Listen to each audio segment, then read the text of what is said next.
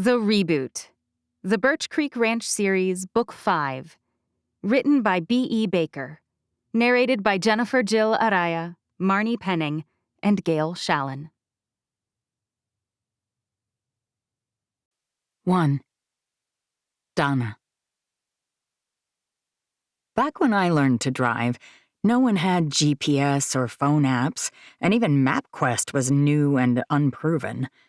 People found new places by using a big old map book, or by the simple expedient of following a long list of directions. When someone needed you to go somewhere for them, the preparation would sound something like this. Make a left by that big oak tree in the center of town, then hang a right on the street named after baked goods. I think it's Pleasant Pie or something. Go past that long row of pine trees, then turn on the road going north.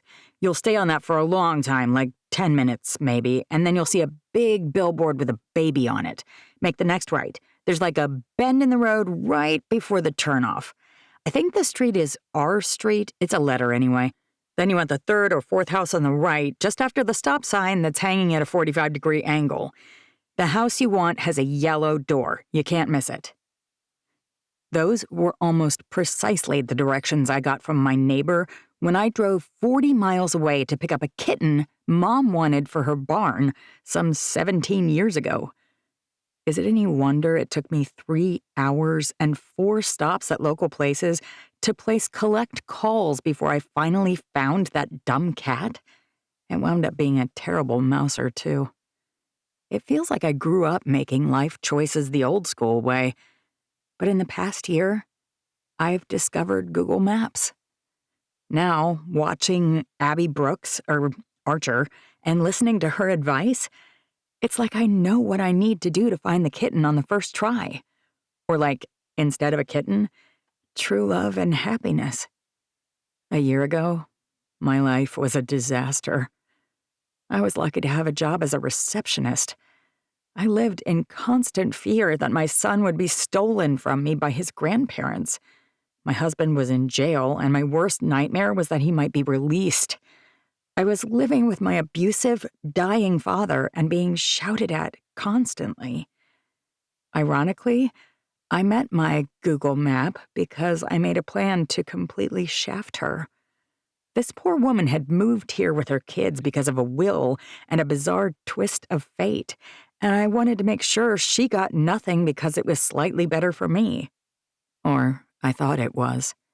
Turned out that wasn't even true. Her guidance has changed everything for me. Forever. Now I have complete custody of my son. His father didn't go to prison like he should have. The world isn't perfect, even if Abby is. But I have a healthy relationship and a job I really enjoy, and I'm living in a rental house that isn't quite perfect, but it's on its way. Just like me. Next up, a white picket fence, a golden lab, and riding off into the sunset. Actually, my new place kind of already has a picket fence, and after years of being bitten, kicked, and bucked off, I'm not a huge fan of horses. But the general direction of my meandering is the same. I'm basically home free at this point, thanks to the advent of much better advice and life inspiration. Which is why, when the expected knock on my front door comes an hour early, I don't panic. After all, my ex is notorious for being a pain in my rear end, and he's terrified of my boyfriend. I should have known he'd come early in the hopes of avoiding any run-ins with Will. Charles is standing on my porch at 7:03 when I open the door, and he already looks antsy and annoyed. "You're early," I say. "You know what they say," he says. "Early to bed, early to rise makes this man healthy, wealthy, and wise." I arch one eyebrow and stare at his small but definitely there stomach pudge. "You always sleep in, and it shows." Charles rolls his eyes and pushes past me. It's like he's been taking lessons on how to be even ruder than he ever was before. "Aiden, Dad's here. Let's go." He's still asleep. Charles' head pivots toward me slowly, his mouth dangling. Asleep? He takes 10 minutes to get ready in the morning, brush his teeth, pull on his clothes, and hand him a Pop-Tart. Charles slow claps. Mother of the Year, folks.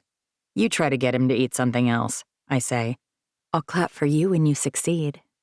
It's all about having a firm hand, Charles says. I'm sure it's hard as a single working mother, but I won't have any trouble. I grit my teeth and point at the sofa. Sit. I'll go wake him up. The argument he wants to start is right there on the tip of his tongue, but for once, he doesn't start it. Miracles do happen. A few moments later, Aiden's marching from the bathroom into the kitchen, and I'm shocked to see Charlie frying one of my eggs on my stove. Help yourself, I say. What's mine is yours, clearly. I'm doing it for Aiden, he says. Geez, you're so kind. Where did our marriage go wrong? He won't eat that. I can't help one hand from popping up on my hip. Saying he won't do it in front of him isn't helping me, Charlie hisses. Way to cheat. I sigh heavily and sit down. Here, Aiden, look. Daddy made you a delicious and nutritious breakfast. Part of me knows he's right, but what kind of person shows up early, makes themselves at home in my kitchen, and then proceeds to assume that after minimal contact with a kid, they'll know just how to make him eat something he detests? My ex, that's who. Hi, Dad, Aiden says. I hate eggs. But this is my special fried egg, Charles says. Been a favorite of the Windsor men for generations. Aiden frowns. I'm an Ellingson. Charles drops his spoon. You're also a Windsor. The judge did change his last name to Ellingson, I say. And now I can be at the beginning of the line in school. Aiden leans on the table with one elbow, his face squishing up against his hand. Earl also starts with an E. Even if my name is Earl, I still won't be stuck at the end.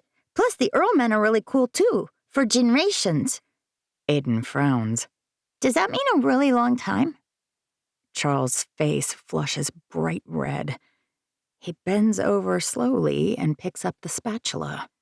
Then he scoops up the egg with it, slides it on a plate, and shoves it in front of Aiden. You will eat this, and you will like it. Oh dear, we're getting off on a very bad foot. I won't!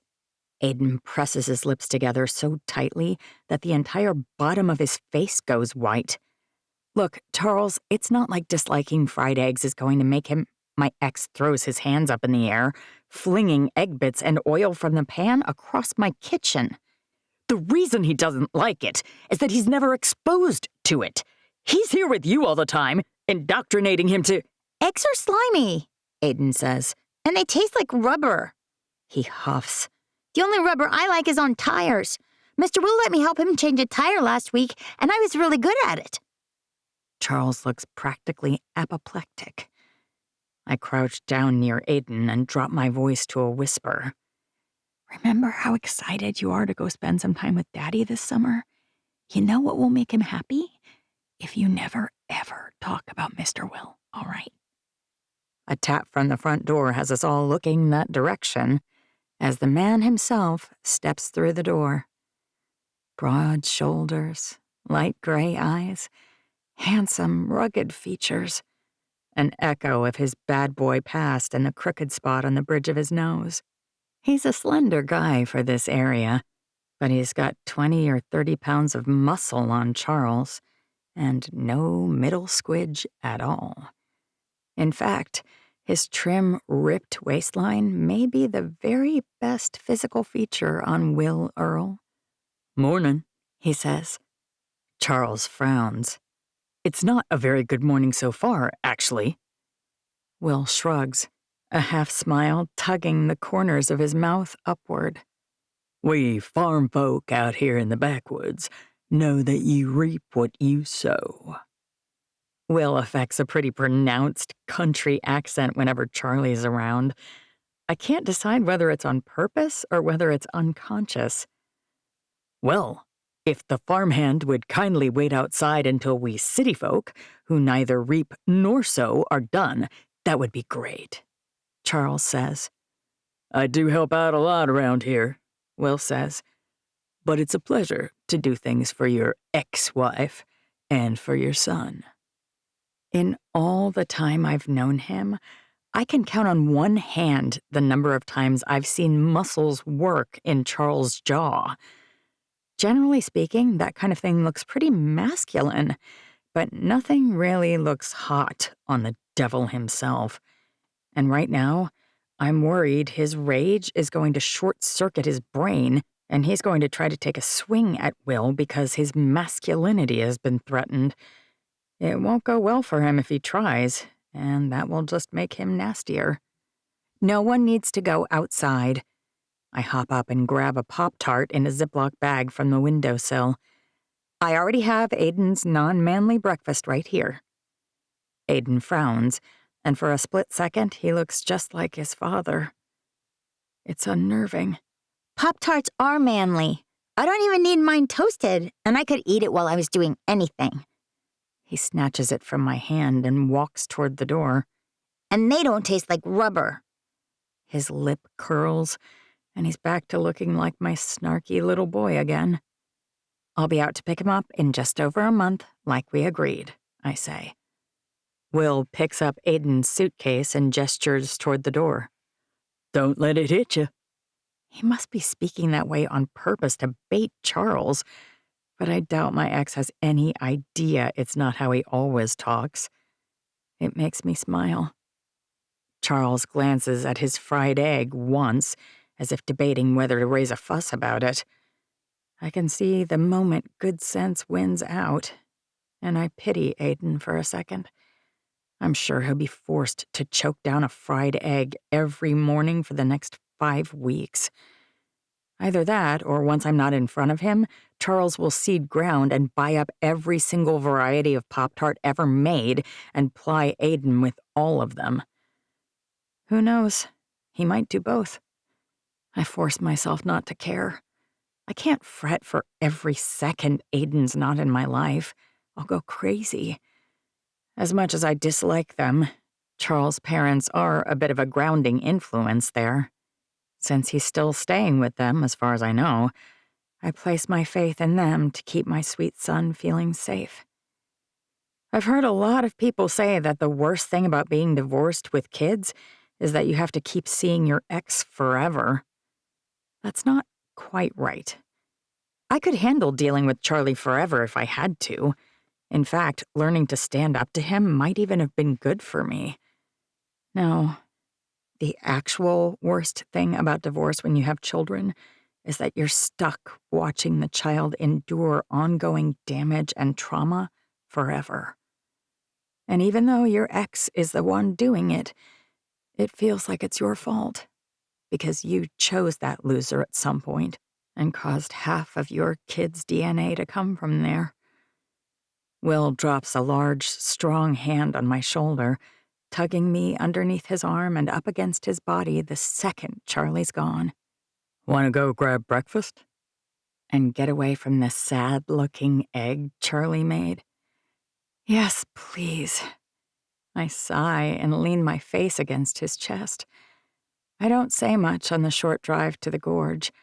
It takes me a few minutes to mourn the loss of my child and prepare myself for the damage he'll have picked up by the time he returns. It really stinks to give away something perfect and have a pile of broken kiddo handed back.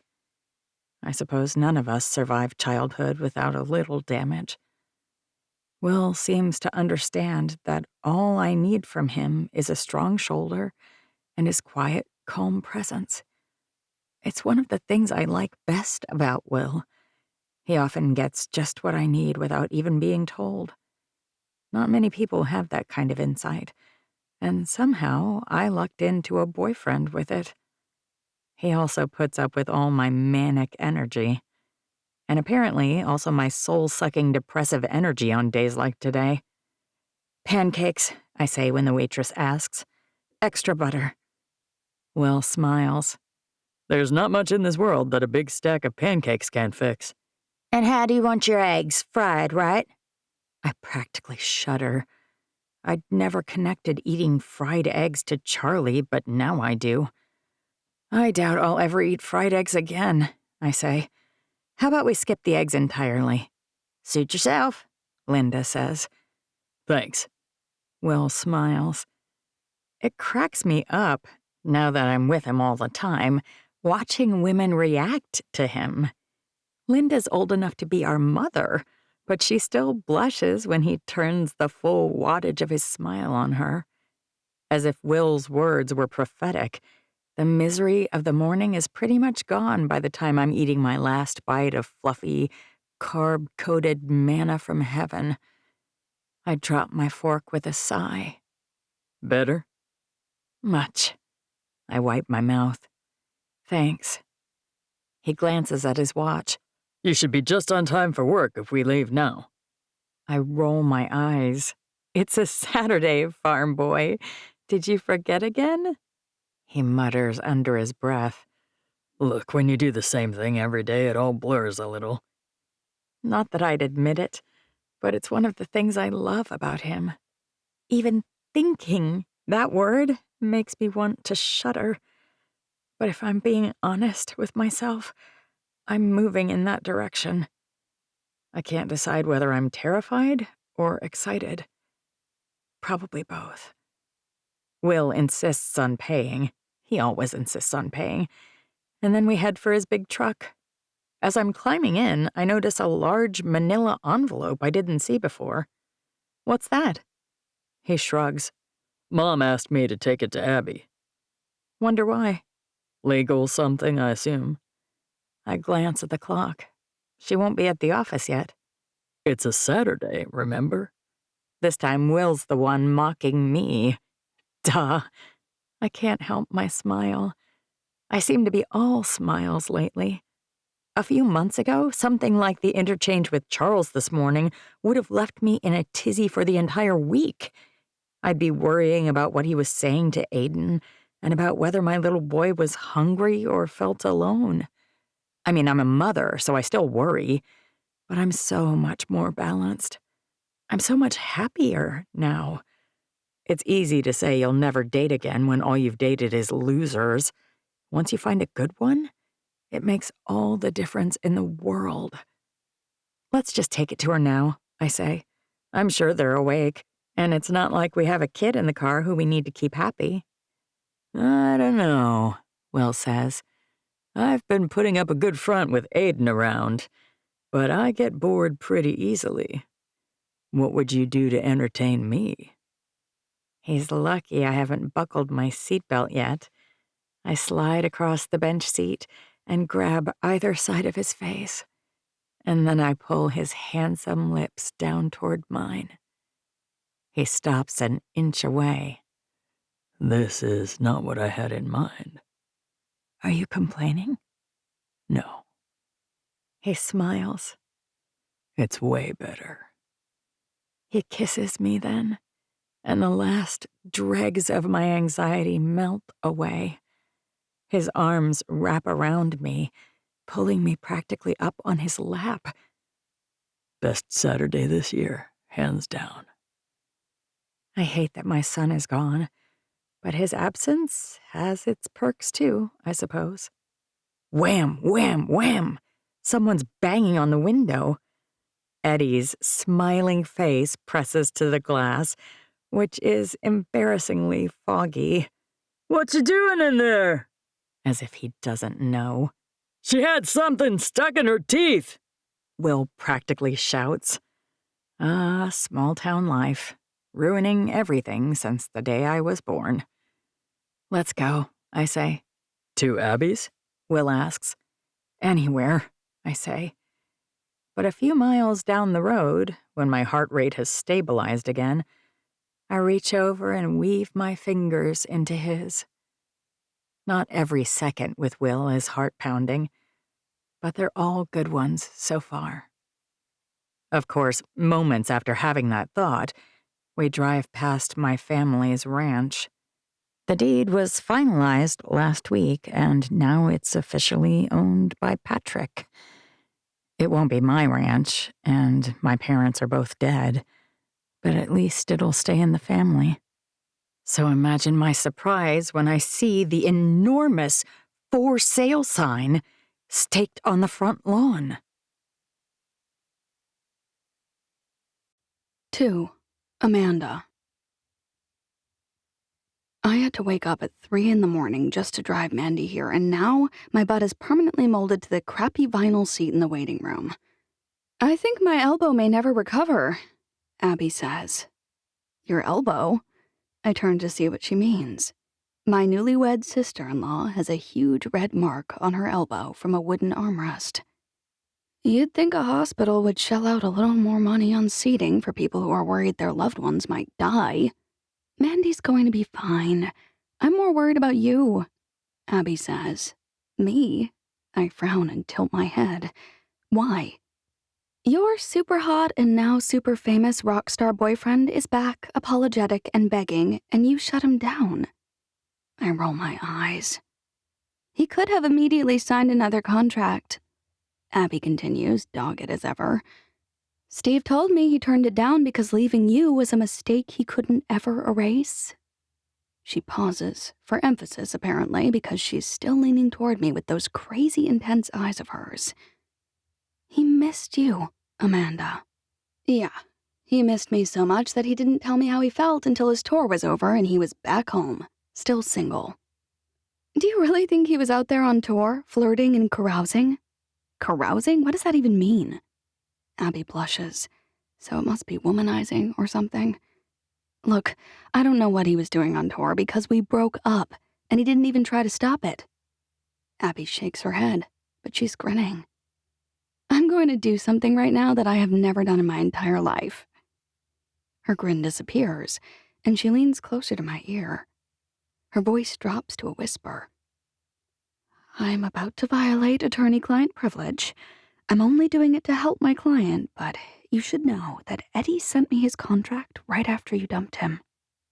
He said he wanted to leave the tour and follow you home. I read it and told him that he had to finish it or he'd be subject to a draconian cancellation fee. I'm no lawyer, but I didn't realize he'd be subject to a fee for calling or visiting. He didn't call? Really? He never visited. She sighs. It's human nature to be scared, you know. He's very human then, I say, or he wasn't really very scared. Her voice is soft when she says, I meant you. Me? It hits me then, what she's saying. You think I'm not back together with him because I'm scared? He told Steve that he proposed. I snort. He did. As if that makes any sense. He had some insane explanation that he only had trouble with girls hitting on him while he was on tour because we weren't committed enough. My hands grip the edges of the horrible wooden armrests. If I learned anything while being married, it's that doubling down on mistakes does not improve the situation. Ever. I made a mistake and wound up pregnant with Ethan, Abby says. She's such a know-it-all. And marrying his father. Yeah, we all know your marriage was perfect and everything was fabulous. It certainly wasn't perfect, but it was one of the better decisions I've ever made. All I'm saying is that sometimes people make mistakes, and sometimes they're genuinely sorry about them. The adult thing to do is to listen to their apology and give them another chance. My saintly sister-in-law doesn't mention that I've made my share of mistakes, bless her for that. But even her sage insight doesn't change my feelings. I don't think I can trust him anymore. That's fair, Abby says. Just make sure you're not using that as an excuse to run away. You deserve to be happy, Amanda, even if you don't think you do. I hate this about myself. But the fact that both Mandy and Abigail are telling me to date Eddy makes me more determined to refuse him. It's stupid, but it's who I am. If they knew me a little better, they'd know that if they really were Team Eddy, they should keep their mouths shut. I knew that saying something would just make you dig in your heels, Abby says. But I still thought I should do you the courtesy of telling you what I thought. It's what friends should do. And I trust you're adult enough to step away from your bad habits and make a smart decision that isn't a reaction to anyone else's words or encouragement. Maybe she does know me. It makes me really hate Abby sometimes. But I know she loves me, even if she's insufferable about it. Plus, berating me totally distracted me from my angst about our wait. This procedure has taken way too long, much longer than the last time. I'm seriously starting to worry that something went wrong. I'm actively Googling how long for heart cath procedure and scanning posts on my phone when someone calls my name. My head snaps up, and my eyes connect with the intent face of a very beautiful man who I think must be in his mid-40s. "Thank you so much for your patience." The doctor in the sky blue scrubs with the dark brown eyes that would melt butter approaches. I stand up, trying my best not to be distracted by the way his biceps bunch when he shifts the clipboard between his hands. "The procedure went extremely well." I can finally breathe. I'm not sure why I was so terrified, but I was. "Thank goodness," Abby says. "I had the strangest sense of foreboding for some reason." "You're kidding. You too?" I close my eyes, breathe in and out, and then force them open again. "But you're saying Amanda Sadler's fine, right? You don't have us mixed up with the wrong family?" He frowns and looks down at the clipboard. "The chart says Amanda Sadler, and the white-haired woman who just woke up stared me right in the eye and asked, 'Am I 10 years younger now?'" The doctor can't quite help his smile. "Does that sound like the right person to you?" For the first time in hours, my anxiety is gone. "Yes, that's definitely Mandy." She's awake and sassy as ever. "Thank goodness. When can we see her?" "We try to monitor patients for at least a half hour before we let visitors come back. I'll return to collect you in a bit." "All right." "And hey, on a very unprofessional note, are you the lady who runs Champagne for Less?" I blink. Yes, that's me." "My sister's a huge fan. She's always sending me little life hacks from your reels and showing me things she bought on your recommendation. Any chance I could snap a photo for her?" I think about my hair, pulled back into a messy bun, and my face devoid of any makeup. Actually, not to post anywhere. I'd be in it too, if that makes you feel any better. Against my better judgment. "Oh, all right." I shuffle around until I'm standing next to him. "But don't post it." He beams. "Thank you so much. She insisted I was lying." He swivels his phone around and lines up a selfie shot. "I won't even text her the photo. I'll just show it to her the next time I see her." Once he's gone, Abby finally says what she's clearly been thinking since the photo. "You're less of a cynic than I expected." Because I let him take it?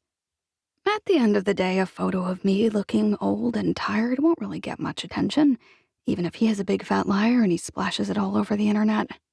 I guess. And thanks to Mandy, I don't care as much about my online persona. It's not my full-time job anymore. I'm still thinking about that as I walk into the recovery suite to see her. Specifically, how many things in my life are better because of her intervention. "Fine," I say. "Fine?" Mandy coughs and struggles to sit up. "I don't feel very fine, if that's what you're saying, and I'm sure I don't look very good either." "We can call it Gold Strike," I say. "Even though I think that's a terrible call, no one will remember some horse that won a race, and even if they do, they won't get the reason we named the resort that." I drop my voice. "But you've done everything for me. I owe you so much. If you want to name the resort Poo Pile, I'll do that too." She scrunches her nose. "I resent the fact that you're comparing my stellar name to Poo Pile." I laugh. So clearly the procedure went well. Mandy blinks then, her eyes sliding sideways. "Am I hallucinating? I could swear Abby wasn't here when they took me back." Abigail smiles. "I wasn't. I slept through my alarm and showed up late to surprise you. But I did hold Amanda's sweaty hand through the entire procedure, so you're welcome." "My hands were not sweaty," I say. "Wait, did she really hold your hand?" Mandy asks, because I would have liked to see that. I roll my eyes. We're both so relieved you're all right. Like I was going to die on some hospital table. She shakes her head. My tomb will not read, died in the middle of a routine procedure. No way. What will it say? Abby asks. I'd love to know. Died saving a child from a raging fire, Mandy cackles. Or maybe stupidly tried to ride a horse. Again. She flops back to her pillow. I have no idea what your husband sees in those creatures. I'm not even surprised that one of them wrecked your honeymoon. Some of the best things in my life happen when my plans are ruined, Abigail says. Don't blame the horse for that. We love our new filly, Supernova. You're as ridiculous as ever, Mandy says. Are you even human if you never complain? She cackles again. Her cackle might be the thing I would have missed the most if she died. I'm drowning in an ocean of gratitude, and I bend over double and hug her. Ouch, girl, that's my IV. I snap back to upright, cringing a bit. Sorry, I'm just so happy you're fine. Now that I am, can we focus on you? I grit my teeth and listen to her lecture me on letting Eddy take me on a date for the next 10 minutes. And again, when they release her, she starts in on the list of great things about Eddy. Enough, I say. He's not my boyfriend anymore. I don't have one. You don't? A deep voice behind me has us all freezing. I turn around slowly to see the big bicep, dreamy brown-eyed doc jogging toward us. He's holding a manila envelope. He stops a foot away. You forgot your discharge instructions. Do they usually have doctors act as gophers here? Mandy arches one eyebrow. Or did you do something to piss them off? He laughs, and it's a nice sound. Rich, full, strong. They weren't happy when I put in my notice. You're quitting?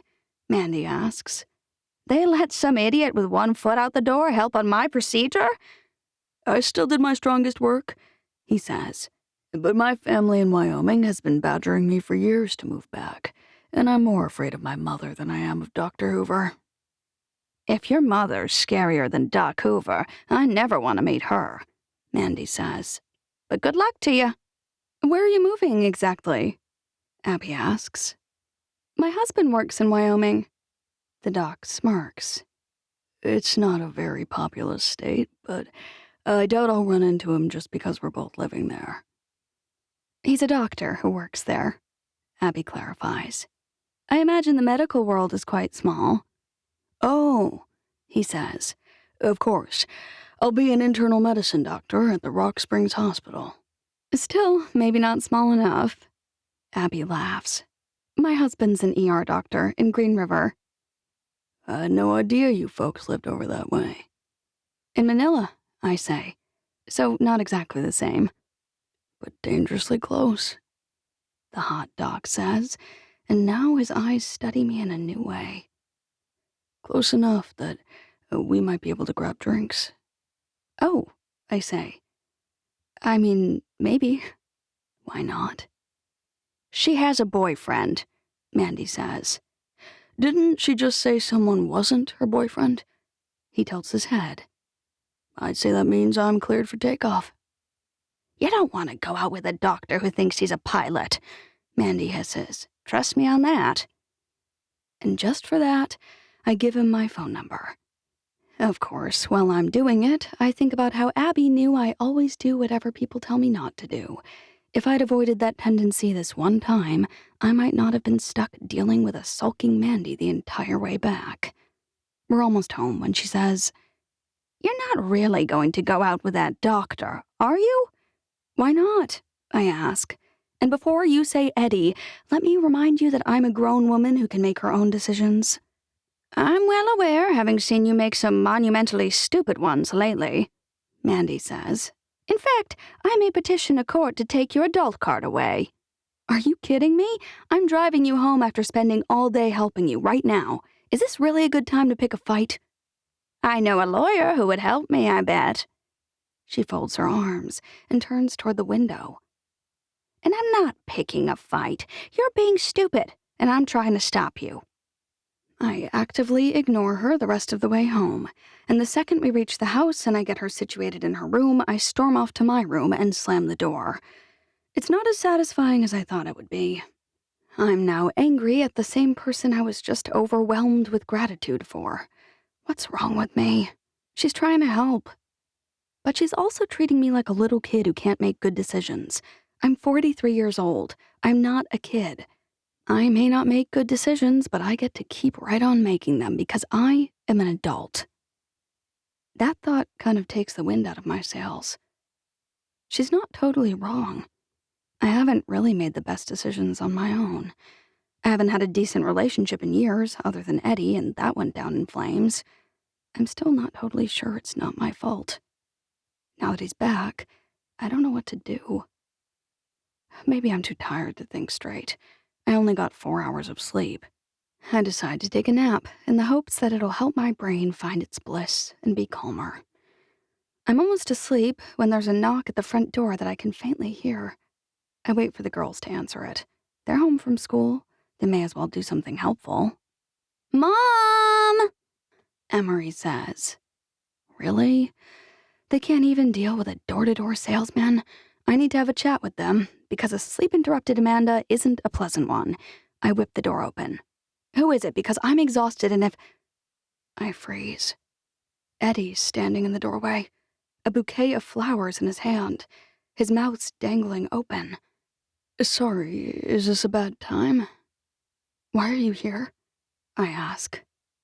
"I've called, but you aren't answering, so I thought if I came by, I was at the hospital all day with Mandy." "Oh." Haven't turned my phone back on. I'd ask if everything was okay, but he's holding flowers, so he's not calling about an emergency. He was calling to ask me out, apparently. "Please at least let me take you to dinner." He looks so earnest, so hopeful, and so sincere that all the things Abby and Mandy said to annoy me melt away. Okay. I glance over at Mandy's door. But tonight's bad. Mandy needs to be monitored. Plus, I think I have to apologize to her. I didn't get much sleep last night, worrying about today's procedure, and I've been a little crabby. Tomorrow? He nods readily. Sure. The second he leaves, my girls start whispering like preteens at a Taylor Swift concert. "What are you two talking about?" I ask. "Oh, just placing our bets," Marin says. "On what?" I ask. "How many dates it'll take for you two to get back together?" Marin beams at me. "And I said 1, so if you could do it tomorrow, that'd be great." 3. Abigail. Life's full of pivot points, places where our entire life changes direction. My decision to leave Stanford behind and go to the East Coast. My breakup just before my acceptance to law school. My surprise pregnancy with Ethan. My whirlwind wedding to Nate. Izzy's birth right after we both graduated from law school. Our move to Houston. Nate's death. That call from Mr. Swift telling us we'd inherited a ranch. Sometimes I wonder whether, if I knew what would happen in the end beforehand, I would have behaved differently in those moments that changed the course of my life. Could I have changed the outcome? Could I have saved Nate? But if that were possible, would I still have Ethan? Or would I have erased him, going back to fix things? There's no real way to know what might have happened if I'd known more in advance. But as I've grown older, I've started to appreciate the quiet moments in my life. There are always happy times that pulse and flash in between the lows and the highs and the pivot points. They're easy to miss, easy to gloss over. Everything's going right, so you focus on little goals or little irritations that don't matter. You don't value the fact that your husband is happy, your kids are playful, your garden is sprouting, the sun is shining, your heart is at peace. You take those things for granted. You have no idea what's lurking around that next pivot. Probably something that will wreck you. But without fail, once I recover from the reversal of expectations, once I round the bend, another brilliant vista appears. The pivots are painful when they happen, but without them, I'd never be here, enjoying the new views in my life. Can you hand me the poop scooper? Steve asks. I'm just going to clean up this stall now while Farah's out of the way. Of course, not every single part of my new life is sparkly and bright. For instance, there's a lot more poop in my life than there was before. A lot more painfully early mornings. And our 2-week honeymoon that was supposed to be full of rest and relaxation? Yeah, it wasn't.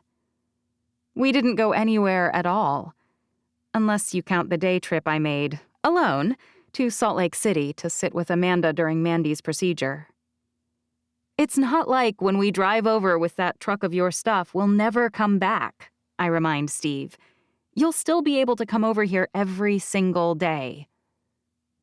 We may have spent our honeymoon at his place, watching a horse, but we still had a lot of alone time. And now that it's ending, it feels momentous.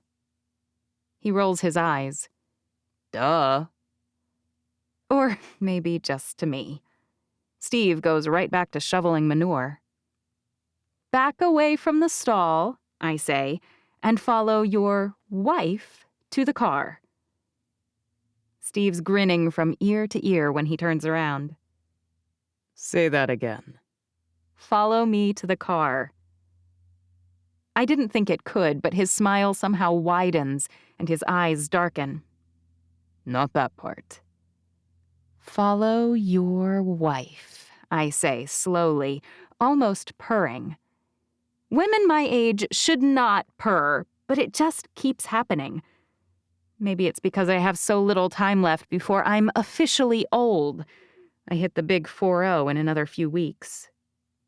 Steve moves faster than an old man should, scooping me up like I weigh nothing and walking toward the car. But before we hit the end of the barn, he veers to the right. Where are you going? I ask, a little nervous, a little excited. Haven't you ever heard the phrase, a roll in the hay? My breath catches. Ever wondered where it comes from? The twinkle in his eye eliminates my nerves, and I'm laughing when he dumps me on a perfectly good pile of hay. It's pokier than I realized, but it smells nice at least. An hour later, when we finally reach our new home, the Birch Creek Ranch, Ethan arches one eyebrow. Is Javier in Mexico visiting his family? Steve frowns. No, he's here. Then why are you making Mom help with all your horse stuff? I blink. Your hair has a lot of hay in it, Ethan says. And then he pauses and pulls a face. Please tell me that you were helping with the horses. I had to wrap Farah's foot this morning, Steve says. Abscess. Your mom was a champ and lent a hand. Thank gosh, Ethan says, because I really love you both, but... Let's leave it at that. I comb my fingers through my hair, appalled at how much hay I managed to miss. Steve can't seem to stop smiling, the idiot. As soon as Ethan ducks out to check the calves, I hiss, "What about Javier? I can't believe I didn't even think about him." He was picking up the horse feed in Vernal. You didn't notice him returning with that huge truck as we left? I'm embarrassed to admit that I did not, in fact, notice that. My last honeymoon was wrecked by morning sickness. This one was wrecked by a horse giving surprise birth and the care required for a premature newborn foal. At least we had time to get the little foal stabilized, and now we have a few days to recover before Steve has to be back at work. When his phone rings, I don't worry about it. It's probably Javier with a question. What? Steve's tone is sharp. And now I'm worried. Are you sure? Steve's an ER doc who trains horses. Both professions teach you never to stress. He's the calmest person I know, but with either of his jobs, I would be a basket case all the time. The frown lines on his face worry me. Yeah, I'll come in today and tomorrow too. He hangs up. Is everything all right? He sighs. A coworker, a friend, has Guillain-Barré syndrome. I have no idea what that is.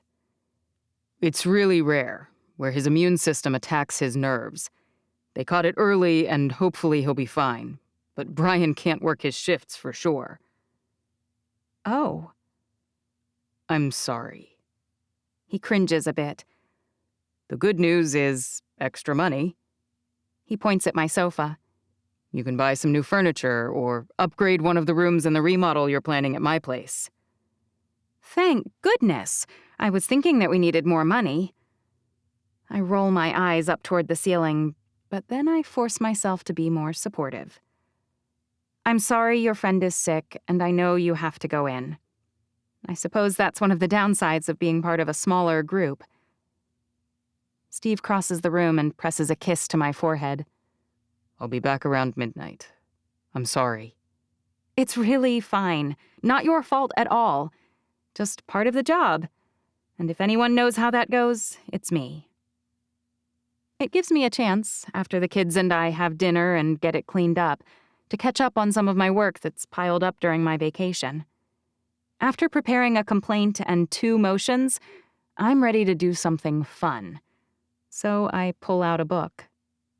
I mean to stay up until he comes back. It seems like the right thing for a new wife to do. But I fall asleep. And the next morning, he's sleeping so peacefully that I slip out of bed so I won't wake him up. 6 a.m. may be when the animals need us, but Javier's feeding Steve's, and my kids can handle ours. They told me last night to just sleep in. Only, apparently, Gabe didn't get the memo. It sounds like he's trying to scare away a pack of wolves while working as a dishwasher. "Gabe," I hiss, "stop that." He's banging on the pans so loudly that he doesn't hear me. Either that or he's entered a new, defiant stage. "Gabe!" I shout.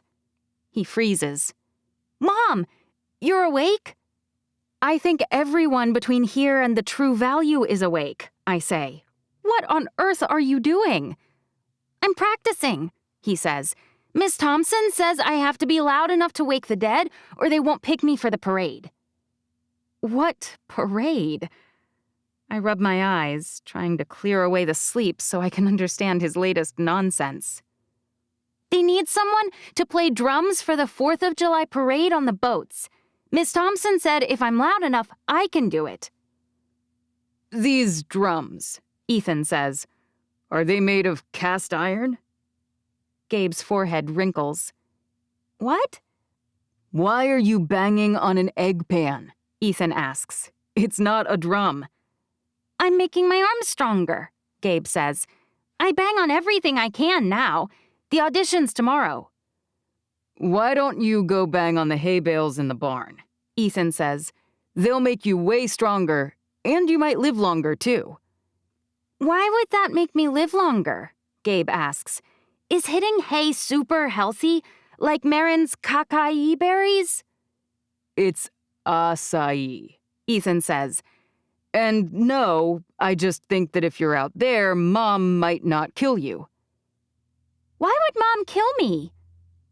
Gabe has almost no fear, ever. I think it's a youngest child thing.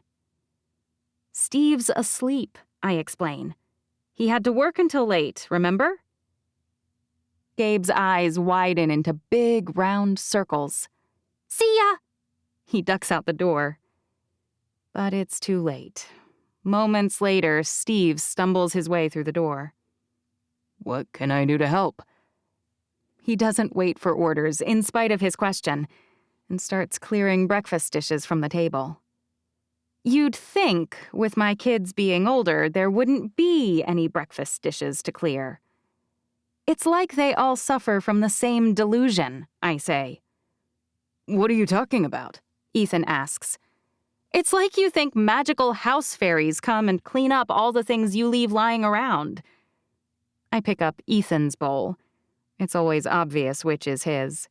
There's invariably a ring of milk on the table around the bottom of it, because he eats like some kind of water buffalo, milk sloshing everywhere as he shovels food into his mouth haphazardly. What was that noise?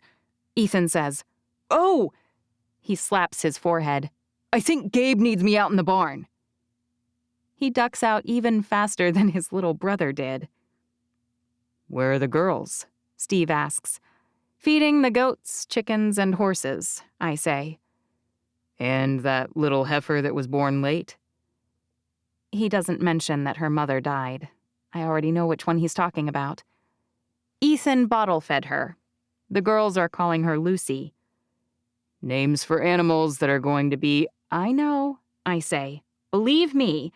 But it's not like you can keep kids from getting attached. It's just what they do. Steve sighs and drops onto a kitchen chair. Bad night last night? He rubs one hand across his face. In general, if you have to cover for someone, it's going to be brutal. I'm sorry. I never really know what to say when he has a hard shift. It's not like my clients ever need poo dug out of their bum because of cancer treatments, or try to stab me when I won't give them pain meds. They certainly don't shove all sorts of things up their nose. But the worst is when kids die. He's always a wreck after that. And it's looking like it was one of those kinds of nights. Patient came in with a persistent cough. Lung cancer, I say. He nods. I'm no medical savant, but it's always something like that if I'm hearing about it. This was worse than the usual. I wasn't just telling someone they might die. She was 4 months pregnant. I freeze, my hand halfway to the fridge door handle. And? I turn toward him slowly. He shakes his head. Her only chance is to terminate the pregnancy and get chemo. Is she going to do it? I mean, she'd better. She and her husband were having it out in the exam room when a car wreck showed up. I had to run, but it didn't look good in there. How bad would it be if she waited? I ask. I mean, if she just made it to 32 weeks and delivered early, then she could get treatment and the baby could survive. Abby, babies take a toll on your body, and so does cancer. Believe me when I say termination is her only smart play. I feel sorry for that husband, having to argue with his wife to try and save her life. It's his child, too. But if she's going to die anyway, at least she could leave him a baby to love. Steve blinks. It was probably stage 2. She has a shot anyway. I shrug. I'm just saying, it may not be as cut and dried as you're making it out to be. He shrugs. Maybe if I wasn't a doctor, I might think that. But I am. And to me, it's very, very cut and dried. Save the person. Always nix the not quite a person yet to save the actual person. It must be nice to live in such a black and white place. I'm sorry. Steve stands up and looks around. Did I miss the part where I started a big fight with you? He steps toward me, one hand out tentatively. I'd like to rewind and get a do-over. I drop my hands on my hips. And what would this do-over look like? I'd say last night sucked. And then? You'd say, I'm so sorry. Mm-hmm. And then I'd say, you're the best wife in the world. And you'd hug me and maybe kiss me, and no one would be mad at me because you're always right. But what about the cancer mom? I arch one eyebrow. Would you let her try to keep her baby? Steve grits his teeth. It must be hard to be married to a lawyer. He laughs. Not at all. You fight all my battles for me. It's great. As long as you always roll over and let me have my way at home. A small price to pay. Sorry, I say. For? For being hard to live with. I take his hand. And for the long night, and the early wake-up. He pulls me toward him, and his arms wrap around my waist. Apology accepted. And I'm sorry that you have such a hard job. I didn't mean to make it worse. He presses a kiss to my forehead. You never make anything worse. And after the kids are all gone and Ethan's out distributing hay, he shows me that he means it. No hay involved.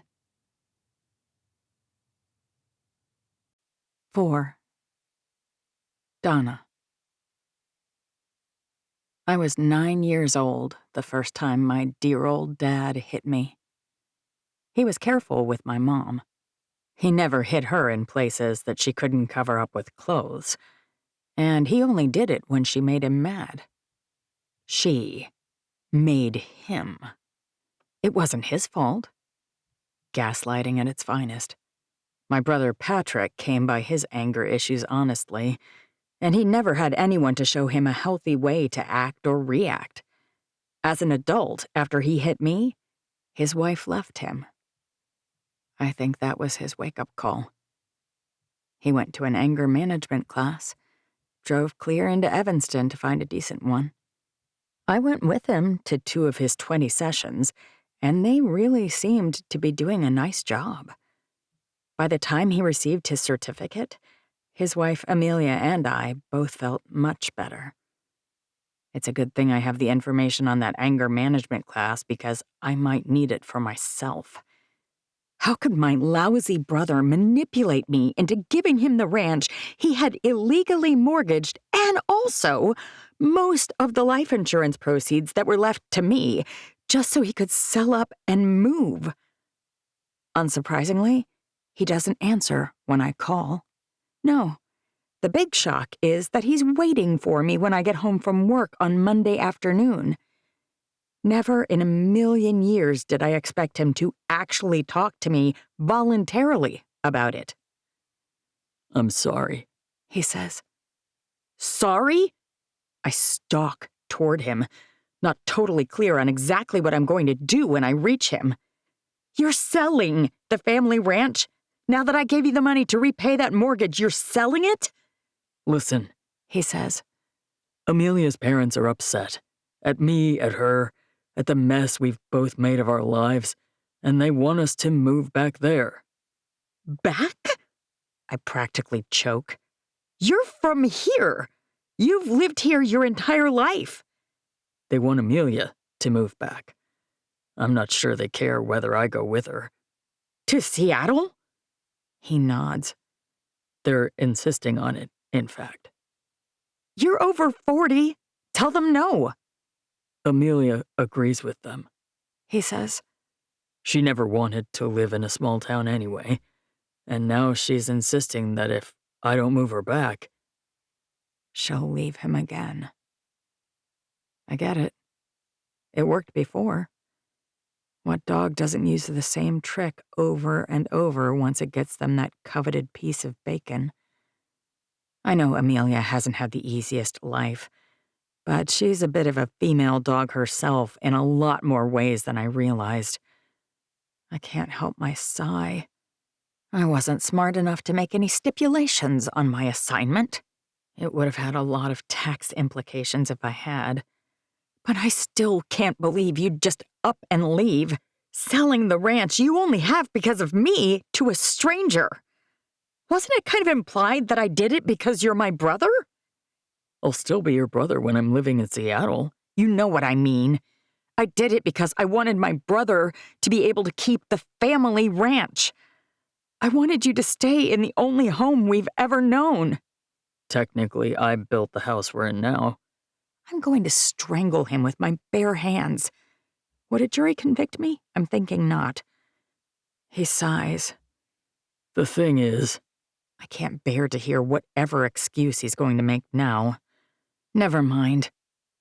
It's my own fault. I'm way too old to be thinking that he would ever change.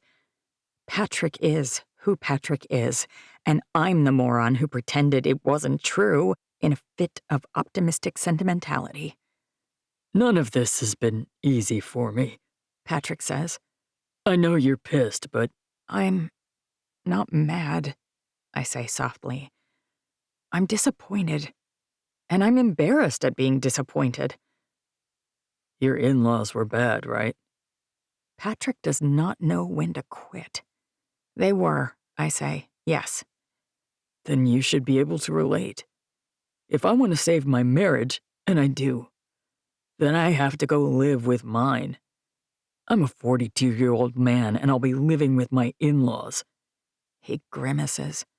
They'll spend the next few years telling me all the things I'm doing wrong and how it's my fault that their daughter's unhappy.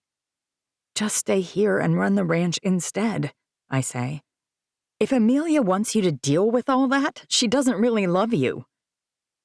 His voice cracks when he says, But I love her.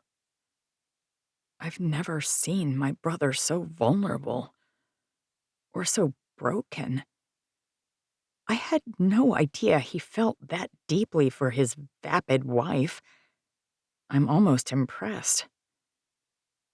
I hope it goes well for you, I say. Shockingly, in spite of my frustration with him, I actually mean it. I just wish she liked me instead of wanting me to turn into her dad. He's looking at his shoes when he mumbles, What if I'm no good at running an insurance company? What if I ruin this too? It's hard, like wrings out every bit of energy that I have hard.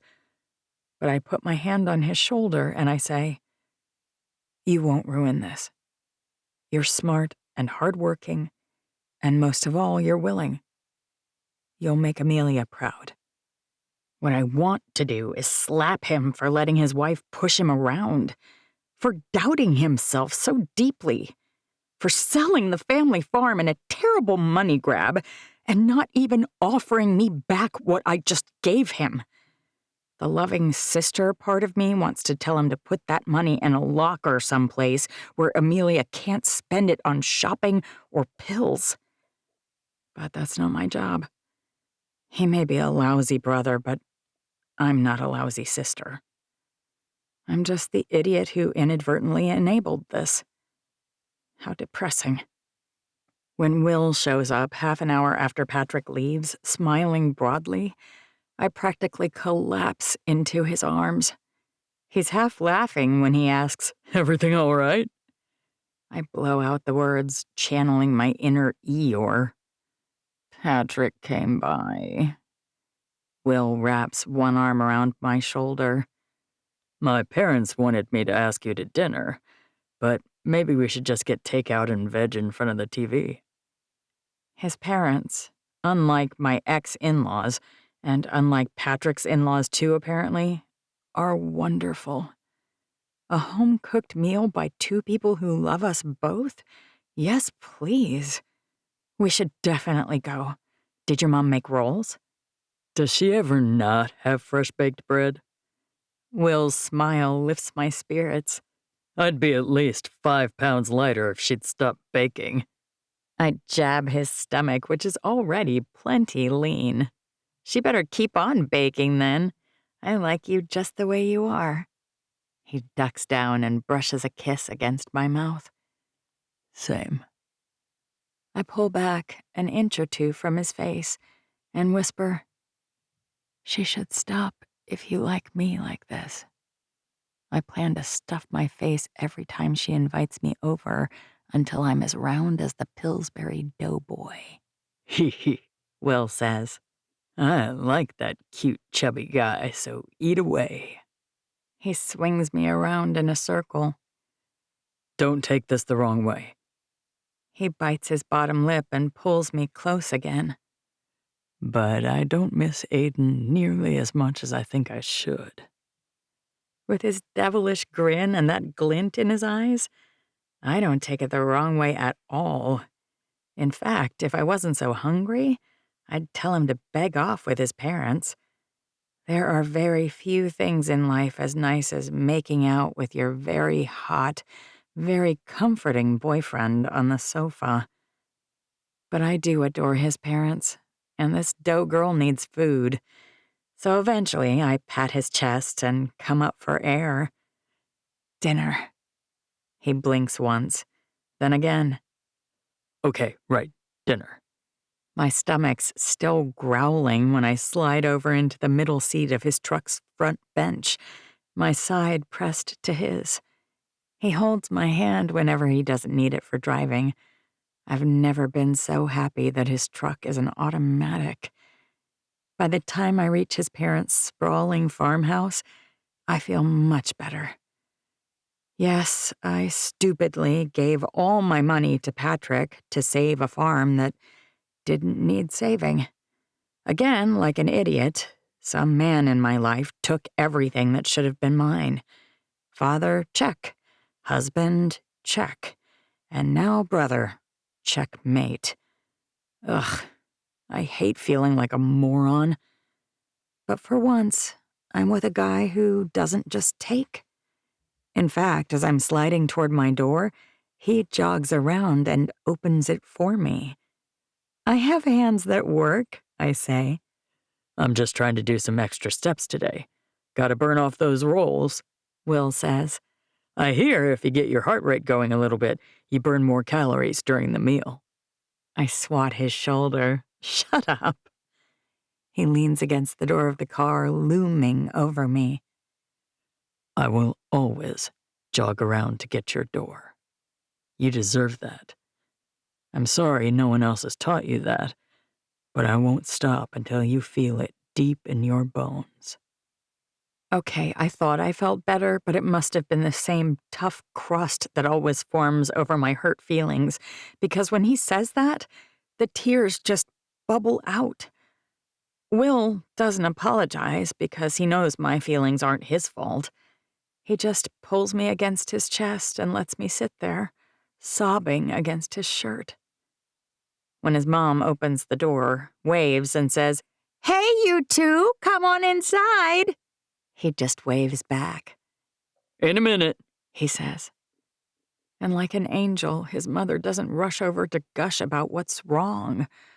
She doesn't insert herself or try to make me sell insurance or tell me what I'm doing wrong and lecture me. I may have trusted the wrong people in the past, but at least Nationwide is on my side this time around. Why in the world is that dumb jingle playing in my head? My brain's a strange place. Eventually, I put all the stray thoughts and bizarre jingles out of my mind and I straighten. Thanks. I'm ready to go inside. You can lean against me and hug me anytime you want in any place. Will's smile is gentle. Always. That's precisely why his presence, his hug, and his words help. Because I know he won't do what all the other men in my life have done. When we walk inside, neither his father nor his mother mentions a thing about how we sat in the driveway for 10 minutes. I hope you're okay with chicken pot pie, His mother says. Okay with it. I inhale deeply. I'd marry it if it proposed right now. She slams the back of her hand against Will. Quick, eat that pie before it gets you dumped. What's this now? Will's dad's tucking his shirt in as he stands up, even though it doesn't need it. Will's getting dumped. Again? Shut up, Dad. Will hands me a plate. I laugh at Mom's dumb jokes because she's my mom. You, on the other hand, you better watch it. He might get a little corny around his parents, but I'll take corny Will over just about anyone else. By the time we're all done with dinner and his mother is bringing out the peach cobbler, all my anger is just gone. In fact, I may be smiling more than Will. What would my life have been like if these people were my parents? If my dad had tucked his shirt in a dozen times a day instead of walloping us with his belt? If my mom had made dinner with a smile and taken my dad to task over his idiosyncrasies instead of hiding and cowering? If they'd both had jobs they liked, or if they had liked each other? If they'd been equally yoked? Would I have been bright and cheery instead of sharp and edgy? Would I have married a small-town boy right off the bat, instead of heading out to California to spend a lot of money on a fancy degree that I never even got? The one thing I'm pretty sure of is that I wouldn't have had Aiden. So I suppose it's a waste of time wondering, because I wouldn't trade all those things for my sweet son. But I'm determined to appreciate what I have now that I have it, and not let my parental baggage ruin my future anymore. The entire way home, I don't have to force myself to smile or remind myself to breathe. It's nice. When Will talks about the new heifers, I listen. When I tell him about the plumbing nightmare at work, he offers suggestions and laughs at appropriate times. And when we pull up in front of my house, I don't even want to go inside. I just want to stay here, talking to him all night long. Until I notice the old white car parked in the driveway. What's Beth doing here? But it hits me then what a terrible aunt I am. I thought about Patrick. I thought about Amelia. I thought about myself. Not once did I consider how Beth, who has lived in Manila for her entire life, would feel about being uprooted to Seattle. From a tiny town to the big city. I made that transition between high school and college, and it was rough enough. I can't imagine being forced into it, at the end of high school, no less. At a time when I'm supposed to be wide-eyed and excited, full of hope for the future. Considering she's the one who approached me about her parents' issues, she's already way too involved parenting them. She's getting no instruction or teaching directed her way. I hate that I forgot about her in this whole mess, but at least she trusts me enough to show up. Hey, I better go. I toss my head. Beth's leaning against her car door. Yeah, of course. Before I can stop him, he hops out and zooms around the truck again, opening my door. You're going to give me whiplash one of these days, I say. Oh, I hope I do, He says. And then I would take you to the ER and jump out and run around and get your door there, too. He leans in for a kiss, but in a surprise move, presses it on the top of my head. Go and be amazing. You're the only amazing person in her life, I imagine. Will waves as he drives away, and I wave back. Then I force myself to walk toward Beth's car. I'm not sure what to say to her. I'm a little angry she manipulated me into giving her family the money, just so they could sell and leave. I'm also nervous about what she may be feeling and how I might comfort her. But mostly, I'm sad she's leaving. With Patrick, my feelings are mixed and confused and complicated. With his wife, they're downright frosty. But I was in the hospital when Beth was born. She's the person who made me an aunt.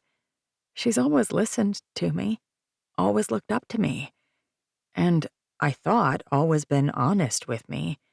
And now that she's almost fully baked, she's leaving. She has always said she couldn't wait to leave Manila, but it still bums me out. Hey, I say lamely. Hi, Aunt Donna. She circles the car toward me slowly. I saw the sign in the yard. She winces. I had no idea. She swallows. I swear. As she says the words, I know it's true. Her parents probably had a plan when they sent her to beg me for money, winding her up and turning her toward me, her big, wide eyes full of hope and faith.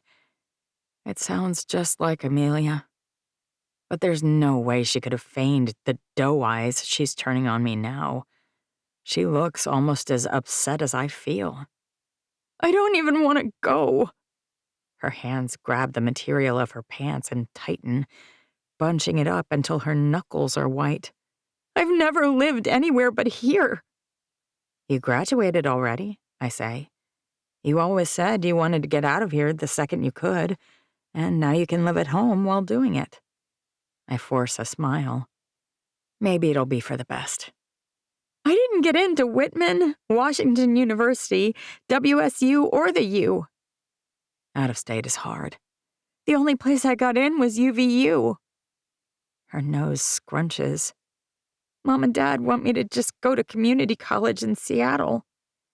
A lot of people start at a community college. It's harder to get in when you're at such a tiny school for high school. Says my aunt who went to Stanford. She sighs.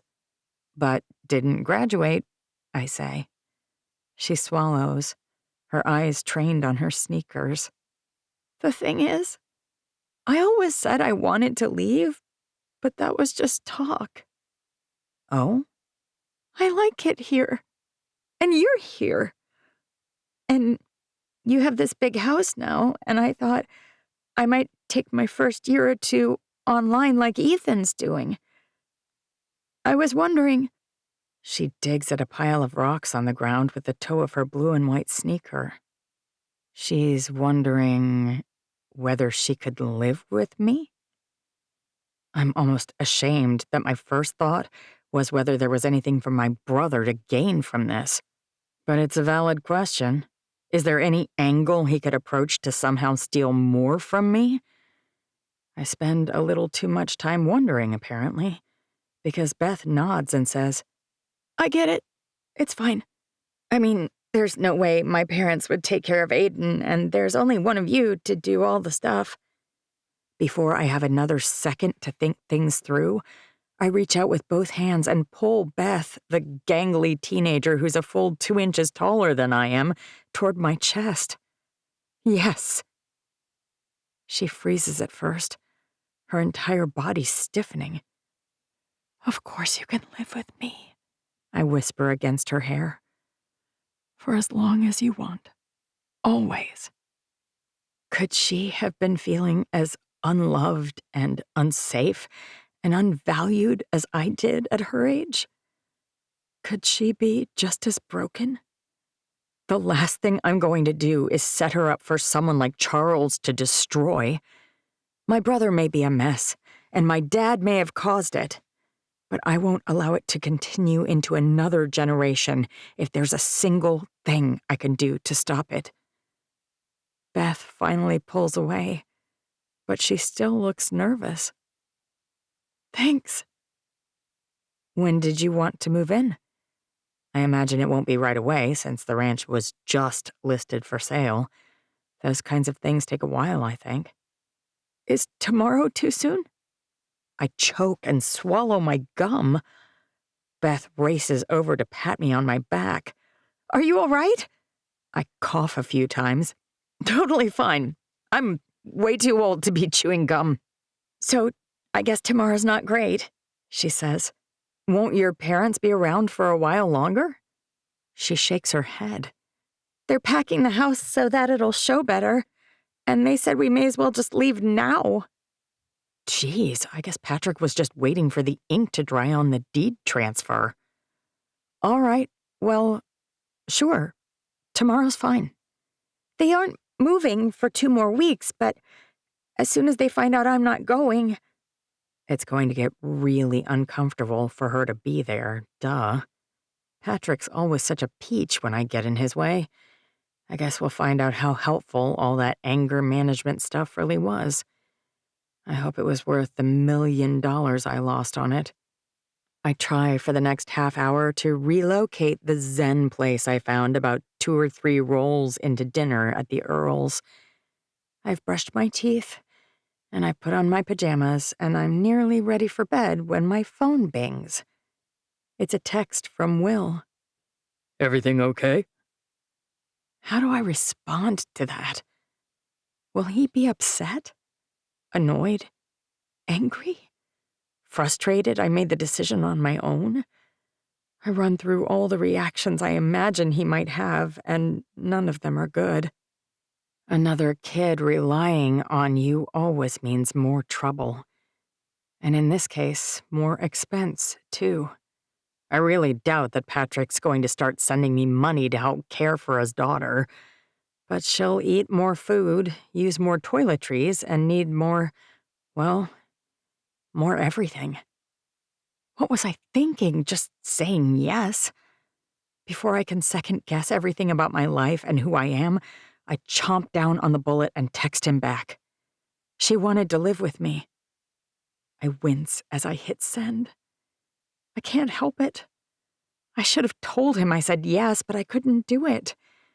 Baby steps, Donna. Maybe I can ease him in slowly to the idea before telling him I agreed to it. I could make him feel like he has a voice. Which helps me realize that this is probably something that I should have checked with him about before answering.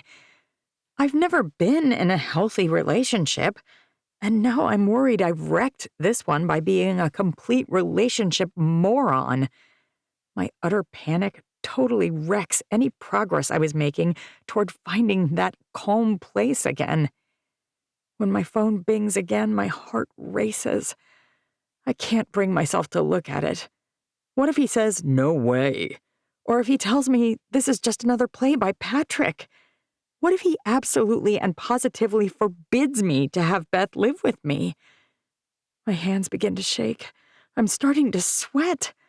The food I just ate is churning, and I'm worried that peach cobbler is going to come right back up. But finally, I remind myself that I'm an adult. The only way to know how bad it is to read the text. Tell her yes. She's family, and you're the only good role model she's got. Before I even fully process the words, I'm crying. There was not a single part of me that thought he might be happy about it, or that he might agree with what I did. I'm so scarred from Charles and Patrick and my dad that I assume the worst in everyone. My phone bings again, and this time I rush to read it. I can't tell you what to do, but that's my vote. If we're voting. But whatever you do, I'm happy to punch Patrick. Just say the word. What word is that? I ask. I'll say it. Laughing emoji. Punch, he texts. Of course. What if I said I wanted fruit punch? Would you go slug someone? Maybe, and I'd have plausible deniability for it. I'm laughing when I go to bed. With Will in my corner, how bad can it really be to have a teenager in the house? 5. Amanda. You'd think once you had worked with someone for a long time, things would get easier. Some things do, of course, but Mandy's just as bullheaded today as she was on our very first renovation. Once those 2 deals close, Mandy says, we'll have the money to cover everything from design through inspections. I think we should keep the duplex for now, not list it. With the housing crunch that moron over in Dutch John is creating around here, to be fair, it's not all David's fault, I say. Derek's leather processing and beef manufacturing plants didn't help either. Mandy waves her hand through the air without looking up. With each of those duplexes having 2 bedrooms, we could house 8 men there easily if we need to bring in more labor. Men, I say. Or women. Mandy looks up this time. Don't be all PC with me, young lady. I point at the blueprints. If we sold the duplex and just brought in trailer rentals, we'd have enough capital from the sale to cover building the staff housing on site immediately. But we need the well dug, so we'll need to get started on that right away. Approvals for water are notoriously slow around here. If Haversham gets his knickers in a knot over something, we'll be sitting on our hands for 2 or 3 months sometimes. Taxes on the duplex alone, Mom? Emery says hesitantly. Yeah? I don't look back at her. I can't give Mandy an inch or she walks all over me. You said to tell you when it was 5 o'clock. Yeah, thanks. I wave at her. Taxes on the duplex will cost enough, now that it'll be reassessed, that within a year or maybe 18 months, because of your date. Mandy's eyes light up. That's why the time matters. Her grin is maniacal. Fine. Let's list the duplex. It's solved. Is she kidding right now? Are you really going to just give me my way whenever I have a date? Do you think I'm more likely to forgive Eddy if I'm in a good mood? Mandy shakes her head slowly, her eyes totally serious. Not at all. I would never think you were capricious in any way. I hate when she uses words I don't know. Well, you better not be kidding right now. My date with Eddy has nothing to do with our business stuff. I stand up and straighten my shoulders. But I'll call and get that duplex listed, because I'm too smart to ever ignore a chance to do the smart thing. Atta girl, Mandy says. Or better yet, I'll do it for you, and you go get ready. I don't need her to manage me. I'll call and I'll get ready. I'm great at multitasking. I press talk on my phone and head for my room. As I explain the listing timelines and set up an appointment for photos of the duplex now that it's done, I rifle through outfits in my closet. None of them look quite right. Nothing too fancy. Marin's tone is bored from where she's lounging on my bed. I startle. I didn't even realize you were in here. You need help, Mom, she says. I could hardly let you get dressed alone. That annoys me even more. I'm an influencer. No one around here is better than I am at choosing what to wear, not even my snooty teenage daughter. Marin sits up. For a photo shoot, sure. For a meet and greet with possible sponsors, you're still right. But you're going to see an ex in a tiny town, and having been through 3 relationships here in Manila already, I can tell you, it's a whole new football game. I think the phrase is a whole new ball game. I'm correcting inane things because I'm busy trying to process the other things she said. She's been through 3 relationships? With who? How have I heard nothing about them? Knowing Marin, the more I ask, the less information she'll offer. Marin waves her hand. Whatever. She can't even get a sports idiom right, but she thinks I need her help. My fingers close around a hanger with a sky blue sundress on it. It really makes my eyes pop, and I know that for a fact. At least 200 followers said so. Although the filter did help. No way, Marin says. Oh, come on. This dress is great, and the weather outside is finally decent for once. She shakes her head. Wearing something like that means you're trying too hard. My mouth dangles open. You've been really easy breezy whatever since Eddy came back and started begging, but if you want to keep that momentum, you need to show him that he's way more interested than you are. My daughter's a total brat, acting like I'm playing a game with Eddy. I'm not trying to keep momentum. I drop my hands to my hips, not realizing I was still holding the dress. I whip it back up off the floor. Look, thanks for wanting to help, but get out. I point at the door. She ignores me. I'm wearing this, I say, because it's the perfect choice. In actuality, I doubt it matters much what I wear. Eddy has never cared much about clothing. He compliments me when it's something really obvious, but usually doesn't seem to be able to tell the difference between casual elegance and just casual. By the time I finally get Marin to march out, I've only got 10 minutes before Eddy's supposed to pick me up. I throw the dress on and swipe some mascara on my lashes when I get a text from him.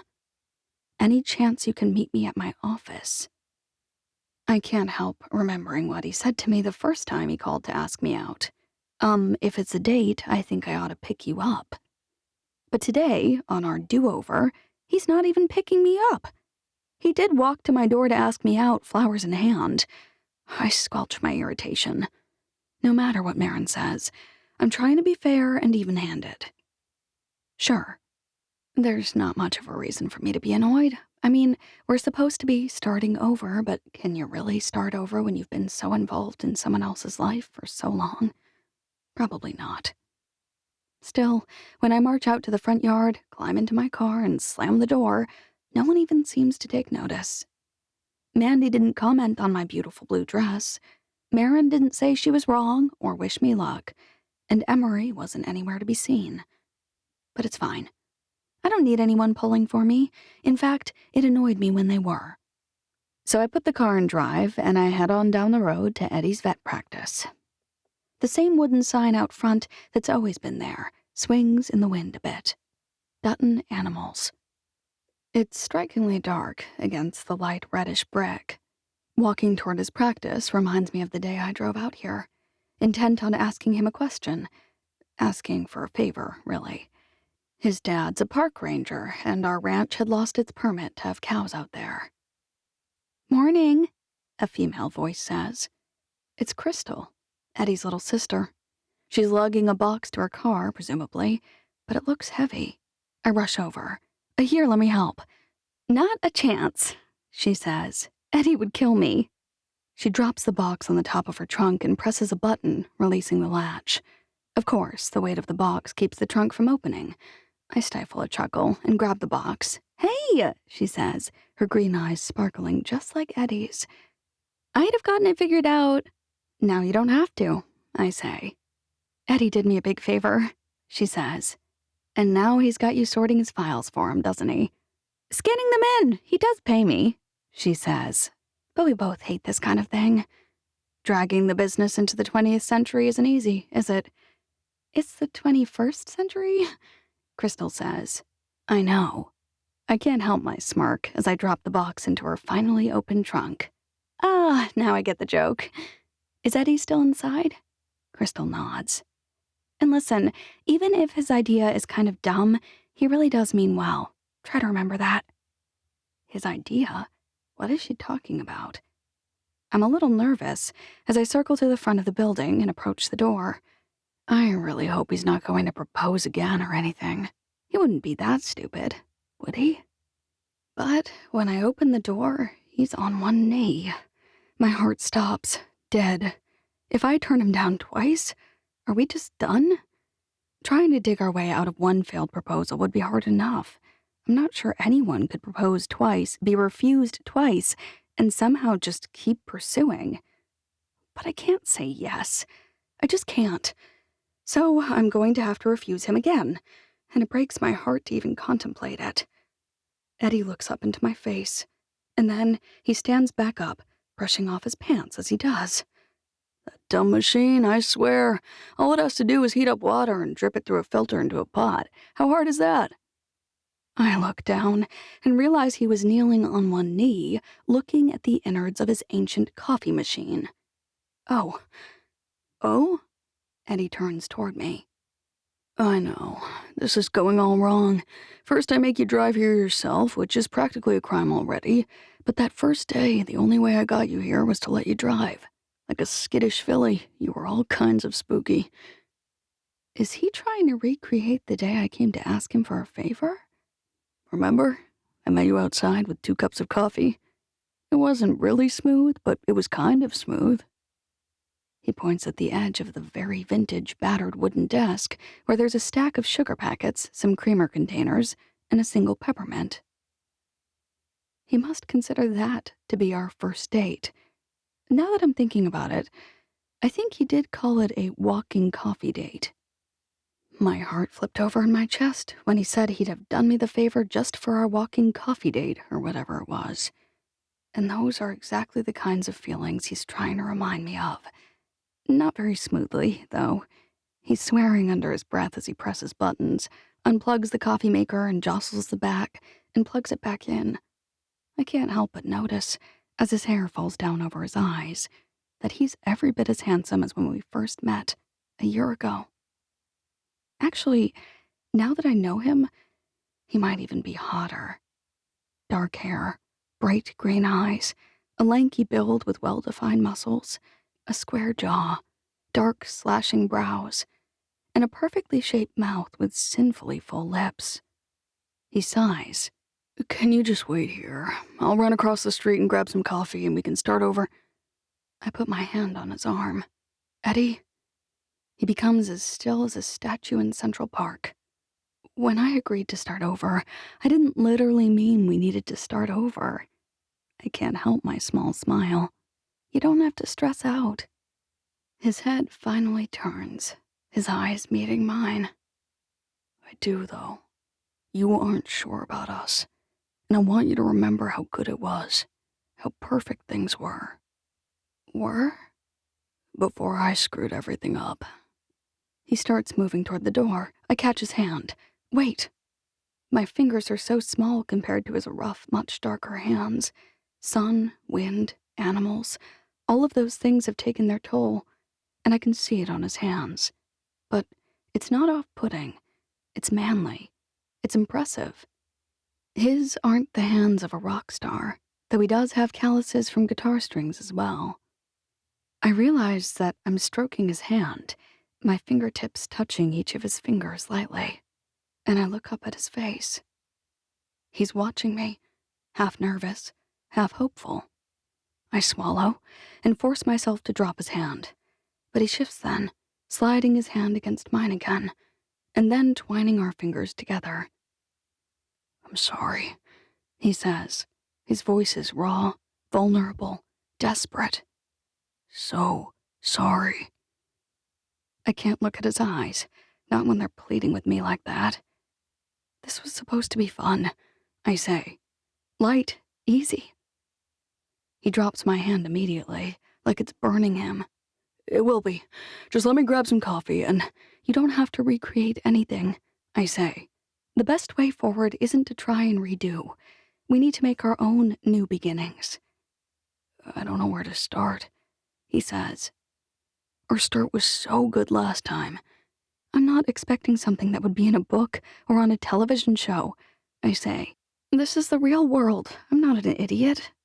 "You're the brightest woman I know," he says. I scowl. "Don't lie. You've met Abby." Eddy rolls his eyes. "I don't just mean book smart. You're business savvy. You're able to pivot when things go wrong. You're resilient in the face of problems that would cripple anyone else." "This isn't feeling very light and airy," I say. He inhales slowly. "Right. Happy. Easy. Like cotton candy." "I like cotton candy." "No carnivals close, so that's a dead end." His brow draws together, and I realize that he's not kidding. He's literally casting around desperately for ideas on how to win me back. Breezy edition. "How about I walk over with you to get some coffee?" I can tell by the way the muscle in his jaw works that I'm ruining his plans for a perfect second first date. Let's not worry so much about making plans and focus more on just being together. I offer him my hand. He takes it. Like always, energy practically dances between that connection. I may be annoyed with him, I may not trust him anymore, but my body still screams yes whenever he's near. That's not a bad thing, and when we walk across the street, the movement seems to burn off some of our nervous energy. One thing I didn't consider when I suggested we try to restart was how many people would be watching us. Every person in Browning's turns and stares when we walk through the door. Their eyes widen and mouths drop open. Their gazes dart down to our joined hands, zip back up to our faces, and then they turn toward each other and the whispers start. "No, we're not together again," Eddy says. "We're just on a date, just a regular couple on a date." "Maybe in Hollywood you're a regular couple." Jason, who runs the local gas station, stands up. "But here in Manila, you stand out a mite bit." I can't help smiling. "We'd like 2 black coffees to go." While we wait, Eddy points out all the things that have changed while he was gone. "Another letter burned out and the sign out front." "Good eye," I say. They're debating just replacing the whole thing with a wooden one, or trying to figure out how to replace the one letter. Apparently the sign wasn't made well, and as each letter goes out, they have to order a new one. "There's also a new bell." He points at the front table. "The old bell wasn't good enough?" "The Harper boy knocked it over and it broke." Greta Davis hands us 2 cups of coffee. "It's great to have you back." "Thanks." Eddy takes the cups and hands me one. "It's nice to be back." He tries to pay Greta, but she waves him off. "It's on the house this time, and it's not that I'm happy you're back." Greta's eyes crinkle when she smiles. She smooths a few flyaway red hairs back into place. "But it's nice to see the 2 of you in here together." She winks and walks back toward the kitchen. Everyone's still murmuring as we walk back through the door and into the beautiful sunshine. "Small town. Not many coffee options," Eddy says. "Should have expected that." "I guess, but don't they have their own stuff to worry about?" I sigh. "Not really," he says. A New York City influencer who's developing a retreat in town and who has recently a bachelorette on social media does stand out, just like Jason said. In the town rock star? I shake my head. He doesn't add anything? Retired rock star, Eddy says. I blow on my coffee, which is so hot it's practically burning my hand through the paper cup. Really? He shrugs. I may still release a few singles here and there, but I signed the termination agreement yesterday, so it's official. I no longer have an active agreement with the label requiring me to come out with new projects. I know he said he was doing that, but I'm still surprised he went through with it. He's peeking sideways at me. Does that make you happy? Don't do it for me, one way or another, I say. Do what you want to do. He stops then and turns toward me. I made that mistake before. I never should have considered only what I wanted. But you have to believe me, Amanda. I'll always put you first in the future. It wasn't a mistake, I say. If you'd stayed here for me, you'd be the one who was frustrated. You'd resent me for ruining your dreams. But my dream was stupid, he says. Being famous just caused problems, and it's not like I really needed more money to do the things I want in life. You wouldn't have known any of that, I say, if you hadn't gone and tried to fulfill that dream. He nods and starts moving along again, slower this time. But eventually we do reach his office, and he offers me the same things as he did on that first walking coffee date, including the peppermint. Still 3 sugars and 1 cream? I nod. He makes a big production of dumping 1 packet of sugar at a time in my coffee, and then using a tiny wooden stick to stir it. Finally, he cracks the creamer lid and starts to pour it, lifting it dramatically high for the last few drops. Your drink, m'lady? You don't have to try so hard, I say. Apparently I do. Eddy jams his hands in his pockets and sits on the edge of the desk. Since you're still so angry. This date was clearly a mistake. I'm not angry. He doesn't understand, and I can't tell whether he's really obtuse or I'm truly an enigma. What then? What's wrong? Stuff you found charming before makes you scowl. Do you just not like me anymore? I feel too much. That's the problem. I'm angry he left, and that makes me feel guilty. I'm delighted he's back, but that makes me feel pathetic, and I yearn for him to touch me, but when he does, I crave more, and that makes me angry with myself. I think I just need some time, I say. I need to figure out what I want without feeling like everyone in this teeny tiny microcosm of the world is pressuring me. I'm not trying to pressure. There's a knock at the door. It's a business, not a home. Why would someone knock? Eddy straightens and strides toward the glass door. I can make out the shape of a woman on the other side. My mind races wildly. Who could it be? Is this some girl from his tour, come to tell him she's pregnant? A local girl bringing him baked goods and asking him out now that we've broken up? Why are those my top 2 options? What's wrong with me? The woman standing outside when he opens the glass door is neither young nor beautiful. She looks sturdy. Her hair's gray, swept back into a neat bun. Her eyes are almost flinty, but for some reason, she's beaming at Eddy.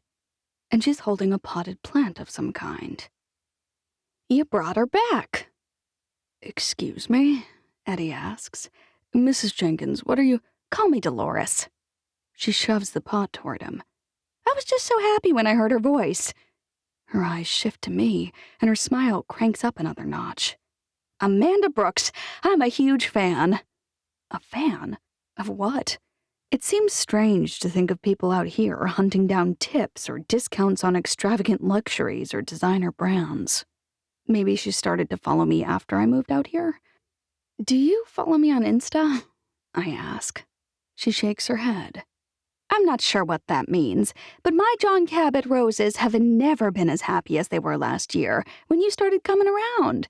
I swear they love the sound of your voice, and they'll climb higher than ever now that you're back. I have no idea what to say to this woman.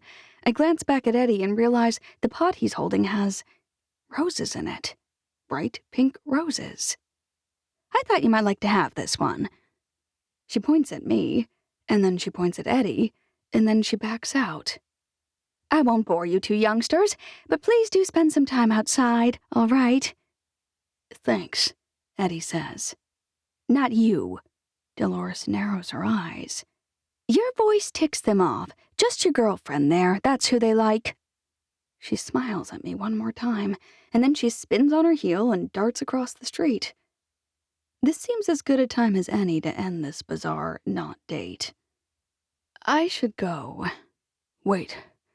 Eddy reaches for me, but I dodge his hand. "I need to think about all this," I say. It all just feels so complicated. "How is it complicated?" Eddy puts the rose pot down. "Look, a lot of people seem to be getting involved, and I get that's not ideal, but you and I love each other, don't we?"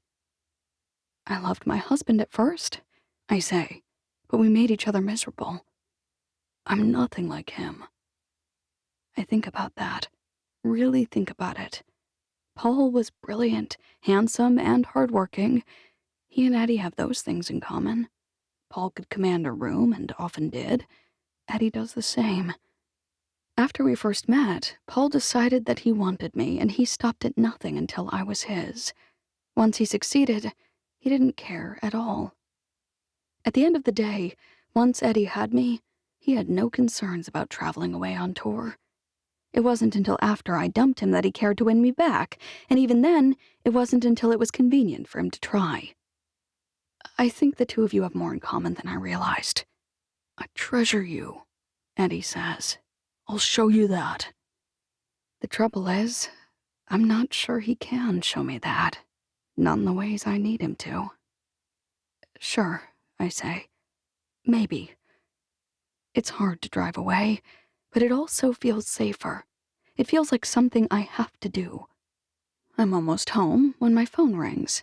It's not a number I know, and usually I don't answer those, but our agent did just tell me that a new photographer would be touching base to set up photos on the duplex. "Hello? Amanda?" It's a man's voice, and it sounds vaguely familiar, but I can't place why. "Yes?" "You know, I had to go in and talk to HR before I could call you, and even then I only got approval because you weren't a patient." "Huh? Who's this?" My phone bings. "I sent a little reminder to your phone." I pull over, significantly annoyed, and pull up the photo. "Since I live in the boonies, it's taking about 12 minutes for this photo to upload." "I didn't even think of that," he says. "So much for being cute." But in that moment, the photo does load, and I remember just how cute he actually is in person. "Dr. Harkey," I say, "from Salt Lake." "Formerly from Salt Lake," he says. "I just moved to Green River." "Right." "I was hoping you might let me take you to dinner." "I thought you mentioned drinks." I pull into my own driveway, put my car in park, and kill the engine. "The thing is, drinks is pretty non-committal. I've given it a little more thought, and I've also been encouraged by my sister. She said I should swing for the fences."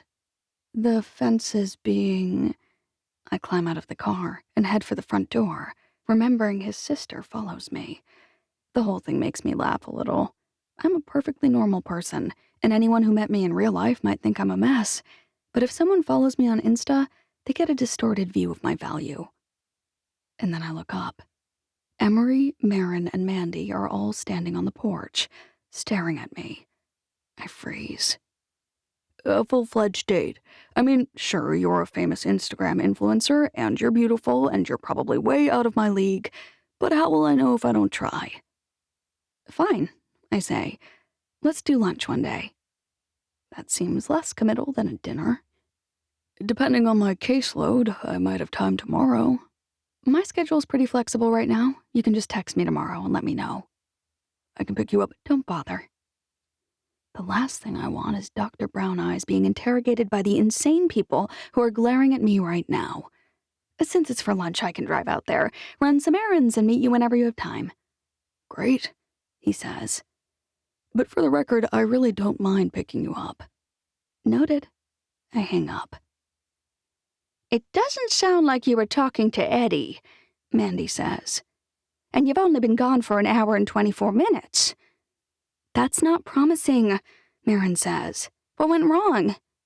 I push past them and open the door. Nothing. Mandy hops up and follows me so fast that she practically tramples me. Something did. Spill. I'm fine. Eddy's fine. We're all fine. Mandy snatches my phone. Then why is some other guy asking you on a date? And more importantly, why are you saying yes? You're not my mother, I say. And even if you were, I'm a grown woman. I don't have to answer any of those questions. I grab my phone back and plow past her toward my room. Amanda Brooks. Mandy's tone is not playful. She sounds downright angry. I spin on the ball of my foot. What? What happened on your date tonight? He tried to recreate our first, sort of date, I say.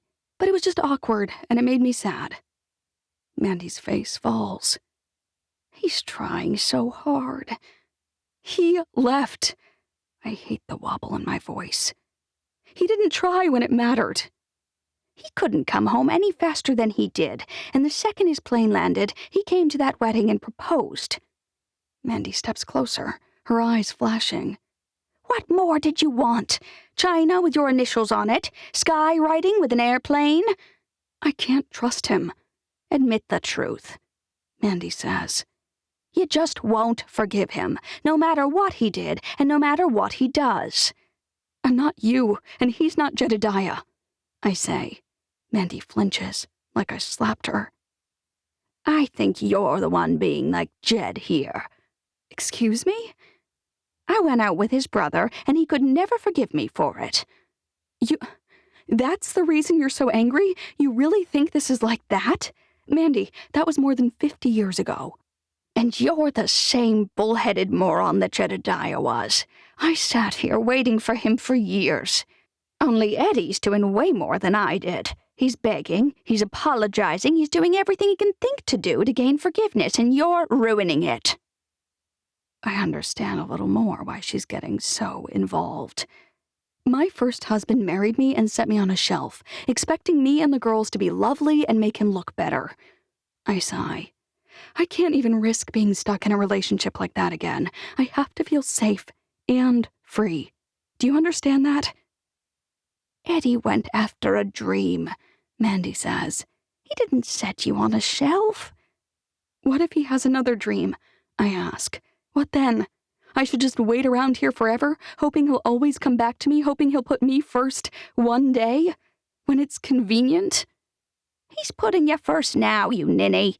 And you think that he'll have some other hidden occupation that was ended early by someone making him take a fall as a murderer? Really?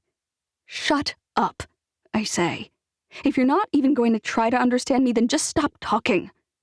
I storm off to my room, and I'm a little disappointed when she really does leave me alone to stew. 6. Abigail. For years, I spent all my work hours in an office. The only sounds I heard were other people talking quietly or laughing in the break room sometimes. The only things I ever smelled were takeout around lunchtime or body odor from the most obnoxious partner.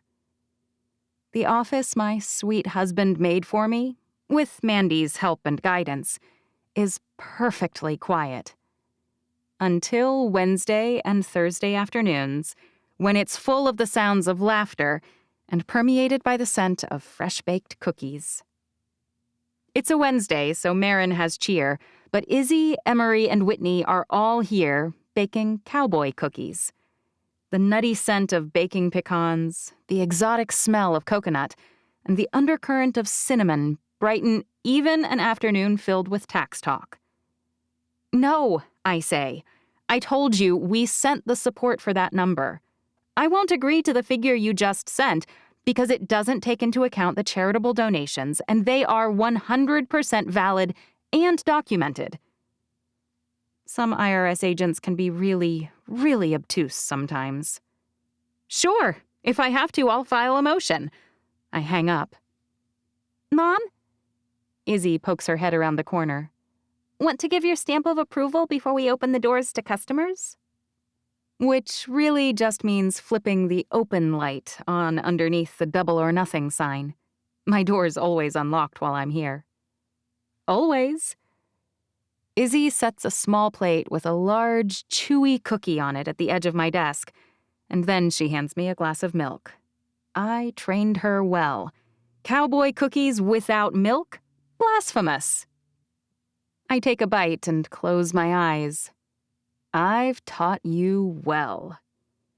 She beams before ducking out. A short moment later, I hear the jingle of the bell over the door. Being the only bakery in town has its perks. Even though it's a business run by children, they almost always sell out. I finish up a complaint I was drafting when the agent called, and then I type up a very strongly worded email reiterating the things I told him over the phone. I reattach the documents we had couriered over for good measure. And I copy his boss. No harm in escalating when someone's being obtuse. I reach for the rest of my cookie as a reward now that I'm done, and a wave of nausea rolls over me. It's bad enough that I drop the cookie. I glance at the clock. 4 p.m. It could be a stomach bug. I mean, that's always possible. But when I pull out my calendar and I glance at the big red circle around last Tuesday, more than a week passed, I somehow feel certain it's not a stomach bug. My period is literally never 8 days late. Which means it's probably time for a pregnancy test. I was on birth control. The voice in my head sounds like a whiny teenage girl asking me, "How could this have happened? You just got married. Are you an idiot? Did you miss a day?" I tell it to shut up. And then I head out to buy a pregnancy test. One of the worst things about small towns is that they have nothing that you need unless it's your routine milk, eggs, bread, etc. I'm stuck driving an hour to Rock Springs for the closest Walgreens. Which is why I've put it off so long. I suppose I could have gone to the clinic in town, but only if I wanted everyone to know my business the second I do. It's like they've never heard of HIPAA or confidentiality or common decency. I can practically hear Doc Oliver, who drives up from Vernal, saying, "It's not like people wouldn't notice when you started to show in a few months." I groan. "Mom?" Izzy hands a bag of cookies to Linda and frowns. "Are you leaving?" "I have to go meet a client," I say. "They need to show me something." "Oh." She nods. "All right. Well, I'll see you at home then?" "I'll pick up dinner," I say. "I have to pass through Rock Springs." "Wow, that's far," she says. "Can you get Broadway burgers? We haven't had those in forever." The thought of sitting in the car with that smell for an hour makes my stomach turn. "Not today," I say. "They're no good if they sit." "Plus, the shakes would totally melt," Emery says. "And that's the best part." There aren't many fast food options, even in Rock Springs. It's funny that my girls and their cousins already know them all. "Let's go next week," I say. Hopefully I'll feel up to it. I have to stop for gas before I get on my way, but I'm almost done filling up when I hear my name. Mrs. Brooks.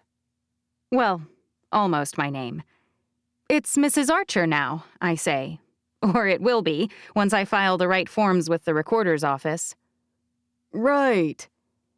David Park slaps his hand against his forehead. "What are you in town for?" I ask. He glances left, and then he glances right. "Actually, I wanted to come by and see you while I was here." My eyes widen. "Me?" "I know Amanda and Mrs. Sadler weren't pleased at first when I started building my resort, but surely now that they're planning their own over here, there are no hard feelings, right?" I open my mouth, but I'm not sure what to say. "I want to hire you." He beams, and egads, he's pretty when he smiles. "Hire me? Your legal services? He frowns. You did hang up a shingle, did you not? I glance over my shoulder where you can see my little combination cookie and legal shop. I suppose I did. I have been paying some overpriced lawyers out in California to dig through things, but I think it's high time I found someone local. Oh. His business would be huge. But it's strange talking about it over a gasoline pump. Well, maybe you can come in and talk to me Now? I almost groan. I can't right now, but first thing tomorrow would be fine. Is there a conflict of interest? He asks. Between representing me and Amanda Sadler?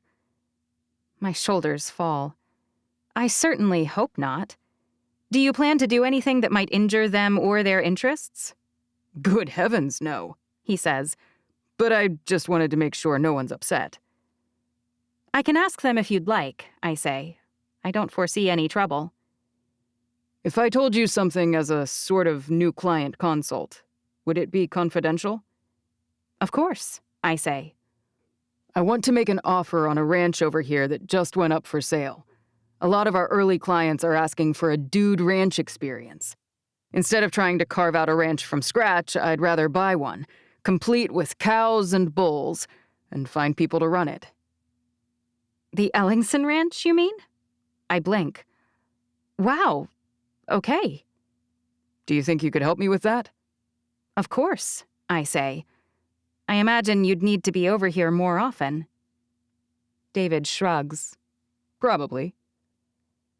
I think about Amanda and the ranting phone call she made to me last night about how everyone in town wants her to just marry Eddy. I suppose there's at least one person who's about to be around more who doesn't want that at all. Let's talk more in the morning, I say, but I'd be happy to represent you with that. Great. I'm so glad I ran into you. David waves as he heads inside to pay for his gasoline. The credit card swiper never works at the pump he's on, but he apparently already knows that. He may not be a local, but he catches on quickly, clearly. Having him buy a ranch over here will definitely make things more interesting. Assuming he doesn't get into some kind of fistfight with Eddy and end up having to wake Steve in the middle of the night to sew the two of them up. Eventually, I do reach the faraway pharmacy. They have an entire rack of pregnancy tests. There are cheap, or sort of cheap, pee on the stick, check the color tests. That's all I've ever taken before. There are also digital ones that will display the word pregnant or not pregnant. And there are even some that sync to your phone and send you an email with all sorts of information included. Of course, those cost as much as my first live birth. All right, not quite that much, but they aren't even close to cheap. I suppose the people standing right where I am aren't always very worried about cost. In the end, I buy 3 tests. One cheap one digital one, and a double pack that says it's the earliest detection possible. I pick up sandwiches from Jimmy John's because the smell won't kill me, and head straight home. I consider taking the tests inside and telling Steve what's going on. But then I remember that he's not even home. He's working yet another shift to cover for that poor, sick doctor friend of his. It's probably for the best. If it comes up negative, he'd probably be really bummed. Since I'm hoping it comes up negative, it might be better for me to find out the answer when he's not around. Then he never even has to know. He won't get his hopes up or his heart broken. The tests say they can tell up to 2 days before my period was due, and that morning urine is best. Should I wait for that? Or should I take the test now? I've never been much for waiting, but since I have 3, one of which has 2 tests, I decide to just take one now. I start with the cheapest one. Waiting for the read on the test is always the longest 3 minutes of my life.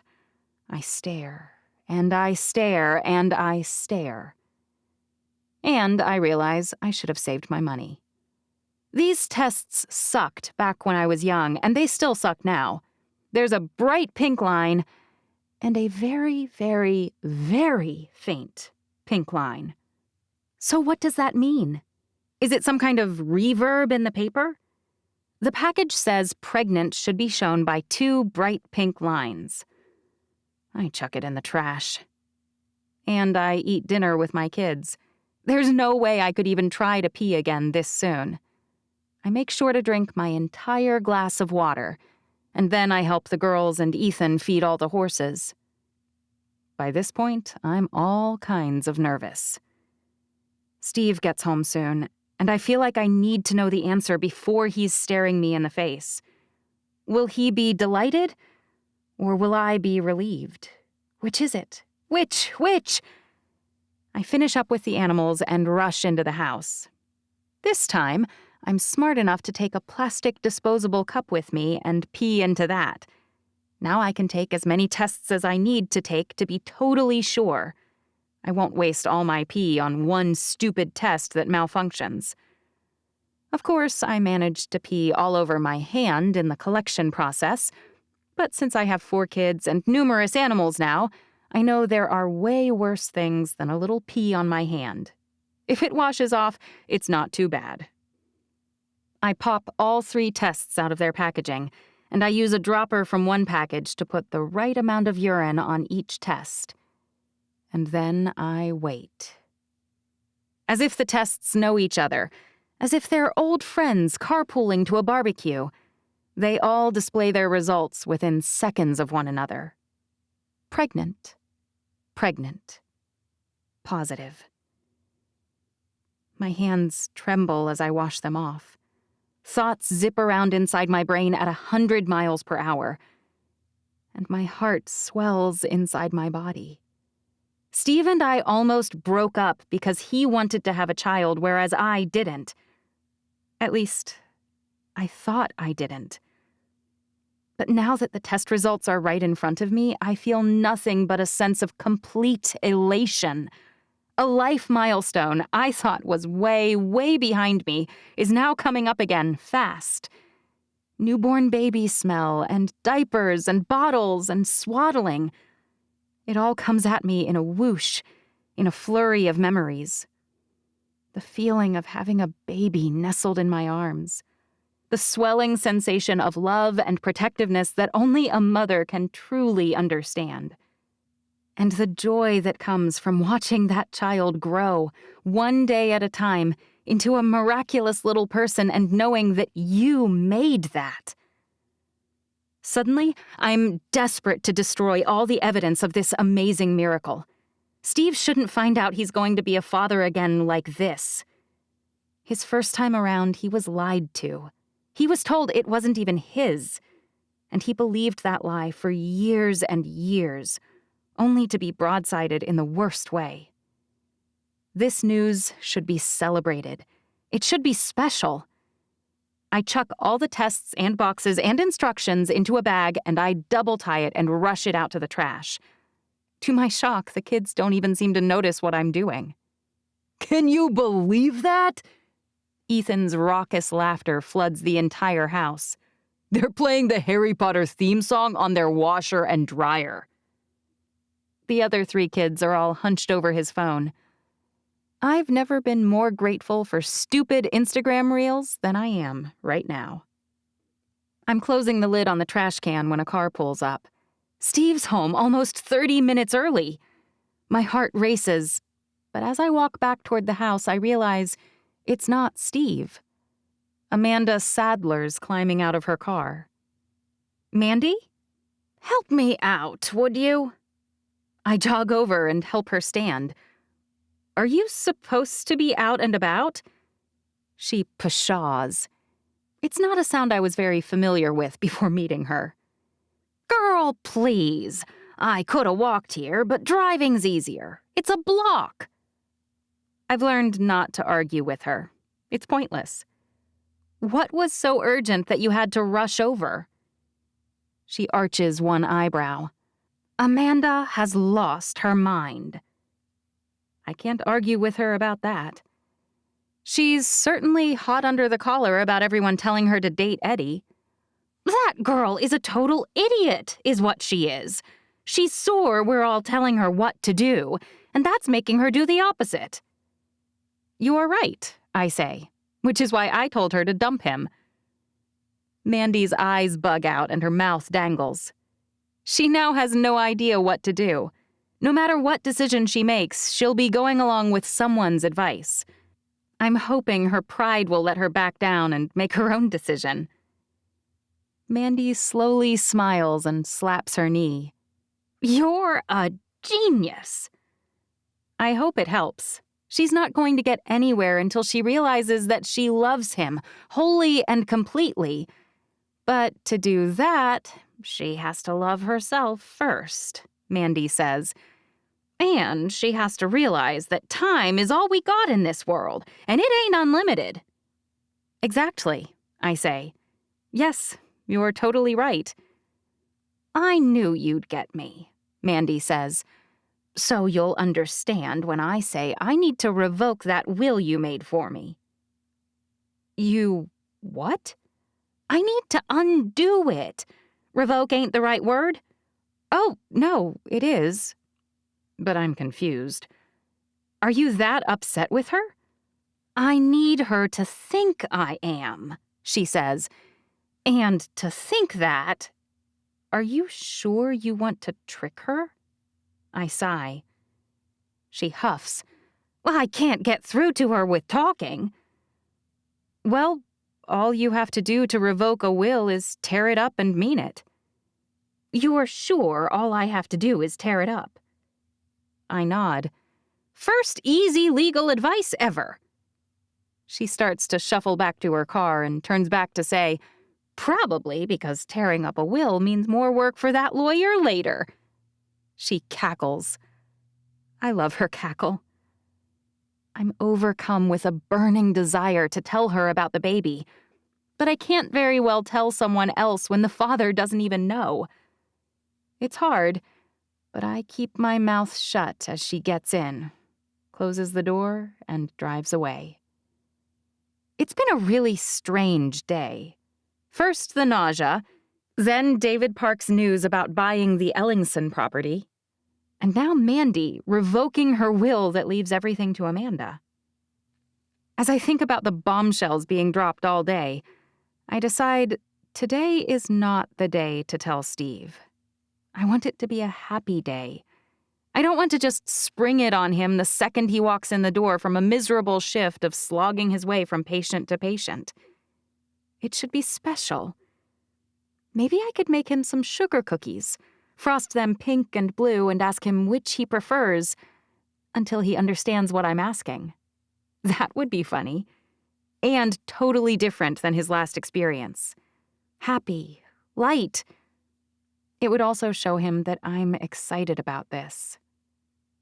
Yes, that's what I'll do. I've just decided when more headlights turn down our drive. I can't help my smile. I'm sure it's a knowing smile. I hope it doesn't give me away. But when it gets closer, I realize this isn't my husband either. It's a shiny, sleek sports car. The door opens, and Helen slides out, obviously. Good grief. Did some strange magical dates converge? Summer solstice and some kind of bizarre constellation? It's not the middle of June yet, so it can't be that. But something weird is going on today. No normal day should be full of this much upheaval. What's wrong with you? Helen asks, studying my face. Other than the fact that my pain-in-the-rear sister just showed up unannounced again? Your strange lack of reaction to my arrival is what feels weird, she says. Something's up. Nothing is up, I say. So, why don't you tell me why you're here? Maybe say hello first, neighbor, Helen says. Neighbor? Her smile practically lights up my dark front porch. I just put an offer down on the ranch down the road. The Ellingsons own it for now, but soon I will. Yeah, There's definitely some kind of weirdness at play. I'm pregnant, Mandy's breaking up with Amanda, and now David Park and my sister Helen, who hate each other, are about to start a bidding war for the ranch down the road. They don't even know it yet.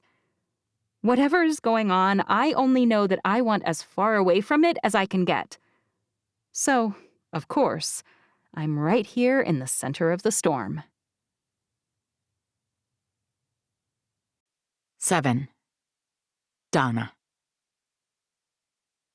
Usually, I like cowboy boots on hot men, probably because I grew up in a place where most of the good-looking men I met wore boots. That and the only concerts I went to in my formative years were country singers. Tim McGraw in a tank top, pair of faded jeans, and some cowboy boots? Yes, please. But they look so wrong on David Park. Did a little shopping, did you? My boss is standing in front of the webcam on his computer, using it like a mirror, and he's turning back and forth, staring at the small image of himself, or, more particularly, of his feet. I can't decide whether I can pull these off. I'm smart enough not to just blurt out that he can't, but my face may be a little too transparent. I take it that you vote no. My forced smile doesn't seem to help, so I scramble to get away from being the villain. I mean, I wouldn't say that. Because I'm your boss, but pretend I'm your boyfriend asking. What would you say then? My heart accelerates a little bit when he says boyfriend. I'm really happy with Will, but I spent a lot of months crushing on this ridiculously handsome billionaire. If you were my boyfriend, I'd say that cowboy boots don't really fit with your overall image. So basically, I'm not at all rugged. He laughs, and then he sighs. Disappointing, but probably accurate. I shrug. You're handsome enough and confident enough to pull off most anything, but I wouldn't say this dovetails with your natural style. Too bad, he says, because I'm about to buy a dude ranch over in your hometown, and I'll need something to wear that will keep my toes safe when I'm riding a horse or, moving cattle around. I can't think of a single thing more ridiculous than the idea of David Park, corporate mogul, moving cattle around. Actually, I don't think I've ever heard anyone say they are moving cattle around. The whole thing is as ridiculous as imagining Will addressing a boardroom full of investors in a suit and tie. I doubt sneakers will really be appropriate, so what else should I wear? Something he said finally sinks in. Wait, a dude ranch? What even is that exactly? I've never been quite sure. His eyes widen. Wait, you didn't know? I blink. I assumed your brother would have told you. There must be neurons loose in my brain because it feels like a moment right out of a movie. How many ranches could there really be for sale in my hometown? He must be talking about buying my family ranch. From Patrick. I shake my head a bit as if to clear out the cobwebs. It's been a long weekend. My niece is moving in, and that's been nonstop drama. Did you say you're putting in an offer on my brother's ranch? My family home? David Park beams. You were so upset he was selling. That's what gave me the idea. At least this way, you'll be able to have a say in what's done with it. He's beaming at me like this is exactly what I wanted. I have no idea how to respond. And it's the perfect time. Now that we're winding up a lot of the details here, I'll be hiring a property manager who will take over most of what you've been doing in the interim. A property manager who will know how to run a retreat properly, something about which I know nothing. I'm about to be out of a job. But don't worry, he says. Who better to run the ranch operation out there than you? What exactly are you thinking we'll do with it? I ask.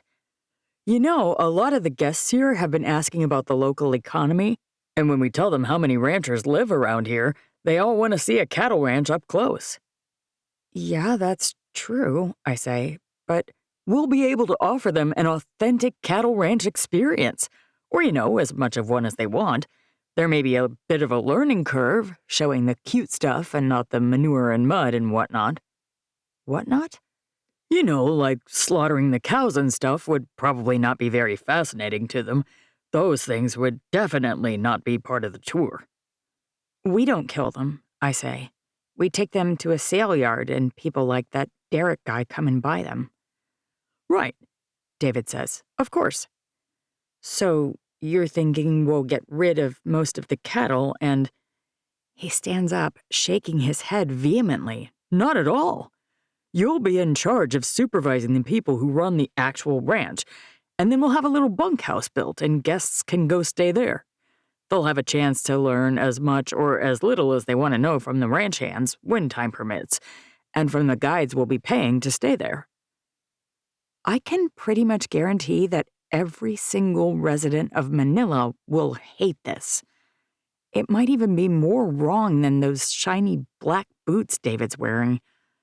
Plus, what kind of person is going to be willing to run a ranch with tourists traipsing all over the place? Forget the liability and the hassle. There would be no privacy at all. It sounds absolutely awful. And I need to figure out how to make it work because if I don't, I'm out of a job. Well, that's pretty exciting.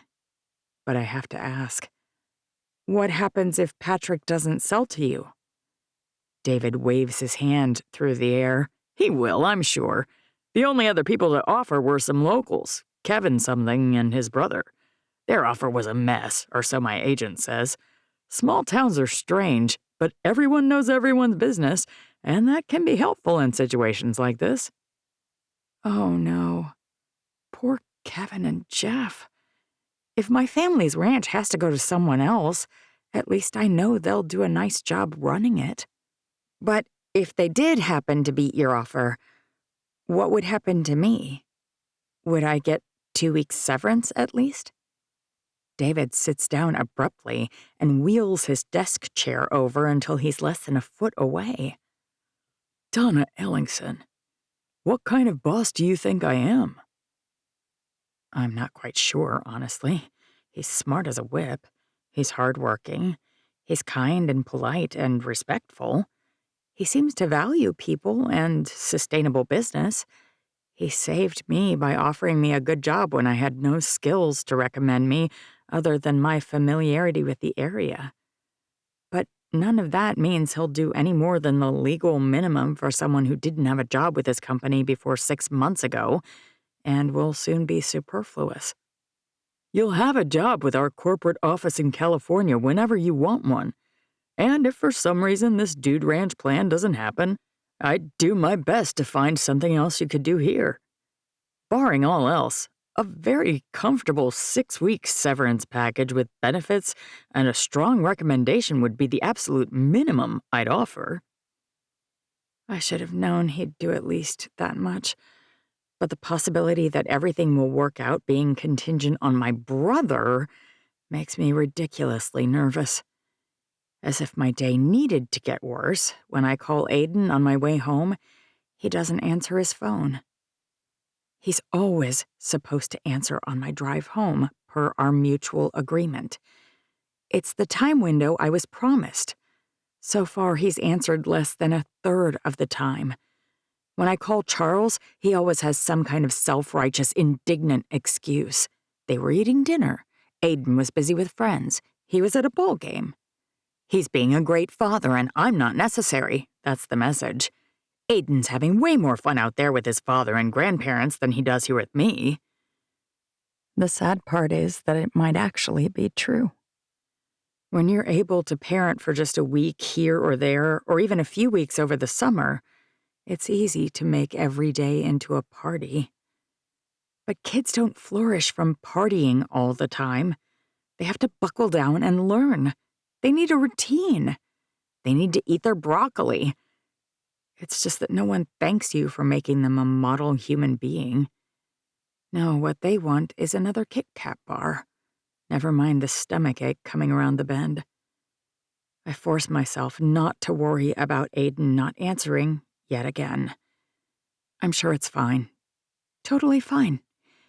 After all, he comes home in less than 3 weeks. Then it's back to normal for all of us. There'll probably be a bit of a bumpy transition, but then things will level out, I'm sure. Aiden will get used to going to bed on time again, to limited screen time, and to reading books instead of watching television. He'll stop complaining every time he can't have fast food for dinner, and he'll start eating his vegetables without 20 minutes of negotiations and pouting first. This is what happens every time he visits his dad. Only it'll be worse this time because of how long he's there. 5 weeks is an eternity for young kids. When I pull up in front of my house, Will's waiting for me. And my rancher boyfriend looks just right in cowboy boots. They're well worn. They look great with his Wranglers, and he walks in them like he's been wearing them for his entire life. "Hey," I say. Hope you don't mind that I was waiting on you, He says. I finished up early today and didn't want to miss out on even a minute of our time. Our time. My heart does a little flip-flop at that. He's always saying things that make me a little weak-kneed, and he doesn't even seem to realize it. I think that's why it works, instead of triggering my corny reflex. He really would rather sit around bored for half an hour than miss out on 15 minutes with me. How adorable is that? And why did it take me so long to fall for him? When my stomach growls, I stifle a groan. Dinner just keeps coming around every single day like a sneaky assassin that wants me to look unprepared and dim-witted. What did you want to do for dinner?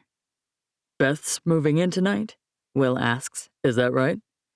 She brought her 3 suitcases over last night, I say.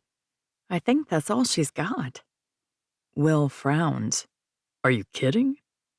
I shrug. She said they packed the rest to take with them. Patrick apparently told her she's not going to last 2 weeks, and she'll thank them for taking her other stuff to Washington. Well, His nostrils flare. I'd be lying if I said I'll miss that guy. Hope that doesn't offend you. I laugh. Dinner with Beth, then? He asks. Sure.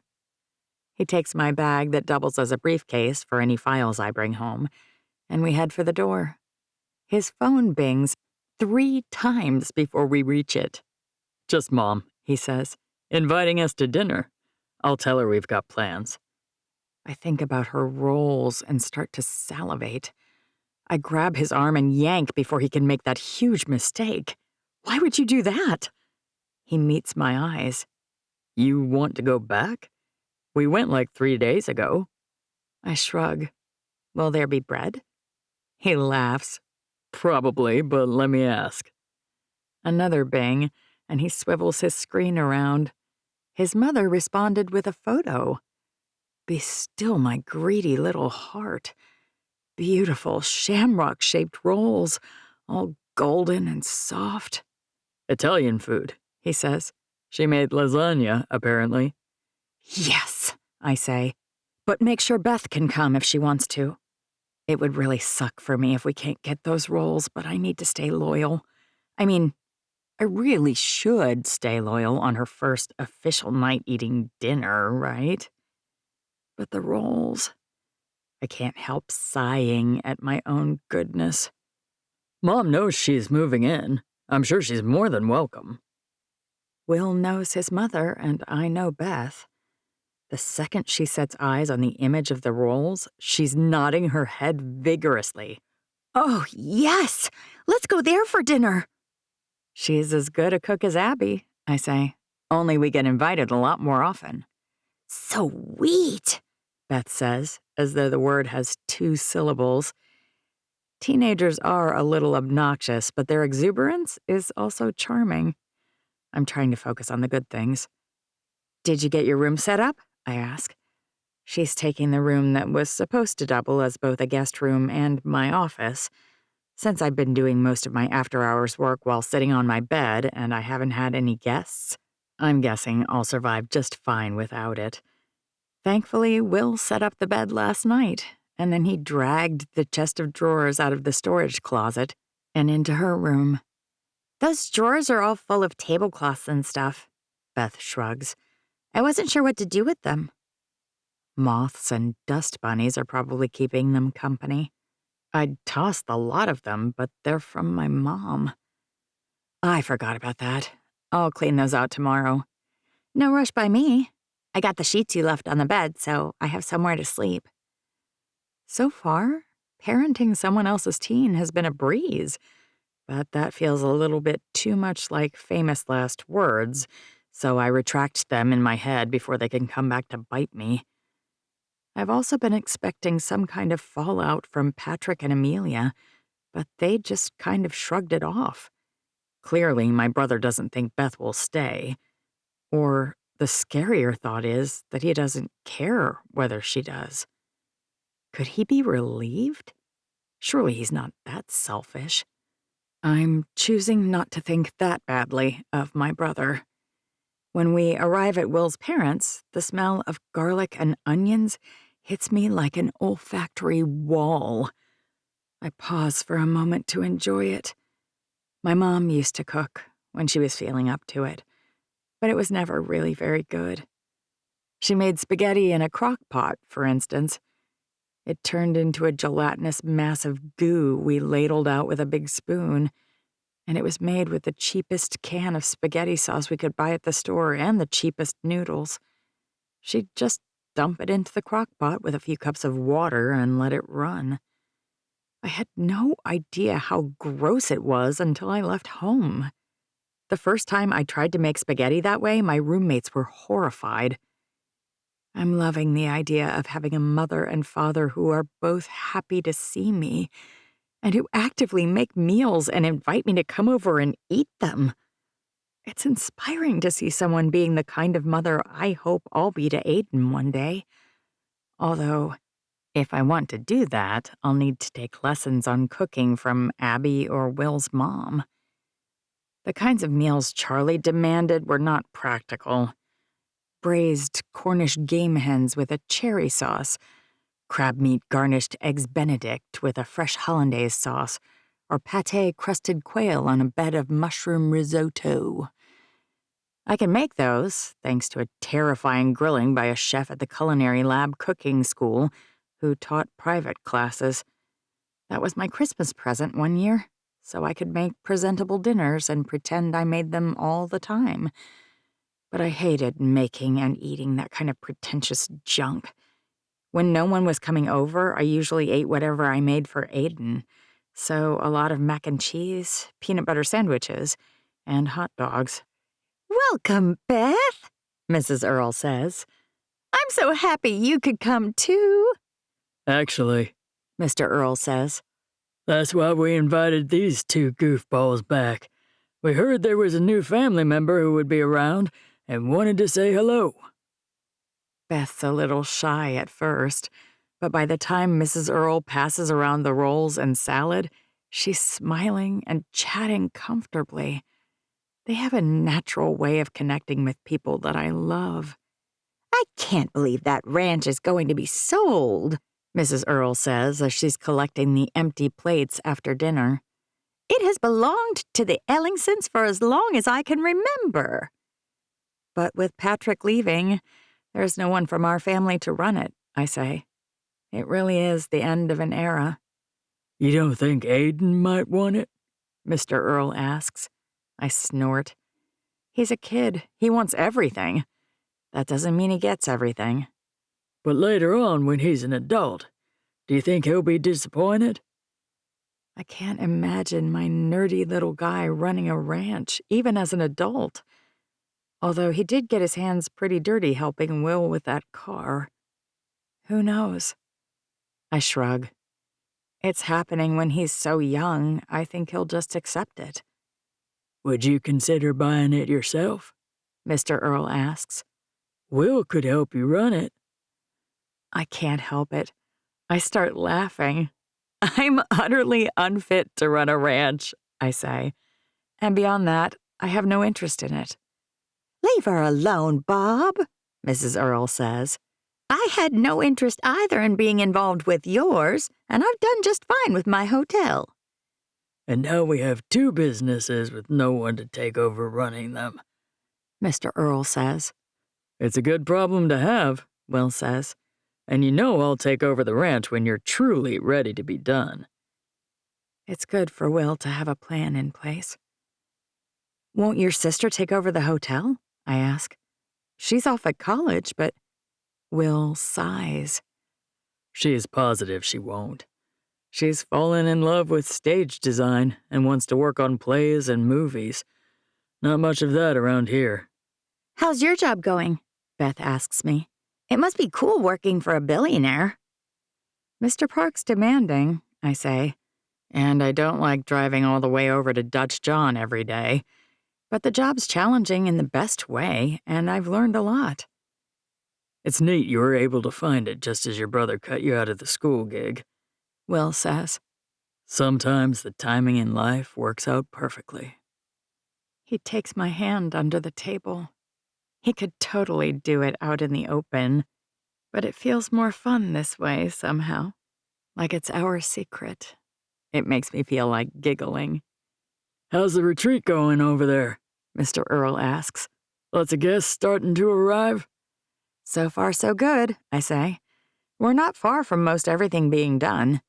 Or at least, all the big stuff. The soft launch has gone well, and we have a hard and fast launch in about 6 weeks. I stand up reluctantly and start helping Mrs. Earl gather up the dishes. I feel like I need to be doing something now that I'm thinking about my impending unemployment. You're the assistant project manager? Mrs. Earl asks. Is that what Will tells me? I nod. Yep. What happens when it's all finished? She asks. My future mother-in-law's smarter than I am, apparently. For some reason, I didn't see the obvious. Well, I dropped the fork I was holding. I'm sure they'll have something for her to do over there, Will says. She's been indispensable to Mr. Park. I wince. He did say he could find me a job in California. Will stiffens. But also, he's made an offer on your dad's ranch, or so he says. I look at Beth. If he buys it, he wants me to kind of start a new project there. I hope I'm not telling her something I shouldn't disclose. Patrick would hate the idea of people poking around on his ranch, learning about cows and the country life. A project? Will still looks stunned. He thought I could run it, I say, since I know a little about ranches and cowboys and whatnot. Will laughs. Beth shifts in her chair. Wait, Will says. Are you serious? You're going to give tours to city people who come into town? Like, get paid so they can laugh at us? It won't be like that, I say. A lot of people are curious, and that doesn't mean they'll be laughing. Like we're zoo animals? Mr. Earl asks. No, I say, nothing like that. If your work is ending, you should come work for me, Mrs. Earl says. I'm always short-staffed. I don't want to make beds and mop floors, I snap. I may not have a college degree, but I almost do. I want to use my brain. Mrs. Earl frowns. It may be the first time she's ever frowned at me. Are you saying I don't use my brain running a hotel? No, I say, I'm not saying that at all. But your position is filled. You already run it. What would I do? I'd have to clean rooms, right? I mean, it's either that or do what you're already doing. You could take over for me so that I could work part-time. But splitting one job between 2 people means we'd both be part-time. Plus, I'd essentially be taking over her life, just like Will's essentially been stuck taking over for his father. Patrick's words come back to me then, as if he's standing right here mocking me. I just wish she liked me instead of wanting me to turn into her dad. Does Will want me to turn into his mother? Does his father want Will to become just like he is? They're happy, it's true, and I like them a lot, but I need to live my own life. And so does Will. Thank you so much for dinner, I say abruptly. But I have a long way to drive in the morning, and I better get to bed so I'm not too tired to do it. After all, I may only have a few weeks left. I should do my best work while I still have a job. 8. Amanda. Mandy isn't talking to me, other than terse answers to work things, but it might have been worth it. So far, this date with the hot doctor is really panning out. I might end up with someone just as smart as Abigail. Who knows? So, I had them draw 4 vials of blood, right? His eyes are practically sparkling. Okay, I say. And then it turns out we didn't need all 4 tests, we only needed 3. Okay, I say again like a dope. But when I go back into the room, the patient's looking at the last vial. It's still sitting on the counter. Yeah. Look at me, spicing my side of this convo up with a yeah. So maybe the date isn't going as well from my end. I bite my lip, so at least he might think about wanting to kiss me. Anyhow, the patient points at the blood we didn't use. What about that one? She asks, and then I explain that we don't need it. It's extra. And she looks horrified, like stands up, throws up an index finger, and starts berating me. People are pretty crazy, I say. Oh, that's not even the good part yet. I blink. The second I go to leave the room, she hops up and runs to the counter. Before I can stop her, she pops the top off that vial and drinks it. I say, "Whoa, what are you doing?" And she says, "I didn't want to waste it." He laughs then, and it's carefree, unself-conscious, and contagious. His story was weirdly funny, in a medical way, but it's his manner and the way he tells it that really makes me laugh. And people think those werewolf movies are harmless. He shakes his head. Some people can't tell reality from fiction. Vampire, I say. Huh? They're vampire movies, the ones where people drink blood. I smile a little bit, enjoying correcting him just a bit too much. But then it's nice when the super smart person you're talking to screws up a few little things, makes them seem more human. That's actually my biggest problem with Abby. Girlfriend never makes a single mistake, not ever. Or at least not one I'm smart enough to catch. It's exhausting, always feeling less than around her. You'd think a doctor would know that, someone at the table next to us says. And then, almost in slow motion like I'm on a romantic comedy set in Hollywood, filming a movie or something, I turn toward the sound. A gorgeous face, a famous face, a face I know quite well, is smirking at me. Fancy seeing you here, Eddy says. I'm going to kill Mandy. It's the only way he could have possibly known that I'm here. Green River may not be huge, but there's no way Eddy coincidentally ended up at the taqueria closest to the hospital where Dr. Travis Harkey works. No way. Don't let me interrupt, Eddy says. Just overheard part of your conversation and found it funny that the physician didn't know it was vampires who suck blood, not werewolves. Maybe work a little harder not to interrupt other people, I say. It's rude. Isn't that... My date cuts off and turns to face me. Is he your boyfriend or not? Yes, Eddy says, at the same time as I say, not. A stalker, then? Travis asks. Because I may have taken an oath to do no harm, but I don't count keeping women safe as doing harm. He flexes his pecs, and I wonder whether it was on purpose or some kind of masculine reflex. Eddy starts laughing. I'm real scared, Doc. Let me tell you how terrified I am. You should be, Travis says. Because in school, they taught me where all the organs in your body are, and I'm pretty sure I could rupture most of them using just this fork.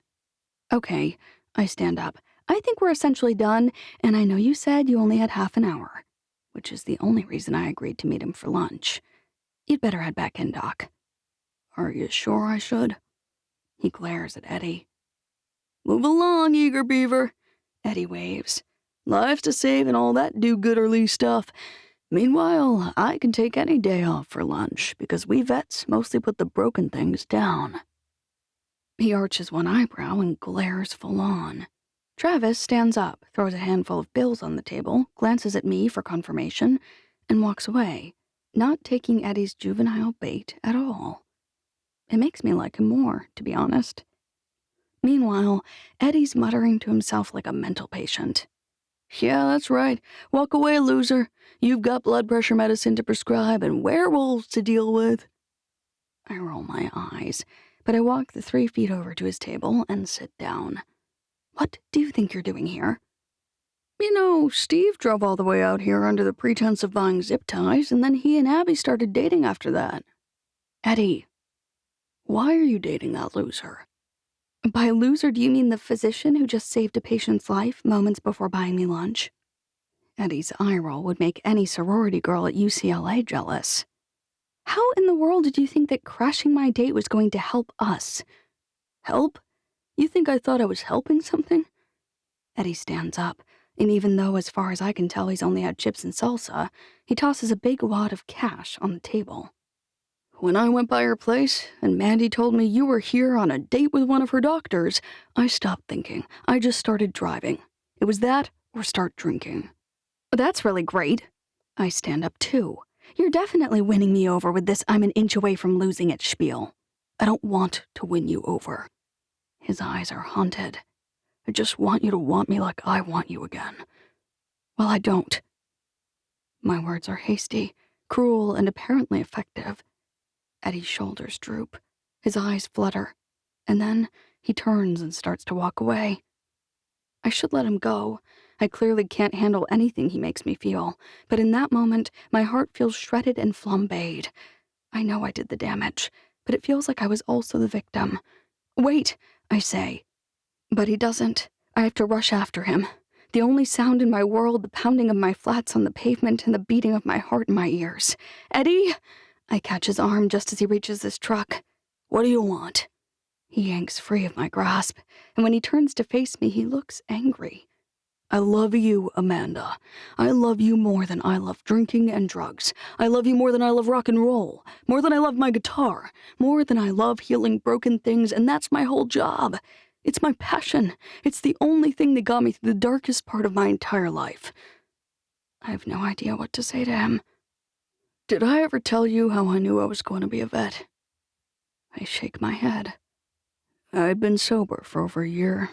A very hard, very dark year, but I'd made it. And then I got my college admittance letters, and I didn't get into a single school. He pauses, his eyes not focused. I knew why. It was my own fault, but it still hurt. And suddenly the only thing I wanted was a drink. I'd never wanted a drink so badly in my entire life. I knew where my parents kept their alcohol locked up because of me, but I knew where their key was too. I can't make a simple uh-huh or sure while listening to him talk. It's not that kind of story, so I don't say anything at all. I went outside to get the key. They kept it underneath a birdhouse. But when I went out there, do you know what I heard? I shake my head. A tiny squeaking sound. I almost ignored it and just went inside, but I hadn't heard it before. It sounded like a baby chick. What was it? I want to ask, but I don't want to push. It feels like a story he has to tell at his own pace. It was a squirrel. 2, actually. Dead hair on them, but not much. They were skinny, emaciated looking, really. And those 2 little guys were squeaking every 30 seconds or so. He finally met my eyes. You can't bottle feed a squirrel. Not at that age. And no place we called would take them. I had to dropper feed them, or they would choke, asphyxiate. I dropper fed those squirrels around the clock until they got big enough to release. They loved me like I was their dad. You didn't keep them? They hated everyone else, he says. And they were destroying things all over the house. Mom said it was them or her. That must have been hard. It made me think that if I could save them, maybe I could save other animals. It gave me purpose. I became a vet tech and then eventually went to community college, applied for a university transfer, and then went to vet school. I didn't know. But Amanda, I love you more than that. More than healing animals. More than everything. And you don't care. I blew it, and now it's too late. I can't tell him what he wants to hear. It may not be too late, but it may be. I just don't know yet. Why did you tell me to wait? His eyes are angry, sad, upset, hurt, and hopeful all at the same time. I meant to wait for me, but really I meant that I wanted you to wait a little longer. I say. I didn't go on a date to hurt you. I went to see what it made me feel. He swallows. When David Park took me to the wedding, I just didn't want to be alone. I was numb. Nothing he said or did had any effect on me, but this felt different. I liked the look of the handsome doctor. I liked how it made me feel when he asked me out. And now I'm just hurting him more. But on that date, Eddy inhales. I shrug. Nothing. I felt nothing for him, about him or with him. What does that mean? I don't know, I say. Look, you have your past and I have mine. My husband married me and then proceeded to forget all about me. I know you're not like him, but you are in some ways too. I need to decide whether I can trust you. I need faith that you won't leave me again. He keeps staring at me. That will take time. I need you to wait, even if I'm not waiting. That's what I need.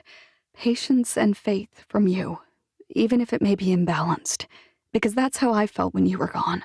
Imbalanced, abandoned, unimportant. Are you punishing me or trying to work things out? I shrug. I don't know. Maybe both. I stare at him for a moment. Why do we want to hurt the people we love the most? Can you handle it? He steps toward me. He's much taller, but he doesn't get so close that I have to crane my neck. I can do anything, if you're there at the end of it. I can't promise I will be, I say. The chance is enough for me. The whole drive home, I keep seeing his earnest, intent eyes as he says, the chance is enough for me. Would it be enough for me if our roles were reversed? I'm not sure. But his calm willingness to do whatever I asked means something. It soothed something inside of me. It sticks with me all day. My interactions with Mandy are smoother, my ability to deal with Marin's drama when she comes home from school is improved too, and when Emery starts to bawl like she's at her father's funeral again because Marin shot her a sideways look for a clearly exaggerated story about a friend of hers from school, I'm remarkably zen about it. Must have been a great date, Mandy mutters after dinner. It went well. I can't help my secret smile. She would be pleased if she knew the best part of the date was having Eddy crash it. I thought maybe it would be horrible, Mandy says. Nope. My smile widens. Well, I'm going to toss some things on that burn pile, Mandy says. I went through all those old files and pulled everything more than 5 years old, just like Abigail said I could. May as well get rid of them. I don't argue with her, I just nod and watch her duck out the door. She's doing really well with her physical therapy, looking more spry every day. I've no idea why she got a bug in her head today about clearing things out, but I'm not going to stop her. The amount of clutter in this house is pretty horrifying. I suppose that comes with more than 80 years of life, but still. A shriek, followed by a yip outside, has me darting out the front door. Did she fall? Is she short of breath? As I make it outside, there's a giant crash, and then an explosion. Something in that burn pile caught something in Mandy's old barn on fire, and now I have a sinking feeling that it's all going to burn. I whip out my phone and call 911. Daggett County Emergency Services. The person who picks up sounds utterly calm. I need to report a fire? I practically shout. I need someone here right away. What's the address of the affected property? It's Amanda Sadler's place, I shout. I'll need the property address, ma'am. I'm rattling it off when I hear Mandy shouting. What's wrong? I look around. Roscoe, Mandy says. He went into the barn. Why would he do that? My voice sounds hysterical. Why? He never goes in there. He shot into the corner. There, Mandy says. Maybe he saw something. Maybe he tucked a toy in there. I ball my hands into fists. What's going to happen, Mom? Emery asks, her eyes huge beside me. Is Roscoe going to burn up? I wrap an arm around her. No, baby. Roscoe's sensible. He's going to be fine. I call for him, over and over until my voice is ragged, but he never shows up. Neither does the fire department. Can you go inside and get my phone? Amanda Sadler asks. I want to record some of this. Her eyes look so sad, almost desperate. Sure, I say. I drag the girls inside with me. They don't need to watch as Mandy's barn burns to the ground with Roscoe inside. I'm sure Mandy's trying to distract me, too. But when I come back out, Mandy's also gone. And Roscoe's wagging his tail at me, covered in soot and ash. I glance around frantically. Where did Mandy go? How did Roscoe get back? And then I see a chunk of her sweater, caught on the side of the broken barn window. She must have gone inside to get Roscoe out. Mandy! I race for the window, desperate to see where she is now. But the fire department's finally here, and someone's holding me back. Mandy! I beat on the man's arms and chest. Let me go. She went inside. Let me go.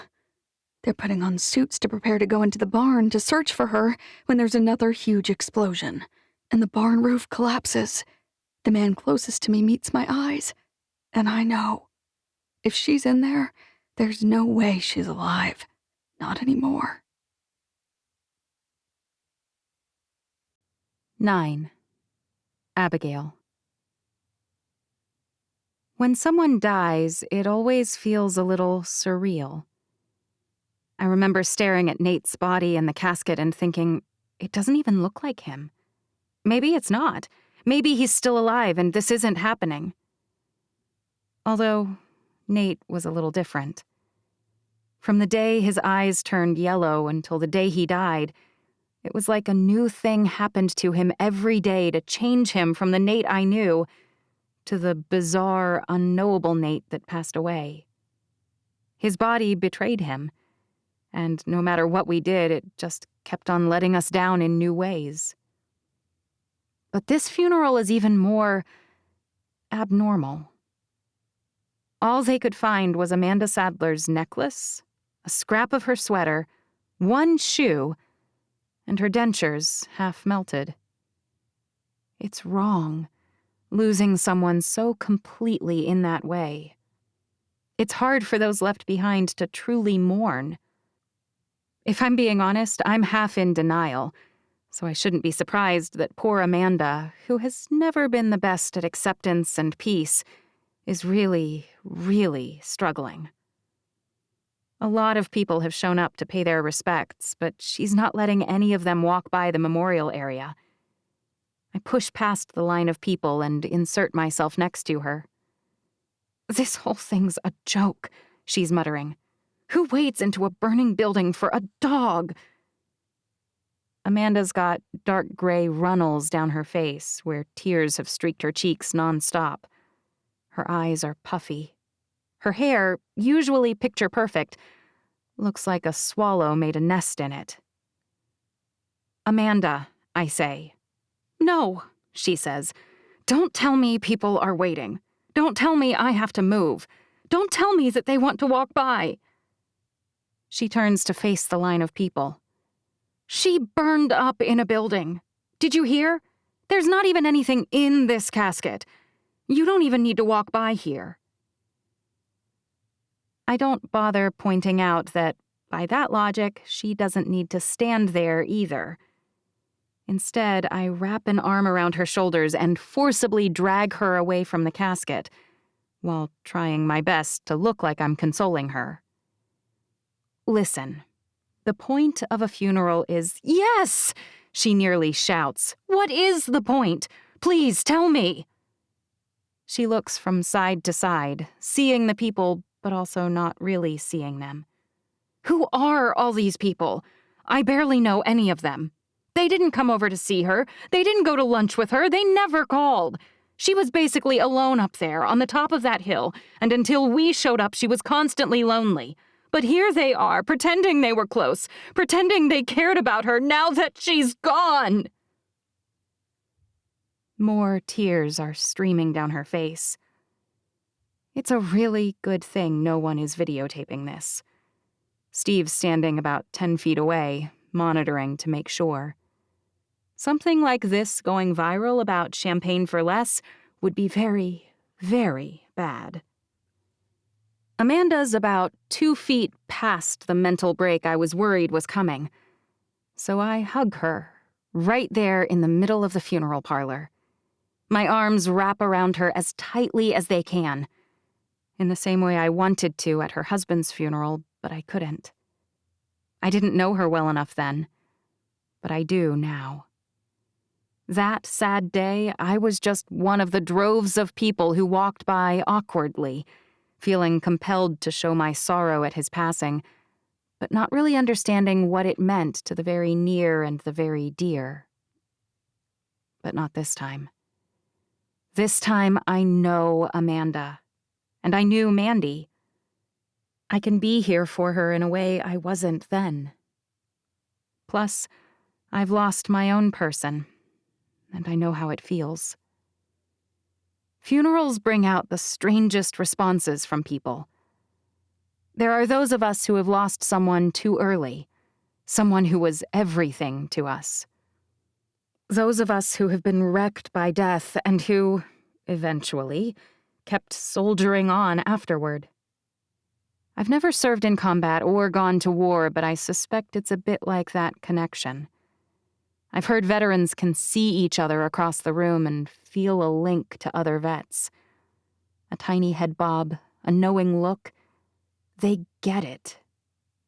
Those people walk by and say something like, "I'm so sorry. I'm still reeling from the loss of my sister, or my brother, or my husband, my child, my mother."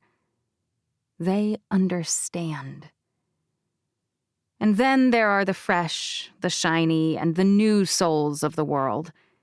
They may not actually be young, but they're young in spirit and in heart because they've never endured a traumatic loss. They may have seen death from afar, and they may know in general terms what it's like, but they don't really get it. They invariably say things like, "I'm so sorry for your loss. When my cat died..." Or they pat your arm and say, "I totally get it. My grandfather passed when I was 7. Or even worse, they tell you how wrecked they are at your loss. "Your husband meant the world to me. If you have time, I'd love to get together and chat. I think it might help me process." If I'm ever at a funeral for someone I wasn't close to, my main goal is to make no part of that funeral about me. It's not about me. It's about the immediate family and close friends of the bereaved. It just is. Because what Amanda needs to learn is that the funeral today isn't actually for Amanda Sadler at all. It's about Amanda Sadler, but it's for Amanda Brooks. It's for the ones who are left behind, so they can come to grips with their loss and process it. So they can accept that the person they shaped their life around is gone, and now their life shape will forever be changed. Because shapes are always changing. That's what happens when life moves on.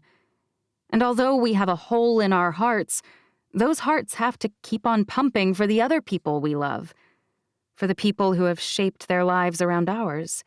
Kids, friends, lovers, siblings. At least, instead of blocking the line, instead of shouting at everyone here, Amanda's now quietly fuming in the corner. She might look a little lost and homeless, but she's not accosting anyone. Finally, though, the time for the formal funeral service comes. We all migrate into the largest room the funeral home has to offer. It's crammed entirely full. Amanda's supposed to be giving the eulogy. There's no one better to do it. She insisted, and I knew she was right, so I didn't argue. But now I feel like I should have. After Nate died, I knew I should get up and speak, but the hole in my heart was just too big, too raw, and too deep. The loss was so profound that I couldn't make any sense of it. And that's your job when you're up there, talking about the person who's gone. You're supposed to make sense of their life for all the people their death has terrified. Amanda's clearly not going to do it. She's looking at her hands and whispering something. So when the time comes, I hate it. I'm grieving too. But I stand up. Because there's no one else. My heart races. My mind shrinks from the task. I should have known this would happen, but I didn't, and I've prepared nothing. I have no idea what to say. But it's been my job for years to speak for those who can't speak for themselves, like Mandy.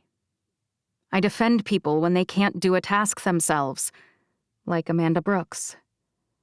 So I pick up the mantle today and I walk to the microphone.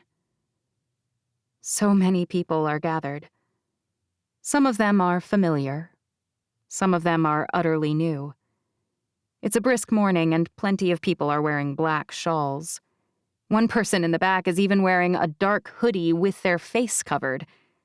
They almost look like an executioner or something.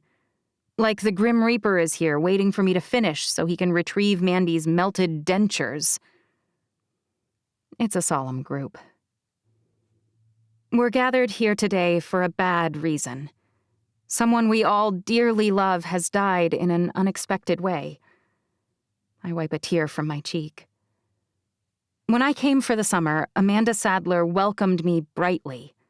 She'd been in this community longer than I'd been alive, longer than my mother had been alive, and yet, while plenty of people were less than friendly, she was delighted to have me move in next door. I look the people who are gathered in the eye, one at a time, scanning the audience. I'm sure you all had similar experiences with her. For a woman in her 80s, she had seemingly limitless energy. She bounded, she conquered, she never shrank back. And when I left to go back to Houston, and then returned with no notice and even less of a plan, she showed up to help me clean and unpack. She didn't rest on the excuse of her age. She didn't stand back and let others do things that needed to be done. She plowed ahead and did them herself, always. One of the most surprising things I discovered about her is how deeply she loved the people who mattered to her. She never wavered. She never faltered. When my children and I lost the ranch, she took it upon herself to right what she perceived as a wrong. When our dear friend Donna needed a place to stay, she sprang into the breach. I wish I knew more about her early years. I wish I could say something about the younger Mandy. When it came to gift-giving, no one can match her. She thought about what we needed, and she gave that. As a mother, I can say that she was one of the best mothers I knew, even without having children of her own. She made the hard choices her adopted daughters needed without flinching, up to and including being willing to change her name to a nickname she disliked, so we would all be less confused. A few people chuckle at that one. Mandy Sadler spoke the hard truths that we didn't want to hear, much less say. And then she stood by and patted our backs while we came to grips with the revelations in her words. On the day she died, she went into that building to save someone else we cared for, a beloved dog who had saved Amanda Brooks' life in the past. But really, she did it because she didn't want to watch the pain his loss would cause her darling adopted daughter, Amanda. Roscoe's alive today because Mandy took Amanda under her wing. And when she did that, she never backed down. If that stupid roof hadn't collapsed... I take a moment, because now I can't speak at all. Emery described it for me, or I would have no idea what happened. Amanda won't talk about it at all. This is far from the eulogy she deserves, but at least Amanda's now listening, not bawling or muttering or yelling. I think that's progress. Now I just need to make some kind of sense of it all. In the end, I'm so grateful for what Amanda Sadler has taught me and my children about loving fiercely, about apologizing when she's wrong, and about standing up for what's right no matter the stakes. She's a beautiful person we will never forget. She's a soul that deserves to be remembered and revered for many years to come. I'm so grateful she came into our lives when she did. Tears are threatening again, and my brain feels mushy. I can't even seem to flog it into something better, no matter how hard I try. I finish lamely with, "She will forever be missed." And then I rush back to my seat. The rest of the funeral passes in a blur. From the moment I sit down, it's like my mind goes blank. I greet people, I murmur my condolences and my gratitude they came, and then I move to the next person. It's strange to me that Amanda and I are hosting a funeral for a woman we didn't even know 15 months ago. Amanda Sadler lived a very long life, but perhaps her most charming quality was her willingness to change things up, and that enabled her to make important attachments at a time when most people are in a nursing home or living with family. That thought somehow makes me even more profoundly sad. There are so many things about her I hadn't learned, so many things I didn't know, and now I don't have a chance to learn them. One of the great things about Steve is that our relationship is fresh and new.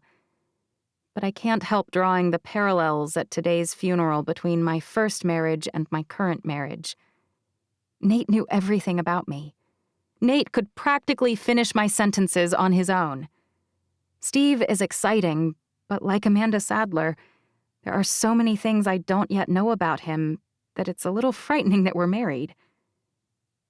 It feels like I'm a usurper today, in some ways, pretending to have been important to Amanda when so many people knew her better than I did. There were surely many people who had a bigger role in her story, but I'm the only one here to do a miserable job trying to tell it. I regret not telling Mandy about my new baby when I had the chance.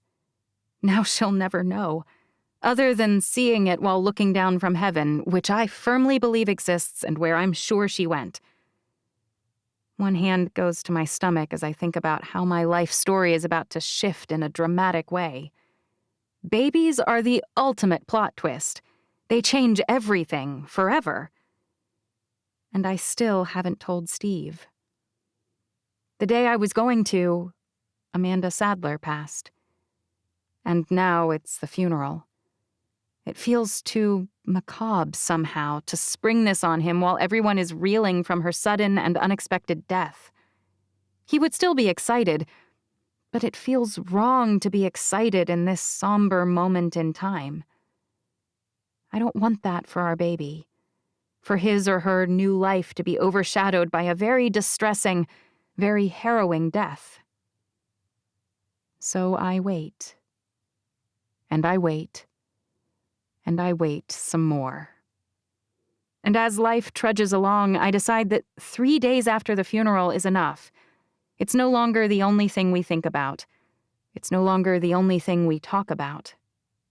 As sobering as that thought is, that we're only afforded a few days after our death, to have it coloring everything for everyone, I decide that Steve could use some happy news. We all could. I spend 2 hours in the middle of the day with my sign outdoors flipped to closed, baking in the kitchen at my law office. It still feels weird, thinking of working in a place where I can also be baking. My life has certainly changed a lot in 1 year. By the time I'm done, I'm staring at 2 perfect cookies. One is a pink frosted heart. The other is a blue one. Each of them has another heart made of the opposite color of frosting nestled inside. It's just frosting, but I think the sentiment comes through loud and clear. We're going to have another little heart join our lives. In fact, it's already inside of me, beating by now. The joy I feel when I think about that eclipses everything else in my life. I imagine a little boy with Steve's mischievous smile, or a little girl with Steve's dancing eyes. Either one would be a tremendous blessing that I never even considered. So what if I feel super sick and want to puke at the thought of eating one of the adorable cookies? Even when I have to race for the bathroom because I thought about thinking about eating one, it's all right. This is only temporary. A baby will be in our lives forever. It will change everything. I carefully wrap the cookies in a little white box, and then I stick the box in a bag and I place it in the bottom of my bag. Steve won't be off work until 7, and he won't be home until after 8, and the rest of the day crawls by like an inchworm. No, like an inchworm in a pan of drying Elmer's glue. Clients come by, meetings are had, research is done, minutes tick and tick some more. But finally it's time to go home, and then it's time to make dinner. I help kids with homework. I review some paperwork for Ethan, and we plan the dates we'll go up and check on the cows. I'm sliding leftover enchiladas into Tupperware when I break the bad news to him. I don't think I'll be able to go up with you to check on the cows this year. I shouldn't really have done the cattle drive, probably, but I hadn't found out yet when we went. What? Ethan's brow furrows. But don't worry, I say. I have so many client meetings that I'm kind of worn out, but Jeff and Kevin can each go every other week. And of course, Steve can fill in when they can't. I thought Kevin and Jeff weren't doing part-time for us anymore. They don't really want to, but I pushed pretty hard. And of course, I'm paying them. No one really understands why I can't rearrange my client things and go, especially since I usually like going up to check on the cattle. It's a long ride, but it's peaceful and the weather is gorgeous. I can't tell them my real reason, so I try to keep it vague. I'm sure that riding's probably still fine this early in pregnancy, but with my age, I'm not taking any chances. Leo will just have to miss me for a bit. I'm sliding the last enchilada that will fit into the container when Ethan reaches for it. Here, let me.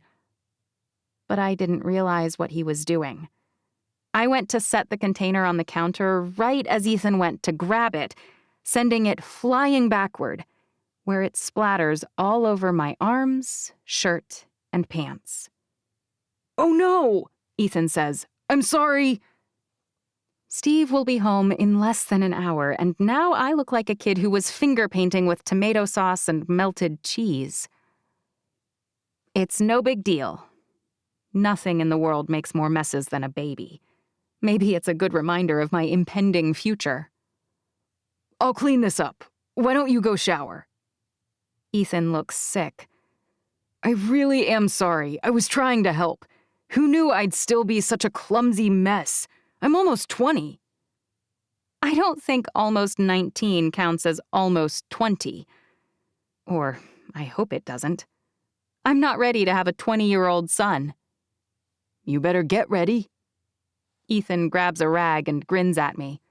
The alternative isn't good.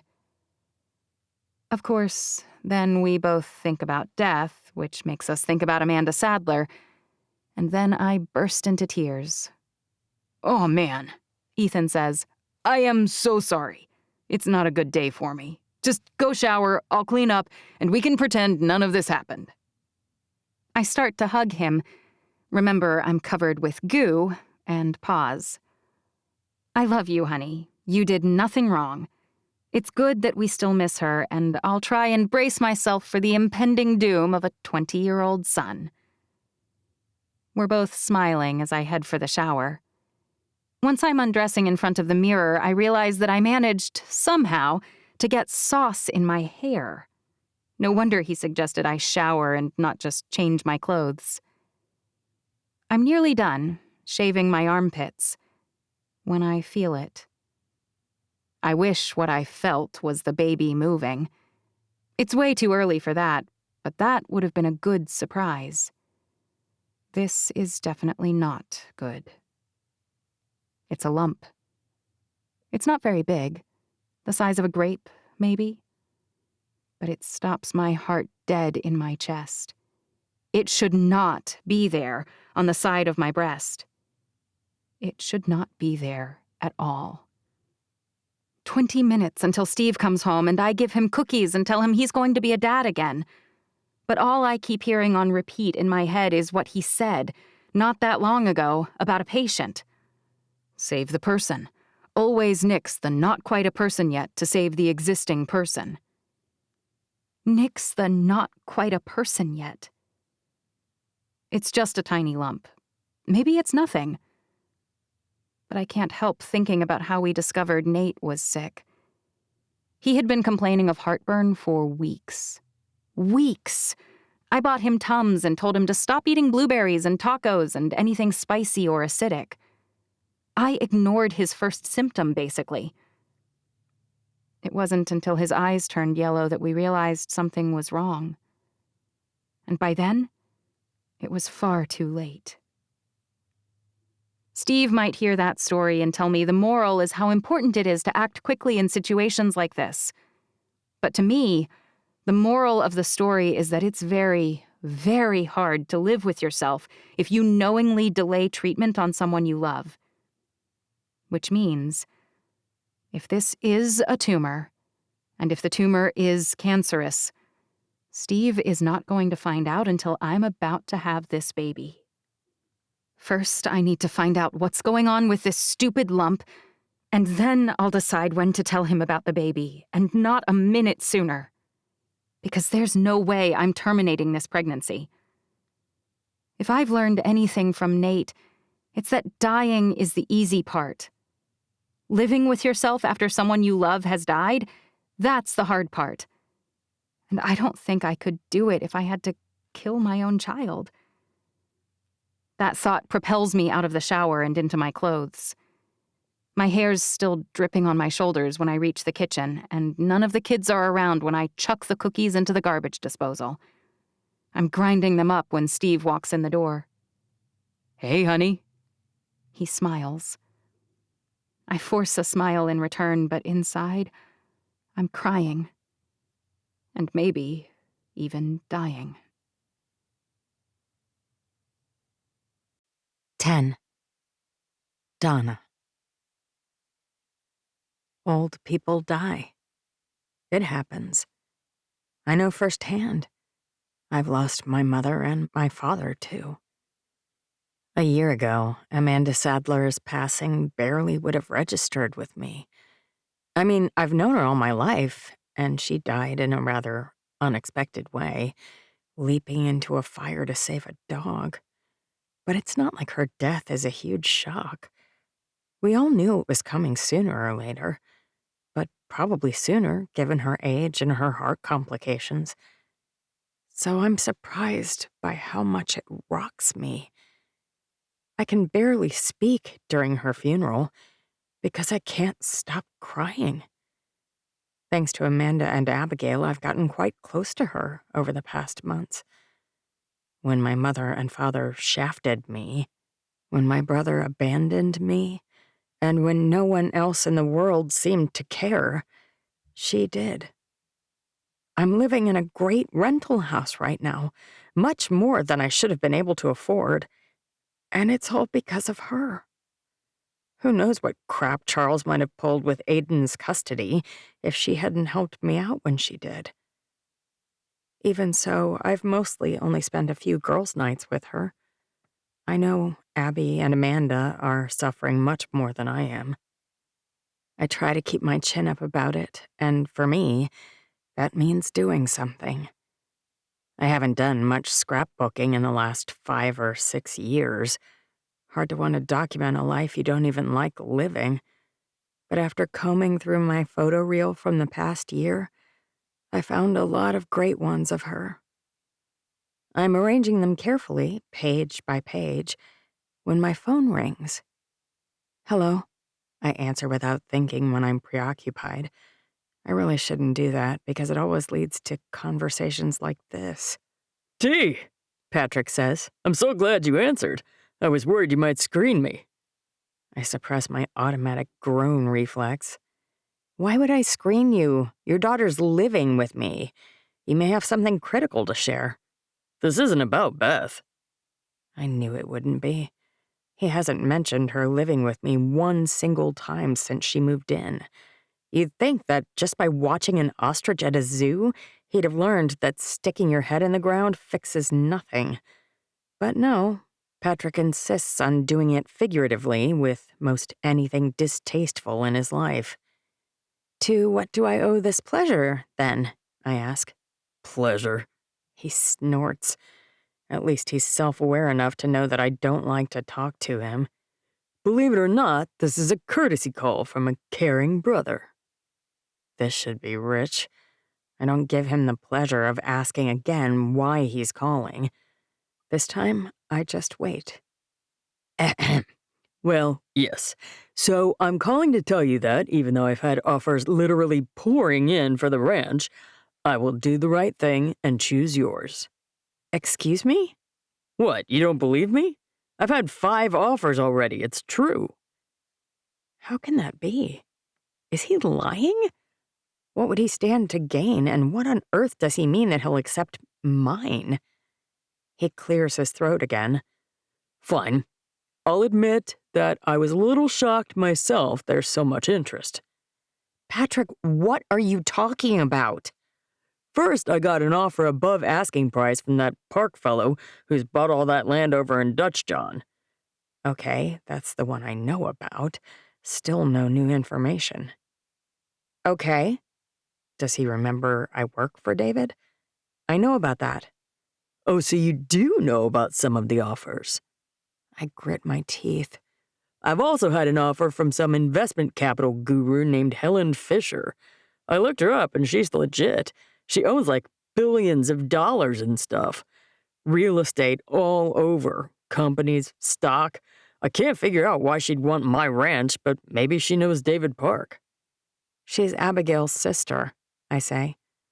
My brother swears under his breath, using the kind of language Dad would have whipped him for using. Finally, he stops and says, That stupid lawyer's sister is that rich? What are they doing here, really? Focus, Patrick. Who else? As if those two weren't enough, those local boys also scraped together a rather decent proposal. Local boys? You mean... Wait, who? Kevin and Jeff. They were working over at the Jones Ranch for a while, then for Jed. I figured you knew about that one, too.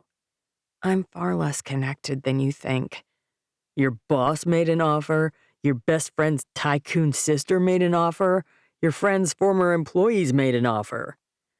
My boss wants it so that he can have tour groups see what a ranch looks like. And I'm sure you hate the idea of any working ranch being a tourist attraction, but I wasn't gonna pick that guy anyway. But David Park plans to have me step in and help out. So I promise that the things you despise... Wait. Patrick ruffles some papers. Are you saying you want me to take the offer from Mr. Park?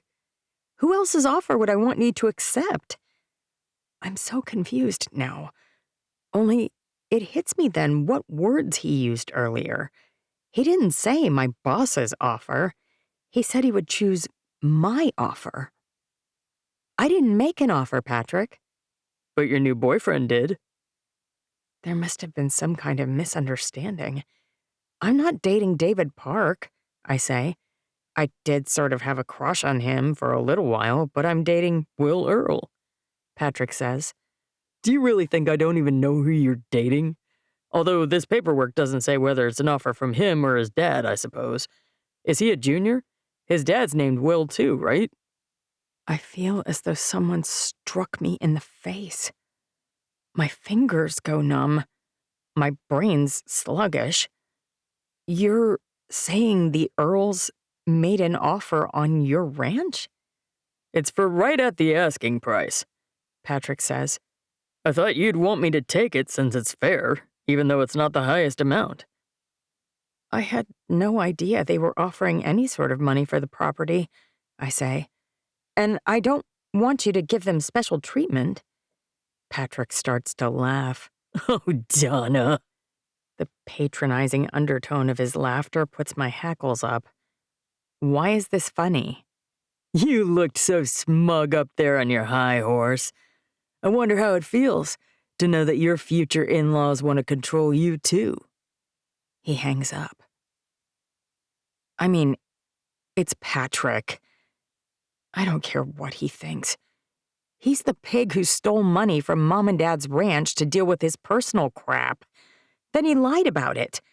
He hit me. He left me to care for Dad, all the while intending to rob me blind. Once I figured him out, he manipulated me into giving him all the money anyway, and now he's selling the ranch he swore meant so much to him. I really have no reason to care what he thinks.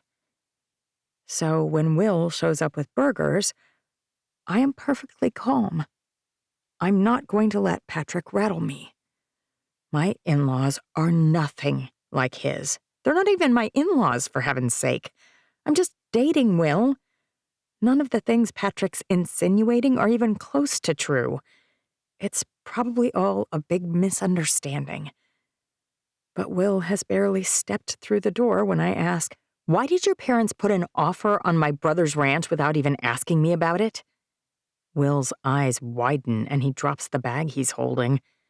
Fries spill out all over the floor, and the ketchup container spins round and round and round, finally stopping against my toe. Luckily, the lid stayed on. These are the details I'm focused on because Will still hasn't answered my very pointed, very clear question. "Do you have bronchitis?" I ask. "Did you lose your voice?" No, Will says. it feels like we're in the middle of a fight, but I'm just getting here. He blinks.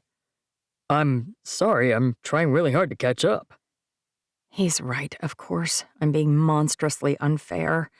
It's like I've convicted him without a judge, a jury, or a trial. My tone sounded totally nuts. I thought I wasn't upset, but I guess I am. My parents? He bends over and rights the bag. Then he starts to collect fries in his hands. You're saying they're buying your family's ranch? Not likely, I say. Their offer was for asking price, and apparently my dad's mismanaged ranch has bizarrely become some kind of hot commodity out here in Nowheresville. Will's brow furrows. It's a hot commodity. Why? I had no idea either, but my boss wants it, as you know. Right, his authentic tourist trap. Apparently Kevin and Jeff do, but that's not really a surprise. They've wanted their own place for years. But also Abby's sister inexplicably offered on it. And your parents. Patrick's insufferably giddy. I might have mentioned to my parents that your brother kind of tricked you into giving all the money from your dad's estate to him, and how crappy it was that he's now selling it and moving. Will sighs as he stands up, his hands full of floor fries. I'm going to. He gestures at the kitchen. Right. I grab the bag and follow him. I set the bag on the counter and grab a paper towel, get it wet, and squeeze it out as he throws the fries out. By the time I get back into the entryway to wipe the floor down, he's done washing his hands and he joins me. The sight of Will, crouching down next to me on the floor, nothing to do but hands all jittery with concern, realigns my brain. I'm sorry. I stand up slowly. I know you didn't do anything wrong. But your brother called and told you all this, and he always gets you all twisted up in a pretzel. I snort. Something like that, yes. Right, well, here's the thing. I certainly didn't offer on the ranch, and no one ran the idea past me. My guess is that my sentimental dad is more upset than we knew about your brother stealing from you and then selling up. And he and my mother probably figured I could work it until Aiden's old enough to take up the task himself. He's chuckling softly and shaking his head. Dad's like that. Gets really weird and nostalgic about family land. What if Aiden doesn't want to be a rancher? That would never even occur to my dad. Will laughs. He thinks that it's everyone's dream like it was his. You should hear him go off about how you can ranch and do whatever else you want to do, as if it's a side gig. Did they even consider what might happen if you dumped me? And assuming we stay together, why couldn't Aiden just take over my ranch? That's when it hits me. It feels like an assault almost. Like his parents are buying the ranch because Will's ranch couldn't possibly go to a child who isn't Will's. Am I being totally nuts? Yes. Does that mean I'm wrong? Do you think your parents would be okay with Aiden taking over your ranch? Will blinks. I don't see why not. He's not your son. Will shrugs. I mean, not technically, no. But if we get married one day, and I'm not trying to say you have to marry me, but if we do, he'd be as good as my son. But not to your parents, I say. I don't think that's a fair assumption to make. Will frowns. But even if they didn't want him to take over my ranch one day, which is a big stretch, they're the ones trying to buy him another one. Isn't that kind of the same thing? Not if they're doing it to keep him away from yours. You're sounding a little bit tinfoil hat right now, Will says. I say that out of a good place. I laugh. He's totally right. Okay, look, I told my brother to just take whatever offer he wants and not to give your parents priority. Thank goodness, Will says. The last thing I need is another ranch I don't really want. Wait, you don't want your dad's? He shrugs. I mean, I guess I do. I don't not want it, but I'd rather make money in other ways. Like with cars? Will shrugs. I'm good at it. It's a side business, but I've been making the same profit Dad and I make on the ranch by fixing up and selling high-end cars and resto mods for the past 5 years. If I could do it full-time. He shrugs. But the ranch is fine. I don't hate it. But if he was suddenly running 2 ranches? How do you even find time to work on cars when you're running just the one ranch? He shrugs again, and this time, he tosses his head toward the kitchen. Can you interrogate me about my hopes and dreams while we're eating? Because I'm starving. I laugh. Yes. I follow him into the kitchen, and he pulls what's left of the fries out of the bag. 2 hamburgers follow. Nothing for Beth, huh? I messaged her, He says. She told me she was eating dinner at her friend Kate's house. Look at you, being all polite to my sponger niece. She's family. My family never paid much attention to whether I had dinner. At least, not anyone other than Mom. And once she died. He takes a giant bite of his burger and then chews a few times before he swallows. With as fast as men wolf down their food, it's a wonder there aren't more people in the ER for choking.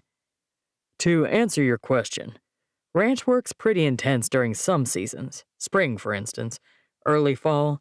Winter has a lot of hay spreading and so on, but there's a lot of downtime, too. I spend that downtime working on cars because it's a hobby that I love. I've been lucky that it also makes me money, most of the time. Kind of the best of both worlds. I guess. Will's phone rings. When I glance at the screen, it says Dad. I grit my teeth. He ignores the call. Just pick up, I say. I want to hear what they say when you ask about the ranch. Will purses his lips, but he listens to my request, swiping the bottom of his phone to answer the call. Hello? Hey! His dad's voice is tinny and small, but I can hear it. How are all the cows doing? Fine, Will says. I refilled the salt. They're gaining weight on schedule. I accounted for all the calves.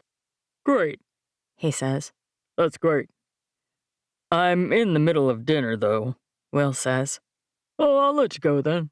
Sorry to interrupt. I clear my throat. Wait, Dad. Will frowns. Yeah? So, Donna's brother called her today. Will winces a little, which makes me even more nervous. She said you guys put an offer on his ranch?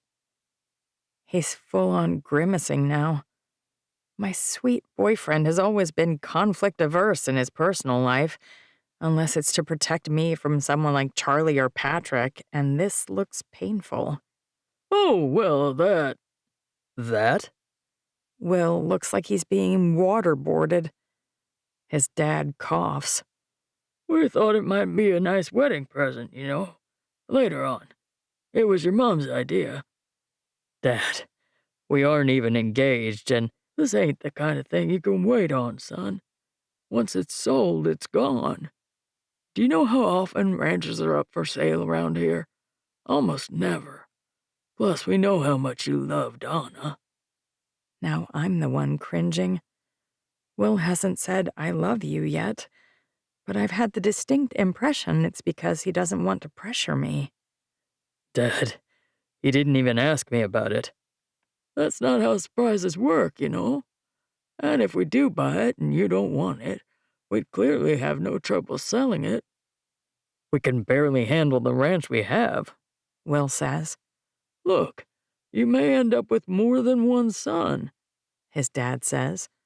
And if you do, there won't be nothing wrong with having one ranch that's underutilized or run by some ranch hands until you need the second one.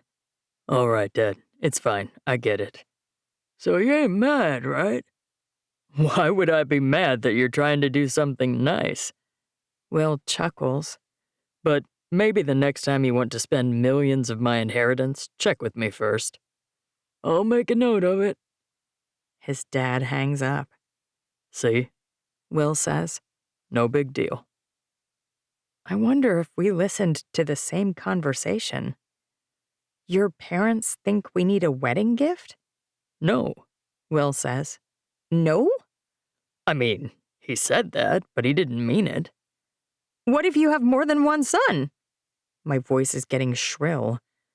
There's nothing for you to be angry about, Will says. Calm down. I hate when people tell me to calm down. They don't get to tell me that my feelings aren't valid. Charlie used to do that all the time, insisting that any reaction on my part was irrational and all my fault. I stand up, my hands flying to my hips. If I'm not calm, I have a reason for it. Will sets the last 2 bites of his hamburger down, which for him is a pretty significant move. What's going on with you? What's going on with me? Fury rises up inside of me. Your parents put an offer down on my family's ranch, and when they confirm they did it for me without even asking whether I want it, you're just like, oh, that's fine, carry on. Will blinks. You know what? If you really can't see why I'm upset, I think you should leave. Will's brow furrows. He opens his mouth and then closes it again. His parents are trying to mold us into little clones of themselves, from buying the ranch to badgering me to work for his mother. And they want to preserve their land for Will's real children, but they're disguising it as some kind of charitable act. How can he not even see any of that? Will's shoulders droop, and he sucks air through his teeth. Get out. Somehow having him sit there, pretending none of them have done anything wrong, only infuriates me more. He's letting me spin out. All the while he's acting like he's baffled. Are you serious? His eyes are wide when they meet mine. As a barn fire, I say. Now get out. He doesn't even pick up his hamburger. He just stands up, slides his phone into his pocket, and walks to the front door. No less than 3 times he pauses, looks over his shoulder at me with stupidly forlorn puppy dog eyes, and then finally ducks out the front door. I'm so spitting mad when he leaves that for a moment I just pace. But I need to tell someone what's going on, so I pick up my phone. When I was going through this kind of crap with Charlie, I had no one to talk to. He wouldn't let me talk to my friends about anything that was going on. If he ever found out, there would have been literal heck to pay. But now I have real friends who care. I call Amanda first. With the way things are with Eddy, she'll probably be the most understanding. Unfortunately, her phone just rings and rings and then goes to voicemail. I heave a heavy sigh into the phone. It's Donna. Call me when you get this. I'm apparently desperate enough to call God herself, so I dial Abigail. Hello? Of course she answers on the second ring. Abby, I say, I need to talk. You need to talk to Abigail the lawyer or Abby the friend? She differentiates between the two. What a strange person. I guess Abby. Then I burst into tears. It takes me a few moments to get coherent, but she's patient and kind while I get the gist of the story out. And then I sit back, inhale deeply, and wait for her rage. She's so articulate that whatever she says will surely rip Will and his parents to shreds. Let me make sure I understand everything, Abby says. You're upset with Will. Exactly, I say. Because his parents put an offer on your family's ranch that your brother's selling. Right. But his parents did that, not him. She must not have heard this part. I'm probably too upset to be very clear. But he talked to his dad on the phone, and he wasn't even angry that they did it. And what they did that's so egregious, Abby says, is offer to purchase the Ellingson Ranch as a wedding gift for you and Will if things do work out, so that your future children would have more than one ranch if any of them want to work one. Right. She's finally getting it. I'm sorry, she says. I must not understand. She's so smart. How is this hard? What doesn't make sense? At the risk of ticking you off at me, too, I'm not sure why you're mad at his parents, much less at Will. It sounds like they tried to do something really nice, and if Will got mad at them for that, even if their offer on the land was a little misguided, wouldn't he be a terrible son? Did you hear the part where they don't want to leave their ranch to Aiden? Did you hear that part? Abby asks. Because I'm not at all sure that's what they are saying. But even if they are, buying him another ranch that's of equal value feels pretty equitable, especially since you and Will aren't even engaged. Abigail. Donna, she says. You listen for just a second. Sometimes it's hard to see the forest for the trees, and I think that may be where you are. You spent so long with someone who was always out to get you that you're seeing weapons and assassination plots where there are really proposals and flower bouquets. Are you saying I'm the crazy one? Silence. Oh, shoot. That is what she's saying. Am I the crazy one? Your ex is a taker, Abby says. He took and took and took, and he's taking still. His parents taught him to do that, to beg, borrow, steal, and manipulate anything he possibly could from every situation. But Will isn't like that. Will and his parents are givers. Don't project your stuff onto them when all they're trying to do is love you. Project? I'm laughing now, and even to myself I sound a little unhinged. Abby, I kicked Will out. Oh no! She starts laughing too. I wipe away the tears my nervous laughter has created. None of this is funny. I hiccup once. It's sad. My laughter evaporates as the reality sinks in. You're saying I'm the one who was wrong, and I think you might be right. I kicked my perfect, generous, calm, long-suffering boyfriend out of my house. What am I supposed to do now? I'm practically supersonic by the end. Will knows you're dealing with baggage from Charlie because you always have been. Are you saying I've always been crazy and he won't be surprised? My voice is far, far too shrill. I need to bring it back down to planet calm. Donna, I think you need to watch an episode of your favorite TV show. Knit a hat. Go for a walk. Do something that usually makes you feel happy. And then call Will and apologize. He loves you, and he'll forgive you. There's the word love again.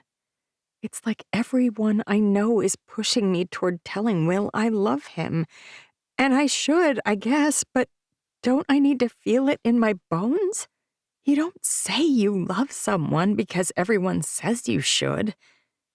And how do I know whether I do or not? Even if I do love him, it means nothing.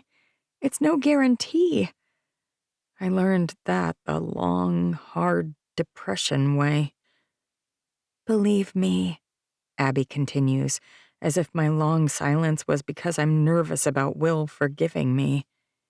if that boy was willing to wait for months while you turned him down over and over, he'll be fine when you apologize. Was she right? Is that my fear? I think about telling him I'm sorry, and I realize she's right. How does she always know every stupid thing? What if this is the last straw? I can barely whisper. What if he's just done waiting on me to stop being nuts? He's not done, Abby says. You're more amazing than you personally will believe, but he knows it. On that note, you're sure I'm totally wrong? Is there some way I can get out of this without having to grovel? There must be some way. I mean, I wasn't there, but if you told me the worst of what he said and did, then yeah. You owe him a big I'm sorry.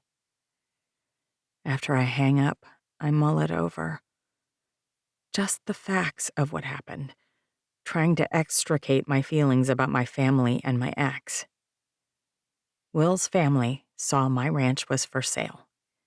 I told them I felt betrayed by my brother, and they know that I gave up my inheritance that he tried to steal.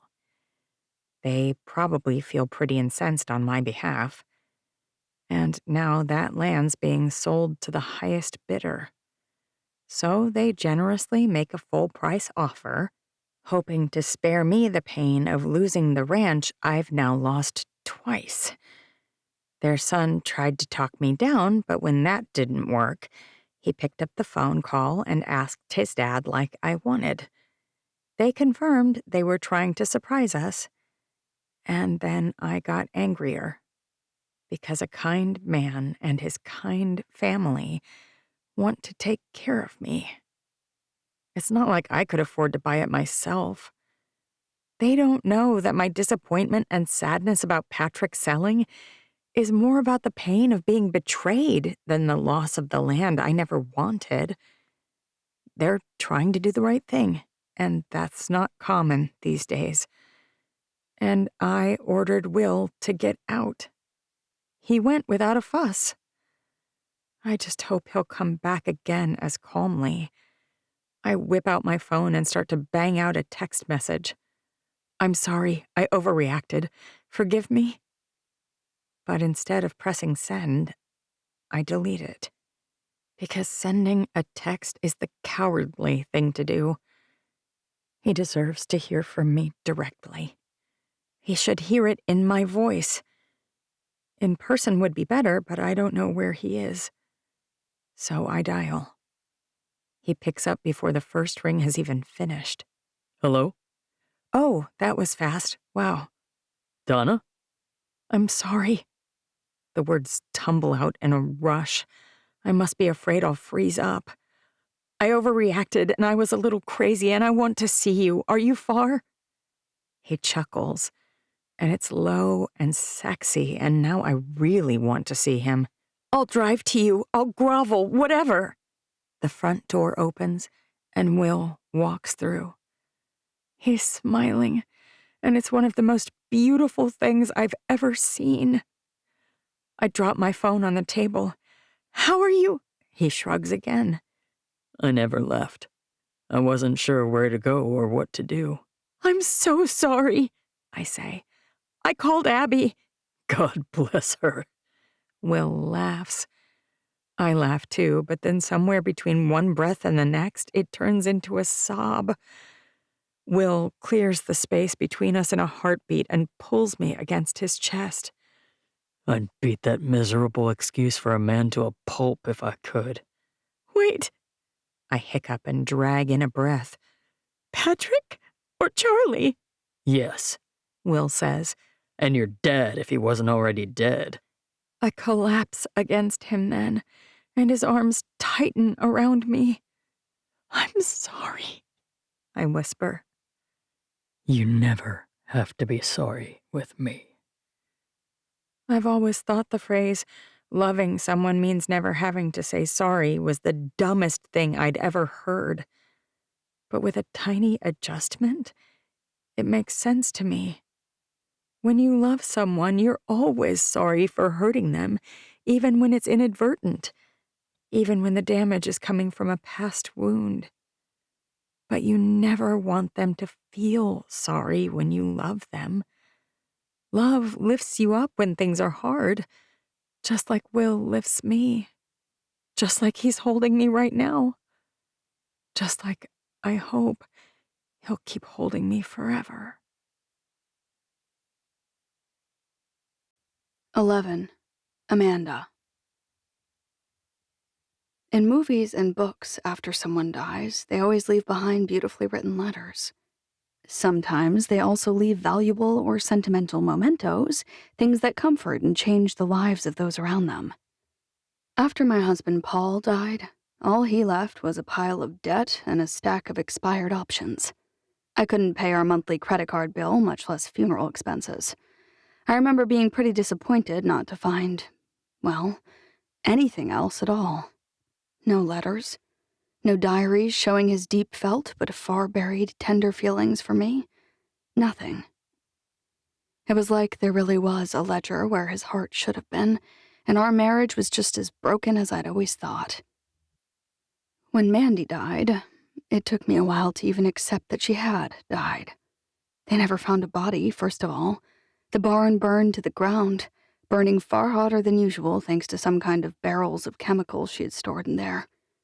We didn't press them to extricate whatever remains were left because it's disconcerting to look at someone's corpse at the funeral after they've died, but I don't think I realized how much it helps people to process that they're actually gone. I keep expecting Mandy to pop up around every corner. Surprise, I imagine her saying, "I'm not really dead." But she's not there. Not around any corner at all. It's been weeks now, and in quiet moments sometimes I realize that she really is gone. Those moments are the worst. They hit me like an unexpected sledgehammer to the gut. The only thing that showed up after her death was this thing I can't stop staring at. A toilet timer, patent pending. It should be called a tacky toilet timer, really, if they're going for apropos alliteration. That would give them 3 T's instead of just 2. It's large, 8 or 10 inches tall, sand-filled, and it's shaped like a standard hourglass. It runs for just under 5 minutes.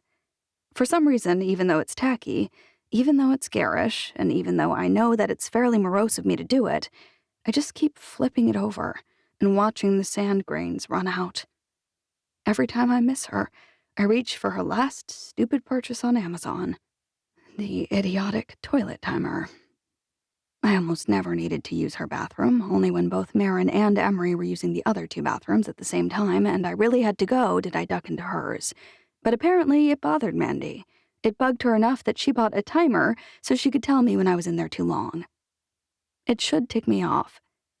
Instead, I just feel numb, watching those sand molecules drain through. Pitter, pitter, pitter. They just drain away. And then I flip it over and it starts all over again. No last words. No letters. No sentimental mementos. Just a timer telling me I spent too much time pooping.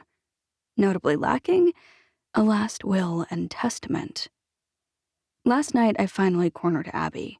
She's been frustratingly hard to reach lately. I badgered her with voicemails, and I refocused her about it twice via text, and then I caught her in town, and she finally confessed. Mandy had come to see her to ask how to revoke her will. The very same will Mandy told me left everything to me. Which is why I've been avoiding the phone. Contractors are calling. They gave us a few weeks' grace in light of Mandy's passing, but they need to get started on the construction of the main resort building, or they need to move on to other projects. It was so hard for us to line them all up. It was irritating to get all the approvals. And now, like that stupid sand, it's all about to run out and disappear, and it will be like the project we planned had never existed at all. On top of the retreat we were planning, Mandy and I never put anything down on paper about how we ran our business. She and I both worked on the homes and commercial buildings she owned, renovating them together and then listing them for sale.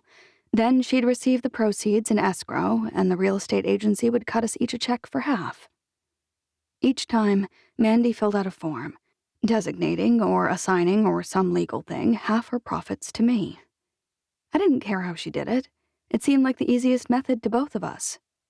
But now, the places that are being sold in the next 3 months are going into her estate. She's not here to assign the profits to me. And there's no will saying what she had is now mine, or paper that defines half the profits as going to me. I'm about to be stiffed on the last few months' work. Also, not insignificant, I'm about to be homeless for the second time in a year. Just this morning, I got a letter in the mail. It was a letter I've been expecting, frankly. A letter I've been dreading. And now it's here, and I still feel very, very numb. It announced that Mandy's second cousin once removed, some lady named Lacey Lease, is coming to meet with me later this afternoon. She's Amanda Sadler's only living relative. In the absence of a will, she inherits everything. She told me over the phone last night that she plans to sell it all off, as is. "I'm from California," she said. "There's no way I'm going to live in some podunk little backwater town. I'm going to sell up and get out of Dodge."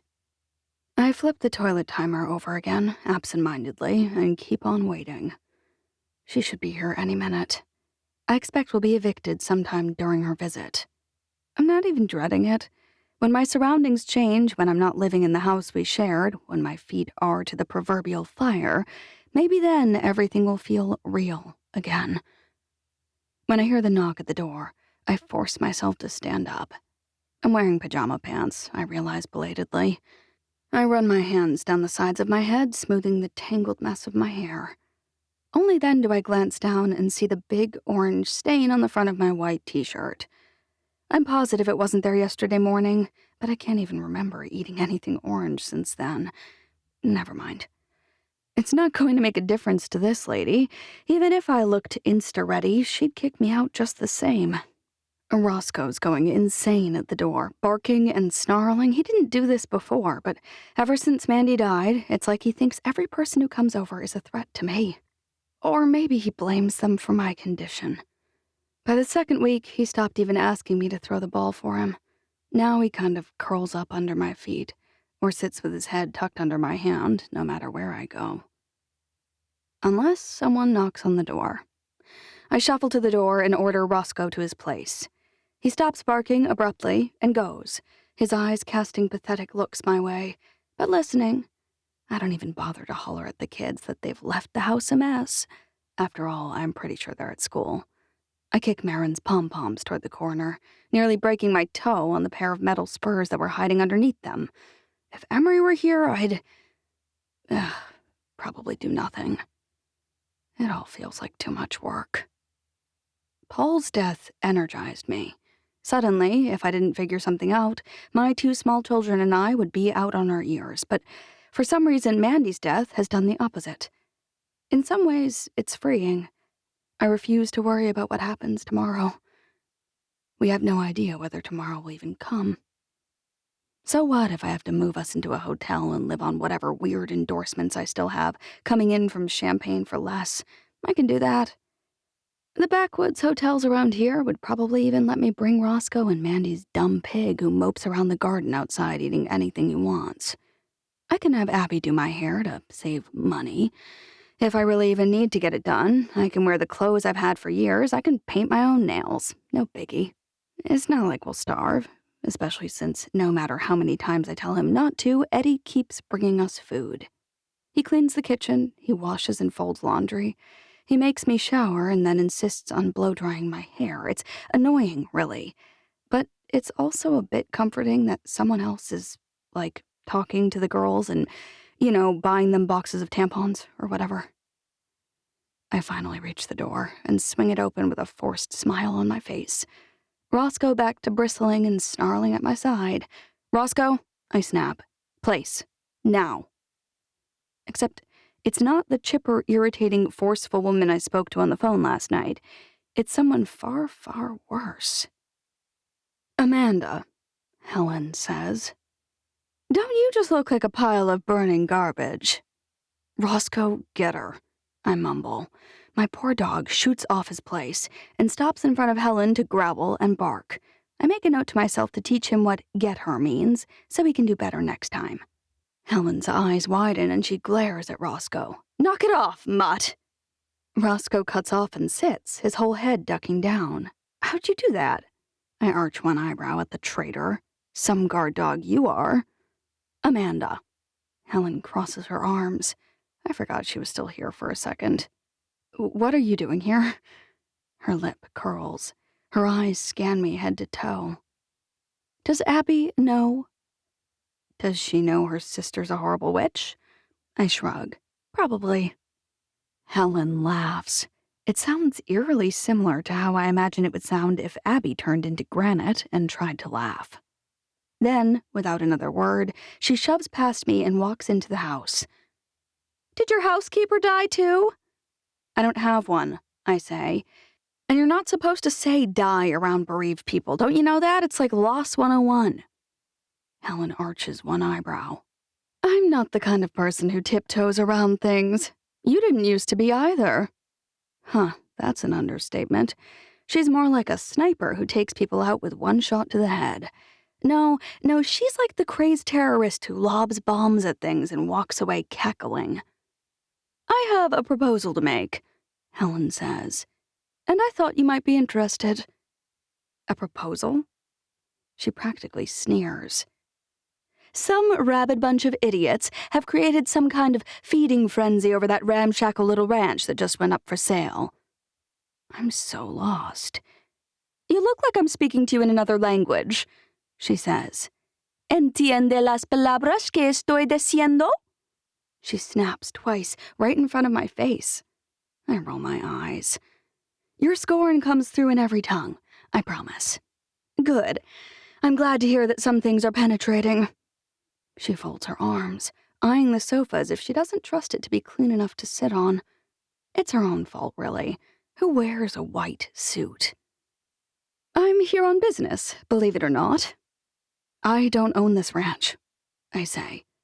And something about saying the words out loud pains me. For the first time in days, I feel something, and it's not good.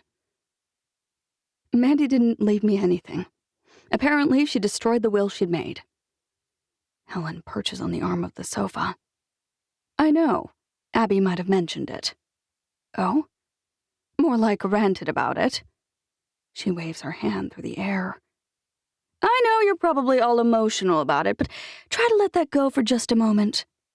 "Okay." "In business, you learn to cut your losses quickly for things that are outside of your control." "Okay." "I did happen to take a peek at your business plan," she says. "My what?" I stand up this time. "That's confidential." Sure, Helen says. "I shouldn't have logged into my sister's laptop and looked over it. Sue me." She smirks as if that's the most ludicrous idea ever. "But it's actually quite good." It's also quite useless at this point. Like a sailboat on a calm day, my outrage goes limp. I don't own the land.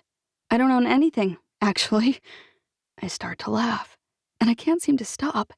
Suddenly, I'm bent over double, laughing so hard that tears are leaking from my eyes. "Amanda Brooks." I can't seem to stop laughing. I wonder what that means. Helen pushes me into a chair and then she slaps me. Amanda Brooks, stop that right now. I should be furious with her, but I'm not. Every single person in my life has been walking around me like I'm made of glass that's about to shatter from the slightest breeze. It's almost refreshing to have someone talk to me, well, like Amanda Sadler would have done. Mandy would have slapped me too, if she thought I needed it. And I clearly did. What? I'm willing to front the capital on this deal, and I'm willing to let you keep the main details essentially the same as they were before, Helen says. You may not have been left with the land, but it will be within your control anyway. I've been waiting my entire life for my fairy godmother to show up, but I never really thought she'd sound like a drill sergeant and wear designer pumps. I definitely didn't envision that she'd make me feel like a worthless idiot with every sentence she uttered. If it were anyone else in the world saying this, I might consider it. As it is, the only thing worse than losing this house and land and the future I had planned is having Helen Fisher crush it under her $10,000 shoe. Tempting, I say. Very tempting, but not if my life depended on it. Helen doesn't rage. She doesn't scrape. She doesn't even try to convince me to change my mind. She simply looks at me and then purses her lips. All right. All right? I start to walk toward the door. You don't sound too upset, so I think that means we can go ahead and conclude this business meeting that I never set up. I gesture for the door. Give your sister my love, if you can figure out how to do that with your tin heart. Helen laughs again, and this time it sounds exactly like Abby. Believe it or not, Abby's been even pricklier than you lately. She glances down at the pronounced orange stain over my left boob. Although, she is keeping much cleaner, and I hear her call you at regular intervals to check in. She scrunches her nose. Maybe, if you ever get your head above the surface of the water, you could call her and see how she's handling things. She reaches for the door. On second thought, don't bother. Worrying about other people has never been your thing, has it? And with that, she's gone, even more quickly than she arrived. What did she mean, it's not my thing to worry about other people? It's kind of all I do, as a mom. I mean, not lately, because Mandy died. And before that, I was busy trying to earn enough money to take care of Emery and Marin's future. And before that, my business was struggling. And before that, Paul died. I fall to the sofa, like a string of dominoes when just one gets flicked. Or maybe more like the Twin Towers, just collapsed when their center melted. Because apparently, I'm a selfish narcissist who didn't even realize she was one. I've never been the kind of person to worry about other people. Not my friends, not my sister-in-law, not my own girls. I've justified it by saying it makes them stronger. I've told myself I'll lend a hand when I get back on my feet. But I always have another excuse as to why that hasn't happened. I spend all my time worrying about myself. Has everyone in my entire life known this all along? Do my girls know? Does Donna know? Did Mandy know? Does Abby know now? If they do, why do they love me? Why do they keep helping me? Why haven't they left me, like Mandy did, revoked their love and cut me off? When there's another knock on the door this time, I don't even bother answering it. I'm sobbing too hard. I'm sure my face is now puffy and red in addition to my hair being tangled, my shirt being stained, and my pants being fleecy men's pajama bottoms. When the door cracks open, the last face I expect to see is Eddy's gorgeous one. The two of us together are like a Botticelli and a Picasso. Plus, I'm terribly worried now that he's a giver and I'm a taker. Does that mean I broke up with him? Because for one single moment in time he picked himself instead of me? That was all it took? I couldn't handle one moment of selfishness from him because it's my constant? Amanda? It's been a really lousy day, Eddy. I say, I should probably go shower. That usually gets rid of him. He glances behind him. There's a lady here. She said you agreed to meet with her. I swear under my breath, that stupid woman who's coming to take everything. I force myself to my feet and swipe at my cheeks.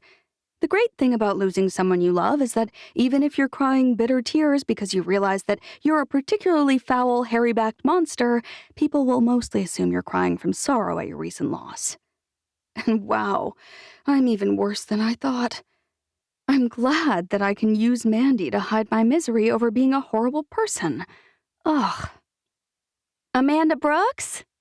The woman who steps around the corner doesn't look anything like I expected her to after our conversation this morning. Hey there, girl. It's me, Lacey Lees. She waves like we're co-cheerleaders who have bumped into one another at the mall. So she still sounds like she did on the phone, and that wave is right in line. I just thought, because of that vibe, that she'd be thin and posh and stylish. Instead, she's like a pig that's been dressed up in designer clothing. Her lips are overfull of some kind of injectable. Her makeup's about 3 levels too thick. Her hair is dark, judging by the very visible roots, but bleached to a level 1 blonde all over. It's also fuzzy from the strain and clearly blow-dried within an inch of its ability to survive. She's quite heavy-set, and yet she's wearing very, very tight clothing. I can't tell whether she gained a lot and is in denial, or whether she's like I recently realized I am, completely clueless about her actual self. I'm Amanda Brooks, I say. It's been a rough few weeks. She glances around the room, and her lips don't curl up at all. When she turns to face me, her eyes skim right over me, and I understand. She isn't judging me. She's checking out the bones of her new house. This is nicer than I expected.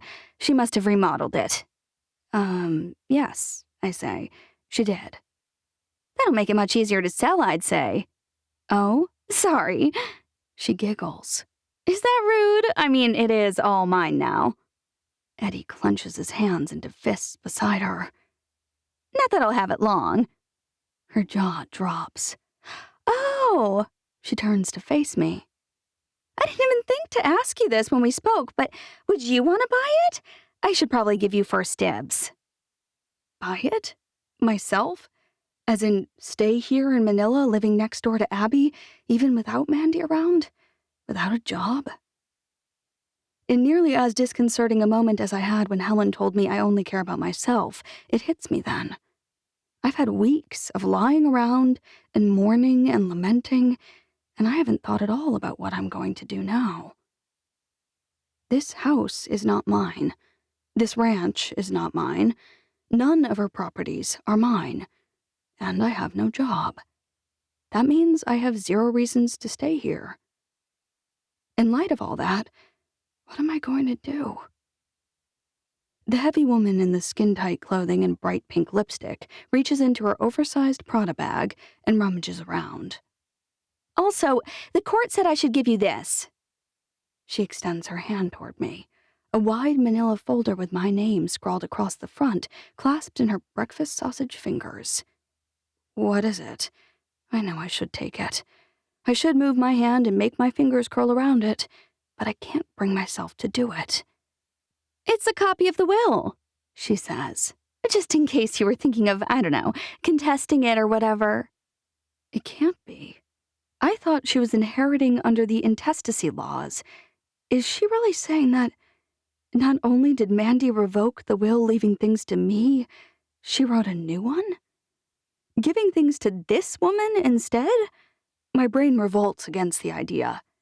We were arguing, yes, but we were arguing because she loved me. She wanted what was best for me. We didn't agree on what that was, but she didn't give up on me. Right? She dove into a fire to save my dog. How could she have done this? And then done that? Thanks, I say. But I think what I really need to know is, how long can my girls and I stay here? Lacey's brow furrows. She fakes a smile, but I notice her bright pink lipstick is smeared across the front of her big, probably capped, teeth. I mean, I'm not like the Wicked Witch of the West or anything. I never minded that Aunt Amanda took on projects or whatever, but you can't just stay here forever either. Projects? Eddy has largely said nothing over the past few moments, letting me handle things however I'd like. I'd almost forgotten he was here. Projects? His eyes are bulging, and so are the veins in his arms, probably from clenching his hands too hard at his side.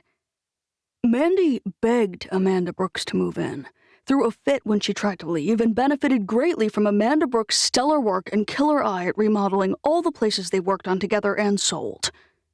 Be that as it may, Lacey says, that collaboration is now complete. She shrugs and tilts her head in a faux condolence way. So, how about we say 1 week? I mean, it has been several weeks already. It's fine, I say. I also put one hand on his wrist because Eddy looks like he's going to strangle the woman.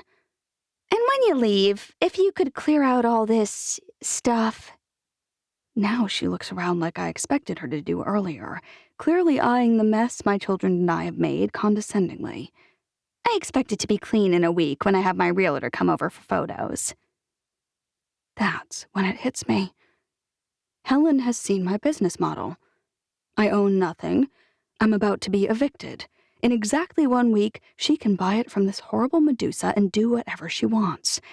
Helen may be the devil, but she was actually doing me a solid today, offering to work with me. And I kicked her out on her rear. I'm not only a huge narcissist, I'm also an utter moron. The second Lacey leaves, I begin to cry. Again.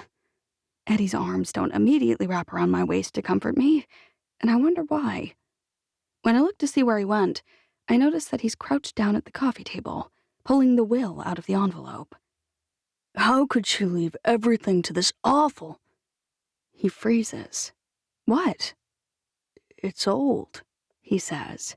Like, really, really old. She made this will 20 years ago, and she left everything to someone named Adeline Lease. I'm assuming that's Lacey's mother, I say. But if we could find the newer will, Eddy says, maybe the court would, but Abigail would have to take the stand, I say. She's the one who drew it up, and she said Mandy came by and told her she wanted to revoke it. I sink into the oversized chair Mandy loved. Even without this stupid will, she's her only relative. She'll inherit everything, because Mandy was so mad at me for not taking you back that she was cutting me off. Eddy looks almost pleased. Could you not smirk about that? Eddy shuffles toward me on his knees, his eyes intent on mine. He's so tall that even with me sitting down and him on his knees, he's still looking down. Amanda Brooks, he says quietly. You are a brilliant, talented, amazing woman, and bad things keep happening to you. I'm a selfish narcissist, I say. I realized that today.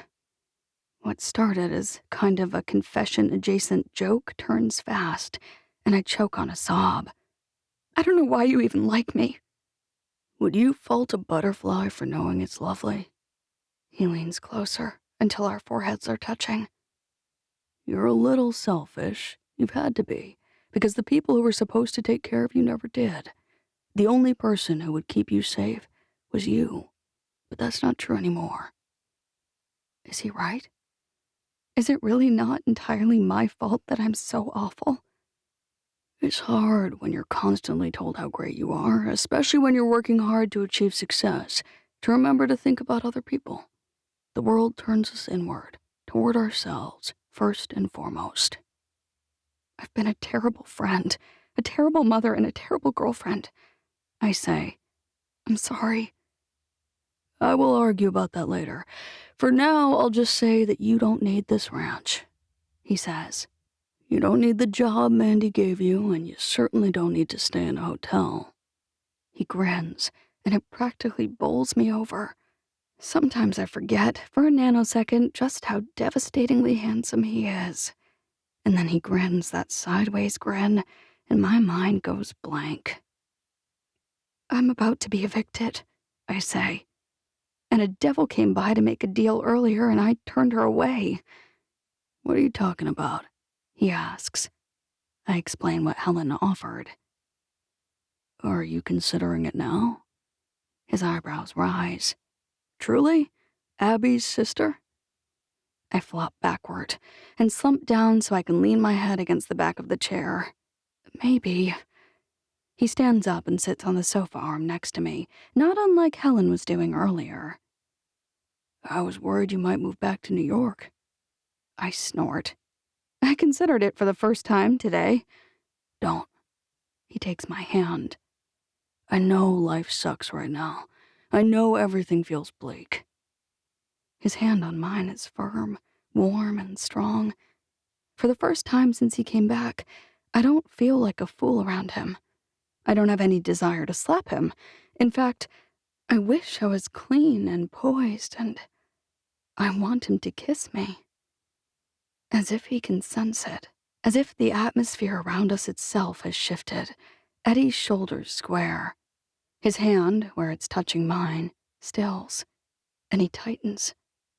He drops back to his knees, never releasing my hand, and he yanks me up to an upright position again, closer to him. Amanda. His eyes are intent on mine. His mouth isn't smiling, but it is pleased. His full lips curve. Eddy wraps his free hand around the back of my neck and pulls me closer until our lips meet. Every cell in my body comes alive. My heart pounds in my ears. My hands tremble. My breath comes faster and faster and faster. You said you needed a shower? Eddy's breathing is shallow against my mouth. Are you sure your faucet's working? You don't need me to take a look at it. Actually, I say. The front door opens then, and Emery breezes through, Marin on her heels.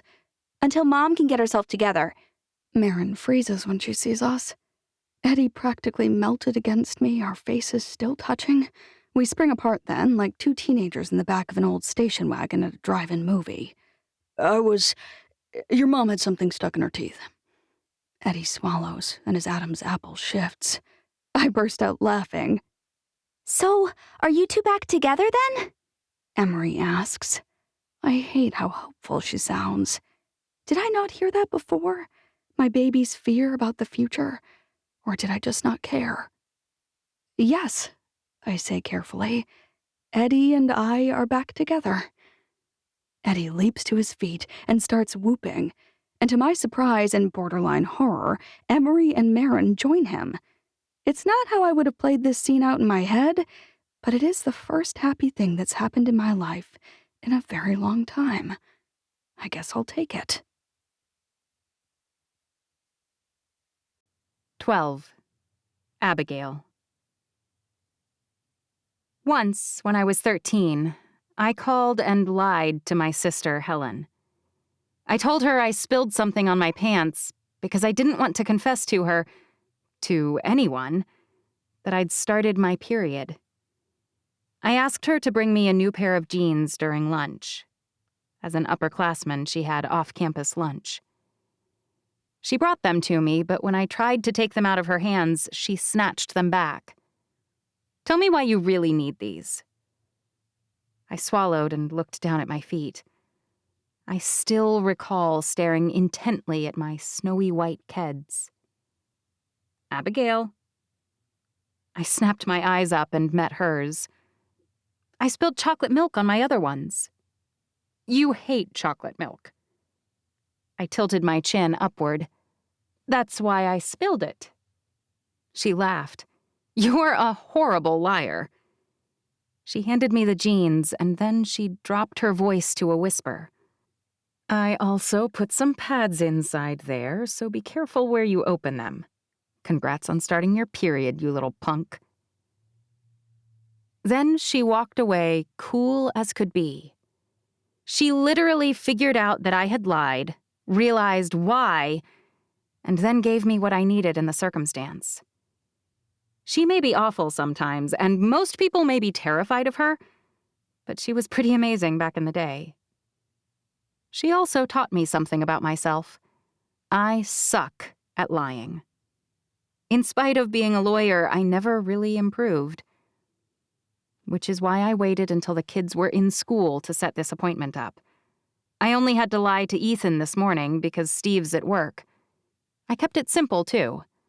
I told him I have a hearing for a client in Salt Lake City because that's where I'm going.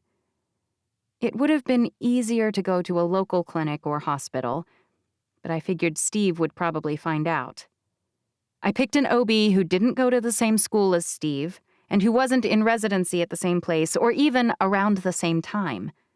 I'm also paying in cash because there's no way I want Steve to see this appointment on his insurance or our credit card.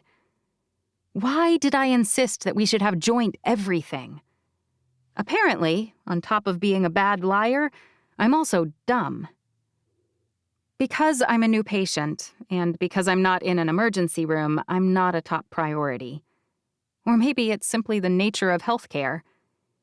Either way, I've been waiting for an hour when they finally call my name. I'm led back so that I can wait in the exam room in a weird paper gown for half an hour more before a gruff woman walks into the room. She's tall, like close to 6 feet, and she has a face that would probably curdle milk. What's the problem? Oh. I sit up. I had to write it down on a lot of forms already. So why is she asking me now? She waves her hand through the air as she plonks down on a sliding round stool and zooms toward my knees. I don't read all that. Just tell me why you're here. Okay. Well, I'm not sure why, but blurting out that I have a lump in my breast seems too hard. I can't force the words out. You had a long period? More discharge than you expected? She eyes me up and down. No? Wait. She points at me. I know. You found a lump. My eyes widen and I inhale sharply. Bingo! All right, when did you notice it? Wait, I splutter. How did you know what it was? She tilts her head sideways, her salt and pepper hair barely moving when she does. Pale face, nervous affect, relatively young. She shrugs. I've been doing this for a long time. You learn to spot 'em. I noticed it in the shower. A month ago. How is she doing this? Yeah, I say. About 3 weeks ago. She nods and wheels a little closer. I'm going to have to do an exam. Scrubbing toilets is smelly and tiring, and you have to bend over to do it. The exam's less fun than that. But it's not as bad as trimming cow hooves, so it could be worse. All right, the good news is that you found it pretty early. It's not too large. And the bad news? You're going to need a biopsy to confirm. To confirm what exactly? Whether it's malignant or benign. This woman does not have a very good bedside manner. So it could be cancer? That word just slides out. Maybe it's Nate that makes it easy to say. Maybe it's the month I've sat on this fear. Or maybe it's the frank manner this doctor has, just spitting things out, unvarnished, without any judgment. On second thought, maybe her bedside manner's fine. It could be, she says. You seem like someone who spends less time clutching her pearls and more time evaluating facts, so I'll tell you that it's quite likely. But until you have a biopsy, there's no way to know for sure. Can you do one of those today? There are 2 types of biopsy that we could perform, the doctor says. One of them's called a fine needle biopsy, and it can be done in the office. Not today, but right here as an outpatient procedure. But not today? My hopes of walking out of here with a clean bill of health wilt. She shakes her head. I wouldn't recommend that biopsy in any case. Why not? I like the word fine before the needle. It makes it sound small, minor, inconsequential. The other option's a core needle biopsy, and frankly, I strongly prefer that option in cases like this. The FNA is an easier procedure, but it's not as conclusive. Meaning? Whether it comes back positive or negative, there's a lot more doubt with that one. The test results could be wrong?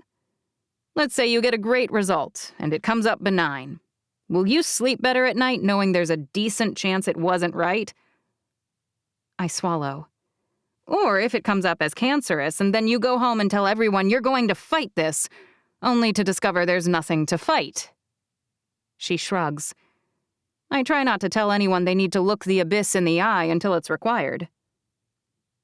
When can I set that one up? It can be done here as well, but I prefer doing an MRI-guided biopsy.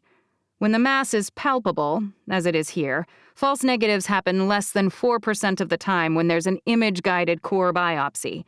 That kind of test must be performed in the hospital, for the imaging. Which means I'd have to come back another day. And it's unlikely I can come alone. Would someone need to be with me? You should have a caretaker with you, she says. Surely there's someone who... I live quite far away, I say, in a very small town. I sigh. I'm going to discharge you with instructions to set up a biopsy in the next 10 days. She glares at me. I can't make you do it, but time is of the essence in matters like this. If it was cancerous, I inhale and exhale slowly. What kind of timeline would I be looking at? That depends on the stage of cancer, she says. But you should know that it must divide 30 times before you can even feel it. By the time you could detect it, it's already been there for 2 to 5 years. That's a horrifying thought. It means that, if this is cancer, it was already there lurking when Nate was sick. I'm not trying to scare you, but most breast cancer happens in women over 50. She drums her fingers on the edge of the counter. Since you appear to be in your early 40s, the likelihood that the cancer is aggressive, if it is cancer, goes up. That tumor will likely double in size every 6 months or so. 6 months. That's what I needed to hear. 6 months isn't that long, and by my calculations, I'm already close to 15 weeks along on this pregnancy. 6 months would take me to the end. Surely twice the size it is now isn't so bad, right? It's small. The nurse is talking to her, saying something about the next patient. The doctor stands and spins on her heel to leave. One more thing, I say. What if I were to get pregnant? She snorts. Oh, I'd advise strongly against that. Why? There have been some studies lately linking the pregnancy hormones and the growth rate of cancer, for one, she says. But beyond that, there are plenty of cancer treatments that aren't conducive to a viable pregnancy. Why limit your options like that when you don't know what you might need? Right, I nod. Thanks. I must have gotten better at lying, because she seems to have no idea that I'm already pregnant. Or maybe it's just Helen who's good at spotting my lies. I leave without setting up any appointments, but I promise the office staff I'll call once I have my calendar in front of me. They hassle me a bit, but eventually they let it go. After all, they don't know me. My life isn't a priority to them. On the drive home, I run through all the scenarios. I did the same thing when Nate was diagnosed, so I already have the neural pathways set. If I have cancer and I fail to treat it, my tumor may grow a bit, but not that fast. It's already been growing for 2 to 5 years without my knowledge. That thought sends a shiver up my spine, but I shake it off. It's actually sort of encouraging. 6 months won't make much of a difference. If I have it and tell Steve, he'll make me terminate the pregnancy to get every single treatment under the sun. I'm absolutely not all right with that scenario, nor do I want to take something he'd be excited about and ruin it with this cancer scare. If I don't have cancer and I tell Steve about the lump, it'll color the entire thing. We'll argue, we'll fight, and it will have been for nothing. And if the worst happens and I die, I might have died either way. But if I do, at least my kids have Steve now. There's no doubt in my mind that no matter what happens to me, he'll keep taking care of them. He'll be there for their performances, he'll drive them to practices, he'll teach them horseback lessons. and he'll walk them down the aisle for their weddings. Ethan's practically done. Izzy's mostly baked. Whitney and Gabe still need a lot of guidance, but Steve can handle it, I'm sure.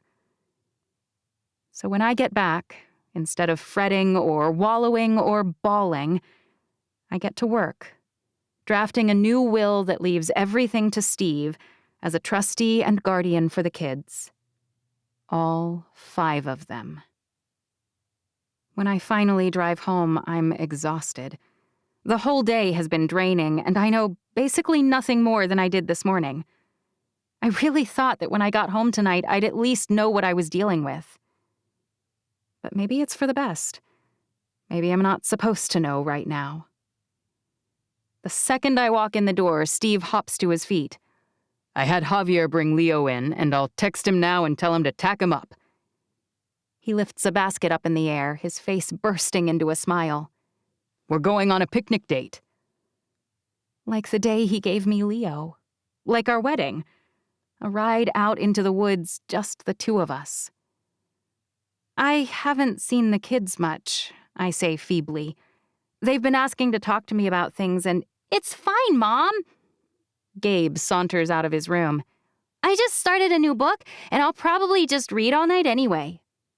And we're going to be riding tonight, too, Izzy says. We've got to practice our barrel pattern, right? Steve beams at her. Atta girl.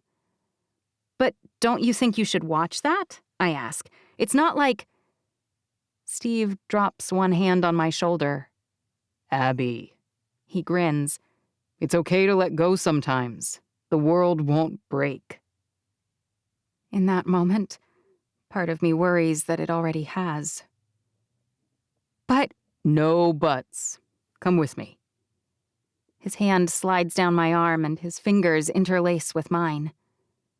I need to tell him. Even if we'll fight about it, he has to know. He's going to find out eventually, and... The words just pop out. I can't ride, I say. I'm pregnant. It's not cute little cookies. It's not a cake with a baby on it. It's not a poem or a scavenger hunt or any of the other 100 ways I contemplated when I was thinking of how I could tell him. The kids are even all here, watching. And I'm not even telling him all the things he should know. But when Steve processes what I've said, it's as if the sun is rising. Its rays light up the entire world. You're what? He drops the picnic basket on the floor, the contents rolling all over the room like beads from a broken necklace. His hands drop to my waist, and he lifts me up into the air, spinning me around in a circle. That's wonderful! The best news ever! He drops me to the ground and kisses me.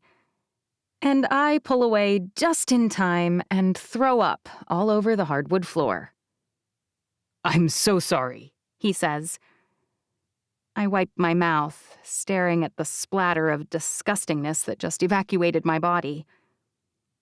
Morning sickness isn't just in the morning, I whisper. Steve's laughing now. I really am sorry about that. I'm sure you wouldn't have puked if I hadn't spun you all around and then cut off your air supply. But I'm just so excited. Izzy's already rushing over with a towel, a sponge, and a bowl. Gabe has grabbed the Lysol spray and he's dangling it from his finger. Wow, Ethan says. Just wow. You ready to be an older brother again? Steve asks. I'm ready, Gabe says. Finally, someone I can boss around. Steve laughs. It's been weeks since anyone has laughed in this house. I didn't notice the absence until I hear the rare sound. Mandy's death has cast a pall on the entire family, and it feels like this new little baby might have the power to lift it a bit. In this moment, for just a breath or two, I let go of my fear and my anxiety and my confusion about what to do or say, and I just revel in the news that our family is going to grow by one more heavenly little person. I can always tell Steve the rest later. 13. Donna. When I was in elementary school, I prayed every single night for a sister. Since I lived in Podunk, USA, that lasted for like 7 years. And by the time I went to high school, all my friends with sisters pretty much hated them. But even so, when I hit my knees every night after praying that my dad would stop hitting my mom, I would beg God for a sister. I'll keep her safe, I promised. I'll make sure that nothing bad ever happens to her. I forgot about that promise eventually, of course. God clearly disagreed with me that our family needed another victim. My desperately longed-for little sister never came. He was probably right, really, not to send any more children to our broken family. Or maybe Mom was the smart one, and she took measures to make sure it didn't happen. Who knows? They certainly never talked to me about their plans. But as an adult, that longing clearly held over. I've always wanted a daughter.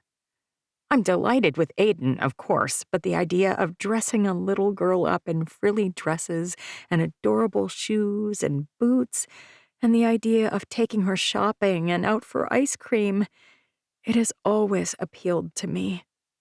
I gave up on having a sister. Then I gave up on having a daughter.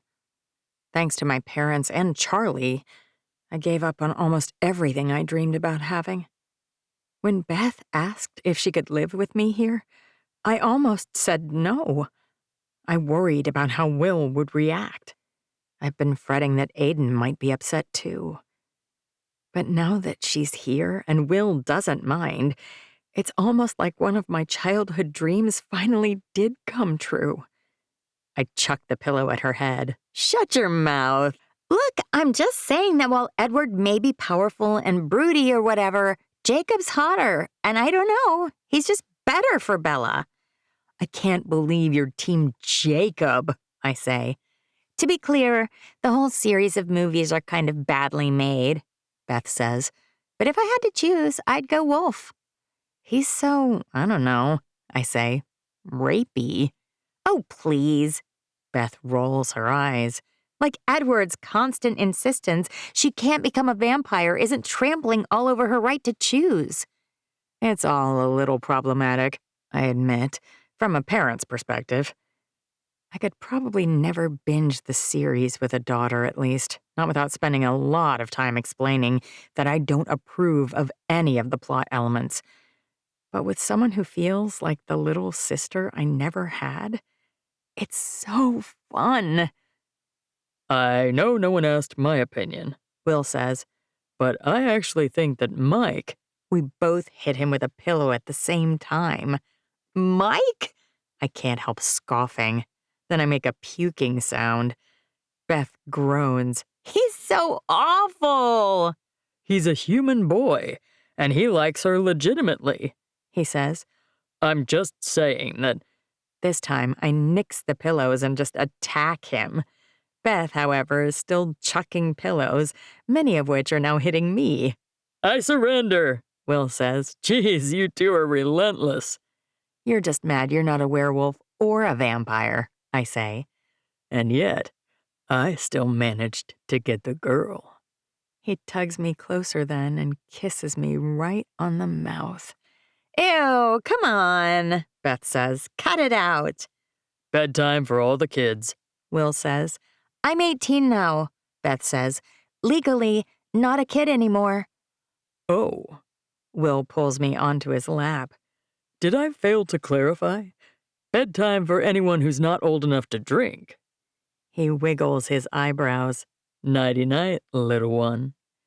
Before I can stop him, he stands up, pulling me up with him. Your aunt and I have some adult things to discuss.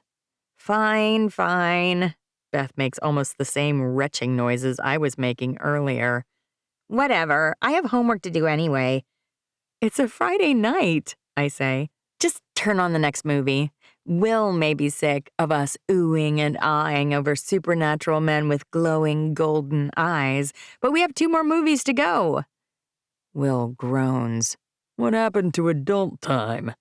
I shove his shoulder. It's overrated. Then I'm going to go work on the Camaro I just got. Be careful. He collapses back on the edge of the sofa. Are you kidding? You're just letting me go? That was a bluff. And I called it. I smile. But if you're not really leaving, can you make some kettle corn? We ran out, He says. Right. I slap my forehead. I forgot to say that in order to make it, you'll need to drive into town, buy some kettle corn, and then you can microwave it. Beth's giggling as she taps through the buttons to bring up the next movie. And while you're there, if you see anything that says werewolves suck or like vampires rule, you should grab that too. I had no idea that picking at the people you love could be so much fun. But here we are. Watching Will and Beth squawk makes my whole night better. I thought when I saw I was losing the ranch forever, and again when I signed on to take care of Beth, and then with Aiden being gone and then Mandy dying, that this would be the worst summer of my life. But I video conference Aiden most nights eventually. Losing the ranch hasn't really made me sad at all. Beth's a hoot. And Mandy's loss has been horrible, but even that hasn't wrecked my life. I'm beginning to think that when you have a stable group of people who care for you, nothing can level your life. Abby, Amanda, Will, Beth, Aiden, even my boss isn't half bad. The list of people who support Donna Ellingson keeps growing and growing. Even Will's parents called a while back and apologized for not consulting me before putting an offer in on that ranch. Will's just leaving for the kettle corn when my phone bings. It's David again, isn't it? Will shakes his head. That guy's the worst. Hasn't he heard of a weekend? Have your cows heard of a weekend? I ask. Because the last time I wanted to go shopping out in Salt Lake, you said you couldn't leave until all the chores were done. That's different, Will says. Animals aren't 9 to 5, but business should be.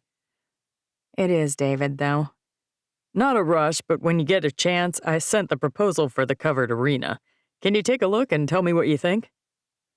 Normally, I'd text him back right away, but just because Will was complaining, I put my phone down. You can start the movie, I tell Beth. David can wait. Will's chuckling when he heads out. The biggest surprise of all to me is how I feel about the prospect of David Park buying our family ranch. He sat me down last week and we walked through his plan for the ranch as a day-long getaway for city folk. It's not half bad. Most of them know absolutely nothing about cattle or horses, chickens or goats.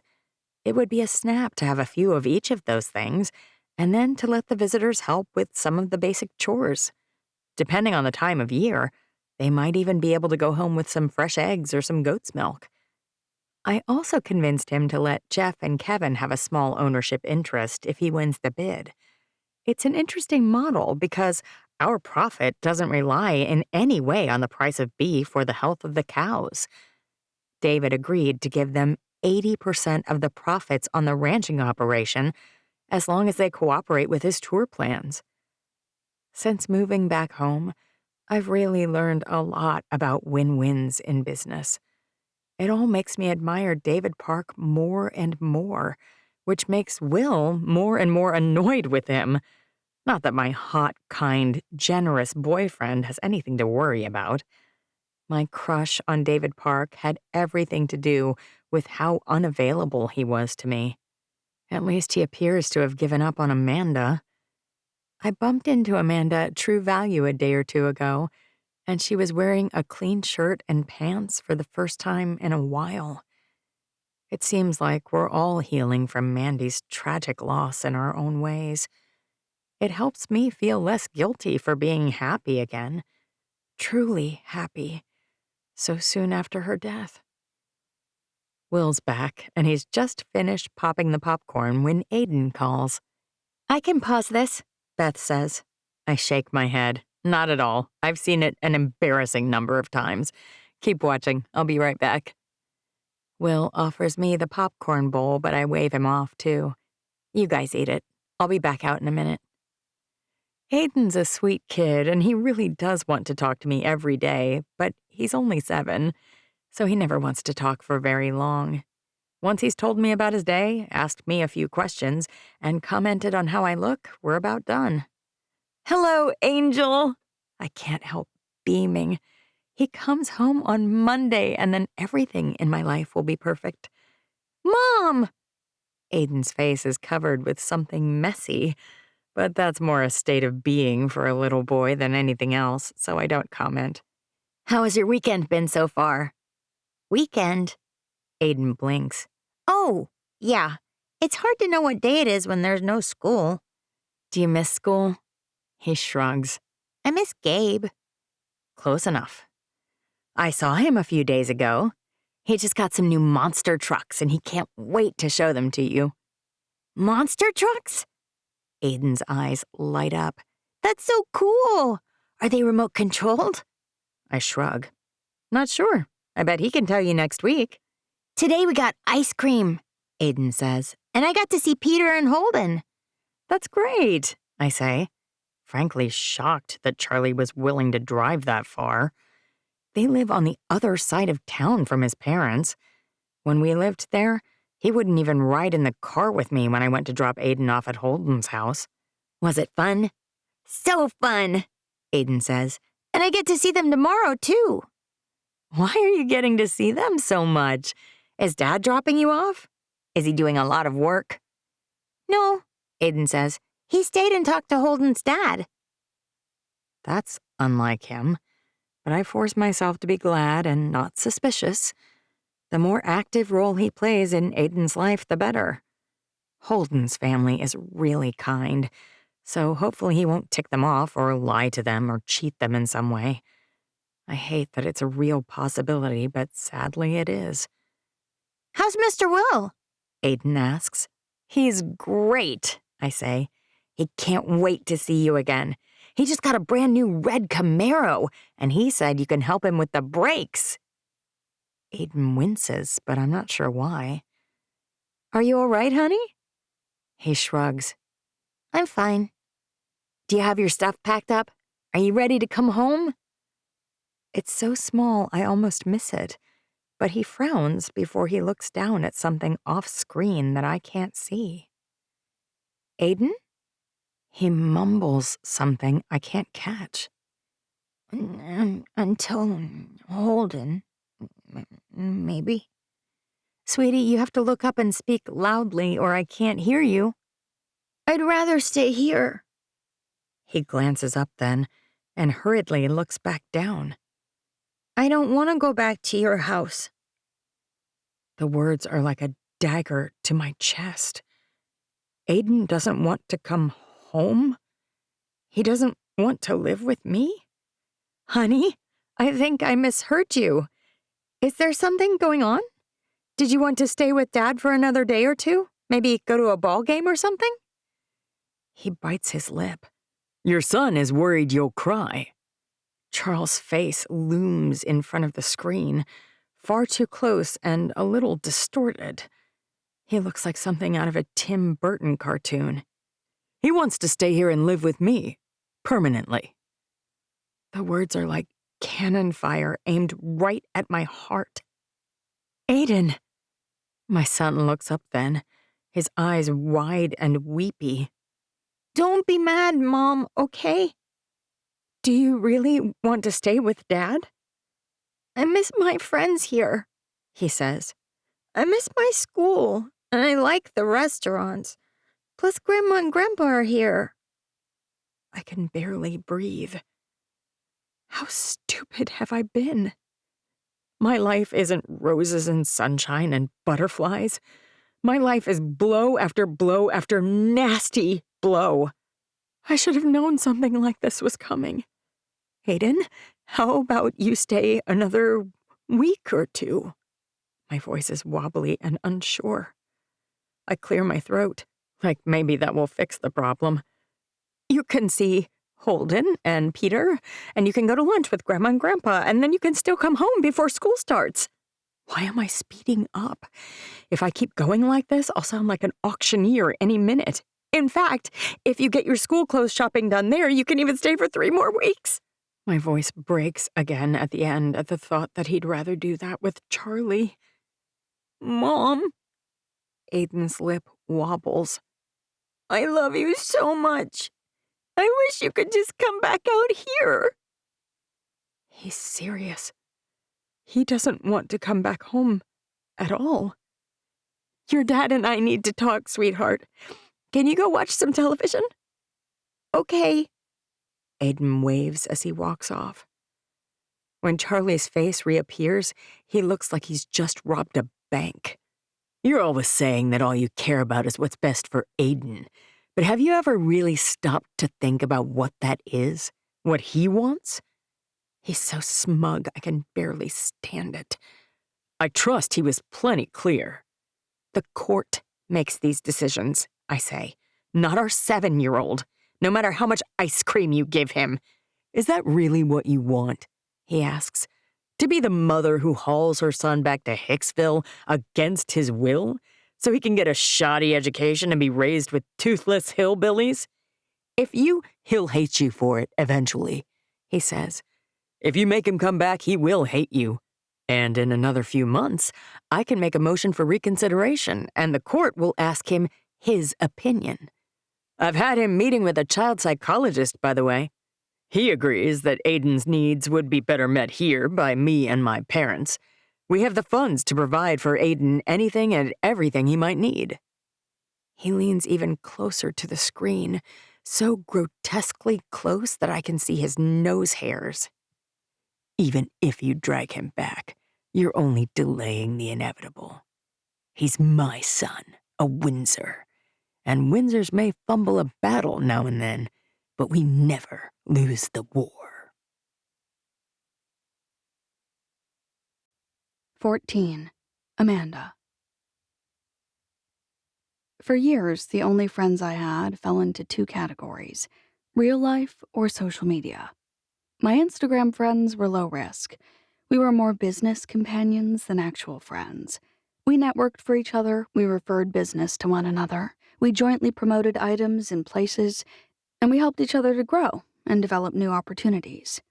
Of course, some of them got me and some didn't, but by and large, even the annoying ones were considered friends, and I could put up with most anything, because I never saw them. My other type of friend in New York were the socialites I knew physically who lived in Manhattan. We bumped into one another at parties, at the PTO, and at restaurants.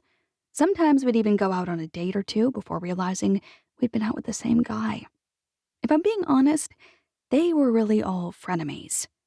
I never sat down and had a real or honest conversation with any of them. I spent more time worrying about who wore it better than I did about whether they were doing all right.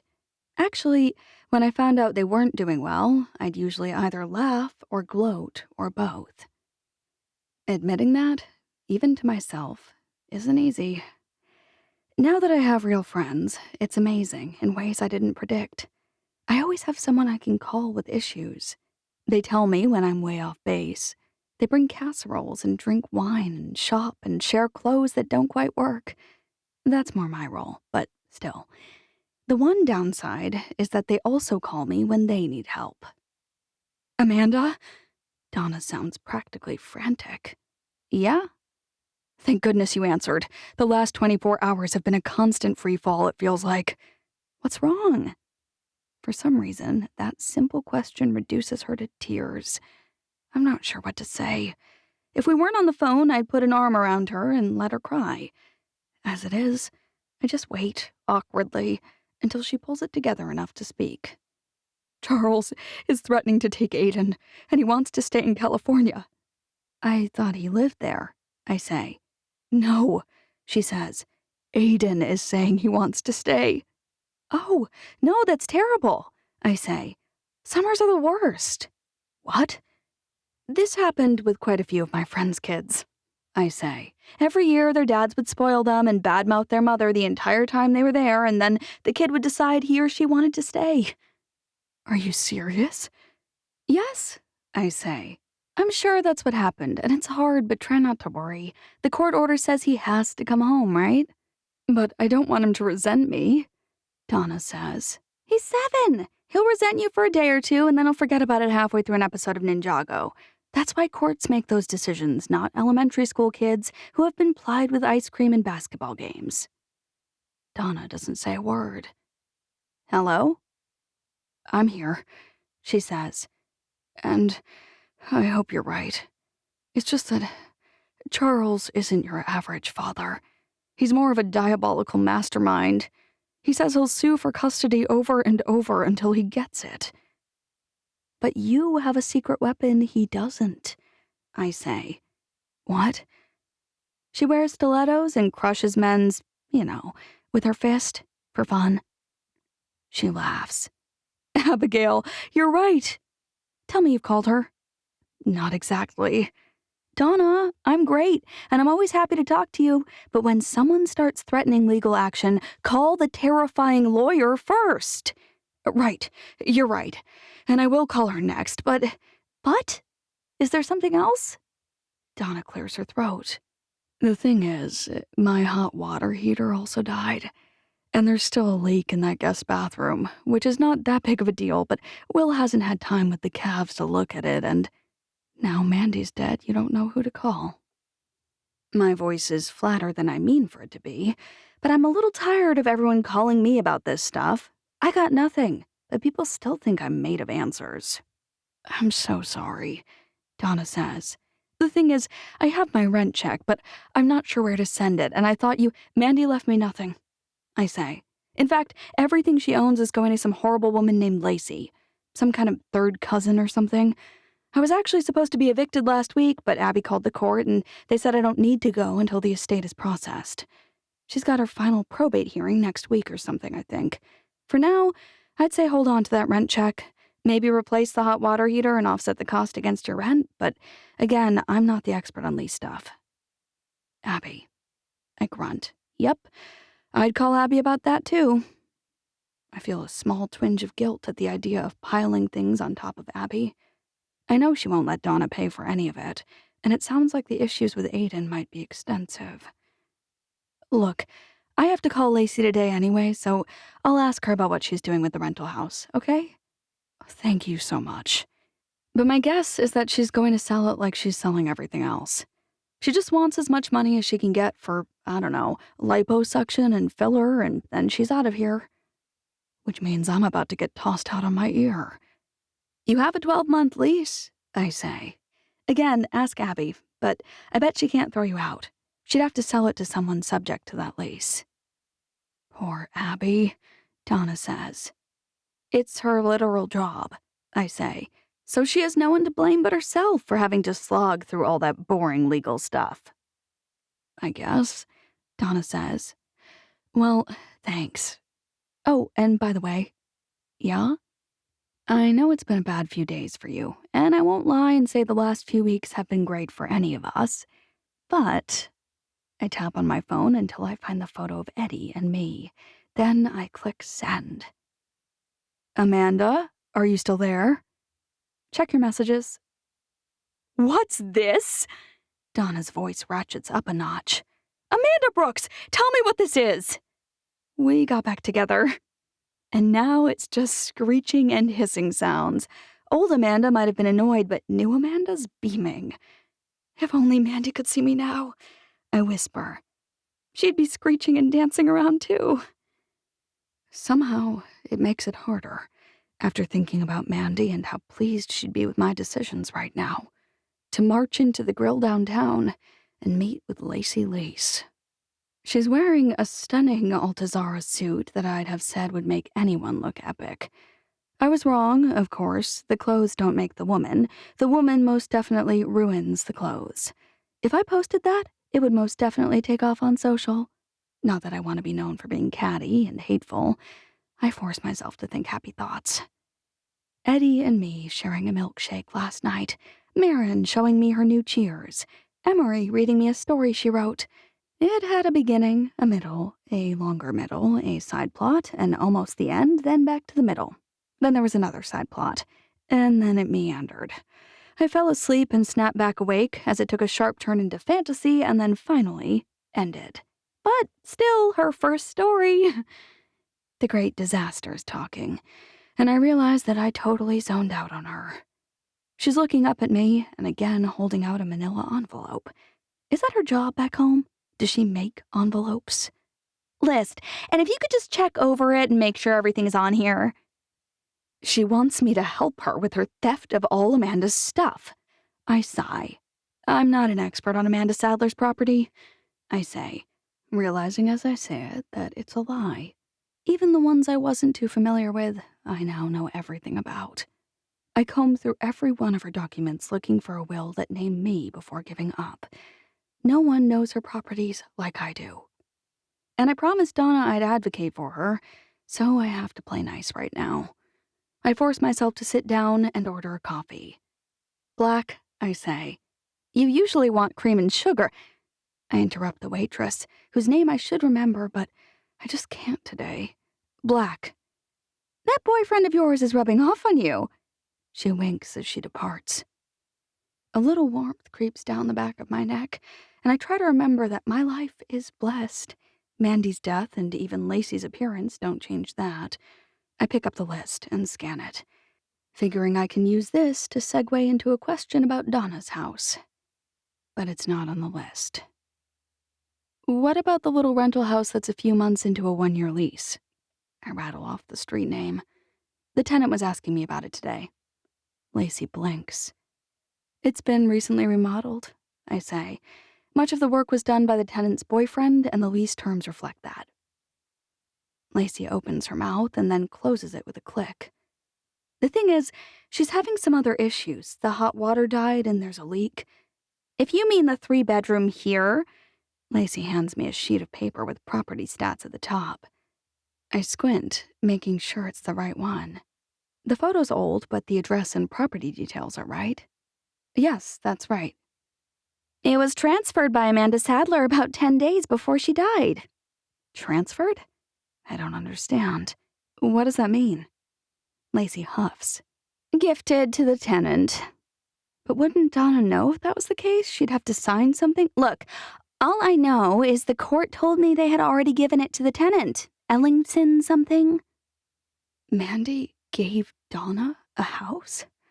I'm really trying to not be selfish. I'm trying to unlock my inner peace and care about others and do good things instead of focusing on the bad.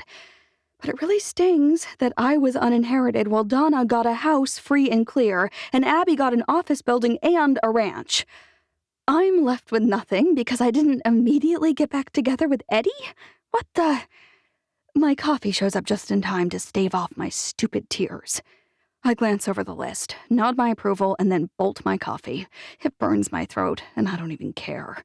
All right, I got a jet. Best of luck. I stand up and grab my purse. I have a buyer, you know, Lacey says. That stops me in my tracks. Excuse me? The court said the paperwork will go through in the next 2 weeks, and you have to be out then. I can't give you any more extensions. My buyer's ready to close with cash immediately. The second the court approves the inventory. Helen. It has to be Helen.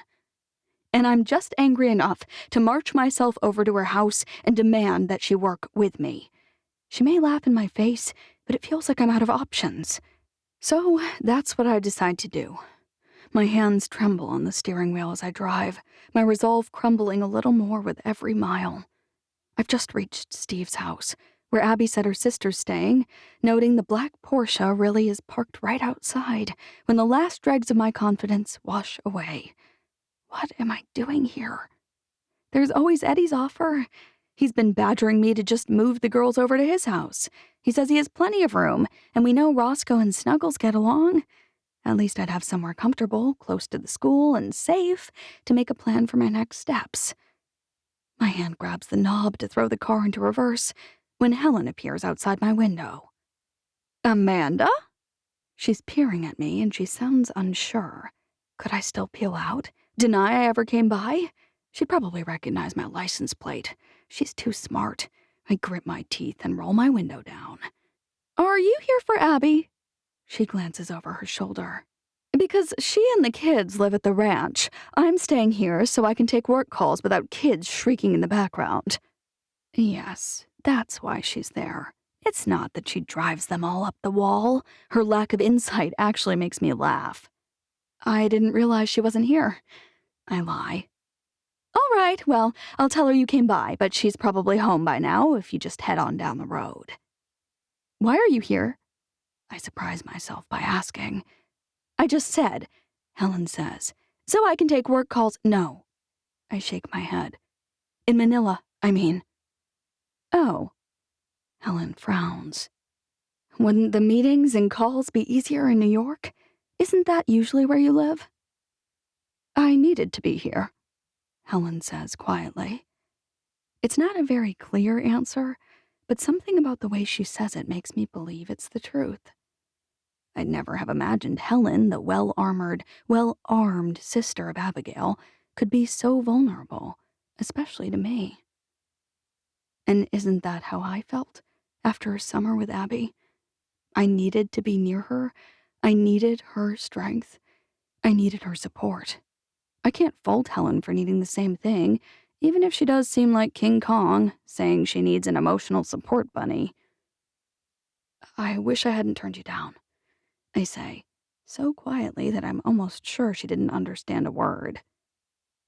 Interesting, she says. Come inside, and we can talk about it. She didn't laugh. She didn't mock me either. I still want to drive away, but I think about Helen for a minute. Not myself, not what I need, not Abby or her family or Eddy or Emery or Marin. Helen Fisher. She's not married or dating, as far as I know.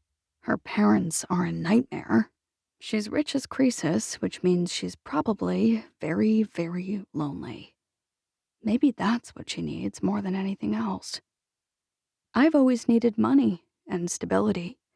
She clearly doesn't need that, but maybe her longing and her need, maybe they're just as real as mine were. Maybe they're just as legitimate. Maybe what she really needs is family. All right, maybe I will. Eddy calls as I'm walking inside. Hello? Are you okay? Why are you whispering? I'm at Steve's house, I say. Why? Isn't he living at Abby's now? I know. I whisper even softer. I came to chat with Helen. Helen? Eddy pauses. Why are you... Can I call you back later on? For sure, he says. And you can explain then what's going on. Will do. So, you're back with the rock star. Helen's smile is broad. He sure looked good making a scene at Abby's wedding. I'm so sorry about that, I say. Don't be. Usually I'm the one ruining things for Abby. It was so nice that someone else was to blame, mostly for the mess that day. I'm reminded then that it was her date who picked a fight with my date, so we're kind of both at fault. Poor Abby. Her sister and her sister-in-law are both hot messes. Helen sits on the far left of the sofa, right by one of the two-wing chairs. She gestures for me to sit down. I do. What exactly did you want to talk about? I'm literally cringing my way through every single word. What was I thinking coming here? You said you regretted turning me down, Helen says. Could you elaborate? She's a smart woman. She must know what I meant. I shut her down, and then I realized I literally had no other choice. I wished I'd been more level-headed. Maybe I can run with that. Mandy's death really threw me for a loop. You were robbed. Not once. She holds up a finger and then swipes up another. But twice. She leans back in her chair. As I understand it, Abby's ranch should have belonged to you, at least in part. She lifts her eyebrows. You helped remodel it. You watched kids and generally pitched in, and then when the court took it, Amanda Sadler bought it and gave it to Abby instead. She whistles. That must have ticked you off. At Mandy, I say, not at Abby. Really? Helen lifts her eyebrows. Not even a little bit? I contemplate my next words carefully. Helen's smart, she'll probably be able to sense whether I'm lying, so I have to assume she will also feel my sincerity. I'm a selfish person. I think we probably share that particular flaw. When I first moved out here, I thought if I could just copy what Abigail did, I could be like her. I could have a charmed life, people who adored me, and guys following me around like lovesick puppies. And? Helen's practically smirking. Did it work? Of course not, I say. It would be like wanting a lovely wedding cake in a fancy boutique shop window and then making cupcakes from a mix you bought at the local grocery store and trying to frost them with a 99-cent tub of frosting and wishing they looked like that cake. I don't understand. I huff. I'm not Abby, okay? My analogies don't always make sense. But I realized recently that the reason everyone loves her is that she loves them. It's not because she's so lovable that everyone's desperate to help and bless her. It's that she's always loving other people, and they can feel it. I don't get it. All I did was think about myself, I say. I wanted to change myself so I could have what she had. What I should have done was change myself so I could be like she is. But that's hard, Helen says. We can't change who we are. Leopards don't become tigers, and they certainly don't become house cats or waffles. Waffles? That analogy went off the rails fast. I try to refocus her. We're all cats, though, I say. If we retract our claws and play nice, we can coexist in a house. You have nothing to offer me, Helen says. I've seen your business plan, and I'm already buying Amanda Sadler's place. I know why you regret turning me down. I was doing you a favor by inviting you to work with me, and I only did it at Abby's incessant insistence. I should have known. You turned me down, and I got credit from my sister for being generous. It was a huge win for me, honestly. Then why did you invite me in today? I'm suddenly furious. Did you just want to gloat? I can't believe her. You really are the devil. Helen's lips turn up at the corners. You're even worse than I thought. I invited you in because I thought it might be entertaining. She stares at me without a hint of guilt. I wonder how she manages that.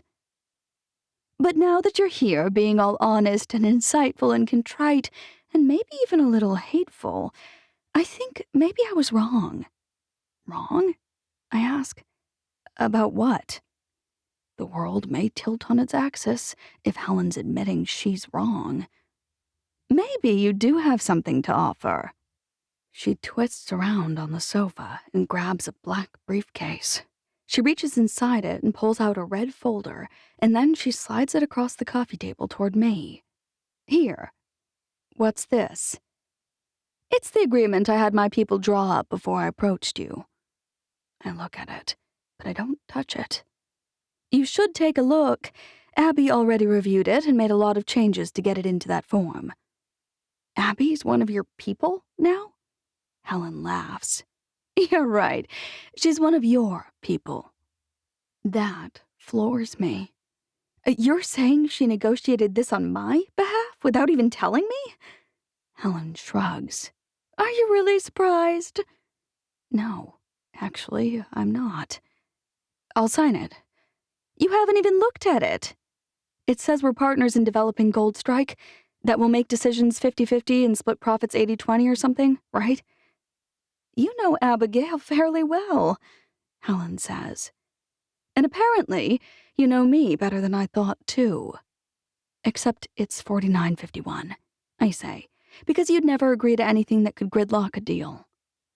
Helen shakes her head. Abigail was adamant that it had to be 50-50. She laughs, and then she speaks in a sing-song voice that's clearly a mockery of Abby. Any partnership must be equal, or it's not really a partnership. Huh. If it's not a partnership, I asked her, then what is it? What did she say?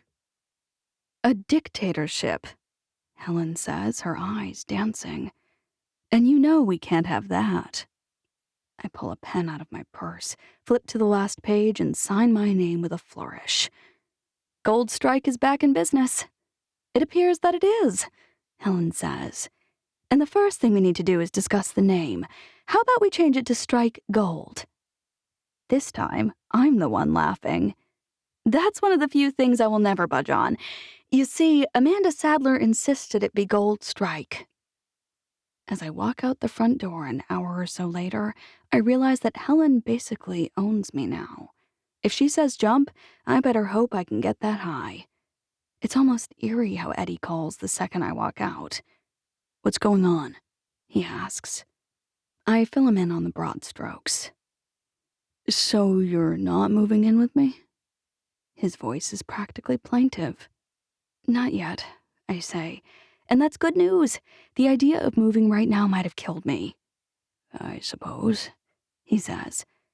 "But you could at least come over for a sleepover now and again." I laugh. I'll run it past Roscoe and see what he thinks. "How will it be working with Helen, do you think?"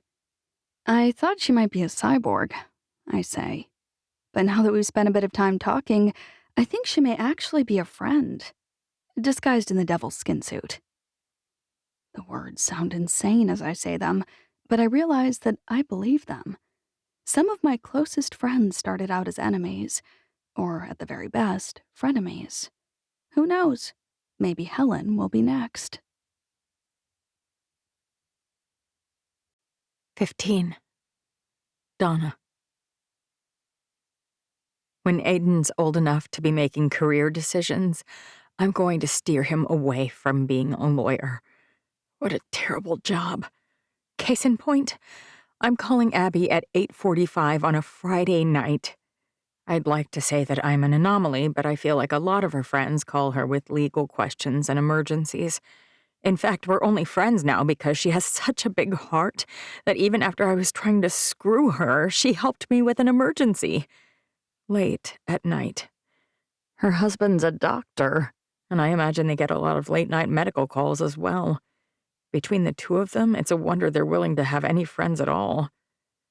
Just when I think I'm about to go to voicemail, she answers. "Hello? Abby?" She can't see me, but I cringe as I say her name. "Is everything all right?" "Not really," I say. "Please tell me that moron isn't threatening to keep Aiden." Only a stellar lawyer would be able to keep track, on top of managing her own busy life, of when my son is due to return home from California. Gabe has the date of his return circled on the calendar, and he's made a little countdown chain with paper rings that gets shorter every day, so he has to come back Monday or I'll be getting an earful. I laugh, and for a split second, it's not even forced. Oh, Gabe, have I mentioned how much I love him? What's going on, Donna? Can he win if he sues for custody a year after the court assigned me as custodian? I know we've talked about this before, and she helped me feel way better. I'm counting on her doing the same thing again. I mean, I'm not licensed in California, which is where I assume he'd try to bring the claim. But if I remember right from when I looked it up, their criterion were like the age and health of the kid, emotional ties to parents, parental capacity, and maybe a history of abuse. There was one more element. I think it's ties to the community, school, and home, or something like that. Criterion, ties, capacity? What does all of that mean? To bring a claim at all, he'd need to show something significant had changed, and then he'd need a compelling reason to bring a suit in California again after a judge transferred to Utah. Like, you losing your job, him getting a new one, evidence of the child failing to thrive, that kind of thing. The child psychiatrist or therapist or whatever is making more sense. Aiden's doing fine in school, thankfully, but he has said he misses his old school and friends on several occasions. Other than Gabe, he hasn't made many new pals here. It's partially my fault. I don't really have time for many other friends, so I never take him to see anyone else. He used to be in soccer and basketball, and I haven't done anything like that here. that alone is pretty weak. My job here's ending, I say flatly. Although I think I'll have another one lined up with a spin-off company. Okay. And his dad did get a new job, quite a high-paying one. That's his real motivation, Abby says. They'll do a re-up, or you could, on how much he pays in child support. So if he can get Aiden back before that happens, he won't have to pay you a truckload of money. In fact, you'd owe him. I don't know this for sure, but based on what I have seen of his personality, he would really like that. He's also always wanted to win at anything and everything he does, I say. I'm sure that's part of it, but don't underestimate the motivation of money. But you're saying he could petition for a change. With all that going on, for sure. Would he win or even get jurisdiction moved? I doubt it. She doubts it. But she's not positive. My husband, who walked away without a backward glance after stealing millions, is threatening, and I'm not reassured. I'm terrified. Donna, try not to worry. There's nothing you can do about it anyway, so it doesn't help to fret. If he claims Aiden's better off in California, with his old friends and school and activities, and a doctor agrees with him? Abby sighs. Courts have gotten much more progressive, which by and large is good for kids. Plenty of dads are great, and they take excellent care of their children. It's good that they don't automatically award the kids to moms as a matter of course. But it does make things like this harder. We may have to work to show why he's better with you, even in a school with fewer activities and resources, and even if the transition may have been difficult for him. Certainly we can find a physician who will argue that the difficulties may stem from his parents' recent divorce or his father's time in jail. The words feel ripped from my very soul. He also says that he wants to stay with his dad. Oh, that must have hurt, Abby says. I'm sorry he said that. But try to remember that he is only 7. Gabe's 8, and he told me yesterday that he wants to be a trash collector when he grows up. Kids evolve and change. I don't spend much time worrying about what they say to me once or even twice. A judge won't be utterly swayed by it either, even if they do allow a consultation at his age. In spite of her attempts to calm me down, it's a very, very long weekend. I'm still fretting when I get to work on Monday. I'm not even supposed to be here since I had the time off for Aiden's return, but I don't know where else to go. Charlie texted me this morning at 8 a.m., informing me that he will not be bringing Aiden home. When I sent the screenshot to Abigail, she squeed in response. Apparently, this is the best thing that could have happened for us. Failure to honor the court order is not taken lightly. But I know Charlie. He doesn't make stupid blunders, so he must have some kind of ace in his back pocket. I'm definitely preoccupied when I open the front door of our little planning unit. When David Park shouts, "Hooray!" and uncorks the champagne, it nearly hits me in the eye. I dodge just in time. Whoa! Champagne's bubbling over the side of the bottle at 9 in the morning. What's going on? I glance around, but no one else is here. David points at a screen. Talking to my sister, but now you're here too, and I won't have to drink this alone. Why are we drinking champagne? I try not to sound judgy. At breakfast time. He brandishes a jug of orange juice at me. Hello, mimosas. I can't help chuckling at his enthusiasm. But why? Apparently there was some stiff competition on the dude ranch. A voice from his computer screen that I assume is his sister chimes in. I can't help noticing that she has an accent, which is only noteworthy because David doesn't. He's quite pleased to have won. Oh, I'd almost forgotten about that. So you are buying my family's ranch? I take a few steps so I can see the screen on his computer. Wait, it's her ranch? His sister's absolutely gorgeous. Pale, luminescent skin, full lips, the roundest almond-shaped eyes I've ever seen that are a deep textured brown shade. You didn't say you hadn't eaten. Her brother owns it, but they aren't close, David says. Believe me, it's still a triumph. Helen Fisher didn't get it? I didn't think Abby's sister would ever back down. I felt like she'd pay any amount to get what she wanted. David shrugs. We went back and forth a few rounds, but then she just bowed out. I wonder why. I mean, I should be delighted. Without this ranch, I could be unemployed soon. This guarantees my ongoing employment.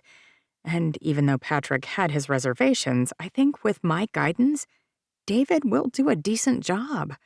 Or at least as decent a job as you can do with a working cattle ranch that's forced to host tourists.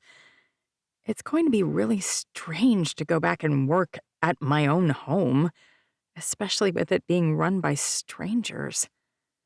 Why can't everything in my life be fine at the same time?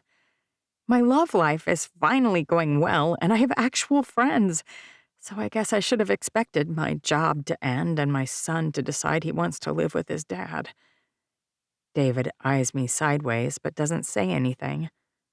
All day long, he keeps shooting me strange looks, but every question he asks has something to do with work, including a lot of questions about the resumes he sent me to review for my replacement, the new resort manager. What's wrong with you? David finally asks, half an hour before quitting time. I shrug. Nothing. He frowns. Weren't you supposed to have the day off today? Or was that tomorrow? Today. I can't help my sigh. We didn't have anything that couldn't wait, He says. So why are you here? He may not have noticed my ragged sigh, but he definitely notices when I burst into tears. Poor David. He's a really good guy. If Amanda hadn't been so clearly destined for Eddy, I would have gotten over my ill-advised crush and encouraged that. He deserves someone good. He's patient, calm, and supportive as I recover from my bawling and explain what's going on. Abby will get it under control, I'm sure, I say. It's just scary, that's all. Have you made a plan? He asks. A plan? About what you'd do, heaven forbid, if the court did rule for your ex. I can practically feel the blood draining from my face. I'm not trying to scare you, David says. But as someone with a lot of business ventures, I can tell you that the court is always a single person, and that means that no matter how good your legal representation and no matter how solid your case, the results are always a bit of a wild card. Any calm I'd managed to find evaporates like spit in the Sahara. It hits me then, after hearing David say that the court is a person. Charlie or his parents must know a judge through golf, church. Somehow they have a contact they're reasonably certain will take their side. I'm sure of it. Otherwise, why would he suddenly start insisting on this? How would Charlie be comfortable ignoring the court ruling and keeping Aiden if he didn't have some kind of backroom deal? David's right. I need a plan if things don't go my way. If Abigail can't work her miracle, what then? You may not want to hear this, but I'm only trying to be helpful, all right? I know you're happy here. I know you grew up here and have friends here. You have a boyfriend, too, and he seems to be making you really happy.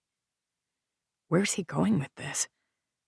But if the worst happens, and the court thinks it's better for Aiden to be in California, I can give you a job there easily. A lot of my business is based out of California. I'd even offer you a substantial raise to address the much higher cost of living, obviously. And now I'm bawling. Again! I hope that means you're touched, he says. Because if I upset you again, I'm so sorry. You for sure have the job offer here, working on the ranch I'm buying from your lousy brother. Maybe it'll all go your way.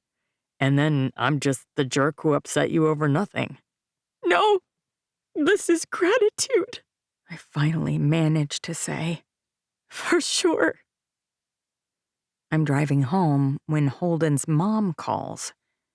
Normally, I wouldn't pick up. My friends from California showed me exactly how close we were when Charlie went to jail. They all, as if they were on some kind of group message or something, closed ranks and dropped me like a hot potato. But she just saw Aiden, and she might know something helpful. I can't afford to screen her call out of residual rage. Karen, I say, how are you? I can't believe how long it's been since we last talked, she says. Aiden has grown so much. He's taller than Holden. He was always taller than Holden. Her kid's a cocktail shrimp. I'm so glad Charlie took the time to get the boys together. He's been amazing, Karen says. I can't believe you let him get away. Get away? He embezzled millions of dollars. She laughs like I'm making a hilarious joke. I bet you're wishing you'd stood by him right about now instead of believing all that nonsense. Nonsense? Oh, my word. I'm about 1 inch from telling Karen just how I really feel about her, so it's probably better to change the subject. So, what did the boys do? Yesterday? She asks. Or today? Why is Aiden playing with Holden so much? Something weird is definitely going on. You saw him yesterday and today? I watched them while Charles went to another fundraiser. Your ex has just been absolutely indispensable for Spencer, you know? He's a politician. I almost forgot about that. Last I checked, he was just an assemblyman. Is his term almost up? He's running for mayor soon, she says. And based on current polling, we think he'll be a lock. People just love him. Which still doesn't explain. And Charles and his parents and their friends have set up a dozen different fundraisers already. It's an absolute crime, but the political party hardly provides them anything these days. They have to come up with all their own campaign money, at least at this stage. Wow, I had no idea Charlie even had an interest in politics. Neither did we, she says. But we bumped into him at the movie theater, of all places. My brother was with us, and we all had gone to see that ghastly cartoon. You know, the one with the flying dogs? Luckily, I don't know. Your brother. Something about him's familiar, but I can't place quite what. Have I met your brother? He's almost never around, she says. Judges just don't have much free time. Between their full dockets and handling administrative things, they practically work him to the bone. But he just loves it. I don't get it. There it is. Well, anyway, I just wanted to say how delighted I was that Aiden plans to come back. School hasn't been the same for Holden without him. I grit my teeth. When things start up again, we really need to get together. With the number of ladies buzzing around Charles, if you don't act quickly, you may lose him for good. If I were the Hulk, I'd be shredding my clothing and the interior of my car as I smashed the phone to bits. But the devil inside of me stays tucked right where it belongs. My hand's not green. Not even my eyes change, judging by the reflection in my rearview mirror. When I get back, you'll be the first person I call. Thanks so much for filling me in, I say. Of course, girl. I mean, my husband is all Team Charles, but I've always had your back. Yeah, just like Judas Iscariot had Big J's back. That means so much. We should make shirts to wear to PTO events. She's practically gushing. Oh, what an amazing idea! I wonder what lettering we should use. Team Donna. And I'm not the only one, I swear. All the moms are pulling for you. Really? Well, all the married ones anyway. She giggles then. If I did have to relocate back to California, the only thing worse than dealing with all the PTO moms would be seeing Charlie all the time. I wouldn't even have Will around to support me. That thought has me pulling over to the side of the road to practice breathing techniques I haven't used since Aiden's birth. Why does my life always go like this? Normal people don't have to make these choices, do they?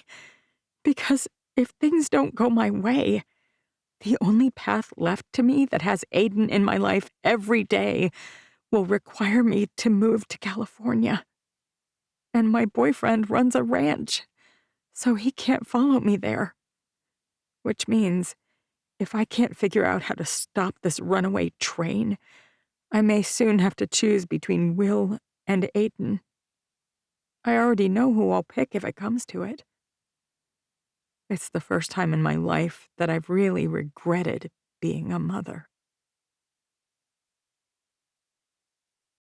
16. Abigail. The first time I ever set eyes on an ultrasound machine, I swear, the imaging of the fetus looked like a blob. The tech pointed out Ethan's arms, and I could make those out. But when she started pointing out other things, heart, lungs, bladder, I was lying when I nodded along and said, "Oh, neat."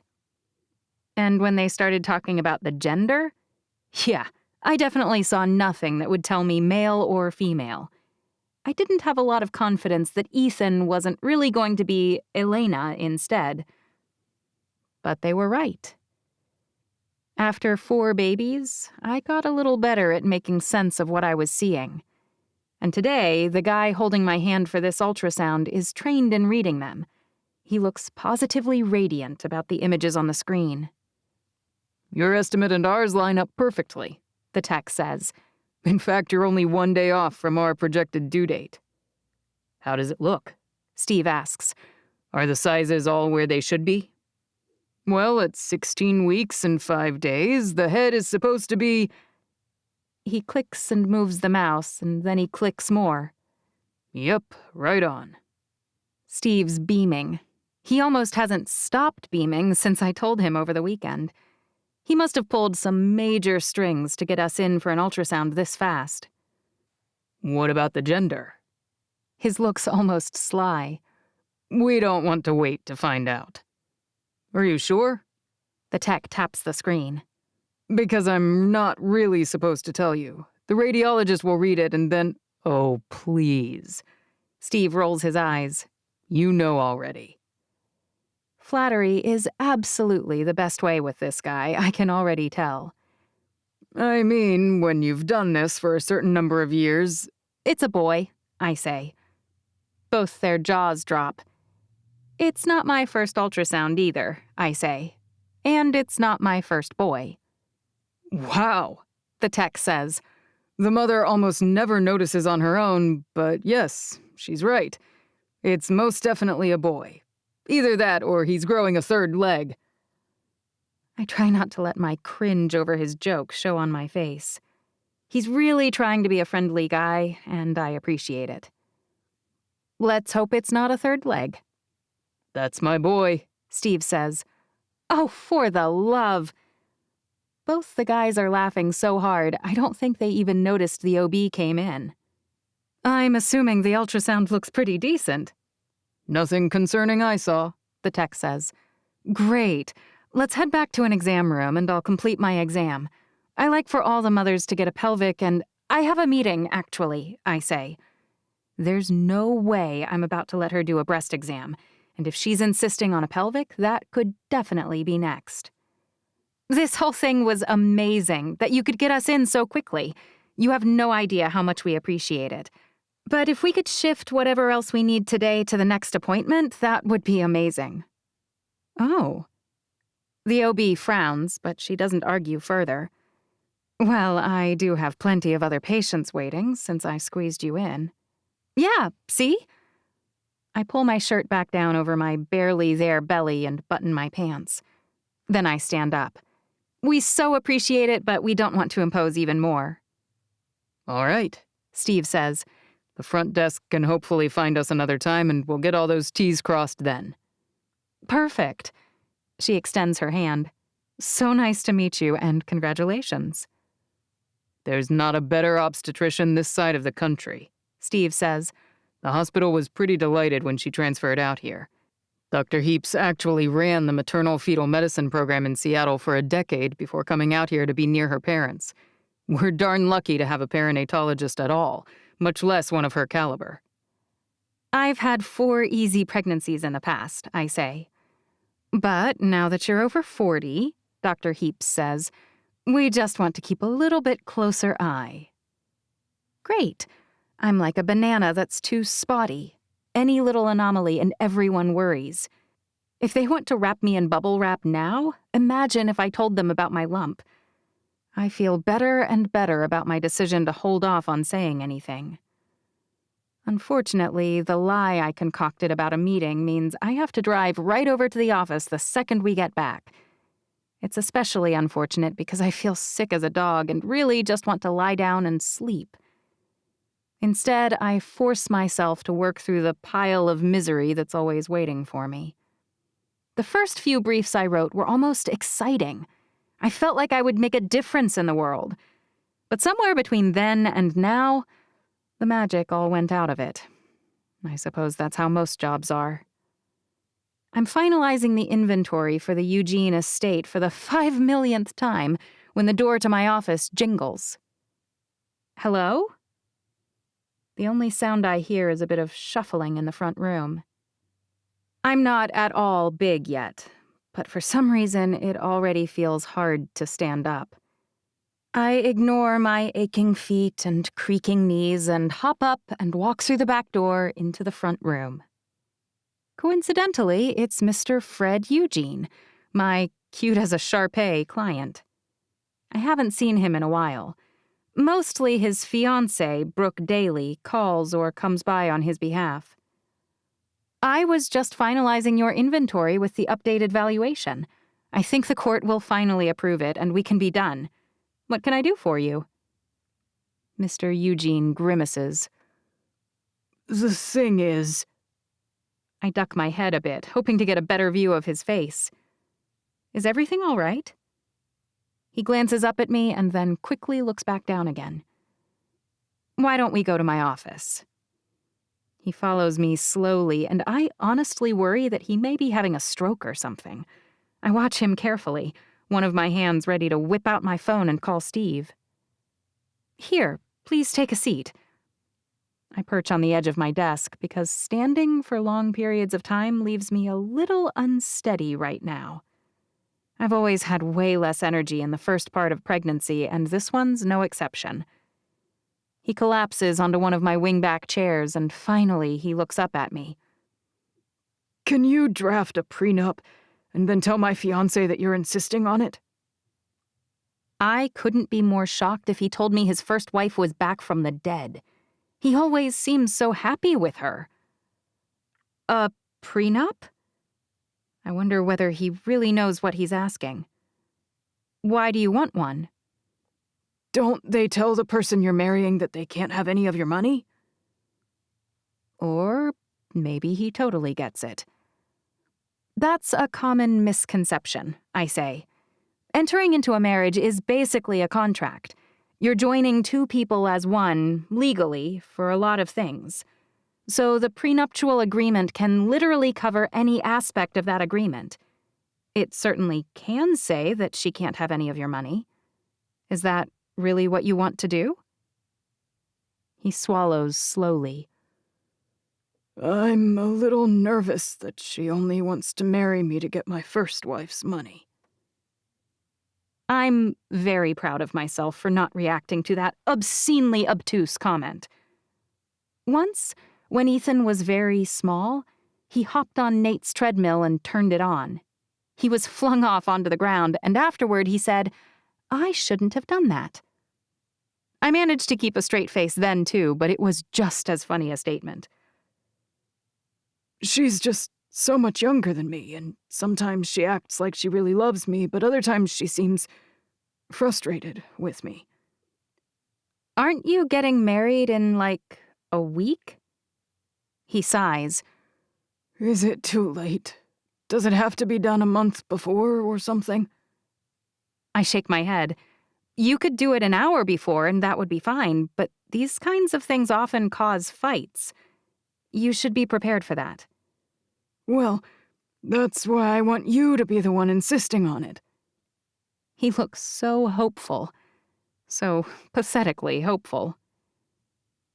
Mr. Eugene, I can't make you ask for anything like this. She'd immediately know it wasn't me, or if she didn't understand, she'd insist that you fire me. I clasp my hands together so I have something to focus on. Couldn't you just be honest with her? Ask her outright whether she really loves you? He sighs. It's hard to be honest with someone you love. Sometimes your love blinds you. But if you can't talk to her, if you can't be honest, and if you can't trust her... I was about to say, why are you with her? But then I think about me and Steve. I love him so much, and I love this little baby too.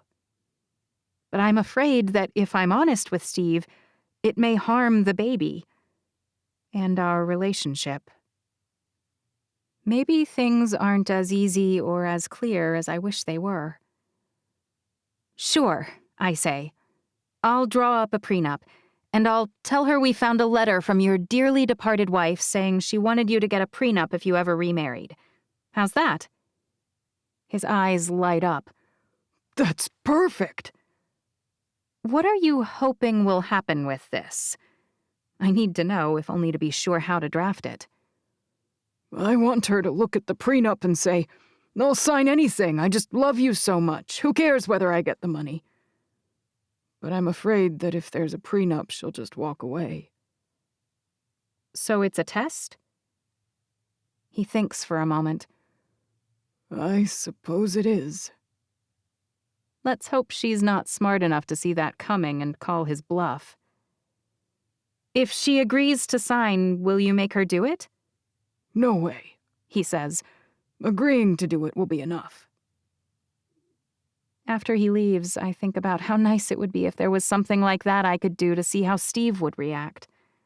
I'd certainly sleep better at night if he knew the truth. But I'm afraid that I'm past the stage where I can test things out. I've already put a ring on it, and as a doctor, his opinions are pretty firmly baked. Once I've made my way through a respectable amount of my to-do list, and I've drafted a middle-of-the-road prenup, I print a copy and drop it in the mail for Mr. Eugene, along with a letter explaining that it should conform with the details of his wife's wishes, per her recently discovered letter. That should do the trick, I hope.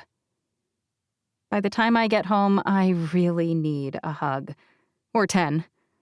Steve's outside, making use of the last of the light to teach Izzy and Whitney a lesson. I'm surprised Emery and Marin aren't here as well. I stand and watch for a moment before they notice me. I'm considering giving up and heading inside when little arms wrap around my midsection. Oh, hey! I turn around to the sight of Gabe's little round face smiling up at me. The faint freckles across the bridge of his nose stand out in this light, especially when he's beaming. Mom, I love you. Are you saying that because you want to watch an episode of Ninjago and you're trying to butter me up? I quirk one eyebrow. His smile widens. I mean, I do want to, but I also love you. The mischievous glint in his eye is 110% Nate. It used to pain me to see it, but now it's a light spot in my day. Isn't it funny how loving someone new can free you to remember the love you had before with fondness? I thought I'd feel like I was betraying Nate, but instead, now that I've found Steve, I just feel safe again. I lean over and press a kiss against his squishy little cheek. Fine, I say. Again, I'm blessed with a ragged-toothed smile. 8's an awkward age, the handful of adult teeth crowding out the kid ones. The baby teeth are too small, the adult teeth too big, and their bodies are starting to stretch to become something more, but they're overbalanced and over-energized, and they fumble and bumble everywhere they go. I love every minute of his coltish awkwardness. One more squeeze, I say. His arms tighten again around me, and then he kisses my face one last time. Love you! Love you too. What about me? Steve's riding at the same time as he trains the girls now, deeming them good enough that he can train a green horse while he's teaching them. There are very few things in this world hotter than watching my husband teaching a young, goofy horse how to be a better animal. But watching him do that while he teaches my kids to be better people, I guess that is. Nope, he says. You still need softer hands, Izzy. How'd you feel if I yanked on your face like that? Izzy's at the age where she's starting to argue with everything. But, First you ask nicely. You only yank on them if they've ignored you, just like your mama does. Luckily, she still knows when to back down. Okay, Izzy says. Sorry. Steve's horse is tossing his head and pawing on the ground. He tightens his reins and starts tugging to get him to pay attention and quit, but he's not too distracted to correct my other kid, too. And Whitney, sit up straight and still. I can't tell anyone I taught you if you fling yourself around like a bobblehead. I'd be too embarrassed. You guys almost done? Steve smiles. We'll be in soon. I smoked a roast. It should be ready when we get inside. We'll feed the horses and be right in. He swings sideways and encourages Gus forward. He was a real mess last month, but he's starting to shape up now that Steve brought him over here and rides him for every lesson with the girls. When his lips draw near, my heart kicks into gear and my belly flip-flops, but not in a bad way. In the way it does during the best parts of a good rom-com. I thought this kind of thing never lasted, but so far, it has with us. His lips finally cover mine, and miraculously, Gus stands perfectly still. He's making me like him more already. With Steve's mouth against mine, the rest of the world disappears, and I'm peaceful, calm, joyous. When he finally straightens up and heads back to the center of the paddock, I sigh. Life shouldn't be like this. Bad things to balance out the good. But sometimes it just is. I had a lot of good years with Nate, so I'm resolved to appreciate whatever amount of time I have with Steve. The smell when I walk inside the front door is beyond heavenly. I immediately begin to salivate. You're home late, Helen says from where she's curled up on the sofa. Ah, dang. I toss my keys on the table. I went to the wrong place again. Helen rolls her eyes and sits up. Izzy texted and told me Steve was making roast. And you thought that was an invitation? My lips twitch from suppressing my smile. Or are you like a dog? Can't resist the smell once you've caught the scent. Is that a briefcase? Helen tisks. Home late and brought stuff with you. I thought I was the workaholic in the family.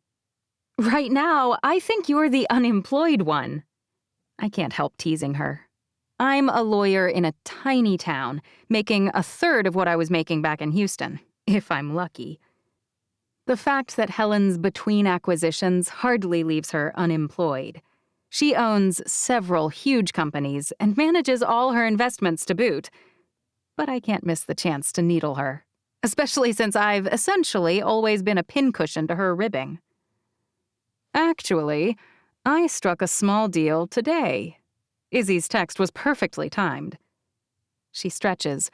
I'm back in the saddle. I'm not sure you can use the phrase that way, I say. It means to get back to something you used to do. If the deal is what you mentioned before, working with Amanda to make her and Mandy's dream come to life, that's not really back to what you've ever done in the past. Helen waves her hand through the air. Pish posh. The point is that I'm out there in the business world again, doing what I do best, making things happen. I doubt she knows a single thing about the hospitality business, and she knows even less about this region. Are you sure this isn't just because you're mad at David Park? Helen jumps to her feet. That jerk only offered on the ranch because he heard I'd done it. It makes no sense for him to buy one this far away from his stupid resort in Dutch John. There are plenty of places closer that he should have bought. She's never mentioned that before, but it makes sense. I wonder why he did buy the Ellingson place. To piss me off, she says. Ever since that stupid fight at the wedding, he's been even worse than usual. I swear, that guy was unbearable in business school, but the real world hasn't taught him a thing. He's absolutely insufferable now. He's not bad-looking, though, I say. Sure, he's hot enough, so you do find him attractive. I can't help gloating a bit. Helen rolls her eyes. You're just trying to distract me. Distract you? I frown. From what? My big sister points at the coffee table, and for the first time, I notice what's covering it. Blue baby booties, blue baby socks, blue bottles, blue blankets. It's a whole blue baby explosion. I went shopping today, and it was so fun I almost changed my mind. Changed your mind? I'm having so much trouble keeping up with her today. I can't decide whether she's being particularly bizarre or whether I'm dealing with pregnancy brain fog. I've decided to throw you a baby shower. She crosses the room, grabbing my arm as she passes me and dragging me toward the window. Her arms sweep across the entire thing. Imagine this. Oh dear. A huge circus tent. Clowns, maybe? I haven't decided. Photo booths. Waiters with trays serving the funniest, cutest little blue things my chef can come up with. Maybe a baseball theme? We could have the Yankees come sign balls for everyone. She pauses. People here probably hate them. Who do they like? The Mariners? I scrunch my nose. Ooh, or maybe tiny doctor stuff. She goes all starry-eyed. That's it. It'll be so cute. Tiny scrubs, tiny stethoscopes. We could have the waitstaff dress like doctors and write prescriptions for drinks. She claps. This is going to be so stinking cute. She pauses again. But is that big enough? Big enough? Helen, where do you think you are? We're not in New York or Chicago or LA. Do you think Steve would wear scrubs and, I don't know, diagnose people but in a funny way? The internet says guys actually come to these now. She shakes her head and waves me off. It doesn't matter. Look, the point is it's going to be amazing. The nicest baby shower anyone in this teensy speck of a town has ever seen. Even your snooty Amanda will be bowled over. Why? I ask. What's the point? She drops an arm around my shoulders. Because, dear sister, I'm finally going to be here for once when you have this child. I want to be part of it. I want to welcome him into the world, and by golly, he's going to love his Auntie Helen the most. Tell me you haven't mentioned any of this to Mom and Dad. This time, it's Helen who scrunches her nose. I mean, Mom said she'd never been to a shower either. There's a reason, I say. Can you even imagine her at a baby shower? I groan. It wasn't bad enough to have her here for the wedding? She didn't even know you were expecting, Helen says. I had to make up some bogus story about how you were waiting until 20 weeks so you'd be sure the baby was viable. I close my eyes and rub my hand across my forehead. No wonder she called me 3 times today. And is she coming for the shower? Of course. She's making you a blanket. Helen's lips are twitching. I mean, at least that should be interesting. I can't even imagine what a blanket made by Mom will look like. Wow, lately, every time I think things can't get stranger, they do. 17. Amanda. Some dogs get along with everyone. They wag their tails and lick hands and even jump up on any person they meet. Some dogs make new friends easily and follow them around as devoted as can be. Border collies are often hailed as one of the friendliest breeds. They're hardworking for sure, but also social and generally welcoming. Roscoe, not so much. And since Mandy's death, he's become practically feral. It's like in his mind, she helped keep us safe, and now he's on his own. When the mail lady comes, he snarls like a rabid lunatic. I've honestly been worried that he might go through the window that's next to the door and attack her. When Ulysses comes on his tractor to cut the lawn, I have to make sure he's locked up or he'll race after him, snapping and barking and growling like a wild animal. I'm not sure what to do about it, I say. Eddy's grinning. He doesn't look concerned at all. What if he bites someone? What if they insist we put him down? Why aren't you taking me seriously? He wraps an arm around my shoulders and yanks me against him. Then he pats the sofa next to him, and Roscoe hops up and curls up next to me.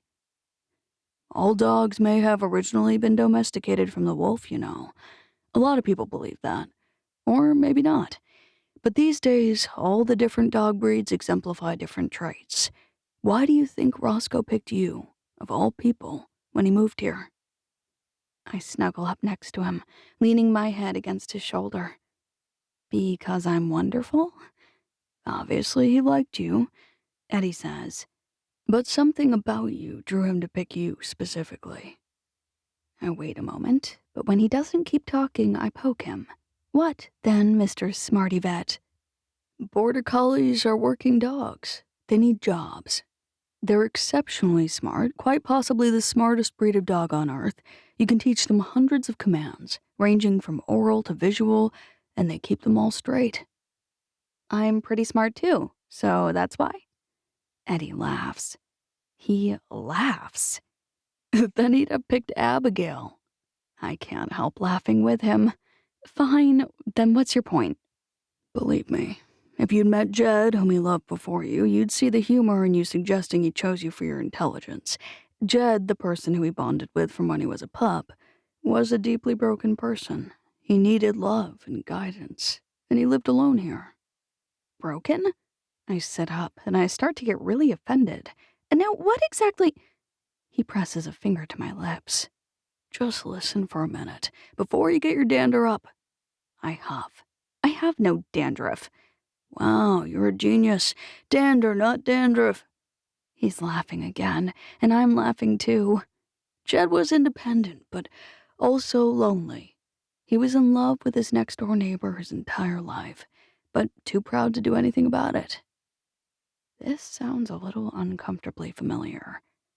I didn't wait for decades and do nothing with you. Eddy's $1,000,000 smile is so distracting, I almost forget I'm annoyed. My point is that he needed to find someone he could love, someone he could trust, and someone he felt needed his help. You're saying I'm his job? It's an honor, you know, to be chosen by someone like Roscoe.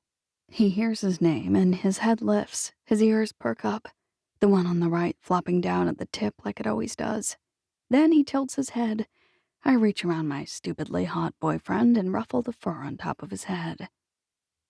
I think you could tell that after Paul, and after no success finding someone new and in an unfamiliar place, you needed someone to love you. My heart contracts a bit. He wasn't wrong. I'm not crying, but I swipe at an errant bit of moisture anyway. I mean, he has saved me. From the cougar? Eddy drags Roscoe onto his lap and rubs him all over. Or from your loneliness? Both? And he's not very social, but look. Eddy pushes Roscoe back to his corner of the sofa, and then he leans over and pats his ankles. Come on, Snuggles. Come on, girl. She eyes me sideways, and then she looks out both of the front windows intently, and only then does she trot over to the sofa. She puts up with me, but she adores Eddy, and she likes Roscoe pretty well, too. When she's been petted enough, she curls up on the floor at the edge of the sofa, just below where Roscoe's lying. She likes no one but me. And Roscoe, apparently, I say. Wolf dogs usually only like one person, Eddy says. I think she tolerates you and the girls because Roscoe has made it plain that she has to. Good job, Roscoe, I say. And again, after hearing his name, he's up and trying to crawl over Eddy's lap to lick my face. Since Mandy's death, Roscoe can sense your pain. He's doing double duty now, keeping you safe like he always did, but also trying to make sure no one can threaten you now that Mandy's not here to protect you. That's why he keeps trying to hop into the car everywhere I go? Exactly, he says. He's not being annoying, he's trying to be helpful. But now that you're around all the time, will he level off? Eddy shrugs. I suppose it depends on whether he thinks he can trust me. He's a smart dog. As if he knows we're talking about him, Roscoe whimpers and drops his head on his paws, his gaze alternating between me and Eddy. He is. Eddy drops his voice. But I'm not going anywhere. He'll eventually figure it out. He's talking about Roscoe, but he's looking at me. Which makes me think about the day he came back. Abigail's wedding. He proposed to me that day, but he hasn't breathed a word about it since then. Does he think we need to work back up to that level? It's a sensible plan, but it makes me wonder whether he's having second thoughts about it. Does he regret asking me? Or is he afraid of being turned down again? We've been dating again for weeks, and so far, he hasn't even said I love you. I haven't either, but still. We've been tiptoeing around the words as if they're some kind of landmines planted by the enemy in a past war. It started as something kind of awkward.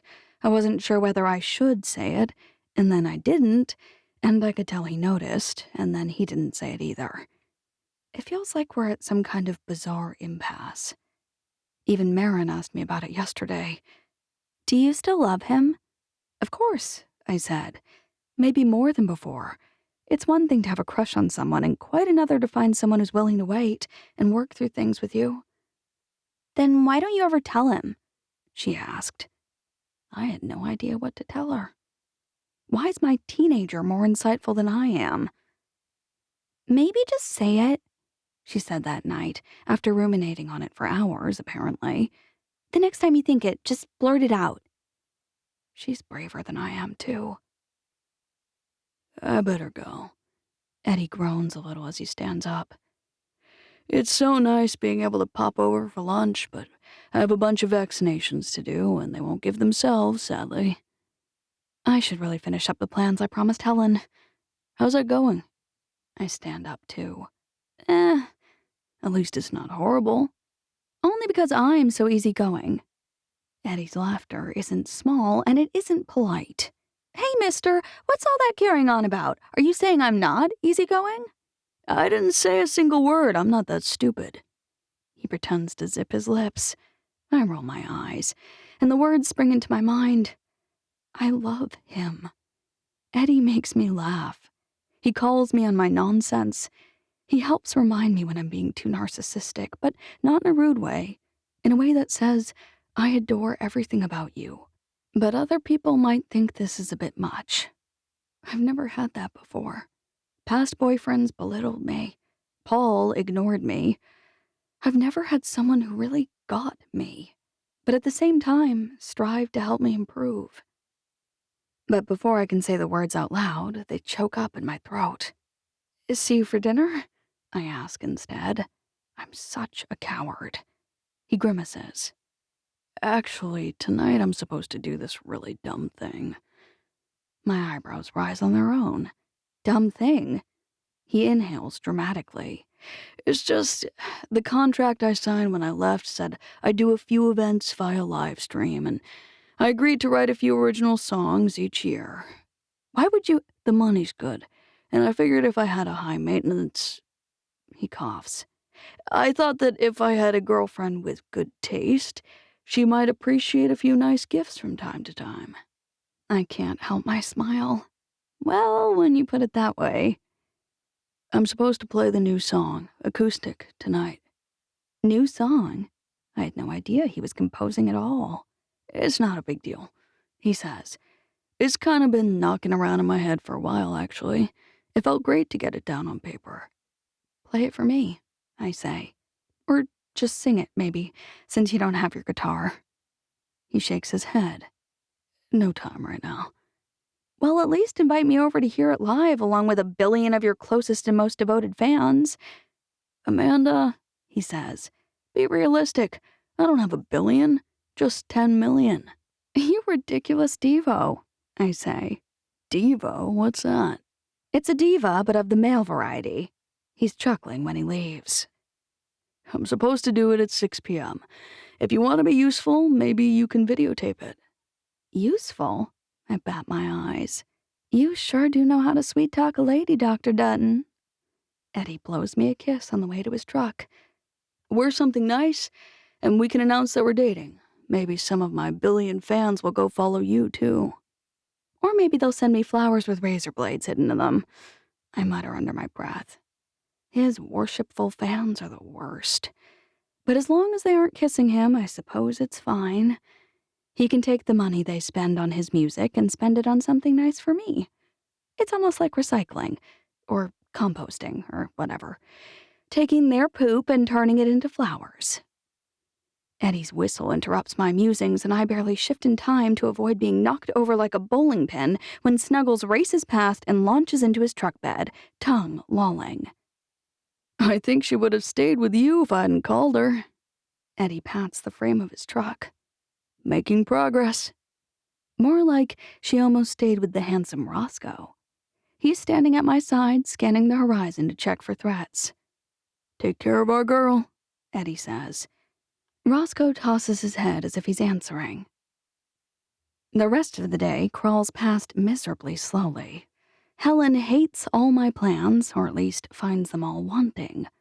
Mandy used to mostly rubber stamp my ideas. Helen keeps asking question after question and then follows up by telling me why they won't work. Maybe we should hire someone, I say. If we hire someone to work out these details, then what will you do? She tilts her head. Not to do this stuff, I say. To mediate when we disagree, which feels constant. Helen leans back in her chair and folds her hands in her lap. Which of my suggestions was wrong? I review her questions and objections in my head. She wanted me to have a designer come out and do an efficiency study before we task the surveyor to set the platting for the new retreat in the barn, so that we don't overlook anything important, like sun position at various times, or kitchen location relative to sleeping times, so the staff won't wake up the guests preparing breakfast. She wanted us to do a pollen assessment for the area so that our sensitive guests who either aren't used to the outdoors or the area can be prepared. She also wanted me to put together a more comprehensive list of suppliers for the various things we'll need once we're up and running. Mine was pretty bare bones. When I think about it, none of her ideas were bad. She wasn't even rude in how she told me to go about doing them. She just made me feel bad at my job, because she's so dang good at hers. What is your job, exactly? I ask. It seems like all you do is poke holes in the work I'm doing. Helen slings her purse over her shoulder and smiles as she stands up.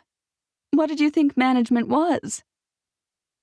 I've worked my way through a quarter of one of my new tasks when I realize I need to feed the girls something for dinner, and I've barely got time if I want to make it to Eddy's a few minutes before 6. When I shoot out of my bedroom, I come to a complete halt. Emery's leaning against the kitchen counter, smiling and telling some kind of story. She's also scraping things off a cutting board and into a bowl. Marin's pulling something out of the oven, something that smells like heaven. My girls are making dinner, together, while smiling. I glance around, searching for evidence as I approach. What's going on? They both turn toward me at the same time, wearing identical looks of surprise.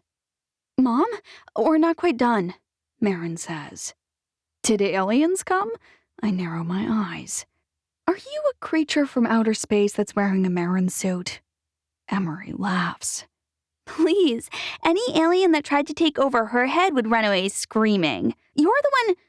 That's more like it. I just can't believe you made dinner.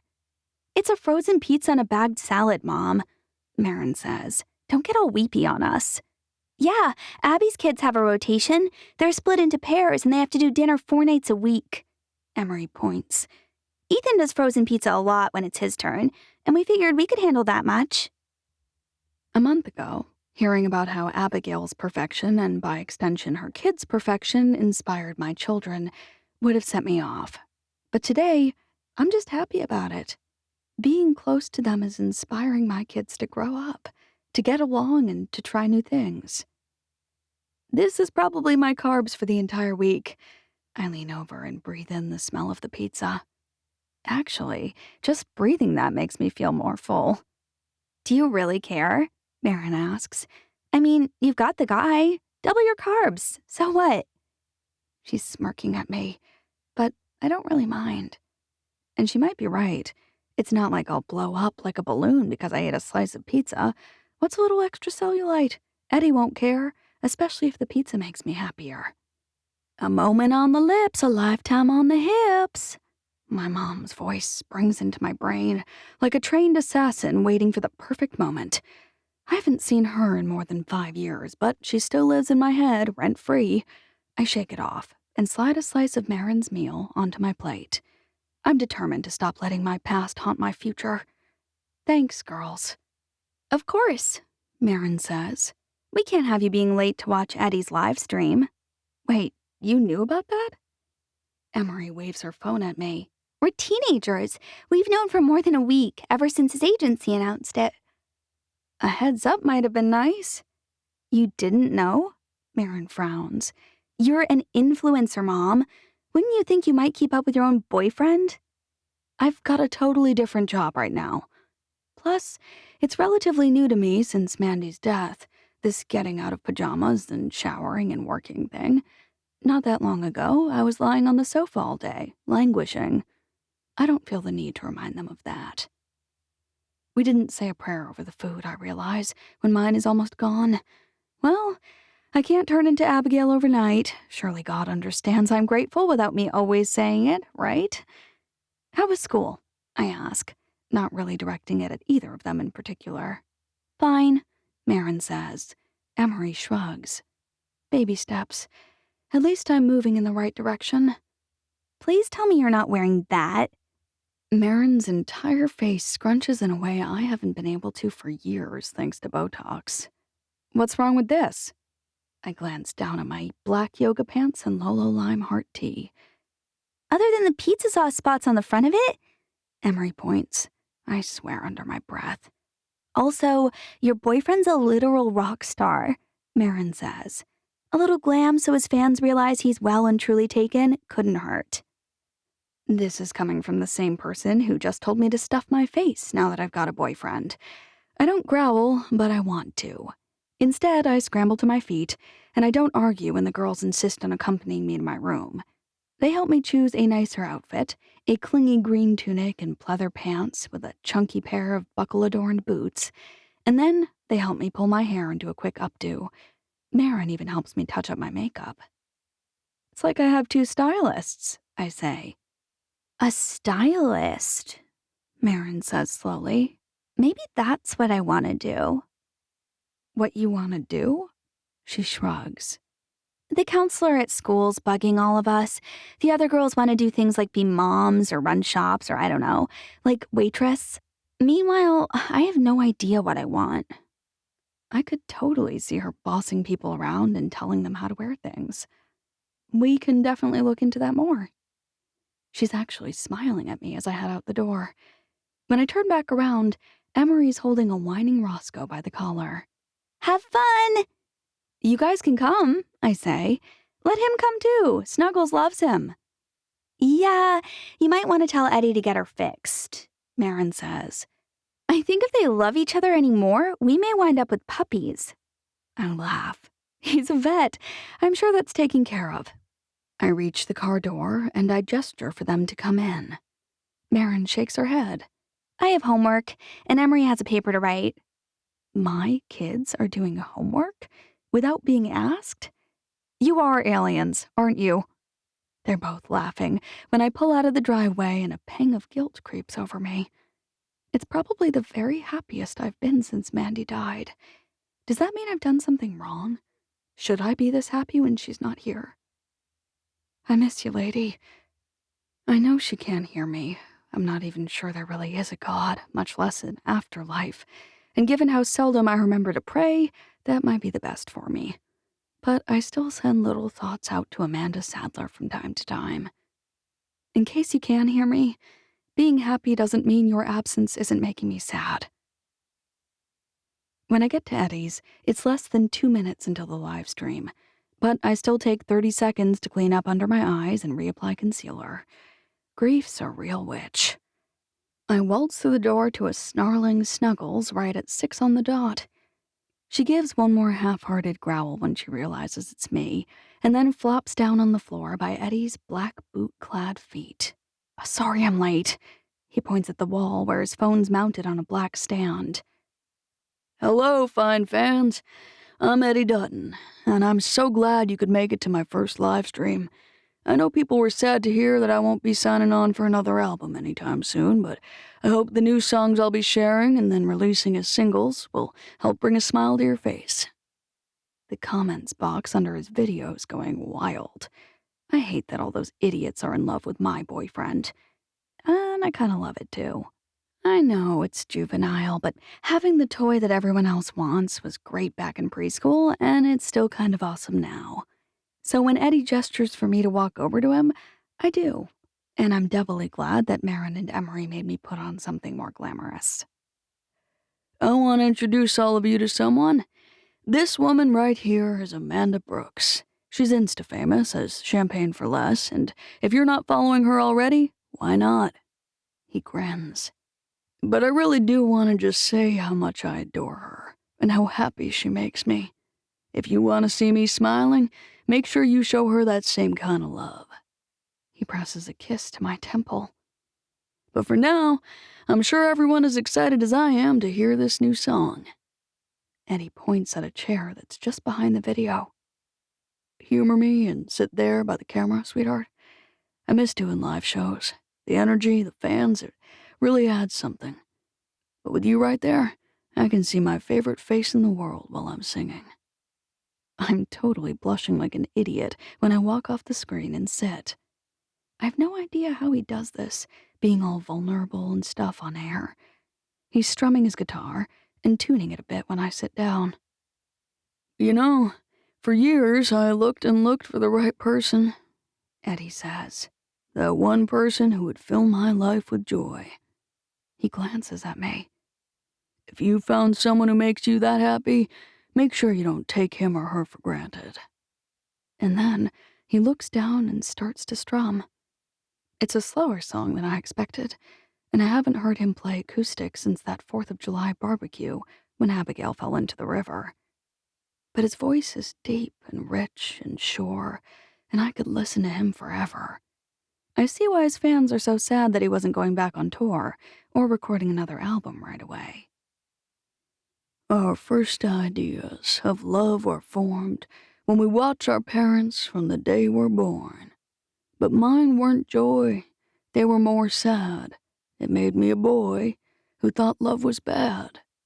Until the day, until the way you showed me love. You showed me life.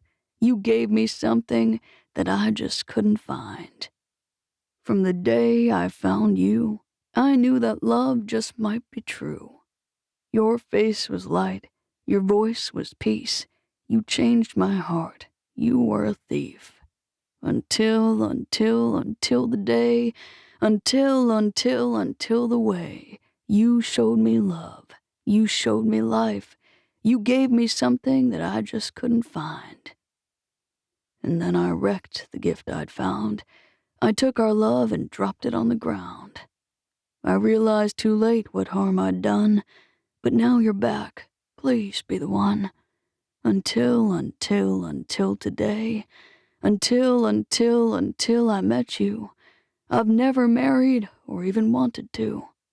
But you gave me something that I just couldn't find. Please be my wife forever, my always Valentine. And then Eddy drops down on one knee, in front of the camera, in front of all of his fans, but his eyes stay trained on me. He reaches beneath the sofa and pulls out a tiny bright blue box. "You'll be proud of me," he says. "I had my agent call Tiffany's. I told them I was about to propose to the most beautiful influencer in America and that her brand was a perfect fit for theirs. I asked them if they'd give me a discount if I said how great they were to work with live during the release of a new song." "And did they?" He laughs. "Not a chance. But the shipping was free." I'm laughing too, but I'm also crying. Why didn't those useless girls make sure I put on waterproof mascara? Eddy's still on one knee, but he shuffles toward me. Snuggles, not knowing what's going on, creeps along next to him, licking his elbow and whining. He stops so that he can still be seen on camera, but he's close. Right next to me, in fact. "That song was a little cornier than my usual, but it was also the easiest I've ever written any song." "Oh, yeah?" I look into his very earnest, grass-green eyes. "I love you, Amanda. You changed my life. You changed how I look at love. I can't imagine any bright future that doesn't have you in it. Please, please, please, marry me." I bite my lip. "I'm sorry, Eddy, but this is all wrong." His face falls. His arms droop, the gorgeous diamond solitaire angling downward. I lean over and brace my hands on his shoulders. "Your fans should really be able to see the whole picture, don't you think?" His laughter is off kilter then, but it's practically saturated with relief. "Yes," he manages to choke out. "Yes, let's do that." I walk into view of the camera, and then I shift so there's room for him. He and Snuggle shuffle over again. "You're a phenomenal woman," Eddy says. "No matter what life hands you, you may throw a little tantrum as divas are wont to do, but then you dust yourself off and turn to rally the forces and attack. You're resilient, brilliant, and brave, and I love you. Please marry me." He leans closer and whispers, "I don't think I can handle being rejected 3 times. I laugh this time. That was hardly a rejection right there. "What would you call it?" He snorts. "You said I'm sorry, but this is all wrong." "It was a joke, you big baby," I say. "But I won't reject you a 3rd time, Edward Dutton. I was always Team Jacob, but I guess it's time I reconcile myself to the fact that I'm winding up with Edward after all." Eddy stands up. "Who the heck is Jacob?" I pull his head down and kiss him, and when we finally stop, he slides the beautiful, non-discounted Tiffany & Co. diamond onto my finger. It may have taken a while to get here, but it's a perfect fit. 18. Amanda. Moments after Eddy closes down the live stream, there's a knock at his door. Instead of looking surprised or annoyed, he grins. "What's going on?" He heads for the laundry room, dragging Snuggles along with him. "Be patient." "Forget patience," I say. "Tell me who's here." "Who isn't here?" He winks, and then he jogs to the door and swings it open. Marin, Emery, Abigail and all her kids, and even Steve. Donna and Will and her niece, Beth, I think. They all stream inside, along with a few women I've gotten to know in town. Jeff and Kevin shuffle in, and to my great shock, so does Helen. For some reason, it really hits me how sad it is that Mandy's not here. It may not be an official engagement party, but she would have been the first to hug me, the first to call me Mrs. Dutton, long before it's really proper. Appallingly, probably also the first to tease us about the wedding night. "Congrats!" Abby squeals as she rushes toward me, arms outstretched. "Who would have thought a year ago that we'd both wind up getting remarried in this tiny town?" Tears roll down my cheeks. I must look like a zombie by now, with all the ugly crying I've been doing. "I miss her too," Abby whispers. 4 words, and my quiet tears mutate into racking sobs. The others fall quiet, but I can't seem to let Abby go. "She's happy for you, wherever she is." I know that's true. I'm happy for me too. And me? Eddy thrusts his arm between our faces and starts to pretend to pry us apart. But you really can't be so close to Amanda, Abs. Why not? She asks. Yeah, why not? I frown. Because Steve says she's pregnant, he whispers. And I hear that kind of thing's contagious. I laughed through my tears then. Yes, get thee hence, foul breeder. None of that around me. Or at least not yet. Eddy's eyes are sparkling. Whoa, I hope you know that you're buying a vintage edition, I say. I really hope you're not planning to put it through something as traumatic as childbirth because I can't survive that again. He rolls his eyes. I don't want a kid if you don't, but if you do, then I do. I just do as I'm told. I laugh at that. He seems to be sincere about it. Then keep that baby stuff way away. I didn't think I wanted another one either. Abby pats her non-existent belly. But here we are. How far along are you exactly? Eddy asks. 17 weeks, Abby says. Just over that, Steve says. And it's a boy. Oh, I hug Abby again, squealing all over again. That's so exciting. Now you're unbalanced, though. No, we're perfectly balanced, Abby says. Steve has a daughter. Steve has 3 daughters, Steve says. And he also isn't sure why he's talking about himself in third person, but he's already started it, so now he's just staying in the saddle. Your husband's very odd, I say.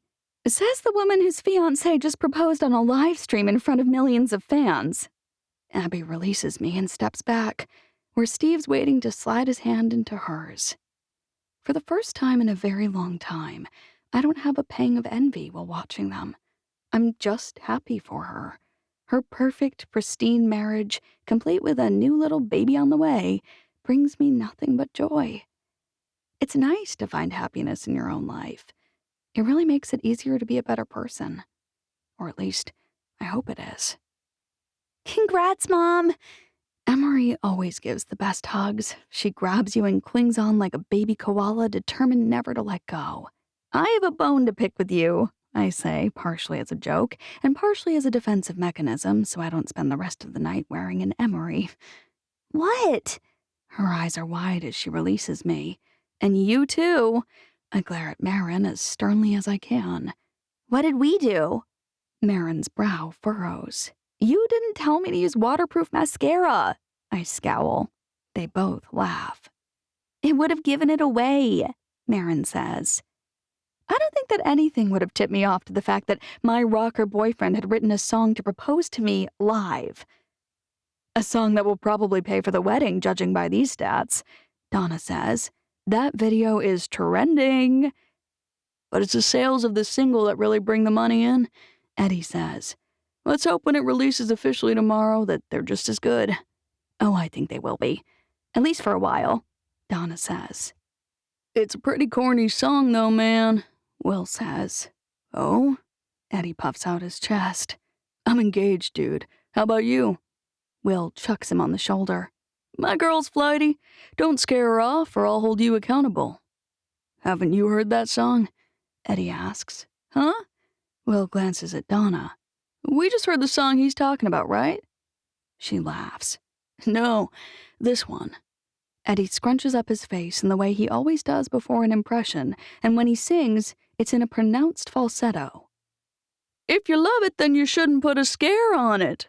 Those are not the lyrics, I say. Didn't you know that quoting lyrics in a written work like a novel can get the author sued? Eddy asks. Oh, are you writing a book now? I ask. Who knows? He asks.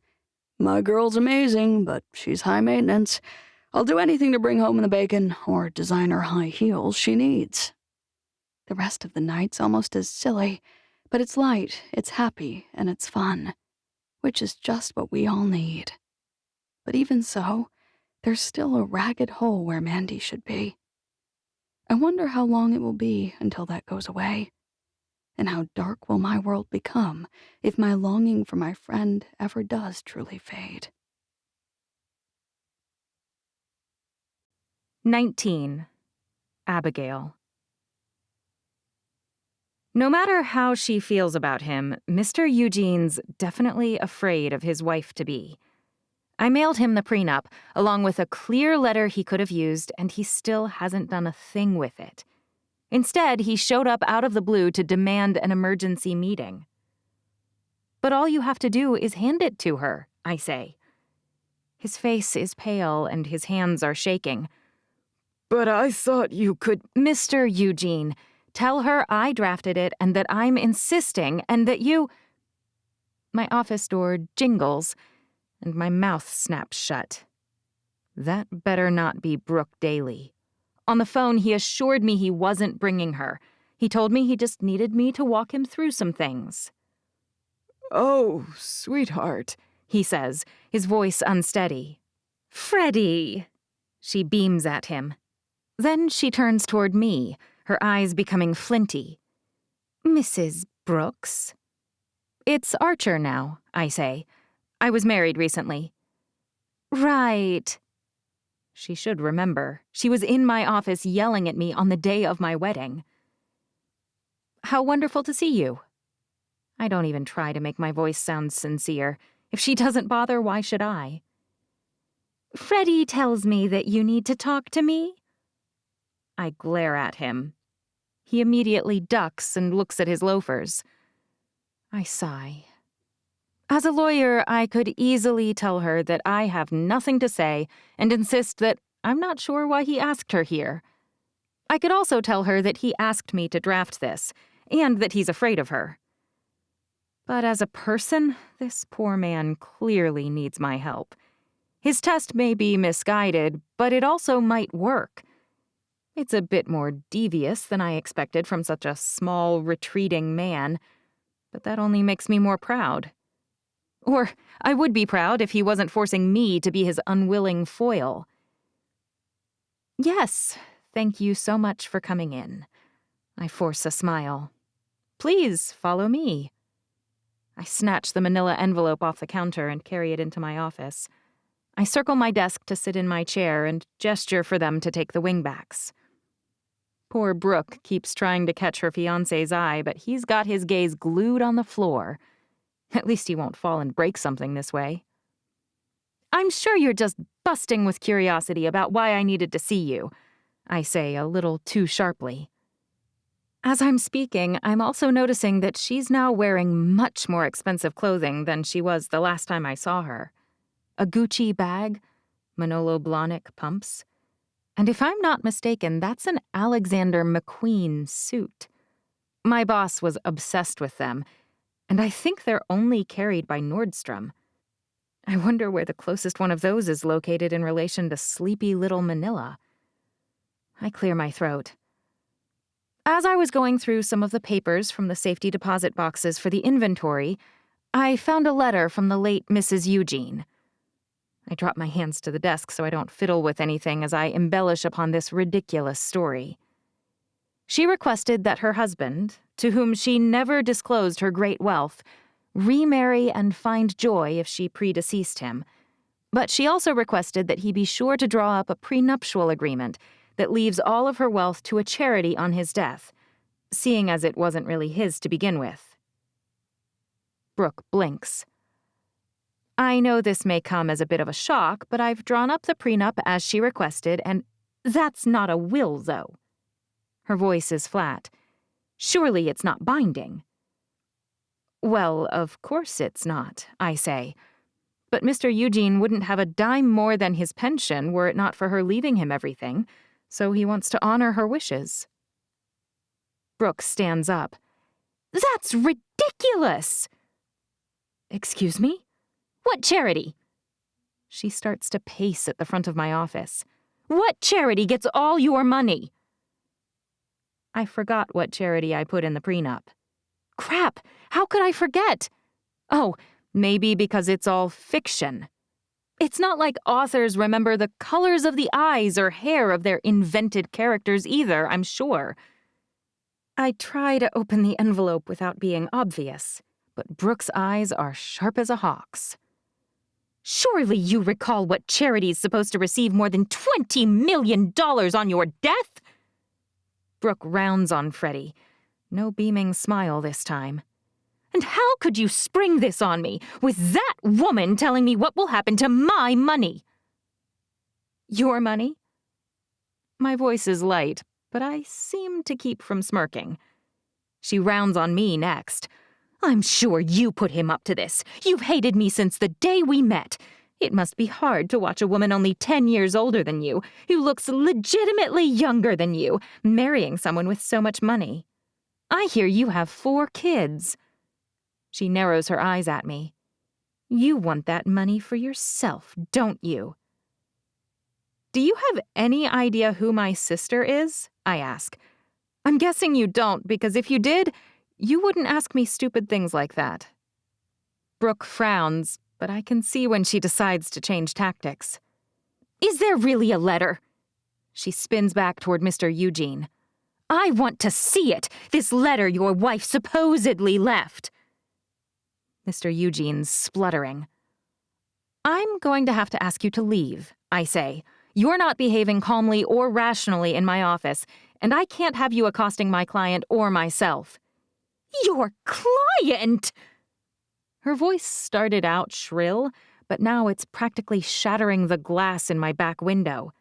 He's not your client anymore. You've caused all of this with your interference, so you're fired. I pick up my phone. I've been more than polite. You can leave, or I can call my husband and have him pop on over and escort you out. It's a bluff, of course. He's working in Green River. Luckily, it works. Her nostrils flare and her designer shoe-clad foot stomps, but she finally storms out. Well, I guess you know what she was after. I'm deep in my gloat when I glance over at Mr. Eugene and realize he's bawling. For me, this was merely a confirmation of what I always knew. But for him, it has destroyed all of his dreams and fondest feelings. I'm a bad person. Maybe not Brooke Daly bad, but quite possibly puppy kicking when no one is looking bad. I drop into the seat next to him and drape my hand across his. When he turns his over and squeezes, I can't help thinking about what stupid Brooke said. That I want his money for myself. The icky feeling that washes over me has me pulling my hand free. I want nothing to do with that kind of insinuation in any way, shape, or form. But I do want him to feel better. I just can't handle him bonding to me, or imprinting, or whatever that's called. He does remind me of a baby bird.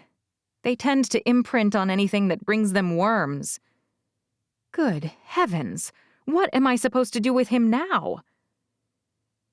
In the end, it takes me almost 3 hours to extricate myself from the sob fest I helped create. I sink into my chair afterward and wonder how I can possibly frame this interaction on the bill. First, I have to consider whether I can ethically bill him. I mean, I wanted nothing to do with this. He came to me and begged me to help. I did exactly as he said, and then he ignored me and brought her here. I should fire him for turning my office into an episode of Maury Povich. Any way I look at it, it's fair that I should be paid for my misery in this train wreck. But now I'm back to how to write it down exactly. Held client's hand while he sobbed. 3.1 hours. That won't work. Helped eliminate a greedy, gold-digging... Nope. Too unprofessional, even if it's true. How about consulted regarding impact of failed engagement, 3.1 hours. That could work. Maybe? I lean back in my chair and close my eyes.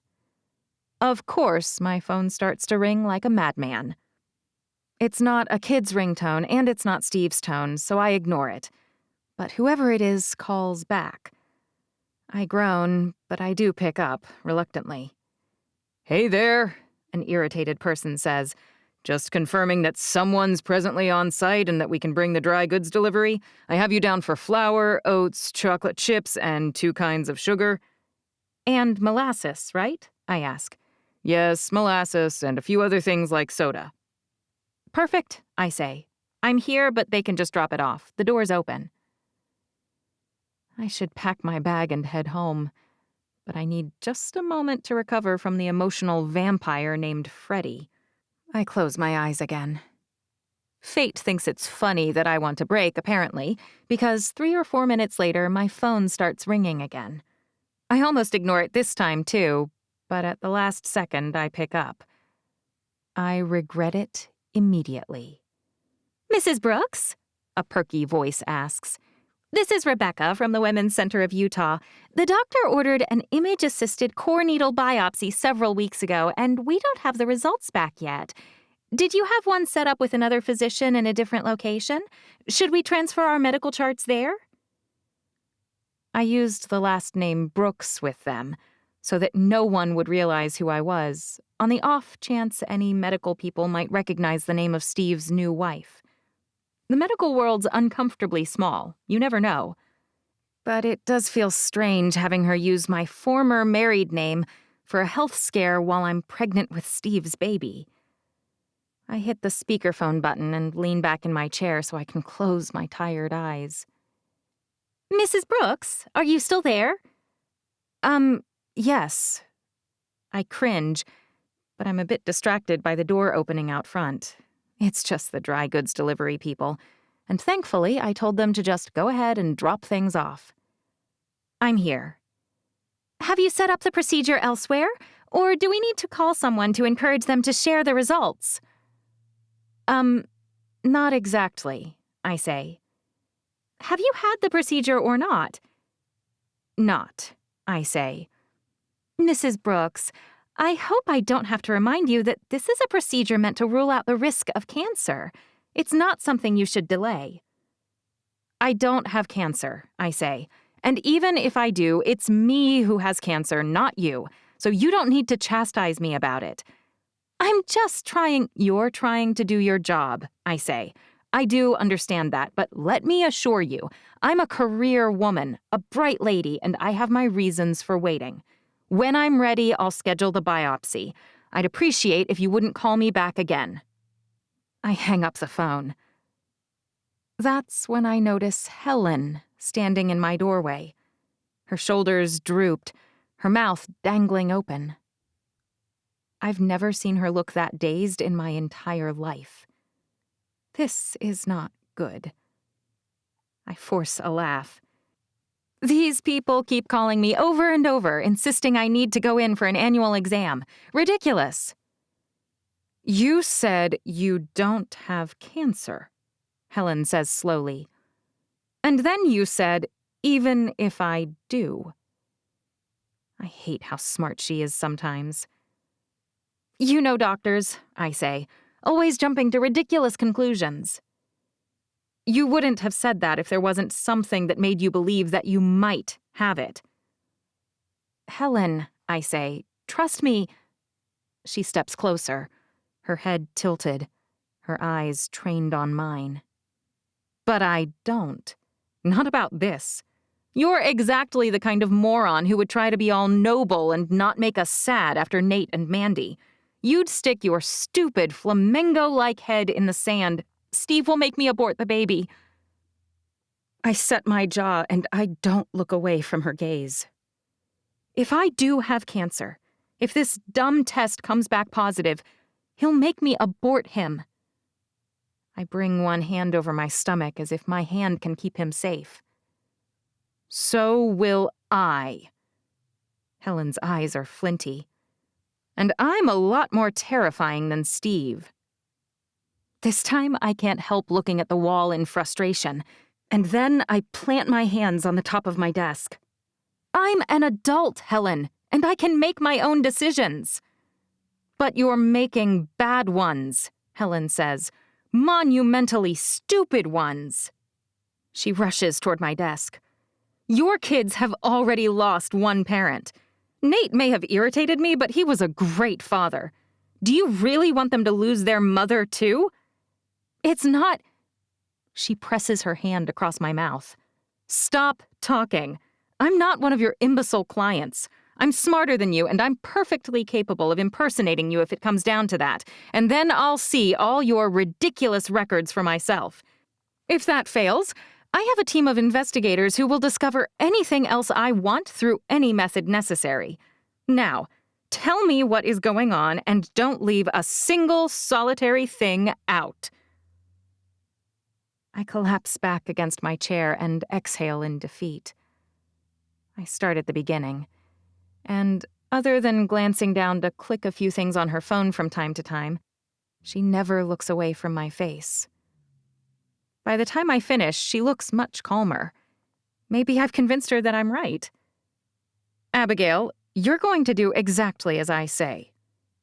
I'm not a toddler, and you can't order me around.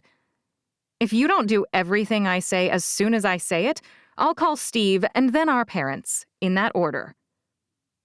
I hate her. Fine. What do you want? First, my car's right outside.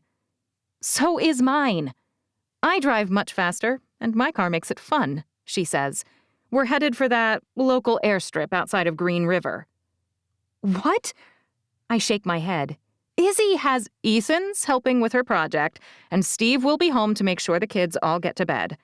I told them I'm flying you out to make some critical decisions about the baby shower that can't wait. This is ridiculous. No, Abigail. Gambling with your health when 4 tiny people and 1 teensy baby all depend on you is what's ridiculous. Actually, it's unconscionable. That's a word that, as a lawyer, you should know.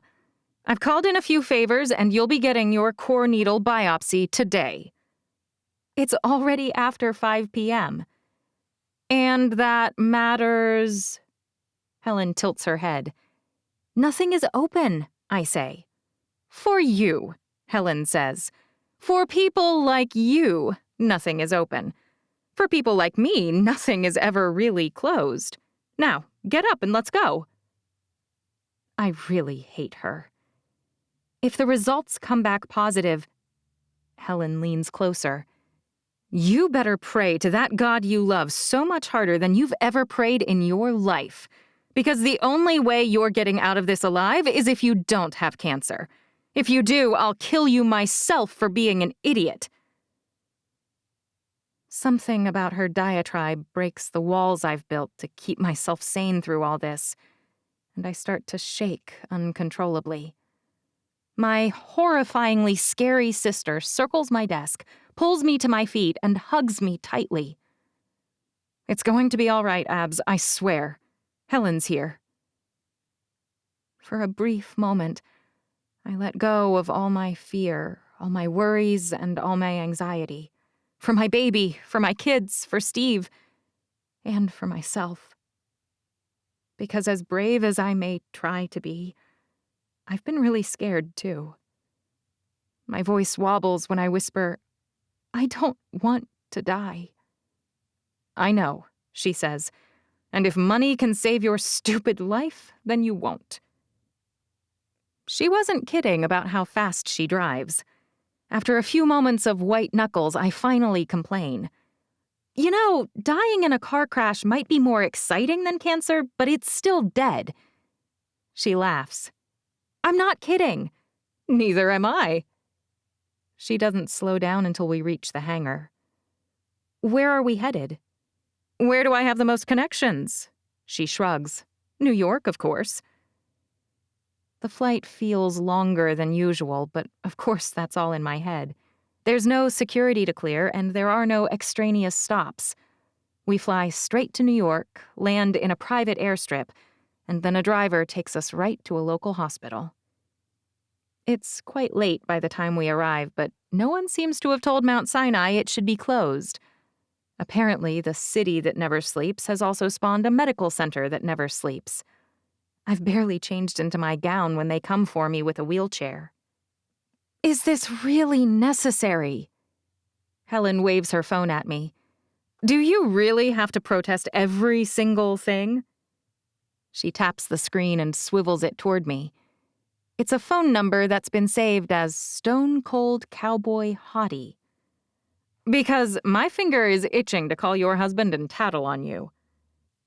I sigh, but I don't complain anymore. In fact, thinking of Helen saving Steve as a stone-cold hottie makes me smile. The biopsy's quick, relatively speaking, but it's not at all pleasant. After sitting through all the appointments where Nate was poked and prodded and jabbed, I'm pretty familiar with being on Helen's side of things. It's my first time being the patient, and I don't like it any better. Finally, it's done, and the nurse, the doc, and the orderlies are on their way out the door. "How long until we know what the results are?" Helen asks. "A few hours," the doc says before he disappears. Helen folds her arms. Now we wait. 20. Abigail. An awful lot of our lives are spent waiting. We wait when we pick up our kids from school. We wait on prescriptions. We wait on the weather. We wait on new books. We wait on our favorite show to release a new episode. We wait for loved ones to forgive us. Of all the things we wait on, test results might be the worst. Helen's checking her watch, so I know I'm not the only one who's annoyed. "I'm sorry." "It's about time you apologized to me." Our family isn't one that apologizes easily. Then again, we don't make it easy when someone finally does say they're sorry either. "You're so gracious at accepting." "I have exactly one sister," she says, "and you've met my parents. If you leave me alone with them, so help me, I'll—" The doctor peeks his head in the door. "Is now a bad time?" When Helen stands up, I can't help noticing that her hands are shaking.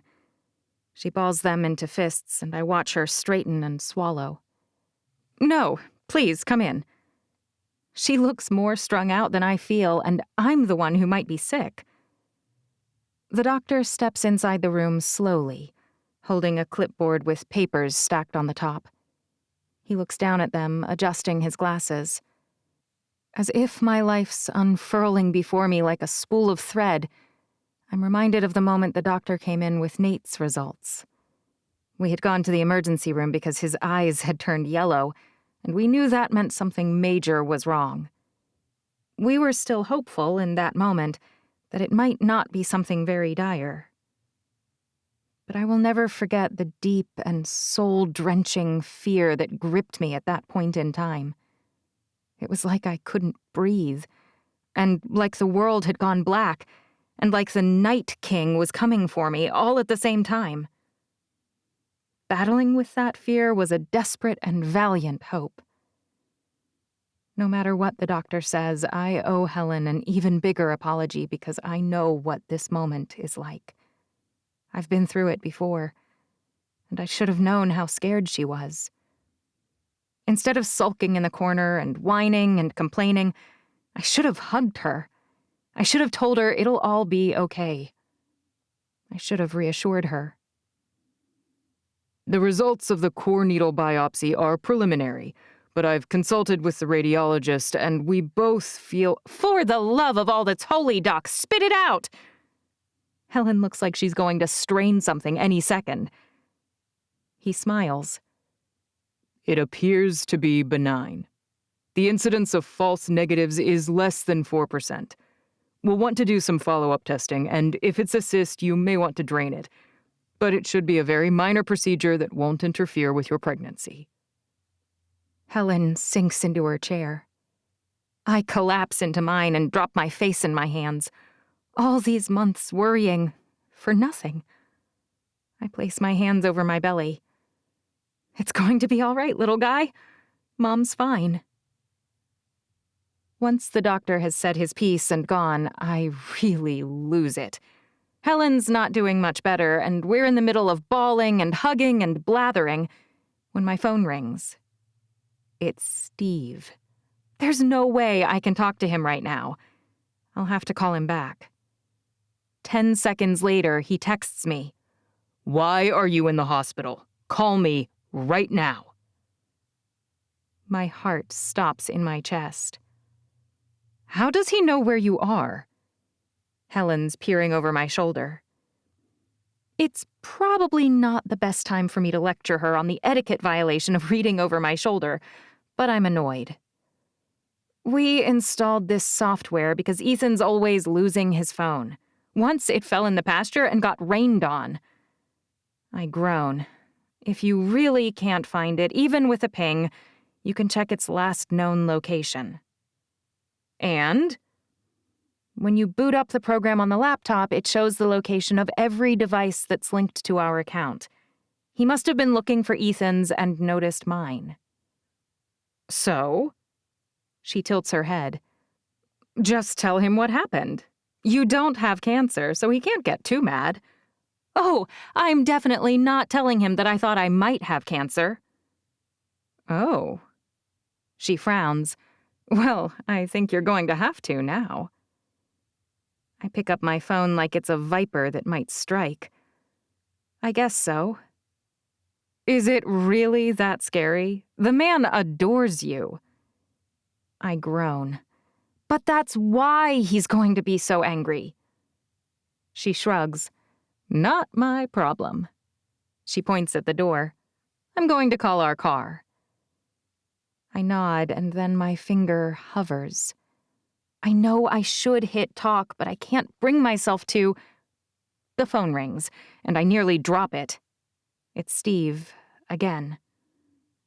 This time, I force my finger to stop trembling, and I swipe talk.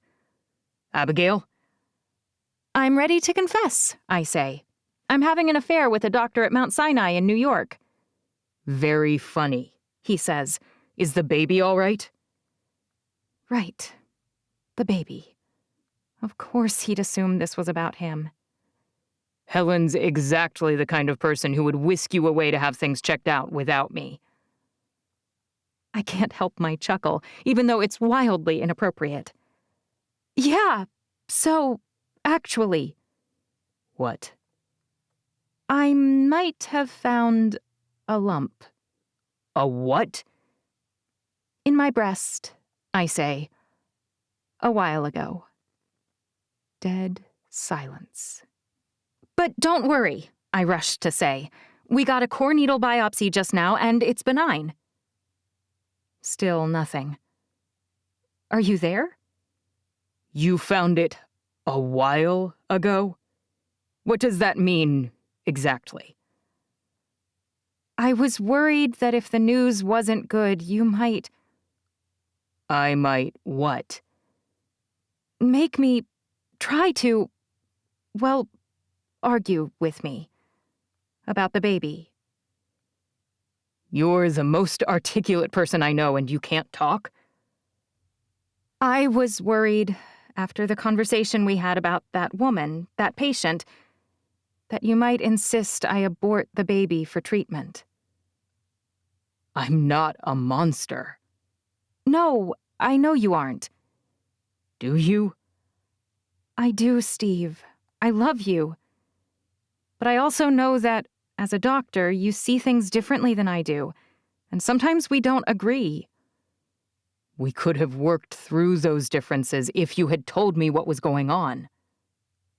I know. I should have. When will you be home? It's Helen's plane. I guess we can come back tonight. Stay at a hotel, he says. Staying up all night's not great for the baby or for you. Okay. We can talk when you're back. Are you mad? I'm choosing to focus on the fact that I'm relieved, he says. Have that doctor email me all the results, please. You're actually not angry? He sighs. This is hard to do over the phone, Abby, but we're brand new. You haven't known me that long. I'm choosing to believe that this is just a product of our limited time together. I may have my medical opinions, but I also respect you and your body. I wish you'd trusted me enough to tell me, and I suppose that failure may be partially my fault. No, I say. It's not your fault. All right, he says. Like I said, we can talk about it when you get home. You're really not angry? Why can't I stop asking that? The answer surprises me. I'm afraid. I didn't expect to find someone like Steve. Someone I love even more than I loved Nate, if I'm being honest. Someone who takes care of me. Someone who gets me. Someone who adores and is patient with the kids. A hard worker who's also generous and thoughtful. A stone-cold cowboy hottie who I love to kiss, even now. And if my lack of trust causes unhappiness between us, I'll never forgive myself. I'm scared of losing him precisely because of how much I love him. Maybe that's part of why I hid this from him in the first place. I'm disappointed in myself, He says. It would be really hard for me to be angry with you. You've given me everything. And then I'm crying again. Don't worry, I hiccup. I'm fine. It's just the hormones, I say. It's been a really long few weeks. He sighs. I can't wait until you're back and I can hug you. I love you, Abby. I love you too. Helen's rolling her eyes when I hang up. Don't even tell me. I heard. She makes a gagging sound. Of course the perfect man isn't mad at the perfect woman, even when she's a complete moron. I'm lucky. I get it. That's what I have you for, making sure I know just how stupidly I've behaved. Darn straight. Steve says we should get a hotel. I own a penthouse here, she says. And I own a very nice hotel as well, but I recommend the penthouse. How did I forget that she lives here most of the time? She spends the next 40 minutes, as we head to her posh apartment that I've never seen, berating me for making poor life choices. But once we're in her apartment and I'm wearing her obscenely expensive pajamas, and we're both brushing our teeth, she just stops.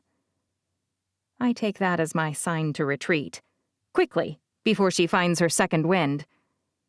As I'm darting toward the guest room, she says, Abby. Yeah? I turn to face her. I love you. We Fishers don't apologize much, but we say I love you even less often. I love you too. I'm sorry. Whoa, 2 apologies in one day? And she's telling me she's sorry? Will miracles never cease?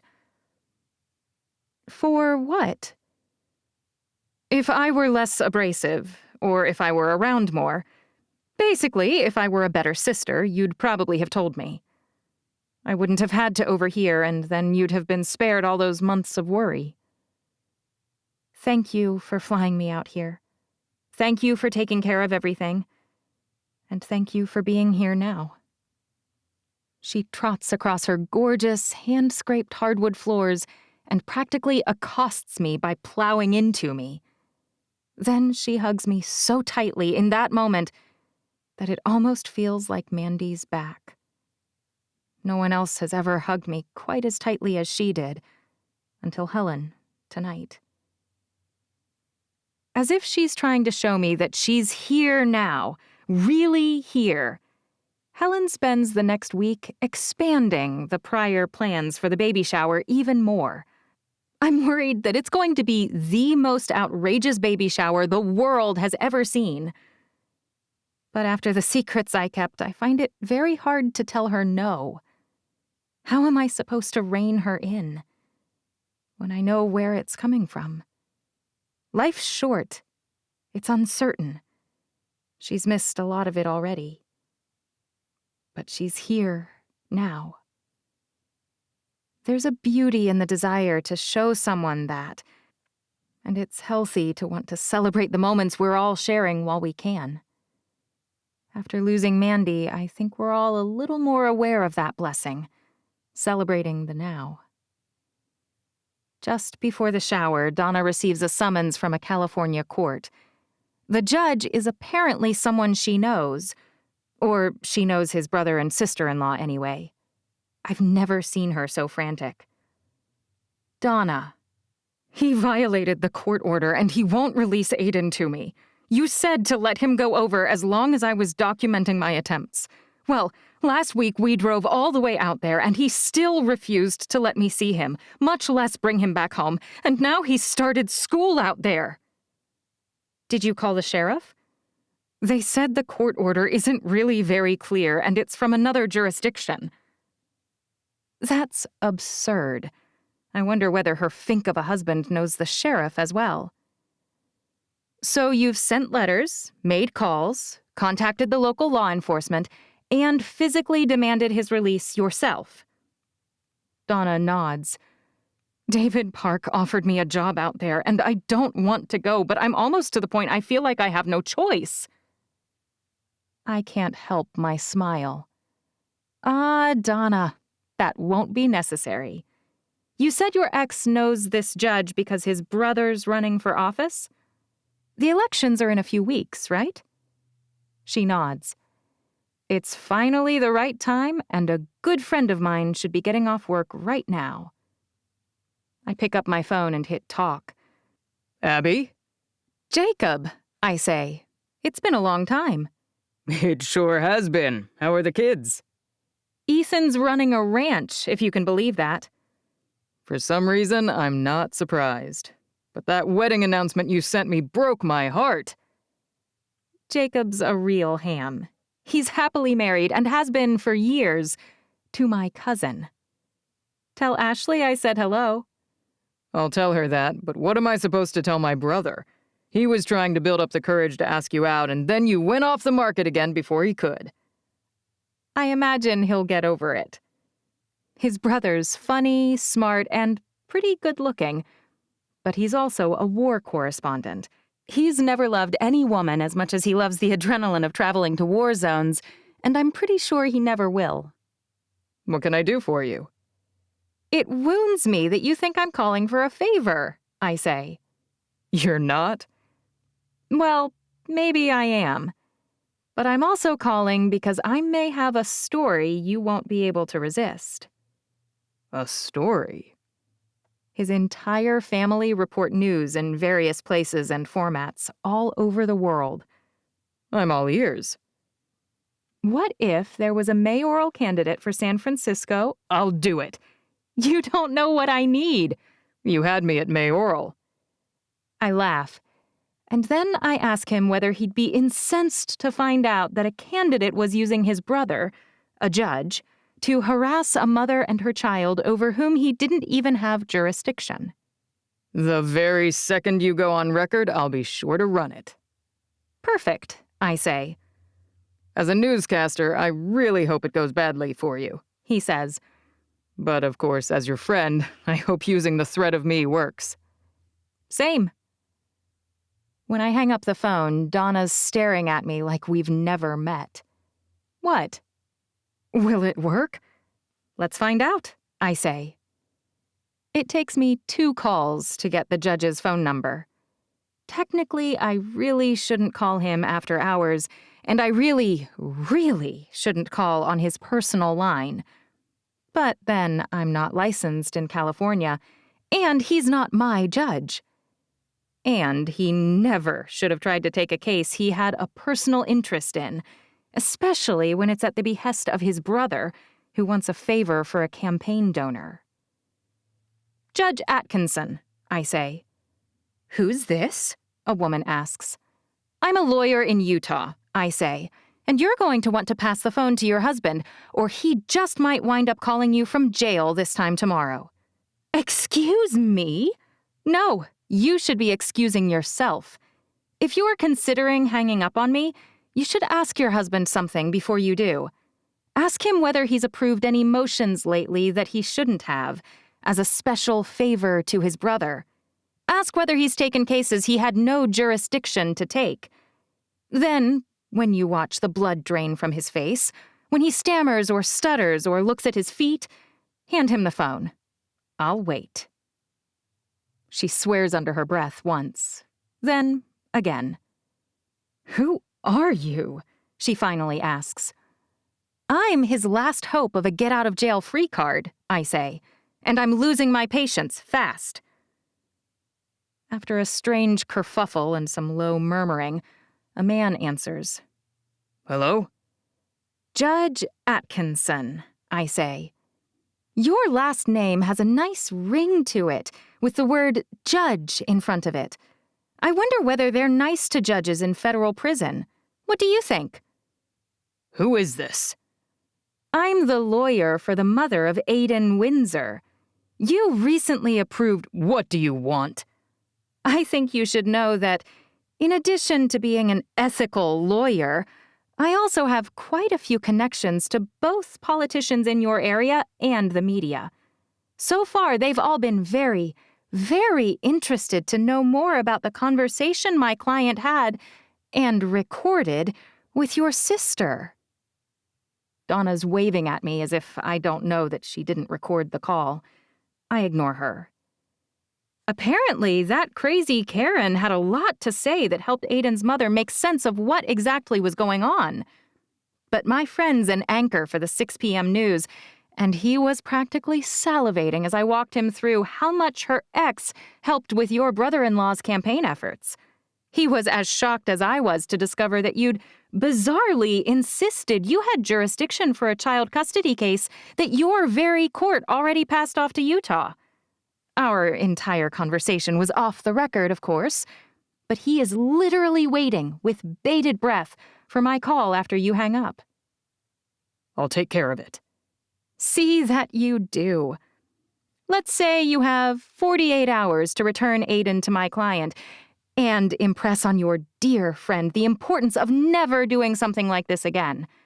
I keep meticulous records, and the statute of limitations on stuff like this is federally mandated, so as you can imagine, it's not short. Donna's still in my office, a little incredulous, when her ex calls. He swears a lot more than the judge's wife did. I'm able to extrapolate from what he says that Aiden will be home in the morning. Donna's beaming when she hangs up. Thank you so much. Again. I'm sorry you had to fret for so long, and that Aiden has started school there. It's just that we had to give Charlie enough rope to hang himself. I pause. And also, I've had a stressful few weeks. It's a long story, but it's resolved now, and I'm back to bringing my A game, I promise. Even your B game is pretty scary, Donna says, but I'm happy to see the bazookas firing full speed again. She stands up. Please send me a bill this time, or I'll have to come up with my own amount to pay you. I laugh. All right. I do have a lot of baby things to buy. All of them, really. I have a feeling a lot of that is about to be taken care of. Donna's smirking. Helen's a little out of control. You can say that again. Whenever you can, try to put the brakes on her ideas, will you? Officially, Amanda and I are supposed to be co-hosts, but unofficially? Donna sighs. Every suggestion I've made has been vetoed, and then she's made some notes, and then she's told her assistant to handle it. That sounds about right, I say. Was there ever a hurricane, Helen? She asks. Because if there was, I feel like it would be a doozy. All right. Well, keep trying. You know she had us call the Harlem Globetrotters yesterday, Donna says. She was obsessed with the idea of having them come and perform privately just for the shower. I sigh. All right. I'll try and talk to her myself. Donna's face as she leaves has me all kinds of nervous, because Helen has been getting cagey about details. But there's not much I can do at this point other than wait. And hope. She knows Manila's tiny. Surely Helen won't get too carried away, right? 21. Donna. I hate shopping for gifts. Lately, it's been a little easier because I no longer have a husband who interrogates me over every purchase. And I have a job that pays me a decent salary. That and Mandy gifted me a house, so I no longer have a rent payment to make. That frees up a lot more disposable income. But even without the stress over how much to spend and how to pay for gifts, selecting the right one still freaks me out. Figuring out how much I should spend is the first hurdle, and it's often confusing, and it seems to be ever-changing. $20 used to be an appropriate figure for most everything. Anything less was stingy, and much more and you were showing off. But now that's all turned on its head. There's almost nothing decent you can buy for $20 for one. But beyond that, other people routinely spend more on things for me. It's just hard to know how much more I should spend. And even if I settle on an approximate amount, I'm terrible at deciding what to buy for someone else. Take this stupid baby shower. Abigail already has 4 kids, so even if she's being greedy and having yet another child when I have only one, I really am happy for her. But she's also loaded. And her sister's richer than Kylie Jenner, so what on earth could I buy her that she won't already have and that she might actually want? I get why she didn't register. It's not like there are a lot of Bed Bath & Beyonds around here. Babies R Us went under. What are her best options? The closest Target is in either Salt Lake City or Casper, Wyoming. If I was only crafty, I'd be all set. I've tried, but I cannot make anything that looks even somewhat presentable. That leaves me reliant on Amazon, where she did not register. And because I ordered late and we live in Manila, 2 of the things I ordered haven't come yet. That's why when Will breezes through the door, I'm staring at a very small, very sad-looking blue hamster that looked much, much better in the online photos. What are you doing? We're going to be late. I may not go. To your best friend's baby shower? He frowns. Aren't you hosting? I stomp my foot and point. Look! What is that? He crouches down and peers at it. You bought them a baby Tasmanian devil? It's supposed to be a hamster, I wail. It looks like a blue poop, Aiden offers. Will and Aiden descend into a laughing fit. The man is several decades old, but poop jokes still slay him. Maybe it's a Y chromosome thing. What's going on? Beth peeks her head around the corner. Do you think this will work? She slowly steps into the hallway. She's wearing the cutest baby doll dress that I have ever seen. Blue with white eyelet trim. Whoa, Will says. Who are you trying to impress? Shut up. She disappears again. What's that about? I ask. She clearly likes someone. He grins. No way a teenager takes that much time to get ready unless she's after a guy. Or a girl, Beth yells. Except you're not gay, I say. She steps back out, and this time she's holding a gift bag. No, she agrees. I'm not. I fixate on that gift bag like it's my lifeline. What's that? She tucks it behind her back. It's a baby shower. I have to take a gift. I know. I'm descending again into the pits of bleak despair. You can have our gift, Aiden says, to keep for yourself, if we can put our name on yours. He's a smart kid. Now that we have him back, not only do I not have a giant hole in my heart, but he also keeps us laughing. Yes, what he said. Look how cute our gift is. Will said it looked like a baby Tasmanian devil. I slowly shift my hands to frame it up. Maybe with a little encouragement, she'll actually want the hamster. What in the world is that? Beth leans closer and flicks it. The blue demon poop flips across the table, end over end, and slides off, finally coming to rest in front of the trash can. Quick, someone shove it in there and tie the bag. If we feed it after midnight, we'll all be in trouble.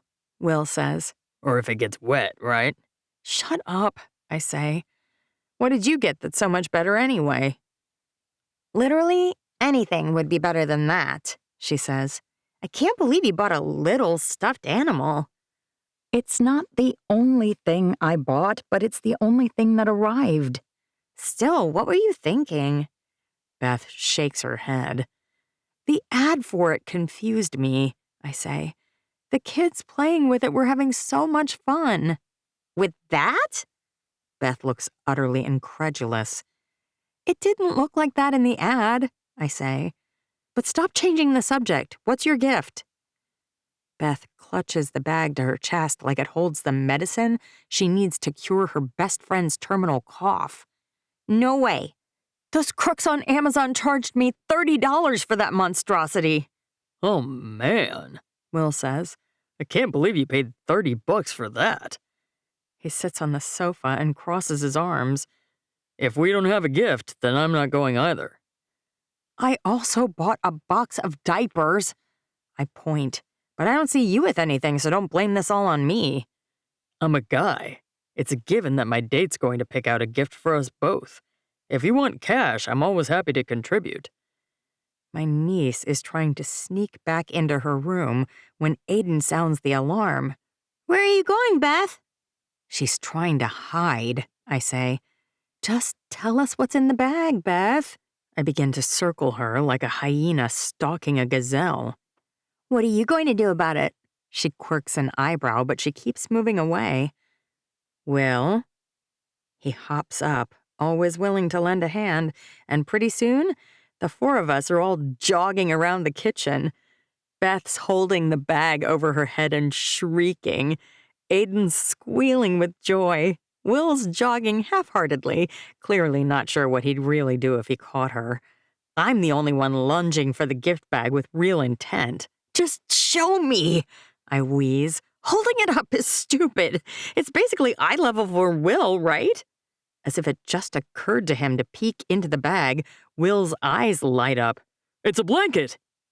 No way. But you can't knit. It's definitely a blanket, Will says. and a cute one, too. Blue clouds with little gold stars in between them. I point at her. Where'd you get that? You know that Rose lady? Beth squares her shoulders and inches her chin upward. Dolores Jenkins? Will's eyes widen. She hates everyone. She likes Amanda, Beth says, and she likes me. No way she made you a blanket. Will says. She loves to crochet, not knit, and last year I helped her cover her roses before the first freeze. She said she owed me one. She shakes the bag at me. One. It's mine, I shout. You're going down, you little freeloader. Beth, always a devious little vixen, stops circling and darts out the front door. I sigh in defeat. We're doomed. You're Abby's best friend, Will says. Just take the diapers. She knows you well enough to know that you don't knit or sew. You could give her babysitting coupons, Aiden says. Like I gave you coupons for free hugs. It's an indication of how bad I am at gifts that I actually consider that. No, it's fine. Will's right. Abby won't care, or be surprised, probably. Let's just go. Still, I feel glum as I watch the scenery pass on the drive to the gorge. Of course, Helen insisted on picking the best venue in the area, a place most people use for weddings, for a baby shower.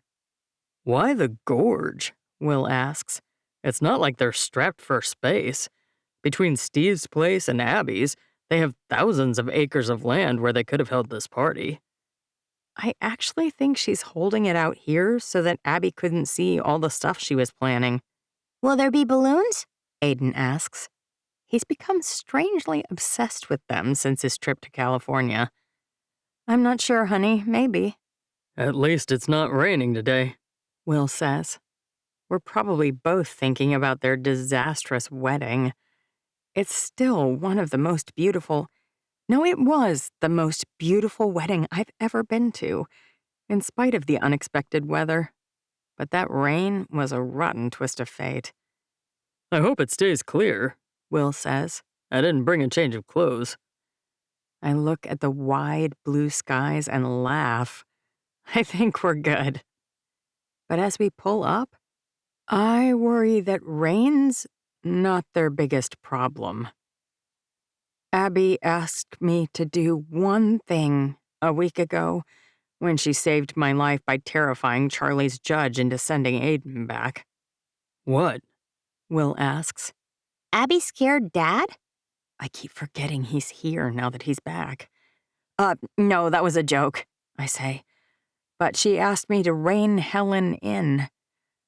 I was supposed to make sure she didn't go overboard. Will whistles. I think you might have failed spectacularly. Whoa! Aiden unbuckles and presses his face up against the window of the car. Is that an elephant? It is. There's an elephant walking in front of us. An elephant. A string of ponies with bright, colorful blankets on their backs prances ahead of it. A dozen bouncing dogs follow, and the people milling around are wearing the most fantastical costumes I've ever seen in my life. This is amazing, Mom. Is it all real? Aiden's eyes are wider than coasters, and his head's swiveling like a compass that can't find its bearings. What on earth is all this? Will sounds the way I feel. Beth, on the other hand, bounds out of her car next to us, oohing and aahing loudly. Wow! She gushes. This is so cool!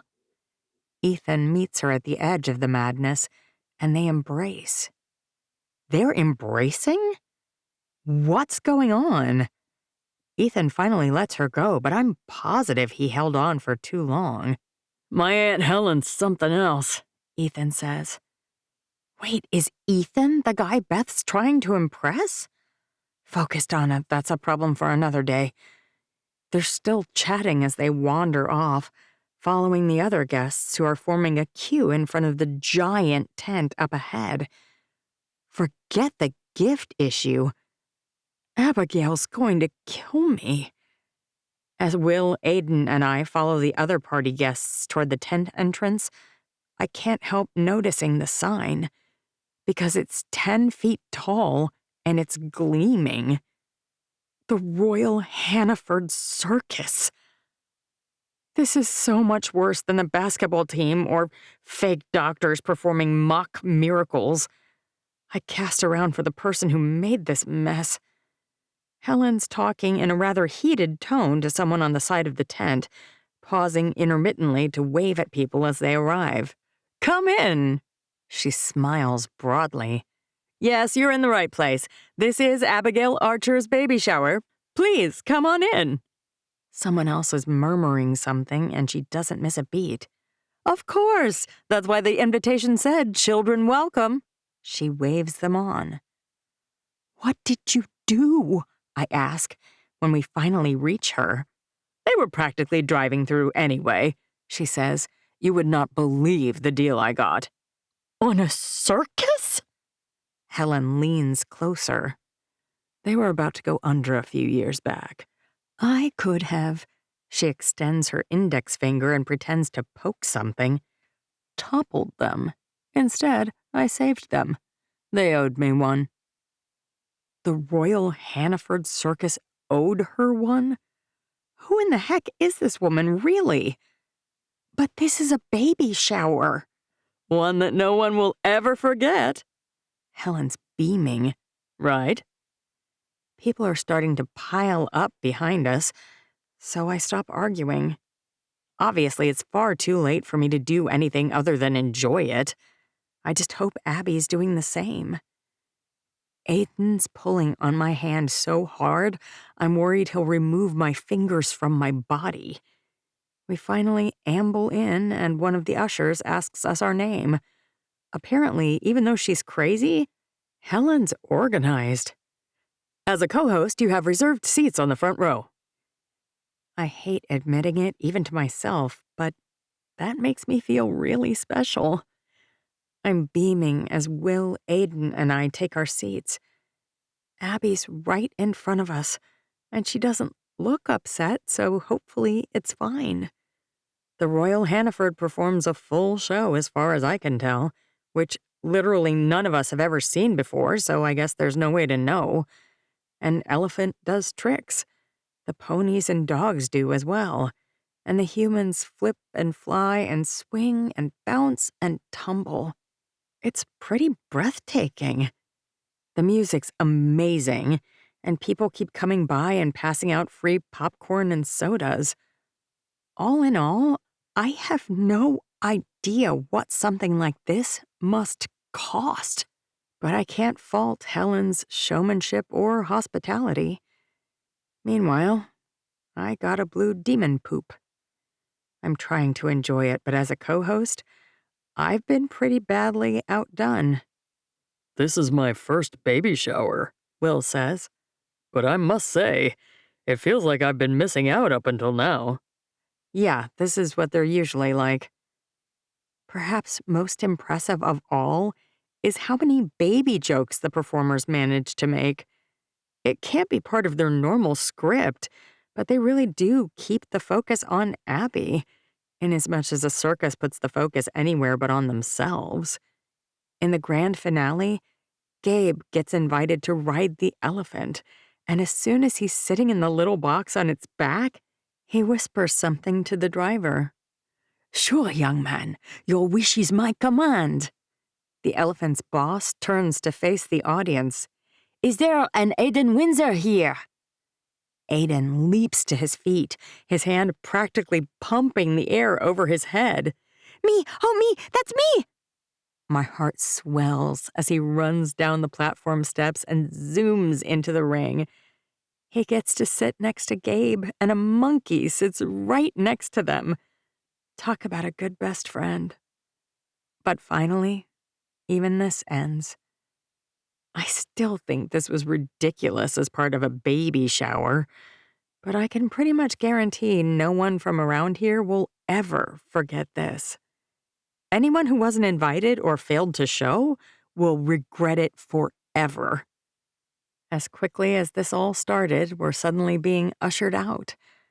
I should have known when the invitation only mentioned a starting time that this would not be an over in 2 hours kind of thing. As we exit the tent, we're led across the back plaza to the entrance of the same room where Steve and Abby had their wedding reception. The shocking part to me is how much Steve and Abby appear to be enjoying it. I'd have assumed Abby would be stressed or furious or annoyed, but they just look happy. So I stop worrying too, and I don't try to prevent Aiden from peeling away and taking off after Gabe like a heat-seeking missile. "Welcome!" Helen's voice is amplified, so it's easy to hear. She's standing on a raised platform at the front of the massive room. Something about her greeting, or perhaps her location, reminds me of how Mandy and Steve presented Abby's wedding gift not too long ago. The thought makes me sad. As crazy as this entire event has been, no one would have enjoyed it more than Mandy. She wasn't one of those older people who hates new and different. She embraced it. She'd probably just have been upset that she didn't think of this herself. Though I doubt she was rich enough to bleed money quite like this. Now all her wealth is being blown on who knows what out in Los Angeles. I still get really frustrated when I think about that. It couldn't have been what Mandy really intended. But then none of us would have thought she might die when she did either, so I can't fault her. First, I should say that the children with us today are welcome to head over there. She points at a door on the far wall. There's a smaller room with tables just like these. A separate meal's being made for them in the same room where they'll be eating. The chefs I brought in to make their food will also teach them how to make it at home. The kids all over the room start squawking. I think they'll find it to be both fun and educational, as well as delicious, if the kids will head out that way. She points. Since she suggested it, I just wave when Aiden and Gabe fly out. And now that it's only adults, I can tell you that today's meal is being made by a team led by a chef who has earned several Michelin stars, and I hope you'll all enjoy it. The theme of today's shower is things that start small often become epic. I can't help chuckling. Nothing about today started out small. It's been epic from start to finish. Separate food for kids and adults? Someone else to watch my kid? A circus? A meal made by a Michelin star chef. In accordance with that theme, the food portions will be tiny at first, but don't worry. There will be 9 courses to represent the 9 months of work my sister's doing, growing that adorable little nephew of mine. And near the end, like her child in the last few months, the size of the portions will increase. Abby laughs, so the rest of us do as well.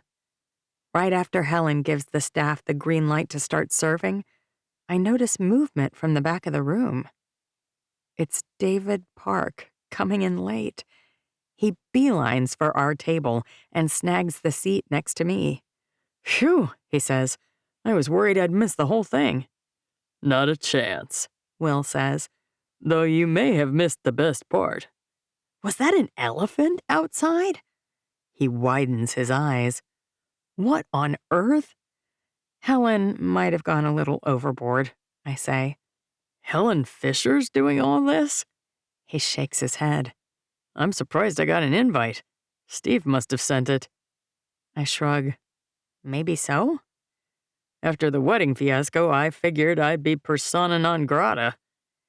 Helen walks past our table just as the waiters are bringing plates with the most beautiful arrangement of fruit made into the shape of an orchid that I've ever seen. Hello, David. Glad you made it. Helen. His eyes widen. Yeah. When I invited you, I figured you might not come. You invited me? You've surely heard the phrase that begins with, keep your friends close. He rolls his eyes. I'm a rival, maybe, but calling me an enemy might be a little strong. I never said enemy. She smirks. That was all you. I didn't say you're an enemy either, David says. I said that was strong. I've never seen him so flustered, and his cheeks are flushed red. This is a shower for my sister, Helen says, and the purpose of a shower is to celebrate, but also to outfit the parents with baby gear. She leans closer.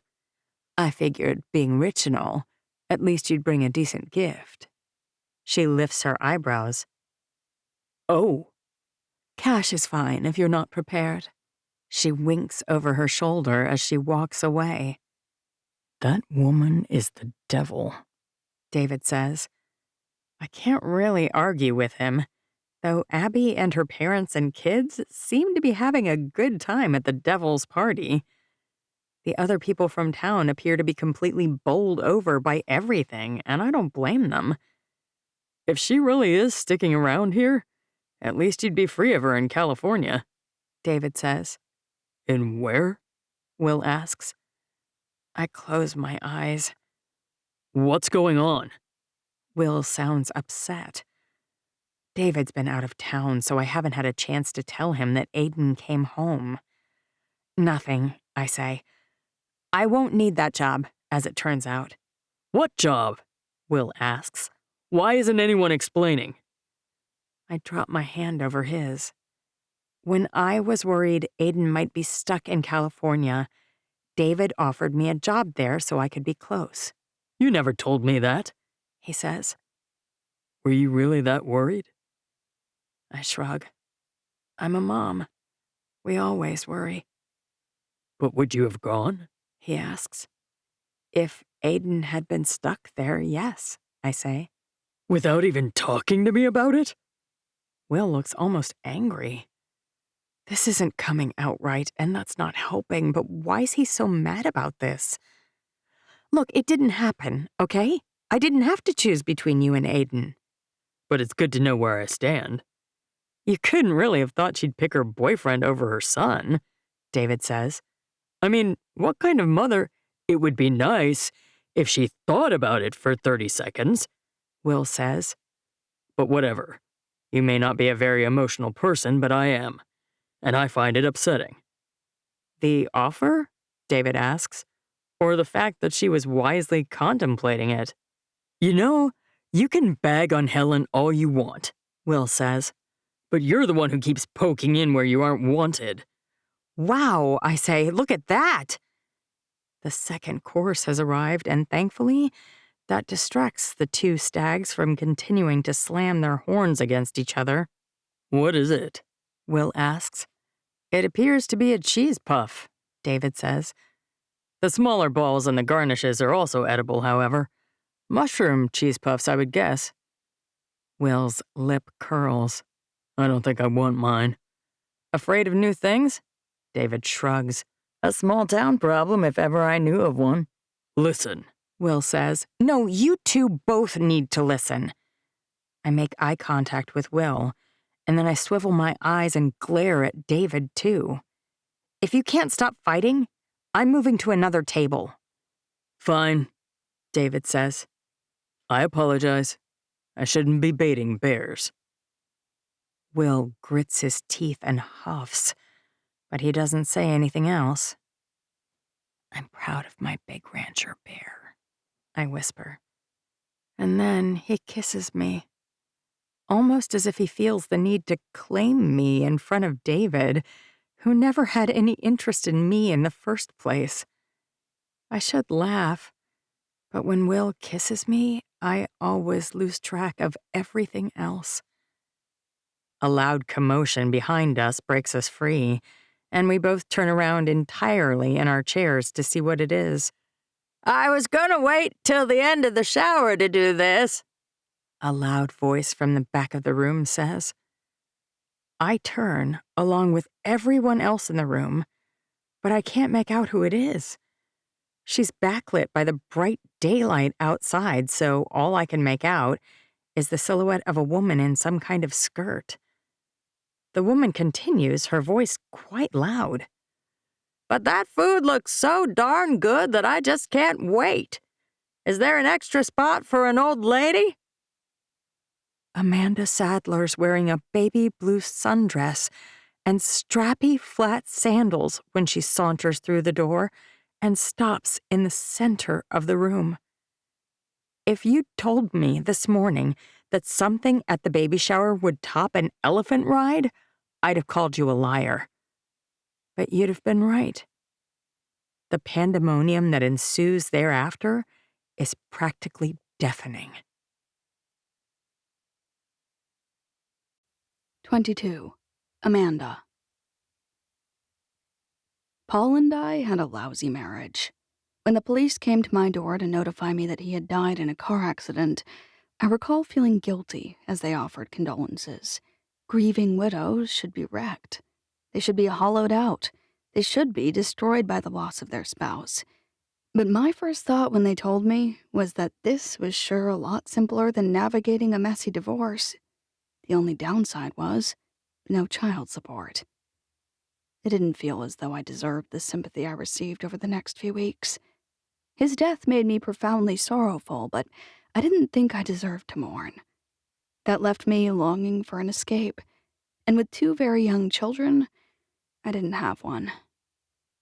Once I realized that I was also suddenly broke, everything became much harder, and the only respite I found was in having a few drinks. Sometimes more than a few. But downing beer felt too plebeian, and pounding wine felt too mournful. The only thing I could bring myself to drink was champagne. It's so bubbly and so bright. The first date Paul and I ever had was to a fundraiser, and after several boring hours, he grabbed us both flutes of champagne and took me outside. on the beautiful granite steps of the Capitol building, still wet from a recent rain, I had my first sips of champagne and my first kiss with Paul. Finding a nice bottle always reminded me of that evening, and also, for some reason, freshly baked bread. Perhaps because it's celebratory, like, hey world, the worst has happened and I'm all alone, but I'm fine. Or at least I have faith that I will be fine. But decent champagne, the crisp kind with tightly knit bubbles and a creamy soft feel, isn't cheap. And I had very little money, and no plan to make more. At the time, my Instagram account was nothing more than a lark. I had some followers, sure, a few thousand. Mostly they were suburban housewives, curious about the lifestyle of a wealthy New York City mother. Most influencers can tell you all about the one post that changed their life. They may laugh, or they may gloat, or they may blush, but the story is almost universal. I've heard the same thing over and over and over. I was a nobody, essentially, and then I had a video/post/story that just exploded and everything changed. For me, it was when I discovered an amazing deal on cases of champagne through a small internet site and shared my excitement on Insta. I still recall the exact details. I was holding up a flute of sparkly gold bubbly, and it took up most of the shot, but my smiling face was showcased behind it. The caption was, "Time's limited. Celebrate every single moment, but don't break the bank doing it." That post exploded, and the wine distributor reached out and offered me my first paid deal. I changed the name of my account to Champagne for Less that very week. Kind of stupid in retrospect, but I thought I'd be selling champagne forever. The night it took off, starting only moments after I posted, I was practically glued to the post, wide-eyed as I watched the likes, comments, and shares tick up, up, up. At first, I was trying to respond to comments, but I quickly gave up. My follower count took off as well. I didn't sleep until well after 3 a.m., so in awe was I of the spectacle. I'd have thought that seeing Amanda Sadler again would remind me of her death, or the death of my husband. I'd have guessed it would bring to the forefront of my mind all the times I dropped down on my knees after Amanda died, me, the most agnostic of agnostics, and begged God to bring her back. But as I stare at Mandy, beaming in the center of the room and very, very alive, I can't help but think of that post. People are rushing toward her. They're calling her name. They're asking questions. They're gushing and shouting and crying. It feels, in some inexplicable way, like watching that post go viral. The likes and shares and follows were utterly outside of my control. I was excited and unsure and confused about what was happening. And now I'm excited and unsure and confused about what's happening in front of me again. Mandy clearly didn't burn in that fire. Was she injured somehow and crawled away only to be found amnesiac by a passerby? But somehow they didn't hear about Amanda Sadler's funeral and put two and two together? Doubtful. Which means she must have planned the whole thing. She must have intended to fool us, to fool me. In that moment, when she turns toward me and our eyes lock, I'm filled with unspeakable rage. The person I trusted to keep me safe more than anyone, other than perhaps Abby and Eddy, caused me to feel unimaginable grief. She knowingly put me through utter misery. If she's already legally dead, would I be in trouble if I killed her? Because I'm genuinely considering it. The only thing stopping me is my almost equal and opposite joy that she's alive. For months now, I've felt like a half person. I felt like I finally found my home, and then it was yanked away from me. Even if she caused this pain knowingly, even if I'm furious with her for doing something so misguided, I'm also unfathomably happy to see her. I stand up and start to walk. People who have crowded around her murmur and elbow and jostle everyone else until an aisle opens between us. I don't run. I don't whoop for joy, but I also don't stop moving. Not until I've reached her side. She looks less sure than I've ever seen her in my life. Her eyes slowly pan up my body until they reach my face, and then they stop. Wide, uncertain, and she swallows slowly. She forces an unsteady smile. We're here to celebrate new life. Remember? It would be a very bad time to end someone else's. I throw my arms around her and hug her tightly. You're alive! Tears are streaming down my face, and I'm not sure when they began. You're alive! I'm alive. She pats my back a few times, and then she returns my hug. I'm here now. I'm sorry I ever disappeared. Her words from before circle back around in my brain, and I remember why we're here. We're celebrating Abby and Steve's baby. I already hijacked their wedding with Eddy's return and David and that business guy fighting over me, kind of. I really need to not wreck this, too. I'm trying my best not to be a narcissist, but here I am, taking all the space again. What a marvelous way to celebrate the importance of life, I say loudly. To have a beloved family member back from the dead. I clear my throat. I hope you brought a really nice baby gift. I would never come to a joyous party like this empty-handed. Although, now that I've released her, it's clear that she is empty-handed. You look pretty empty-handed, though. She rummages around in her tiny purse as though it's a carpet bag, and finally she triumphantly extracts a piece of paper. She unfolds it slowly and waves it overhead. I know how much Abby loves that pampered Palomino. What do you call him? Leo? That's the one, Abby says. But he's not pampered, he's just perfect.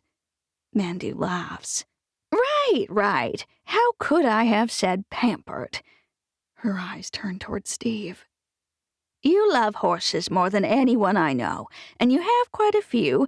But other than Leo, to my knowledge, none of yours are particularly fancy or expensive. Before you went to medical school, do you remember what you told me? Steve's head tilts, and then he shrugs. Not a clue. He chuckles. You told me you would never succeed in reigning at a top level because the champion horses always come from champion bloodlines and you can't justify spending that kind of money on a horse. Mandy's smile widens. Well, you may not be able to justify it, but I can. Is this a gift for the baby or for Steve? Abby smirks. This baby will occupy all your time for the next year or so, Mandy says. You'll both be exhausted. You'll be crabby. You won't have time to brush your teeth, much less break a horse. Knowing that, I pre-ordered one instead. This little foal's mother is Andiamo, daughter of Gunatrashia and Wimpy's little sheik. She's not available as a broodmare, of course, but I paid through the nose for an egg. Mandy beams. None of what she's saying means a thing to me, but Steve looks absolutely floored. The sire's your Leo's grandfather, Hollywood Dunnett. He's not alive anymore, but I figured if I'm going in, I may as well go all in. The broodmare, due in 6 months or so, but confirmed pregnant, is on her way here already. Steve takes Abby's hand and beams. Once your little boy's old enough to play and feed himself, it'll be time for you to break that little foal, and your new little son can watch as his dad competes with exactly the right bloodline for the win he's always wanted. You can teach him to dream big, and then once he's old enough to ride, you can give him lessons on his very own, very expensive horse from a champion bloodline. That's an amazing gift, Abby says. Thank you so much. It's not only from me, Mandy says. It's from me too. Donna stands up across the room and starts waving. Remember when we were talking about this? She looks at Mandy with the craziest eyes I've ever seen. Mandy frowns. Sure. She glances sideways at me. I shrug. Right. Well, it's from me, from Donna, apparently, and also from Amanda Brooks. If she thinks signing my name to her present is going to get her back into my good graces, she's crazier than I thought. But it's a decent start. The next course is being brought out by the army of waitstaff, and I realize we've definitely stolen the show. Helen's going to be annoyed at the least, and furious at the worst. Well, Mandy's going to join us at our table. I gesture. And then we'll hand the reins for this show back over to its host, Helen Fisher. It's not a show, Helen snaps. It's a shower. All evidence to the contrary, but Helen's not done yet. And there aren't any reins. We're all just enjoying a nice meal. Most of the people in this room have never had anything nicer than the food served at the grill or Browning's. A catered 9-course meal served by a Michelin-starred chef? It's probably totally wasted on people who would rather have macaroni and cheese with bacon on top. Nevertheless, Helen waves the waiters and waitresses forward. I swore I wouldn't announce each course, but I thought I'd just mention that this course is an artichoke and black truffle soup. It was made famous by Guy Savoy at his first restaurant in Paris, but he still serves it in Vegas to this day, and our chef was trained by him. Artichokes? Eddy's eyeing the crystal dishes askance as Mandy and I sit down. Fancy food isn't always amazing, Mandy says, but it has a much higher chance of it, in my experience, even when it looks strange. She takes the first bite, and after she beams and goes for another, the rest of us dig in as well. Not that there's a huge amount of soup. That's kind of the point of 9 courses, I think. Once we're done, we just have to sit around and wait for the next course. It leaves me plenty of time to grill Mandy. So, you planned your own death? I cross my arms. Yes. Mandy sits up straighter in her seat. Let's talk about this here, where there are witnesses. I'm angry, but somehow she's still making me smile. Jeff and Kevin, who are seated opposite us at the table, and Eddy, as well as Ethan and Beth, who didn't have room at the main table, all shift in their seats and look away.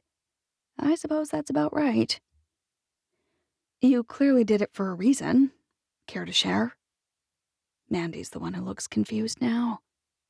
You don't already know? You hate me? I ask.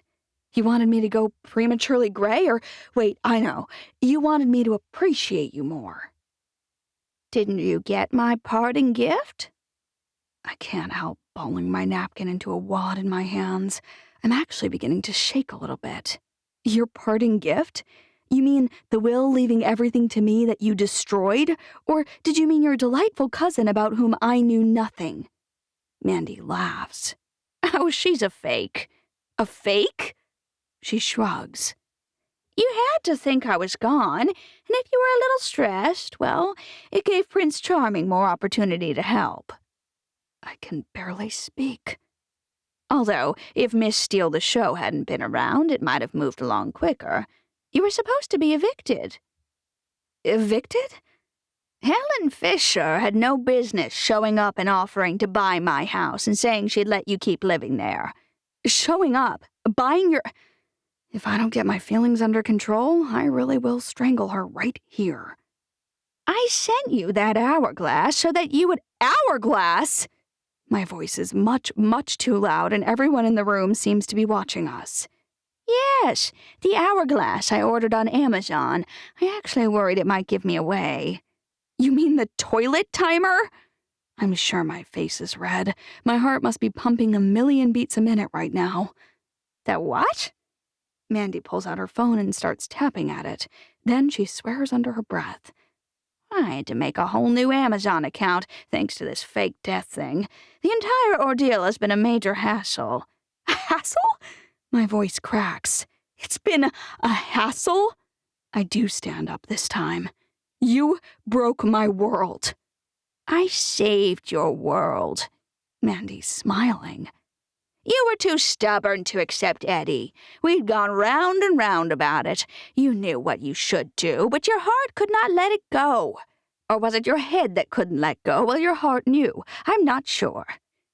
You faked your own death so that I'd get back together with Eddy? That's so sweet, Eddy says. I glare at him, and as I do, I notice something.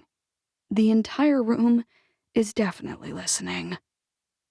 Those idiots, Mandy hisses. The toilet timer was supposed to be a plain old hourglass. I was trying to send the message that our time is limited. I thought you were mad at me for taking your bathroom too often. She slaps her forehead. You're too much like me, girl. You always have been. You would have held it against Eddy forever that he left you here, unless something else intervened to show you that we don't have forever to waste. Mandy drops her voice to a whisper. I wish someone had done this for me. I might have forgiven Jed before it was too late. She looks so broken-hearted that my anger crumbles a little bit. Why would you think the toilet timer was about the bathroom? When did you ever use my bathroom?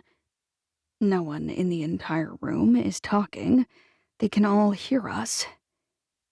Because of that one time. You know, I widen my eyes. Oh, the leftover sushi? She busts up laughing and slaps her knees. She laughs so hard that her eyes start to water. Gads, girl! No! I just wanted you to figure things out before you wound up with nothing but a handful of letters that were never sent. She turns to look at Eddy. From what I saw that day on the live stream, it looks like it worked. We're engaged. Eddy stands and grabs my hand, turning it to show her the ring. Tiffany's. Attaboy, Mandy says. He made us all look horrible, Jeff says. I'm not a vet, I'm definitely not a rock star, and I'm never going to be able to buy a ring from Tiffany's, so what am I supposed to do when I find the one? Pick someone who's not as high maintenance as this one, Mandy snorts. Hey, I scowl at her, but in that moment, I almost understand what she did and why. It wasn't just forgiving Eddy that happened while she was gone. I broke down badly enough that I realized my entire life was too focused on me. I saw what was getting in my way with all the people in my life. Now I'm trying to fix it, because Mandy forced me to the bottom. It wasn't fun, it wasn't pretty, it wasn't very kind, but parents don't have to be your friend. Their job is to keep you safe, to teach you. Sometimes that means they have to do the hard things no one else will do to make you grow up. My parents never did that, and I hate the way Mandy chose to do it, but maybe it wasn't totally evil. It's not like she had a lot of training on the parenting front. Maybe, like me, she was doing the best she knew how to do. We can talk about this more later, I say. Of course. Mandy points at my seat and claps then because there's another course coming out. It's steak! Please let it be filet. I'm sure it is, I say. What else could it be? Mandy's cackle is a sound I have missed more than any other. She's a horrible, evil woman for leaving me, but now that she's back, I can't stay angry with her nearly as long as I should. I'm nearly done with my steak. It was filet, when Helen stops by our table. I hope you're all having a great meal. Of course, Mandy says. My compliments to your chef. This is tender enough even for old crumbling teeth. I roll my eyes. Crumbling? You have perfect dentures now, I'm sure, because we found your melted ones, so they must be new. I'm torn between being choked up and being angry, thinking about that. I just wanted to mention how delighted I am at your return. Helen inclines her head like she's a princess or something. I assume that means the sale of your ranch won't be finalized next week as planned. Mandy cringes a bit. Yeah, that might have had something to do with my return today. Sorry to ruin your plans. Helen shrugs. These kinds of things happen in business. It's not personal. These kinds of things? I ask. Really? People come back from the dead and then you can't buy the ranch you had under contract? Helen laughs. Well, maybe not quite like that, but deals fall through. It's kind of the nature of how things work. Well, I owe you a huge thank you, I say. If not for you, I'd have had to relocate my girls and move. Thanks for mitigating this demon's plan for damaging me. Helen's mouth curls upward in a half smile. You can thank me after you hear from my lawyer. Excuse me? I blink. You signed a binding agreement, Helen says. The sale of the ranch may not go through now that the estate is no longer empowered to carry it out, but the agreement you and I signed, the one my lawyer drafted, that's ironclad. Are you talking about Abby? I glance across the room. She's opening gifts at the moment from people who appear to be heading out. Not a great time for me to pepper her with questions. The contract clearly states that you and I are in business together, 50-50 partners to develop Goldstrike. You kept my name! Mandy beams. Focus, I say. Whether we do it on her land as we've planned or on another local ranch, you're obligated to facilitate this deal until it's done. There's a specific performance clause with a fairly hefty penalty. She inclines her head again, this time at Mandy, which totally makes me hate her more, and then says, "Although I know you're well off, Mrs. Sadler, I doubt you can go toe-to-toe with me." "No, I don't think that I can," Mandy sighs. "I suppose that means we'll all be partners, unless you won't cut me in as an owner of the ranch." "You'd be willing to work together? The three of us?" Helen looks shocked. "Why not?" Mandy asks. "It's been my experience that the biggest bullies just need to be taught a lesson or two and they can become excellent pals." "Are you saying I'm a bully?" "Takes one to know one." Mandy winks. I'm still furious with her, but I'm also deliriously happy she's alive. I slide my chair over and throw my arms around Amanda Sadler, and after I hug her, I don't ever want to let go. 23.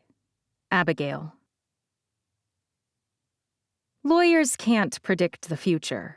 It would be really helpful if we could, but since we can't, we're stuck imagining every single scenario we can and trying to proactively address them.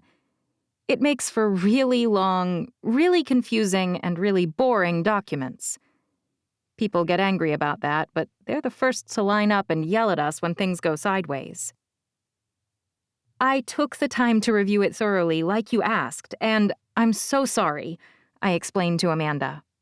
But Helen's right.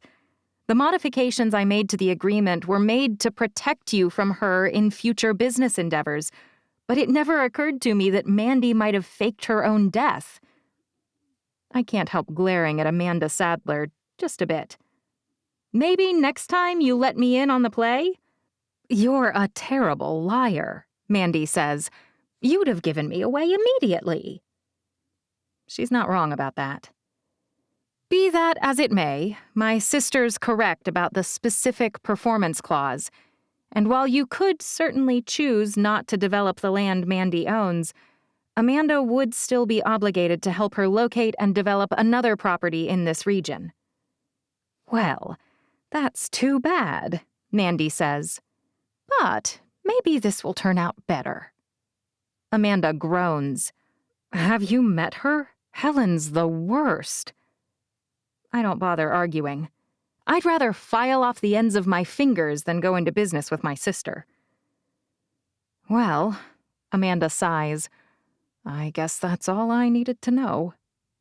Then you're ready to head over to your surprise party? I ask. Amanda whips a small mirror out of her purse and touches up her mascara, her concealer, and her lipstick. Now I am. You really are a horrible fiancé, I say. Eddy worked so hard on this. Shouldn't you have been throwing it? Amanda asks. I shrug. Pregnant. You can't use that to get out of everything. Oh, I think I can. I smile. But I did offer to throw you a bridal shower. And I turned you down because I'm not 20 years old and I don't need 3 more blenders and a set of cloth napkins. I laugh. Who doesn't need a new blender? Me, Amanda says. The woman who's currently living in a 75-year-old house with no pantry and tiny cabinets. That's who. You don't even like to cook, I remind her. But if you're upset about the lack of space, we can remodel, Mandy says. You certainly know people. And we'd put the new pantry where? Amanda rolls her eyes. As long as we don't have 2 blenders, it'll be fine. Like she said. She gestures at me. I don't really cook. Says the woman who got me to bankroll a cookie company. Mandy huffs. Maybe time for me to change the subject. Will you be living in the same place after the wedding? I ask. Or are you moving in with Eddy? Mandy stands up and stomps on my foot on her way toward the door. Stop trying to kick hornets' nests. Ouch! So much for trying to change the subject. I was just curious. We haven't totally decided, Amanda says. Eddy would like us to move in with him, but I'm not sure how many years we have before Mandy fakes her death again. I can almost hear Mandy's eye roll. Plus, it's so convenient to live on-site when we're building out a new resort, Amanda says. Convenient, I say, and also loud. You sound like Eddy, Mandy mutters. She raises her voice. And that's not a compliment. You're the one who was pushing them to get married, I say. They haven't even set a date yet, Mandy says, so there's no sense in worrying about any details. Except this party, I say. Do we know who all was invited? Knowing Eddy, Amanda asks, half the town. Half, Mandy says. Try all of them. I'm laughing as we walk across the street to Browning's. But when we walk inside, there's hardly anyone there. All 10 people jump out and say, "Surprise!" Donna, Will, Jeff and Kevin, Steve and my kids, Marin and Emery. That's it. This is the surprise party? Amanda asks. Are you serious? What? Eddy looks around, a little embarrassed. Isn't this everyone you like? Should I have invited Helen? You thought I'd only want 10 people? Amanda's hands have gone to her hips, and now I'm getting a little nervous. Or maybe I should have invited your ex, David Park. Eddy's frowning. And how did you even know about it?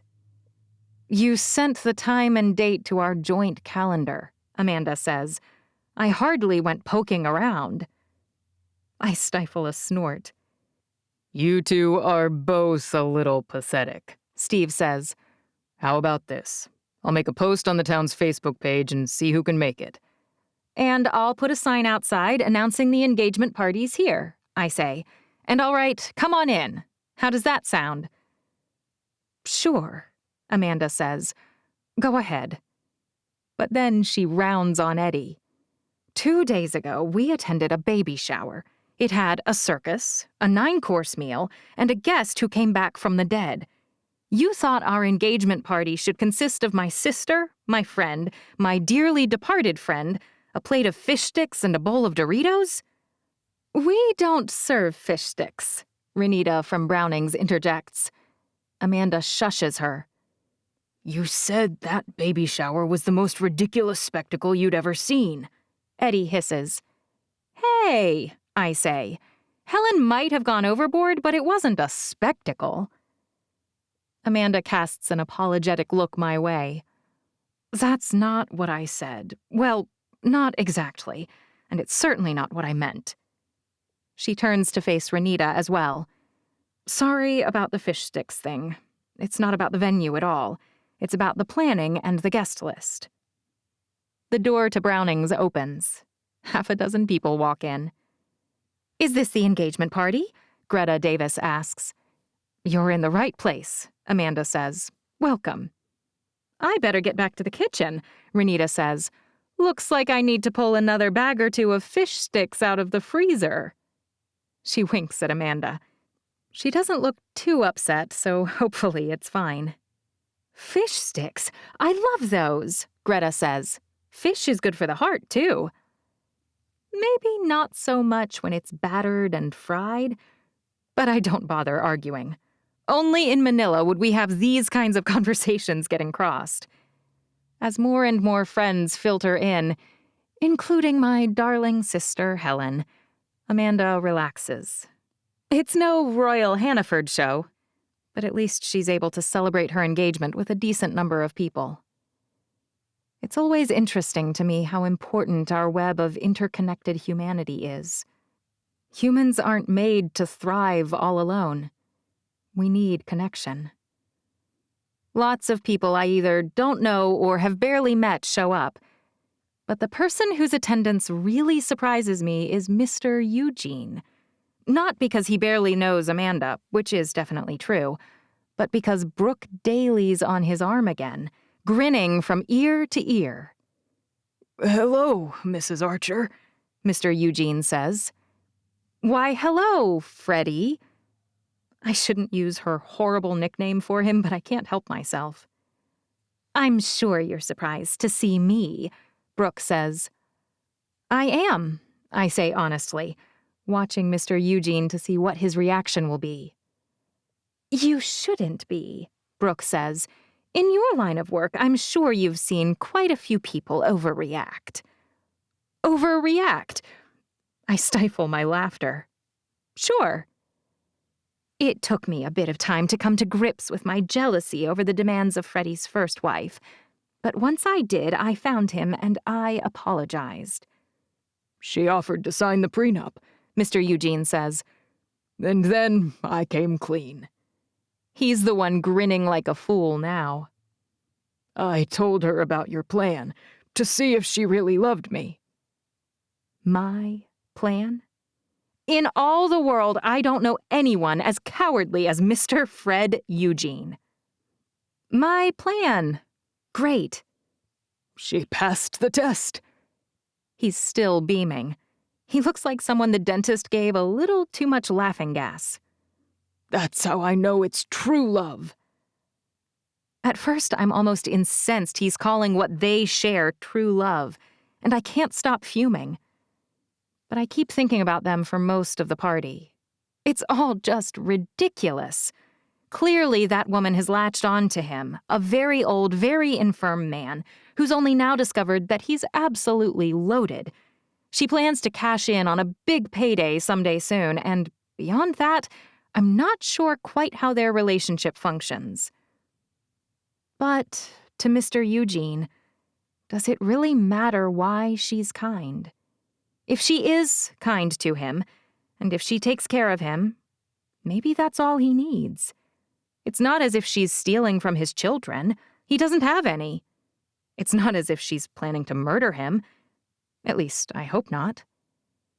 So, even if I find their relationship gross, that's a little irrelevant. There are plenty of relationships in this world I don't understand, and plenty more of which I probably wouldn't approve. As long as Mr. Eugene's happy, I should hold my tongue. In this case, that means that I won't call Elder Services and file a report. I'm still mulling my thoughts over when Eddy stands up. "Thank you all for coming to celebrate with us, and to Renita for the amazing food. This isn't perhaps the most conventional way to do this, but I wanted to take this chance to ask—" Wait! Amanda hops to her feet and slaps her hand over his mouth. "Me first, remember?" Eddy brushes her hand away and then threads his fingers through hers. Fine. Go ahead." Amanda looks at me. I wanted to take this chance to ask Abigail Archer, if she would be my matron of honor. Oh. I glance sideways at Steve. "Will the wedding be before or after the baby?" Steve asks. "We're flexible," Eddy says. "After? Would that be easier?" I'm coming up on 20 weeks now, I say, which means I'll be large, but it might be nice to do it before I have to deal with sleepless nights and nursing around the clock. Better in than out? Amanda glances at Eddy. What do you say? Wedding in a whirlwind? Married in a slow flurry? "I'd marry you tomorrow," Eddy says. "in overalls. But this has to be your decision." Amanda shrugs. I'm an influencer. My whole life has been about the image, and you know what?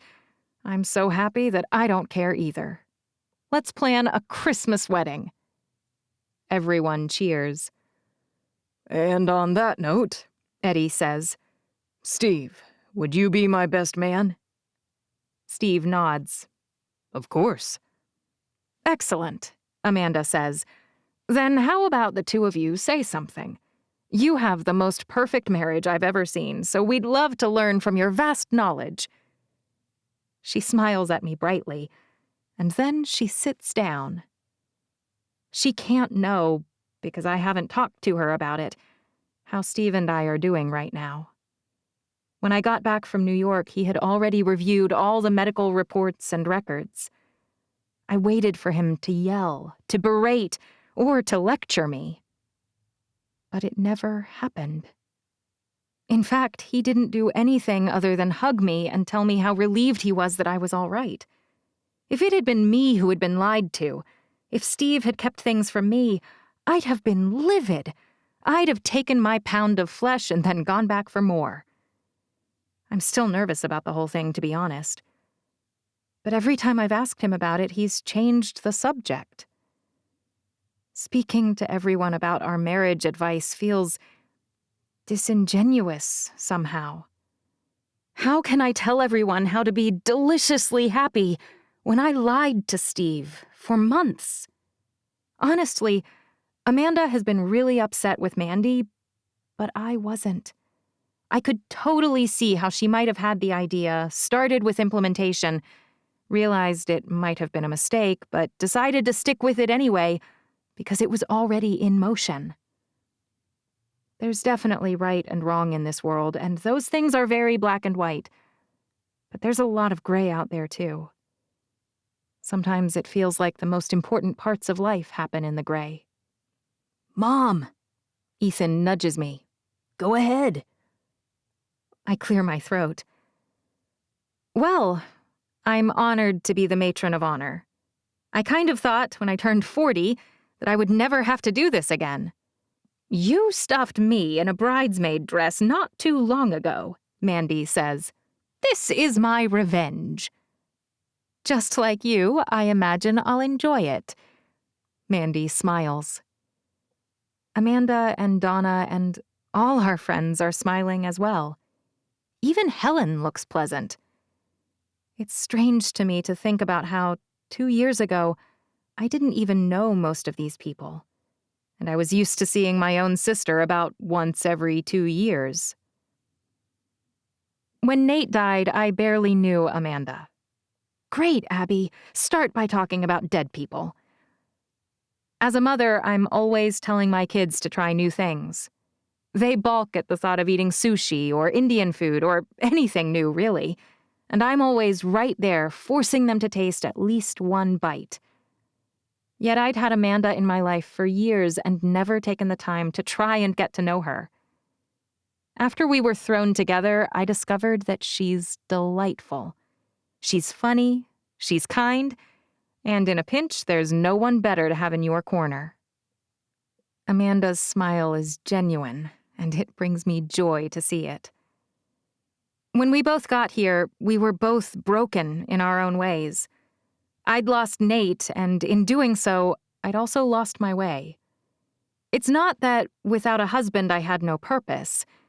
It was more that, after losing someone I loved so dearly, I'd lost the bravery to try and love again. Helen, of all people, is the last person I expect to be crying. Yet there's a tear trailing down her cheek. I had a family before I came to the Birch Creek Ranch. I had parents, a sister, and I had 4 beautiful children. I had friends back in Houston. I still do. But there's something different here. And when we came for the summer, we put down roots. That was something I didn't expect would happen anywhere. I glance around the room at Jeff and Kevin, at the Davis sisters, at Renita, at Eddy and Amanda, Marin, Emery, and Beth, Donna and Will, and little Aiden, at Helen, Mandy. We were outsiders, but most of you welcomed us anyway. We had preconceived notions and applied them liberally. I glanced down at my husband. I thought Steve was a drunken horse trainer with a great six-pack, and I assumed he'd be a safe summer fling. That gets me a few laughs, thankfully, and a few hoots. No more mowing with your shirt off, by the way. I glare at the women who were hooting. You're taken now. No more billboard ads. No more jogging in those tiny little shorts then, Steve says. Seeing as I've gained about 10 pounds and I'm not jogging at all, that earns him a laugh. Thankfully, you all forgave us for our snap judgments. You also watered us, and you made sure we had enough soil and sunshine, and you waited for us to grow. I'm so happy I got to know Amanda. The growth I've seen in her while living with all of you nearby has been tremendous. She's learned so much about herself, about loving, and about family. I'm so happy she met Eddy. I think he's taught her a lot of those things. Certainly, since getting married, I've done a few stupid things. People laugh, but I'm thinking of one thing in particular. The important part of marriage is apologizing when you make a mistake, and on the other side, forgiving the mistakes your partner makes. And then, if the two of you will continue to learn together, no one will ever be able to pull you apart. I sit down, hoping Steve sensed my sincere apology and will take it to heart. I really try not to interrogate people in my personal life, an occupational hazard for a lawyer. But I also really need to believe that we're okay. Hopefully, after tonight, we can really talk about the way I kept that information from him, and whether he can forgive me for it. 24. Abigail. I've barely sat down when Steve pops up. Apparently, he had his advice ready to go. For the record, you guys really should have let me go first. He stares pointedly at Amanda. No one should be forced to follow my wife for things like speeches. It's cruel and unusual. Everyone laughs. You know, when I was a kid, my grandmother, my dad's mom, came to visit our family. She didn't tell my mom how long she'd be in town, and my mom thought it would only be a few days. He sighs. A week later, Granny was buying things for the bathroom, and she bought a value-sized shampoo and a little plant. That's when Mom realized her mother-in-law wasn't leaving very soon. It didn't make Mom happy. Quite a few people chuckle. I wasn't very old at the time, but I learned that month how quickly houseguests can wear on you, and how much they can change a family's dynamic. In many ways, living in a small town is like being in a home with a bunch of unwanted houseguests. People you didn't invite over are always peering at you around the corner and judging your every move. Now everyone's laughing. If you think that judgment isn't real, it is.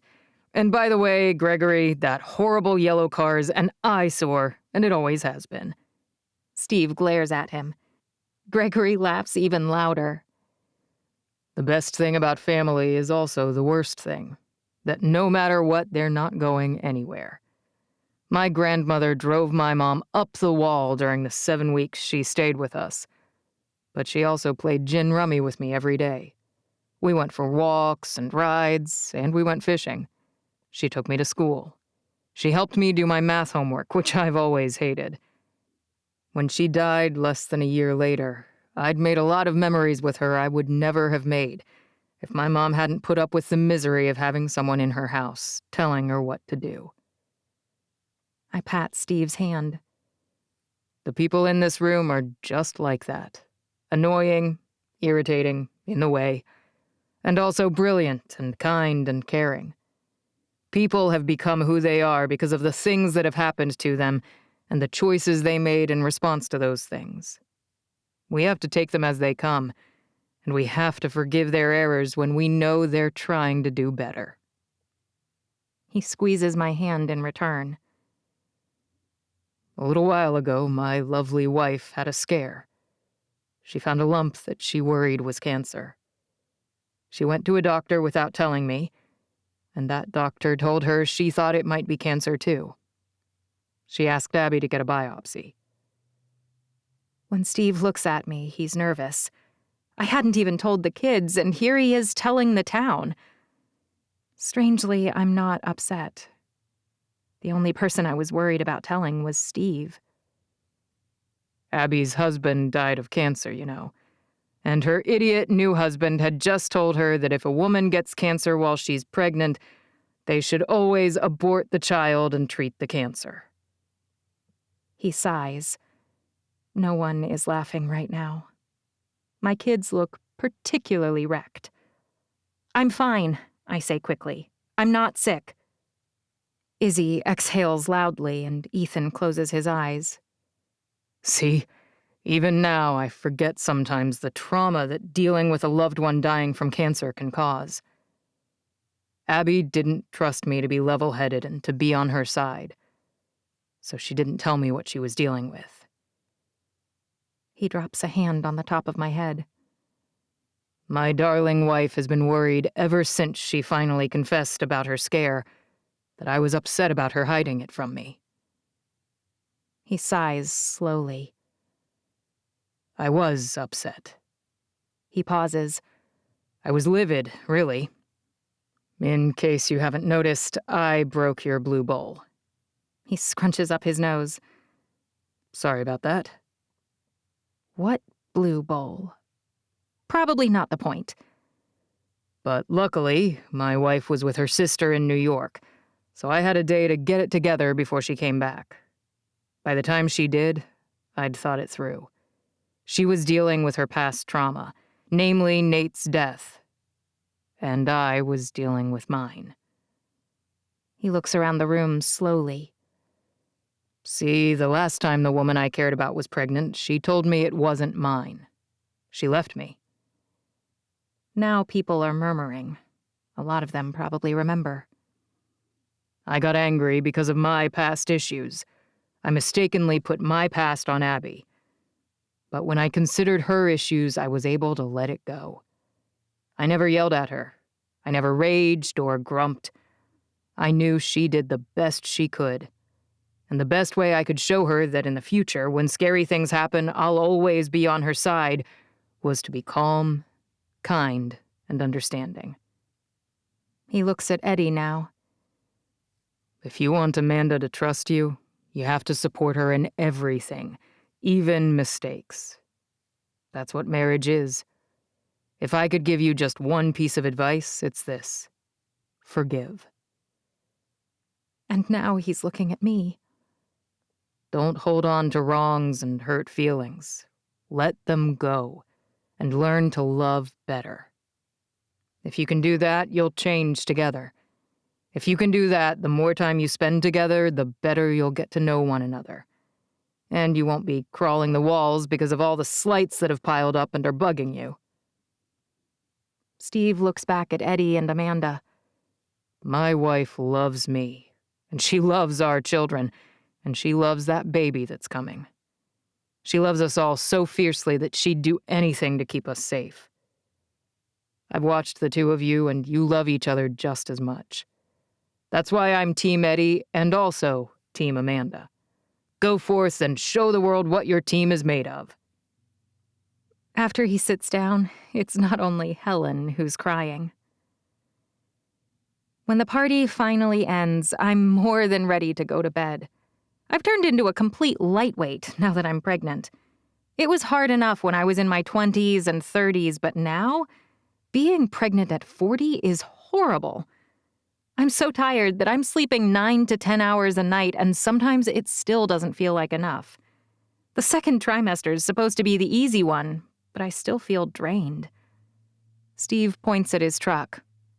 Let Ethan take your car home. I'll drive you, Rip Van Winkle. Hey, I say, I haven't slept 100 years. I wish. Lucky guy. Helen's walking out right after us, and I hear her chuckle. The polite thing to do, I say, is not to draw attention to how much a pregnant woman is sleeping. Sure, Helen says. Bet we'll beat you home. Steve tosses my keys to Ethan. I'm driving your mom. Then he ushers me into the passenger side and slams the door. You think we're going to beat my sister? Did you forget what she drives? Or that we're not going to the same place? He laughs. I just figured it would keep us from standing out there talking to her for 5 minutes, being polite. Who cares who wins? I love this man more every day. He drives quickly to get me home so I can sleep, but he doesn't even bother trying to beat Helen, or Ethan either, for that matter. They both pull ahead of us quickly. But when we pass Steve's, Helen's car isn't there. Do you think she got confused? I ask. Did she think we were all going to my place? I do not have the energy to play games or anything. Don't worry, Steve says. Once you go to bed, she'll disappear almost immediately. When we arrive home, Helen is there, and I realize she may have had a reason to speed. There's a line of gifts laid out on the porch in front of the door. The first box is large, and then they get smaller, box by box, until a tiny one on the very end. There are 8 boxes total. What's this? Ethan pulls up behind me, the tires of my car crunching against the gravel. The kids pour out, all of them reacting immediately with hoots and shouts and cheers. No one loves a present more than a child. I didn't get a chance to give you my gift at the baby shower, Helen says. There was too much going on. You had the circus come, I say, and you prepared a 9-course meal. Right, but none of that was an actual gift. Helen points. These are gifts. I can't help rolling my eyes. Helen has been essentially absent from our lives for 20 years, and it's like she's trying to compensate by dramatically overdoing everything. Giving us something else is not only totally unnecessary, it's dramatically more than you should do, just like the shower. I can't help smiling just thinking about it. I was too busy to interfere with her shower plans, and I paid for that oversight. Or rather, she paid for it. Well, if you don't want yours, which is a mistake, she says, because I'm great at picking gifts, at least don't turn your children's gifts down for them. Wait, Ethan says. One of those is for me? He's trotting up the steps a half-second later. Ooh, which one is mine? Izzy at least has the decency to turn back and shoot me a look of chagrin before crouching down to examine the tags. Whitney and Gabe are like Roscoe when he's trying to be polite. They're shaking and twitchy and desperate to run up too, but they don't want to upset me. Just go. I wave them over, and they're off like racehorses at the sound of the starting bell. Wait! All of you have to open them after your mother opens hers. Is that tiny one the baby's? Gabe asks.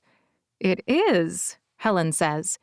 So you can open that one last, since he's not here yet. All right, Mom, don't make us wait all night. Ethan's standing behind a box that I assume is his, so I walk toward the far end. Wait, Mom, this one is yours. He points. I can't help wondering what might be inside. Helen hasn't exactly been very involved in our lives, so her presents are frequently not quite what we wanted. But she's not wrong about the quality of her gifts. Now that she knows us better, I'm curious what she chose. It's not a living creature, is it? I eye the box. It's not huge, but it's big enough for a puppy. At least none of the packages are shifting or whimpering. Gabe has been pretty persistent in asking for one, but I definitely can't handle that while being pregnant. I feel like you have more than enough of those already. She scrunches her nose. She hasn't warmed to the cows, horses, chickens, and goats quite as well as the rest of us have. The last thing we need is more critters who poop all over. I smile and I reach down for the box. Once I've picked it up, I have a decent guess. It must be shoes. Helen scowls, and I know I'm close. Just open it. I unwrap the thick, very expensive paper slowly, just to torture the kids. Mom! Whitney has both her eyebrows raised and her eyes are wide. That sloth on Zootopia moved faster. Oh, I say. I didn't realize I was going so slowly. I slow down even further, barely peeling any paper back at all. They all groan. Except Steve. He thinks it's funny. But the sooner you unwrap it, the sooner you can sleep, Ethan says. I rip the rest of the paper off. And it is a shoebox of some kind, but I don't recognize the name. I have no idea how to even pronounce it. Lucchesi? Judging by his whistle, Steve does. He practically dives for his box, and he wastes no time ripping the wrapping off. I thought this would be the best gift you got, Helen says. Then stupid Amanda went and ordered some kind of designer horse. Helen hates being outdone. I think it's fine, I say. You brought an elephant to Manila, Utah. I lift the lid on my box, and resting inside is the most stunningly gorgeous pair of cowboy boots I've ever seen in my life. They're robin's egg blue, with a 2-inch wooden heel, and there's a floral tooled overlay on the toe and the shaft with red, blue, and brown flowers. You have a spectacular horse, Helen says. It's about time you looked as good as he does. What are these? I ask. Where did you find them? I was told it's the best Western boot made, Helen says. And you can open yours too, kids. I didn't forget about you. Steve's got his box open, and he's already putting them on. His are made of something that looks like navy blue alligator on the bottom, with light brown shafts, and they look good. Are mine shoes too? Gabe asks. Because that's kind of Gabriel Lucas Brooks, Izzy says. You close your ungrateful mouth right now before I close it for you. She's glaring at him intently. He huffs. Fine, but Legos are way better. And if I had to, I could make shoes out of Legos too. If I hear one more thing about Legos, Whitney says, I'm going to bury you under them. All right, Ethan says. Let's just open our gifts and see what we have. He tears his open, and they're the exact same style as Steve's, but they're gray on the bottom with black shafts. I thought you might want something a little less showy, but since you and Steve wear the same size, you could trade if you wanted to. Ethan clutches his to his chest. Not a chance, old man. Steve laughs. Mine are already acclimating to my foot sweat, kid. You can keep your boring ones. Mine really are just shoes. Gabe looks monumentally unimpressed. Did you get the baby, boring old boots, too? Gabriel Lucas Brooks, I say. Oh, no, Whitney says. You're going to get it now. I clearly haven't spent enough time explaining the importance of being grateful and polite. Apologize to your aunt right now and then go to your room. Are you sure you want to send him to his room? Helen asks. Huh? I'm confused. I left your other gift in there, Helen mock whispers. What? Gabe's mouth drops open and his eyes widen. Tell me you're kidding, I say. I'm not so old that I didn't know an 8-year-old wouldn't want boots, Helen smirks. Now scoot, crumb snatcher, before your mother blows a gasket. Gabe's practically giggling as he shoots around the corner, leaving his boots haphazardly strewn behind him. Since their box also says Lucchesi, I'm mortified he just chucked a very expensive pair of shoes on the ground in his haste. I didn't love my boots either, Ethan says. In fact, nice try, Helen says. He sighs. I mean, it was worth a shot. I might have left something for you in the barn. Helen, I say. What? She shrugs. I'm not above buying their love, and this isn't a new concept for me, you know. Oh, let her get them something if she wants, Steve says. She's been living at my place rent-free. What about me? Whitney asks. I don't get anything else? She's already wearing her bright purple boots. They're so ugly, in spite of being beautifully made, that they almost hurt my brain. I don't even want anything else, Izzy says. I love these. She's also put hers on.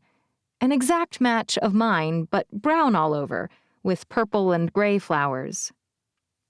You didn't think I might like the more understated boots? I look pointedly at Izzy's. Do you? Helen raises one eyebrow. No, I grin. I love the robin's egg blue. I thought so. Ethan comes flying by a half-second later on a bright yellow four-wheeler, his head thrown back by the very unsafe and very loud speed. Slow down, I shout. You'll spook the animals. My teenage son totally ignores me. This is awesome! He flies back and forth a few more times, but Steve seems to think it's all wonderful, so I let it go. Okay, now I really want to know what else I got, Whitney says. Your and Izzy's other gifts are also in the barn, and I think you'll like them. Or, I hope you will. I had to pay some guy to come measure your horses. Izzy blinks. What is it? It's called a Posey Pro Barrel saddle. I was told that's what you're doing these days. The two girls are gone as quickly as Gabe was. But what did Gabe get? I ask. It's called an Align T-Rex, Helen says. It's a remote-controlled helicopter. I groan. It's fine, Steve says. I'll help him. If that thing gets stuck in one of the girls' hair, I say, I'll cut your hair off, too. I arch one eyebrow and glare at Helen. We'll make sure he plays with it outside, Steve says. Well, Helen, you've outdone yourself yet again. I think this may be more memorable than the baby shower, at least for those four. Aren't you going to open the last two? Helen points at the two unwrapped boxes, one larger, one tiny. I'll take the baby's box, I say. But when I open them, I'm surprised. This box says Ariat. Did the great Helen run out of money? Helen scowls. I even had my assistant call those jerks. Lucchese doesn't make children's sizes, much less babies. They wouldn't even make an exception for me. The fact that she's incensed that a boot company wouldn't make an exception for her shows just how out of touch she is. Even so, when I lift the lid on the baby boot box, I can't help gasping. They're so cute and so small. It reminds me what a miracle it is to have a new baby, and it brings tears to my eyes.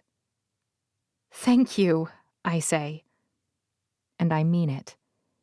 In all the drama we've been dealing with lately, it's easy to forget what a special blessing is coming into our lives. For the first time, my sister's going to be around to appreciate it as well. Who knows? Maybe it'll alter her perspective a bit on motherhood and family. That would be a bigger miracle than Lucchese making baby boots. Steve picks up the other one. This one says it's to Helen. He's grinning broadly. What's this about? I knew you couldn't get me anything since you had no idea I was doing this, but I didn't want to be left out. She leans in closer. Your gift to me will be not making fun of me for wearing cowboy boots. As long as you wear them ironically, I say. Helen laughs. We don't lie in our family, even when the truth is brutal. Then she opens her box and pulls out a pair of boots that exactly match mine. How do you think I knew you wanted robin's egg blue? Because that's what you preferred, I say. You're like Helen Light, she says. Always have been. Never say that again. Steve looks disturbed. I'm not going to say that I'm delighted you're living here, I say. But I'm also not going to tell you I'm sad you've stuck around. It's nice to have more family around. Judging by Helen's smile, hearing that was just the gift she wanted. 25. Donna. I was in college the first time I met someone who was colorblind. He told me that he had the typical red-green variety, and while it was frustrating at times, it was workable. It blew my mind. Although I'd heard of it, never having personally known someone who suffered from it, I hadn't given it much thought.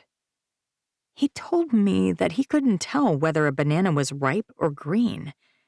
He had to pay careful attention to stoplights. He had to notice which one was lit up and know the proper position for go and stop. In school, and presumably later in work settings, pie charts were often a big old blur. Sitting here, listening to Abigail and Steve talk about their advice for marriage is almost as revelatory for me. Sure, I knew people theoretically could have happy marriages and that kids might have a happy home life, but that's not the same thing as watching it in action. I suppose I kind of assumed that everyone, once they passed the initial honeymoon stage, would fight more than they'd get along, that they'd get defensive and upset more often than they'd forgive, that they'd be in things for themselves first and only take care of others as a secondary course of action. Listening to Steve and Abby talk about how important it is to forgive the other person and how much family matters, I realized that my family wasn't just unsupportive and chaotic. It was toxic. But good families do exist out there, and I want one for myself. It also makes me think about Will's parents in a different light. Yes, I got over them offering to buy the ranch. Will explained what they were doing, but deep down, it still felt like manipulation. It came on the heels of his mother suggesting I work for her, and that made it all feel ickier. Just like Charlie's parents, they wanted to control me. Only, what if they didn't? Am I really about to start running a tourist program instead of learning to run a hotel with a cafe? Because running a hotel sounds way more fun. And working with my mother-in-law, if she really is just trying to help me out, is probably a much healthier long-term career plan as well. In fact, the more time I spend thinking about going to work every day to usher tourists through my old family home, the stranger that concept feels. I don't want to walk them through my parents' old house or help saddle up pickles so that some little kid can rip her mouth off. Hey, I dropped my hand onto Will's forearm. When are we going to see your parents next? His face, when he turns toward me, is wary, like a bobcat scenting a nearby cougar. We don't have to see them ever if you don't want to. I roll my eyes. I'm saying, why haven't they invited us over to dinner lately? Did I offend them? His brow furrows. I thought you wanted a little space. They were getting a little too involved, right? Bless his little heart. I've been a total monster. Not at all. I feel bad, actually. I think I overreacted. His mouth drops open a bit, and his eyes glance around as if he's looking for a hidden camera. Stop! I shift my body toward him and bump the side of his arm with my shoulder. I wasn't that crazy. Only, I think maybe I was. I'm sorry I overreacted so badly when your parents were just being nice. You already apologized, He says. But I didn't really mean it. My lips twitch a bit. He laughs then, and I join him. I'm glad you finally mean it. He's smiling broadly. And I'm sure my parents would love to see us anytime. I glance at my watch. When did they go to bed? Wait, He looks around the dining room where everyone's putting on jackets. do you mean like right now? I shrug. Why not? I mean, it's kind of late, and Aiden. Beth's at home with him already. She won't mind if we're a bit later. I knew you made the right call inviting her to live with you. Will says. It was a blessing in disguise, I agree. No drama, really, and free babysitting. Plus, Aiden loves it. Though I am starting to wonder whether she was desperate to stick around because of Ethan. Ethan Brooks? Will's eyebrows rise. Are you kidding? I shrug. But back to your parents. Are you suggesting we stop by my parents' place like right now? Will asks. I don't want to stress them out, I say. But yes, that was my idea. You were listening too closely to all that cheerleading about families in small towns, weren't you? His eyes sparkle. He always sees right through me. Maybe. I don't want you to do or say anything you'll regret tomorrow. You really think I might regret telling your parents that I appreciate them and that I'm sorry for overreacting to their kind gesture? Will shrugs. The thing about my parents is this. They're very well intentioned, but dealing with them is sort of like dealing with a puppy. If you pat a puppy on the head, it gets all excited. In fact, dogs in general are a good analogy. Did you know that when you tell a dog, good boy, its brain has an actual chemical reaction in response to that? Depending on the dog breed and personality, it sometimes has the same effect as a hit of heroin does on a human, lighting up multiple pleasure receptors at once. That's why some dogs totally freak out with excitement when you pay them attention. What does that have to do with your parents? I grab my purse and stand up. Will walks me out the door, waving and saying goodbye as we pass people. Once we reach his truck, he opens my door and helps me in. Only once he's sitting next to me in the driver's seat does he continue. Like dogs that want love, my parents want to make me happy. They would have had a dozen kids if they'd been able to, but they only had 2. Their entire life is their children, and we love them for it. But now... He drops his hands on the steering wheel, facing straight ahead. He turns slowly to face me. Once I told my mom that I loved the lasagna she made. I had lasagna every time I went to her house for weeks, and she also made a few and put them in my freezer. Within a month, I was so sick of lasagna that even the thought of it made me sick. Oh. It was important that I explain that their kind gesture was too much, and that it wasn't appreciated. Not because I wanted to hurt their feelings, but because they'll keep doing things to try and make sure you like them. You have to set boundaries with my parents, or they'll love you too much. Too much. His family loves him so much that it can be too much. That it can be annoying how much they want to lick his proverbial face. Maybe I wouldn't burn out on lasagna as fast as you do, I say. You've had it your whole life, but it's new to me. My mom's worst nightmare, and probably my dad's too, if I'm being honest, is that I'll marry someone who doesn't like them. I think about what he's saying, and it just deepens my resolve. Your parents love you so much that they're practically racing to make sure I like them. But even before we were dating, your mom gave me and Aiden a free place to stay, no questions asked. She's always been kind. She's always been considerate. So even if I have to eat lasagna every night for a year, I'd like to go over there and tell them, good boy. Will smiles then, and he puts his truck in drive. Speaking of, I learn new cute things about Will every day. How do you know so much about dogs? Will keeps his eyes fixed on the road. I drop my hand on his arm. Seriously, where'd all that dog brain chemistry stuff come from? I don't know, He says. maybe I've been thinking it would be fun to get one. Wait, you want a dog? He's still at 10 and 2. His hands are never at 10 and 2. William Earl, tell me what's going on right now.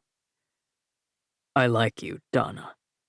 And I was thinking about Christmas gifts a week or two ago, when you had your meltdown about the baby shower gift, and I thought, hey, maybe since things are going well, we get a dog to raise together. My heart expands. But I don't really know a lot about them, so I figured I should learn, and I bought a few books. You bought a few books? My lips are twitching with suppressed mirth. How many is a few? 3. He rolls his eyes and glances sideways. So what? I just read them in my free time, okay?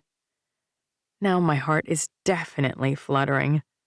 What kind of sweet guy thinks about getting a dog together and then buys books so he can be an expert at taking care of it? My boyfriend, that's who. You should never cheat on me, I say. His head whips toward me so fast I'm worried he'll get whiplash. What? I would never. I laugh. That's good, because if you ever did, I bite my lip. You're terrible at keeping secrets, Will. I'd catch you immediately. He scowls, but he doesn't argue. When we reach his parents' house a moment later, the porch light isn't on. Maybe we should come back another night, I say. I don't want to wake them up. Trust me, He says. it's fine. They'll be watching television in the back room. If you're sure. He cuts the engine and hops out. I am.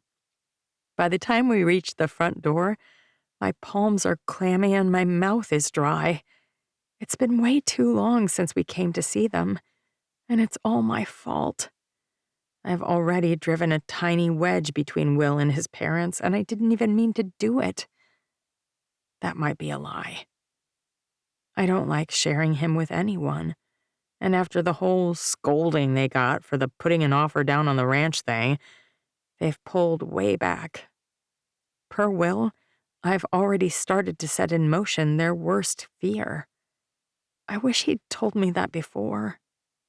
The best I can do is try and fix it now that I know. I follow Will to the front door, my anxiety ratcheting up yet another notch, and twist my hands together compulsively. Just as Mr. Earl opens the door, Will reaches back and takes my hand in his. He's smiling in such a reassuring way that it calms my nerves just a hair. Oh, Mr. Earl says. I didn't expect to see you two. We didn't forget something, did we? I shake my head. Not at all. My voice came out all squeaky, so I clear my throat. We just left a party and thought we'd drop by to say hello. Mr. Earl swings the door wide open. Come on in. Who is it? Mrs. Earl shouts from across the house. It's Will and Donna. Oh! Mrs. Earl must have scrambled to her feet and shot out of the room because she practically darts through the hall and into the open entryway, a broad smile on her face. Is everything all right? She brushes her hands down her shirt and pants as if she's nervous they're messy. Totally fine, Will says. We just came by to say hello. Come sit down then. Mrs. Earl gestures toward the family room and then starts walking there herself. She waits for us to sit down first, as does Mr. Earl. I choose the right corner of the plaid sofa like I always do. Will sits next to me and drops an arm over my shoulders. I'm so happy you came by. Mrs. Earl perches on the edge of one of their armchairs.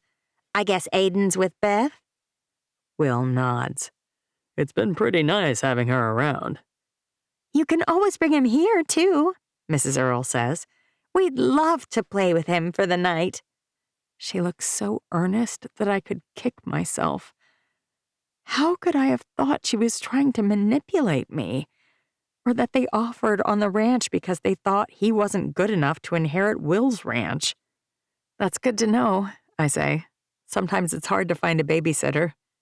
I should drive into town and buy some toys. Mrs. Earl claps her hands. What kinds of things does he like? Legos. Will says immediately. And Pokemon, I say. Transformers. Will adds. Really, anything manly, I laugh. He loves helping Will with cars, too. It sounds like that boy needs his first tool set, Mr. Earl says. I got Will one around this age. Honey, some mothers worry their children might hammer a nail through their hand. Mrs. Earl widens her eyes to me as if to say, Don't worry, I'll take care of this crazy idea. Nonsense, Mr. Earl says. That's how boys learn. I'm not sure. I'll just put together a few boards he can hammer nails into and some things he can screw on and off. Mr. Earl chuckles. Will used to spend hours hammering useless nails into things. The idea of Will as a child hammering a board full of nails makes me smile. Remind me not to let your son build me any furniture. The Earls both laugh.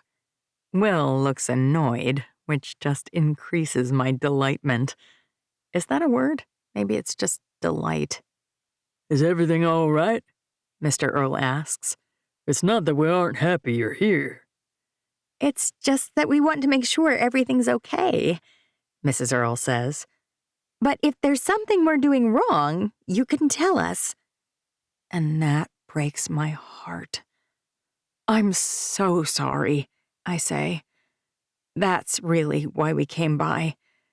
You two tried to do something kind for me, and I took it all wrong. It wasn't your fault, but I haven't had a lot of kind things done for me in the past, so I misinterpreted everything. Mrs. Earl's lower lip trembles. Now that I feel like I do understand your intentions, I just wanted to tell you that I'm sorry for not getting it before. Oh, Mrs. Earl nods. We'd like to see you more often, too, I say. Like, maybe every Sunday night? And maybe we could pick a day and let Aiden come play, like a date night for us and a grandparents' night for you? Oh, no, I did it. I took things too far. Mrs. Earl and Mr. Earl exchange a glance I don't understand, but I don't know how to take it back. Happy families are complicated, too. I mean, we could also just do every other week, and I can cook once a month so it's not all on you. We'd love it, Mrs. Earl says. I'm always happy to cook, and every Sunday is perfect. I know how tiring it is to work all the time and then be responsible for making dinner for 2 kids. She glances at her husband, and he nods. And we'd be delighted to have Aiden come over every Friday night. Mr. Earl's beaming. Speaking of work, I cringe a little inside, thinking of how forward this is. But I squashed their efforts the first time, so now it falls on me. A while back, you mentioned that you might like someone to help with the hotel? Mrs. Earl blinks. Will looks like I splashed him with a bucket of cold water. Maybe I should have asked him about this first. The thing is, my job's ending, and I've loved it, and I've really learned a lot. But the new position in the area is not really something I want to do. So you do want to come work at the hotel with me? I'd love to hear more about what you have in mind, I say. I'm not keen on just cleaning rooms and replacing toiletries as my whole job, but if there's a chance to learn about hotel management, and if I could help you out at the same time, then yes. Mrs. Earl beams, and then she stands up. Of course, I'd love to have you come work with me. A tear rolls down her cheek. Her earnest countenance reminds me of my mother. She was the only person in my family who was ever truly happy for good things that happened in my life. I miss her more than I realized. She died, and then I really had no one. No husband who would keep me safe. No father who would have my back. And no brother to call in a pinch. I was all alone. When Abby and Amanda adopted me, it felt amazing to have friends. But this is different somehow.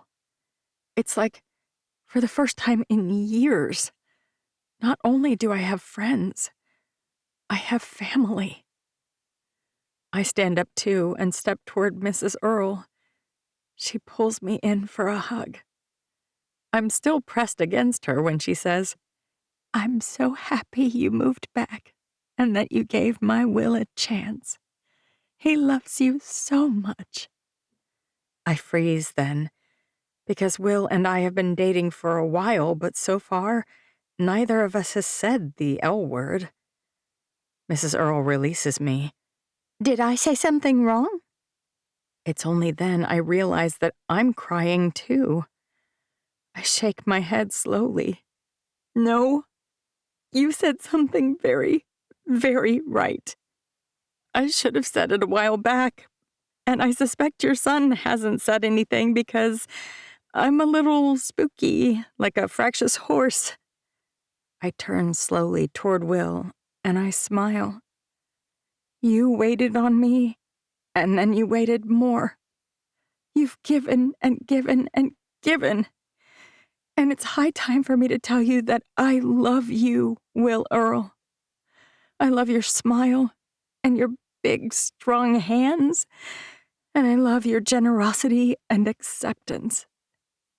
He's standing in front of me suddenly, and he takes my hands in his. I love you too, Donna. More than you can possibly know. "Oh, just get a room already," Mrs. Earle says. "In fact, I know a place." We all laugh then, and I suspect we'll be laughing for a long time to come. 26. Amanda. My last engagement party was much, much nicer than this one. We had a ballroom booked, the food was catered, Paul's parents paid for all of it, and his mother planned the whole thing. I hated every second of it. This one is much more my speed. It's funny, after Paul died, I could have left New York City and moved somewhere much less expensive. I could have found a job that was simpler and much more consistent with pay than being an influencer. Yet that possibility never occurred to me. It wasn't as if I would really consider moving to Gonzales, Louisiana, to live near my family. That wasn't even home when I lived there, but after living in New York for almost a decade, it really wasn't home. But what's the strangest of all is that somehow the life I never wanted, a life of caring more about how my life looked than how my life was, became my actual life. Sometimes we wind up living in a way we don't even want to live without ever realizing it. We just fall into it, 1 minute, 1 hour, and one complacent day at a time. If that lawyer hadn't called, and if I hadn't essentially been strong-armed into coming out here, I'd never have broken free. It's hard to know you're stuck in a bubble when you're inside of it. It's not until someone bursts it for you that you realize you were trapped all along. As our friends and family slowly leave, I lean on Eddy's shoulder. "Thank you for paying the tab," he sighs. "I don't have a rich brother, so sadly I'm stuck footing the bill myself." I can't help laughing. Sure, paying the tab is good, but I meant to thank you for being patient with me. "He's a friggin' saint," Mandy says. "You really haven't thanked him for that before now?" "You're still here?" I shake my head. "You'd think by the age of 104 you'd know how to read a room." Mandy cackles. "I'll have you know that my mother immigrated here from Latvia, and we age very well." "Wait, so then, were you born here?" I have to change everything I know about her. I was born on the same day and in the same hospital as Jedediah. That's one of the reasons we were such good friends, she says. I can't believe how many things I still don't know about you. Well, pay attention better, girl. I'm an open book. An open book? I roll my eyes. I've combed through all your records. Nothing in there says Latvia. I didn't say we came through legally, she snorts. You think Sadler is a Latvian surname? There's definitely some kind of story there. Maybe I'll dig into it tomorrow. For now, I'm exhausted. I just want to go home and sleep. Ready to go? Eddy asks. I nod. For sure. You were more fun before I left, Mandy says. Left? I straighten. Before you died, you mean? How long are we going to be bringing that one up? She asks. Oh, I'd say about forever. I nod. Yep, that's right. Forever is the right amount of time for me to hassle you about pretending you died, making me sad and weepy and broken. We had a funeral, you know. All of that helped you get over yourself and marry your dream man. Mandy makes a tisking sound. How long will it be before I get a thank you for that, do you think? She's looking pointedly at Eddy. I wouldn't hold my breath if I were you, Eddy says. Probably not a healthy plan for you. Are you mocking me for being old now? Mandy asks. Wouldn't dream of it, he says. No, to be clear, I was making fun of your heart problem. Here's what I want to know, I say. Did Roscoe even go into the barn, or did you make that up? He was in a crate out back, she says. Duh, he was never in any real danger, except that the ash I rubbed all over him would stain the white parts of his coat. Lugging that crate over and chucking it in the fire took so long I was worried you'd catch me. It wasn't just me whom you upset with that stunt, I say. Lots of people were upset that you died. I doubt many people have been able to attend their own funeral, Mandy says, but I highly recommend it. Wait, you were there? I can hardly believe what she's saying. You did not handle it well. I really was torn between wanting to go hug you and wanting to slap you for being such a baby. Nothing she says could ever shock me more. No way you were there. I'd have seen you. I was wearing a black hoodie, and no one even noticed me. She shrugs. For the record, it's much better to have your funeral before you die. I never have known how many people cared about me otherwise. I actually think more people should do it. I'm about to punch her. Eddy takes my hand. All right, I better get this one home. You realize home is the same place for us. Mandy's eyes are sparkling. I think she enjoys making me mad. Listen, have you thought about colors yet? Mandy asks. Or the venue? Now that you've got a date and it's close, you better get a move on. Yeah, the thing is, we have a lot of things to reconfigure with Goldstrike, especially now that you're back, so it's going to be a crazy few months. The bells on the door jingle, which means someone has walked in. All the guests other than Mandy have left, so I'm sure it's Renita trying to usher us out. Maybe Steve's place would work for the reception, Mandy says. It has that huge enclosed arena, and you'd be sure not to get rained or snowed on, for one, but a rustic Christmas theme could really work in there. Who's Steve?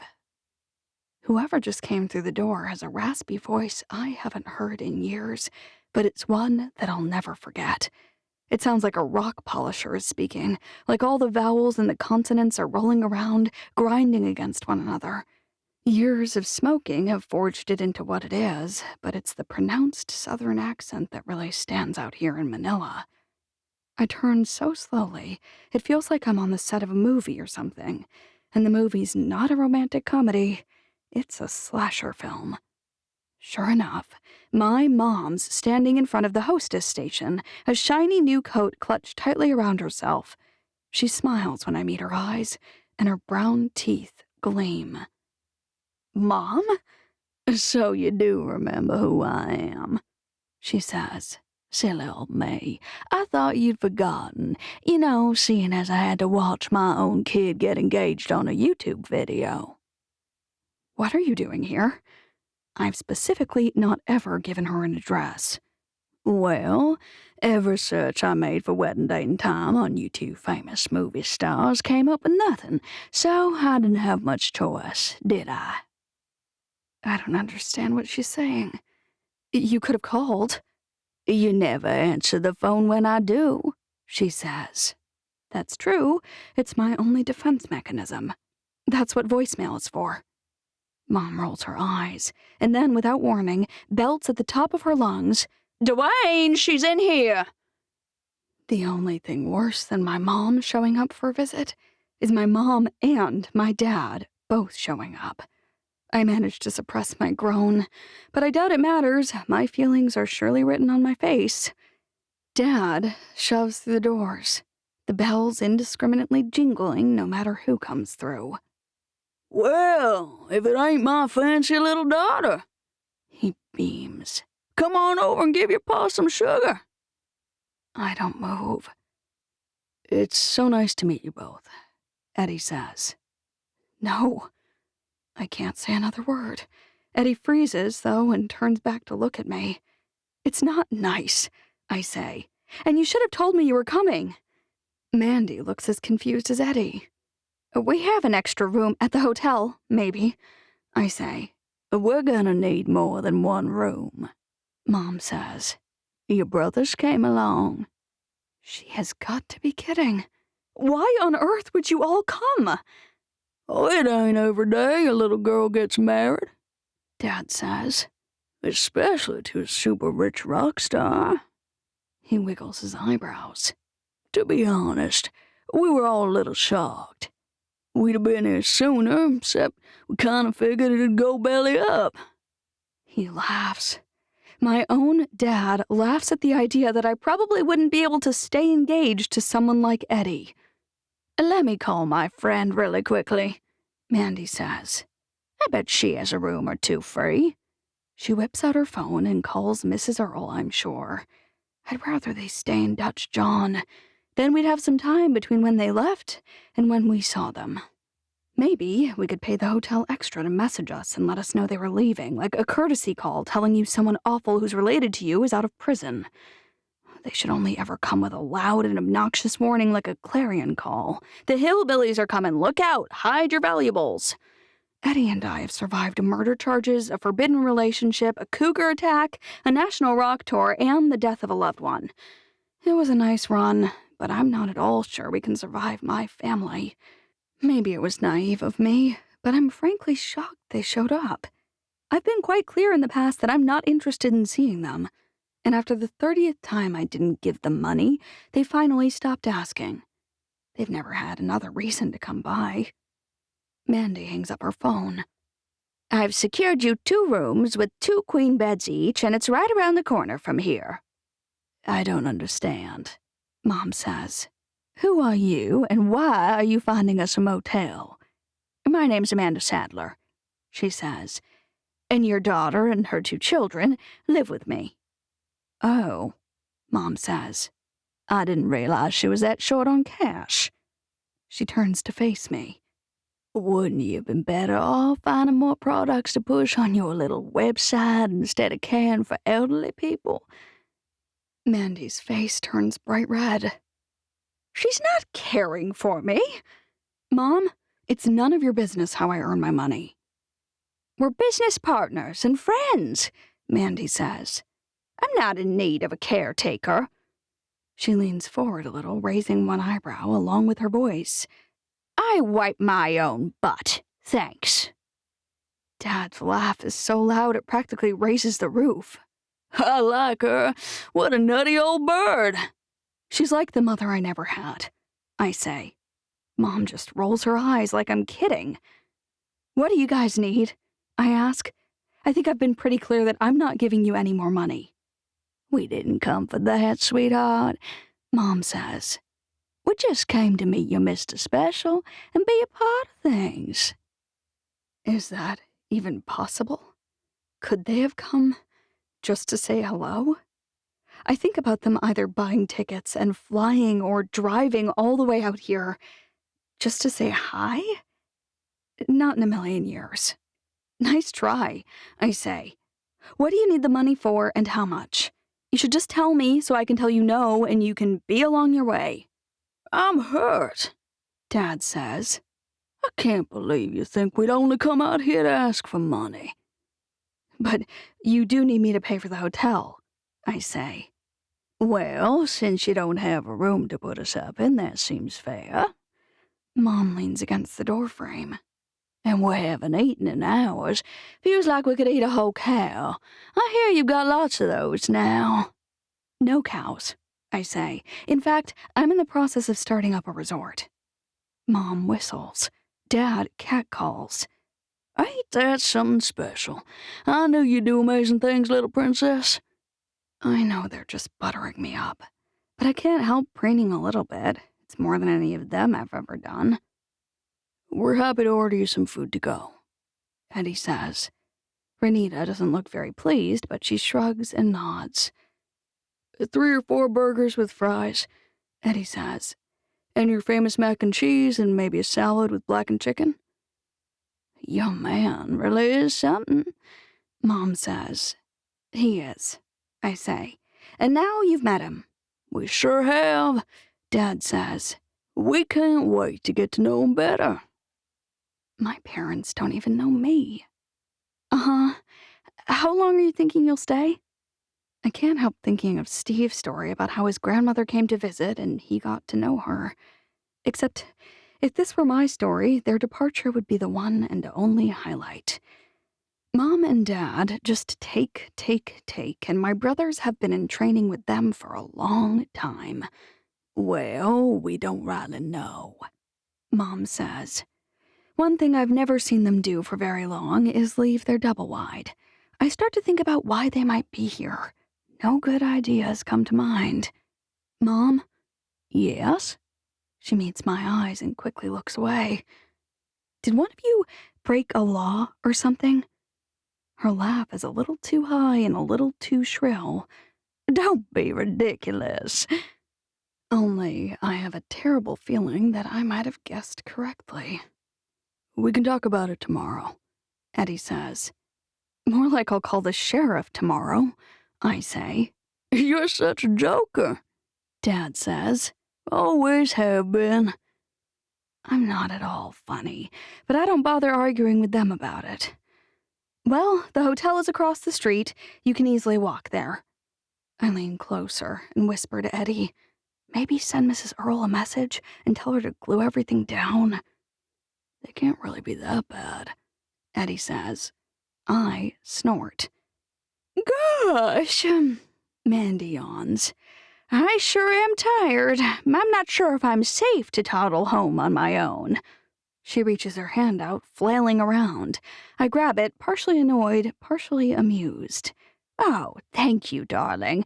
I don't know what I'd do without your care. She pins me with a stare, but her eyes are sparkling. Did you remember to pick up that extra box of diapers? Mine are almost out. Eddy laughs at that one. Mom and Dad exchange a look and a few whispered phrases. We'd best get going to that hotel. Right, I say. Well, I'm going to take Mandy home, but we can ask Renita to bring your food to your room for you when she's done. Eddy leaves her way more than the cost of the burgers, and we finally head out. Once we're inside Eddy's truck with the doors closed, I drop my face in my hands. That was the worst thing that could possibly have happened. You told us they were a mess, Mandy says. No one's shocked here. They're worse than I said, I say. No matter what, we have to get them to leave. And about the wedding venue? Eddy says. How about Hawaii? Abby can't travel when she's 8 months pregnant, but otherwise it would have major appeal. There's no way my parents or brothers would be able to afford to fly out there. Of course, I wouldn't put it past them to steal my credit card and charge the tickets. Is that why they're here? Did one of them steal a bunch of credit card numbers and get caught? Roy did that once, right after he dropped out of high school. Unfortunately, they don't usually learn from their mistakes. You know, meeting your parents helped me gain a new appreciation for you, Eddy says. You really turned out well. I want to laugh. I want to cry. It's painful how right he is. By comparison, anyway. You have to invite them to the wedding, Mandy says. Over my dead body, I say. And I don't mean my faked dead body. Mandy laughs. You really aren't going to let that go. Not a chance, I say, not ever. But you should think about it, Mandy says. You might regret it if you get married and they aren't there. I regret them being there the first time, I say, if that helps you understand. But you didn't love Paul, Mandy says. Ouch, I say. True, though, right? She asks. True enough, I say. I loved the idea of Paul, but not the man himself, not really. Eddy must be regretting his proposal right about now. I'm with Mandy on this one. Having them around might not be comfortable, but they are your family. You should be able to choose your family, I say. But you can't, Mandy says. Believe me, I know. If we can't get rid of them quickly, you two will understand why I'm saying I don't want them around. But I really, really hope, for my sake and for theirs, that they never understand. Because when they truly get how awful my family is, I worry that's when they won't be able to handle me anymore. Epilogue. Helen. I realized at an early age that I'm not like most girls. Never in my life did I want to wear pink. I didn't gush over boys. I didn't pine over ponies or puppies or kittens. The only thing I ever really cared about was winning. Any game, any competition, any measurement of worth, and I was all in. I would lie, cheat, steal, stay up all night, and throw someone else under the bus, as long as it meant that I won. People said it wasn't feminine. They said I was cruel. They called me names that rhymed with the word pitch. I didn't care. Because that's what people do to winners. They make them seem smaller so their own loss won't be as painful. Winners don't have to worry about any of that. Why? Because they won. I won ice skating competitions and piano recitals. I won chess matches and debate tournaments. I won in my taekwondo class and at violin. I beat every other student in grades and academic rank, no matter the school, no matter the class, always. My parents trotted me out like a show pony. They bragged about me to their friends. They fixated on success maybe even more than I did. And I didn't mind. Because they also always did everything they could to support me, which helped me win more. I got stronger and better and smarter every single day. By high school, my new goal was to be accepted by every single Ivy League school and then turn them all down to go to Stanford. It was far easier than I expected. Stanford was a whole new level.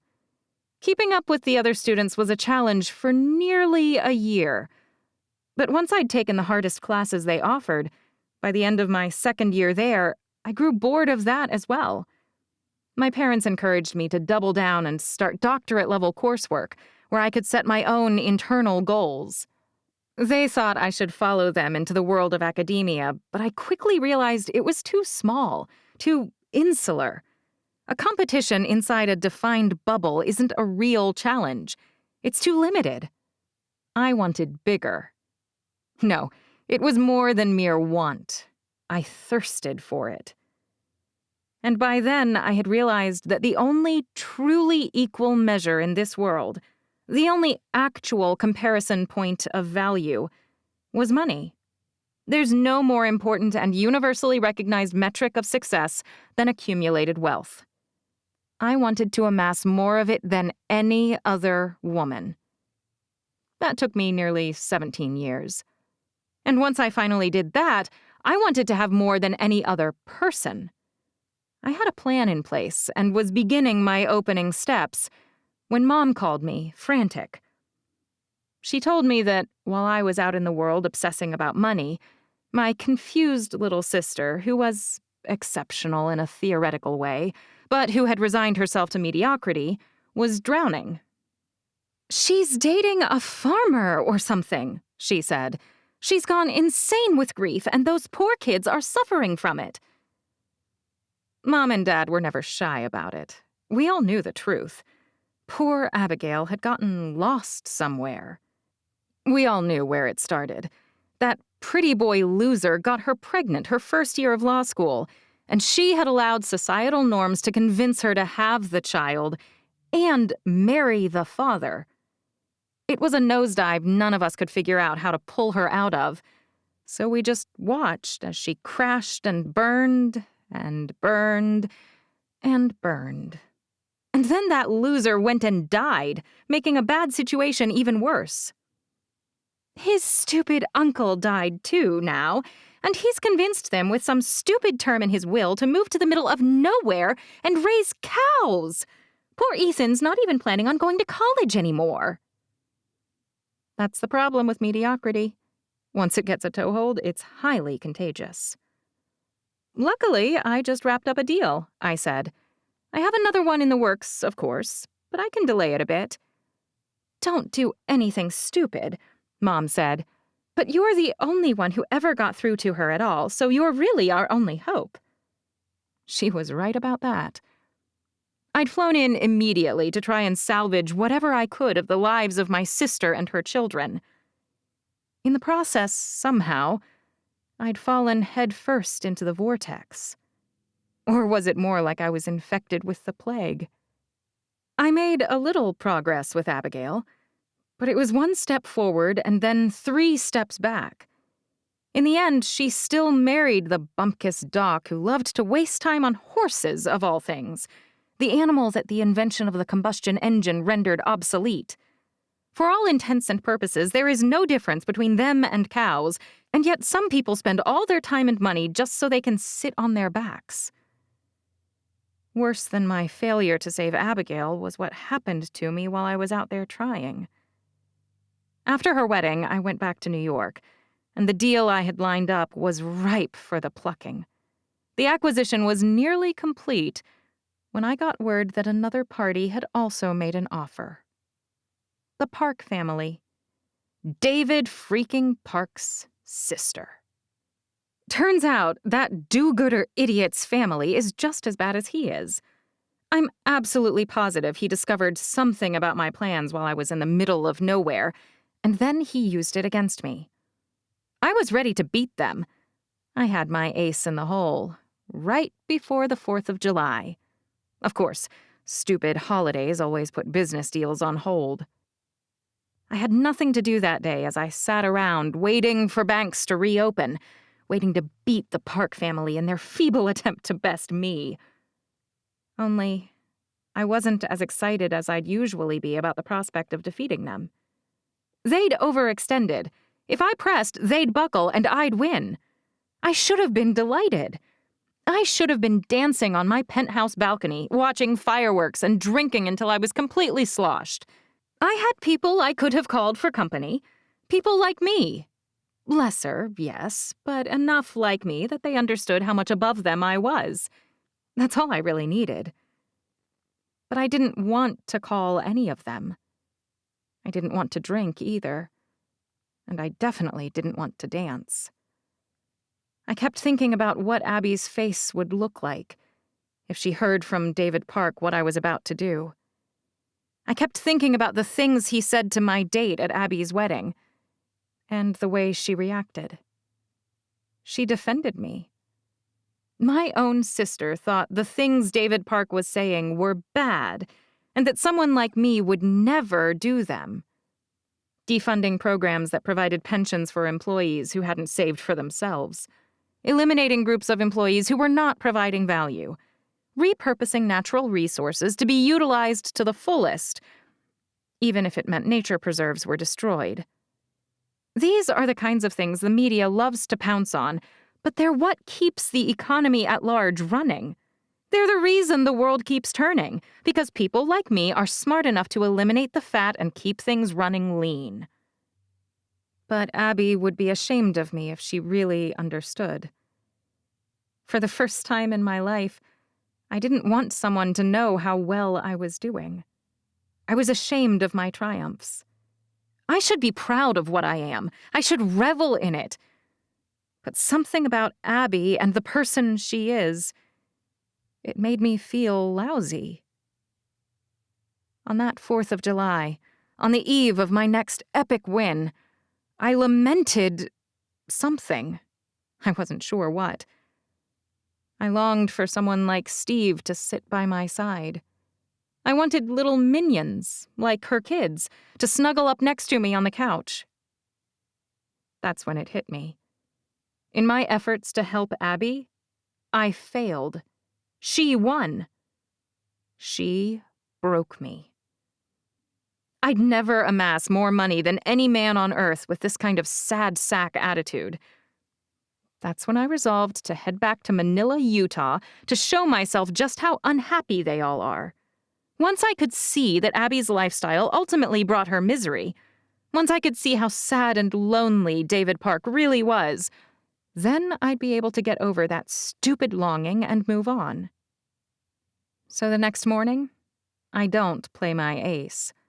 I let the Park family have my huge win, and I call my team and tell them to queue up a new deal for January of the next year. For the first time in my entire life, I'm taking a 6-month break on acquisitions. Sometimes, in order to win, you have to do the groundwork first. 6 months should be more than enough time for me to rid myself of this terminal mediocrity, to get my desire to snuggle out of my system, and to come back ready to conquer. I'm well on my way to that after spending a few weeks here. I'm planning to buy a piece of property so I have something to do while I'm here and I don't completely lose my mind. But it's proving harder and more obnoxious than I expected. I would just drop the whole thing, but now that David freaking Park beat me on that other stupid farm, I can't just walk away. It would be too embarrassing. I have a question about the sale contract, so I head over to Abby's office. Luckily, she's still there. The woman cuts out early more often than high school kids who are planning to drop out. And she's on the phone, so I quietly wait for her to finish. Have you set up the procedure elsewhere? Or do we need to call someone to encourage them to share the results? The woman on the phone line asks. Not exactly, Abby says. Have you had the procedure or not?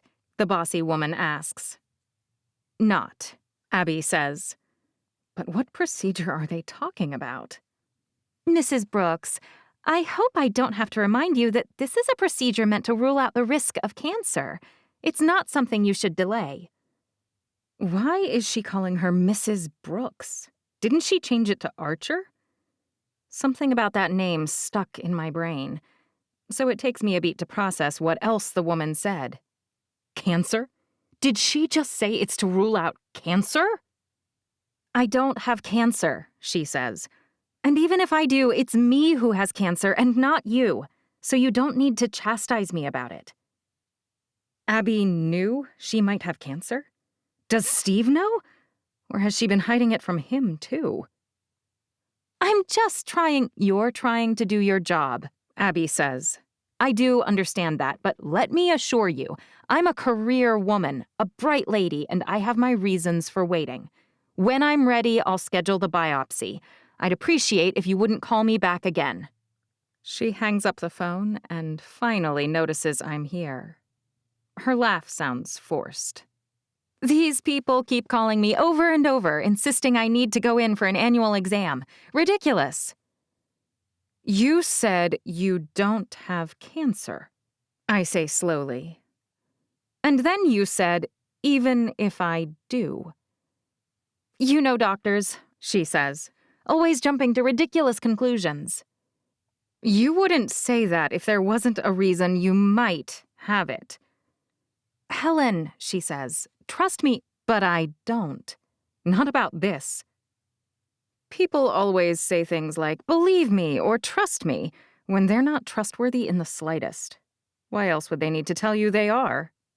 You're exactly the kind of moron who would try to be all noble and not make us sad after Nate and Mandy.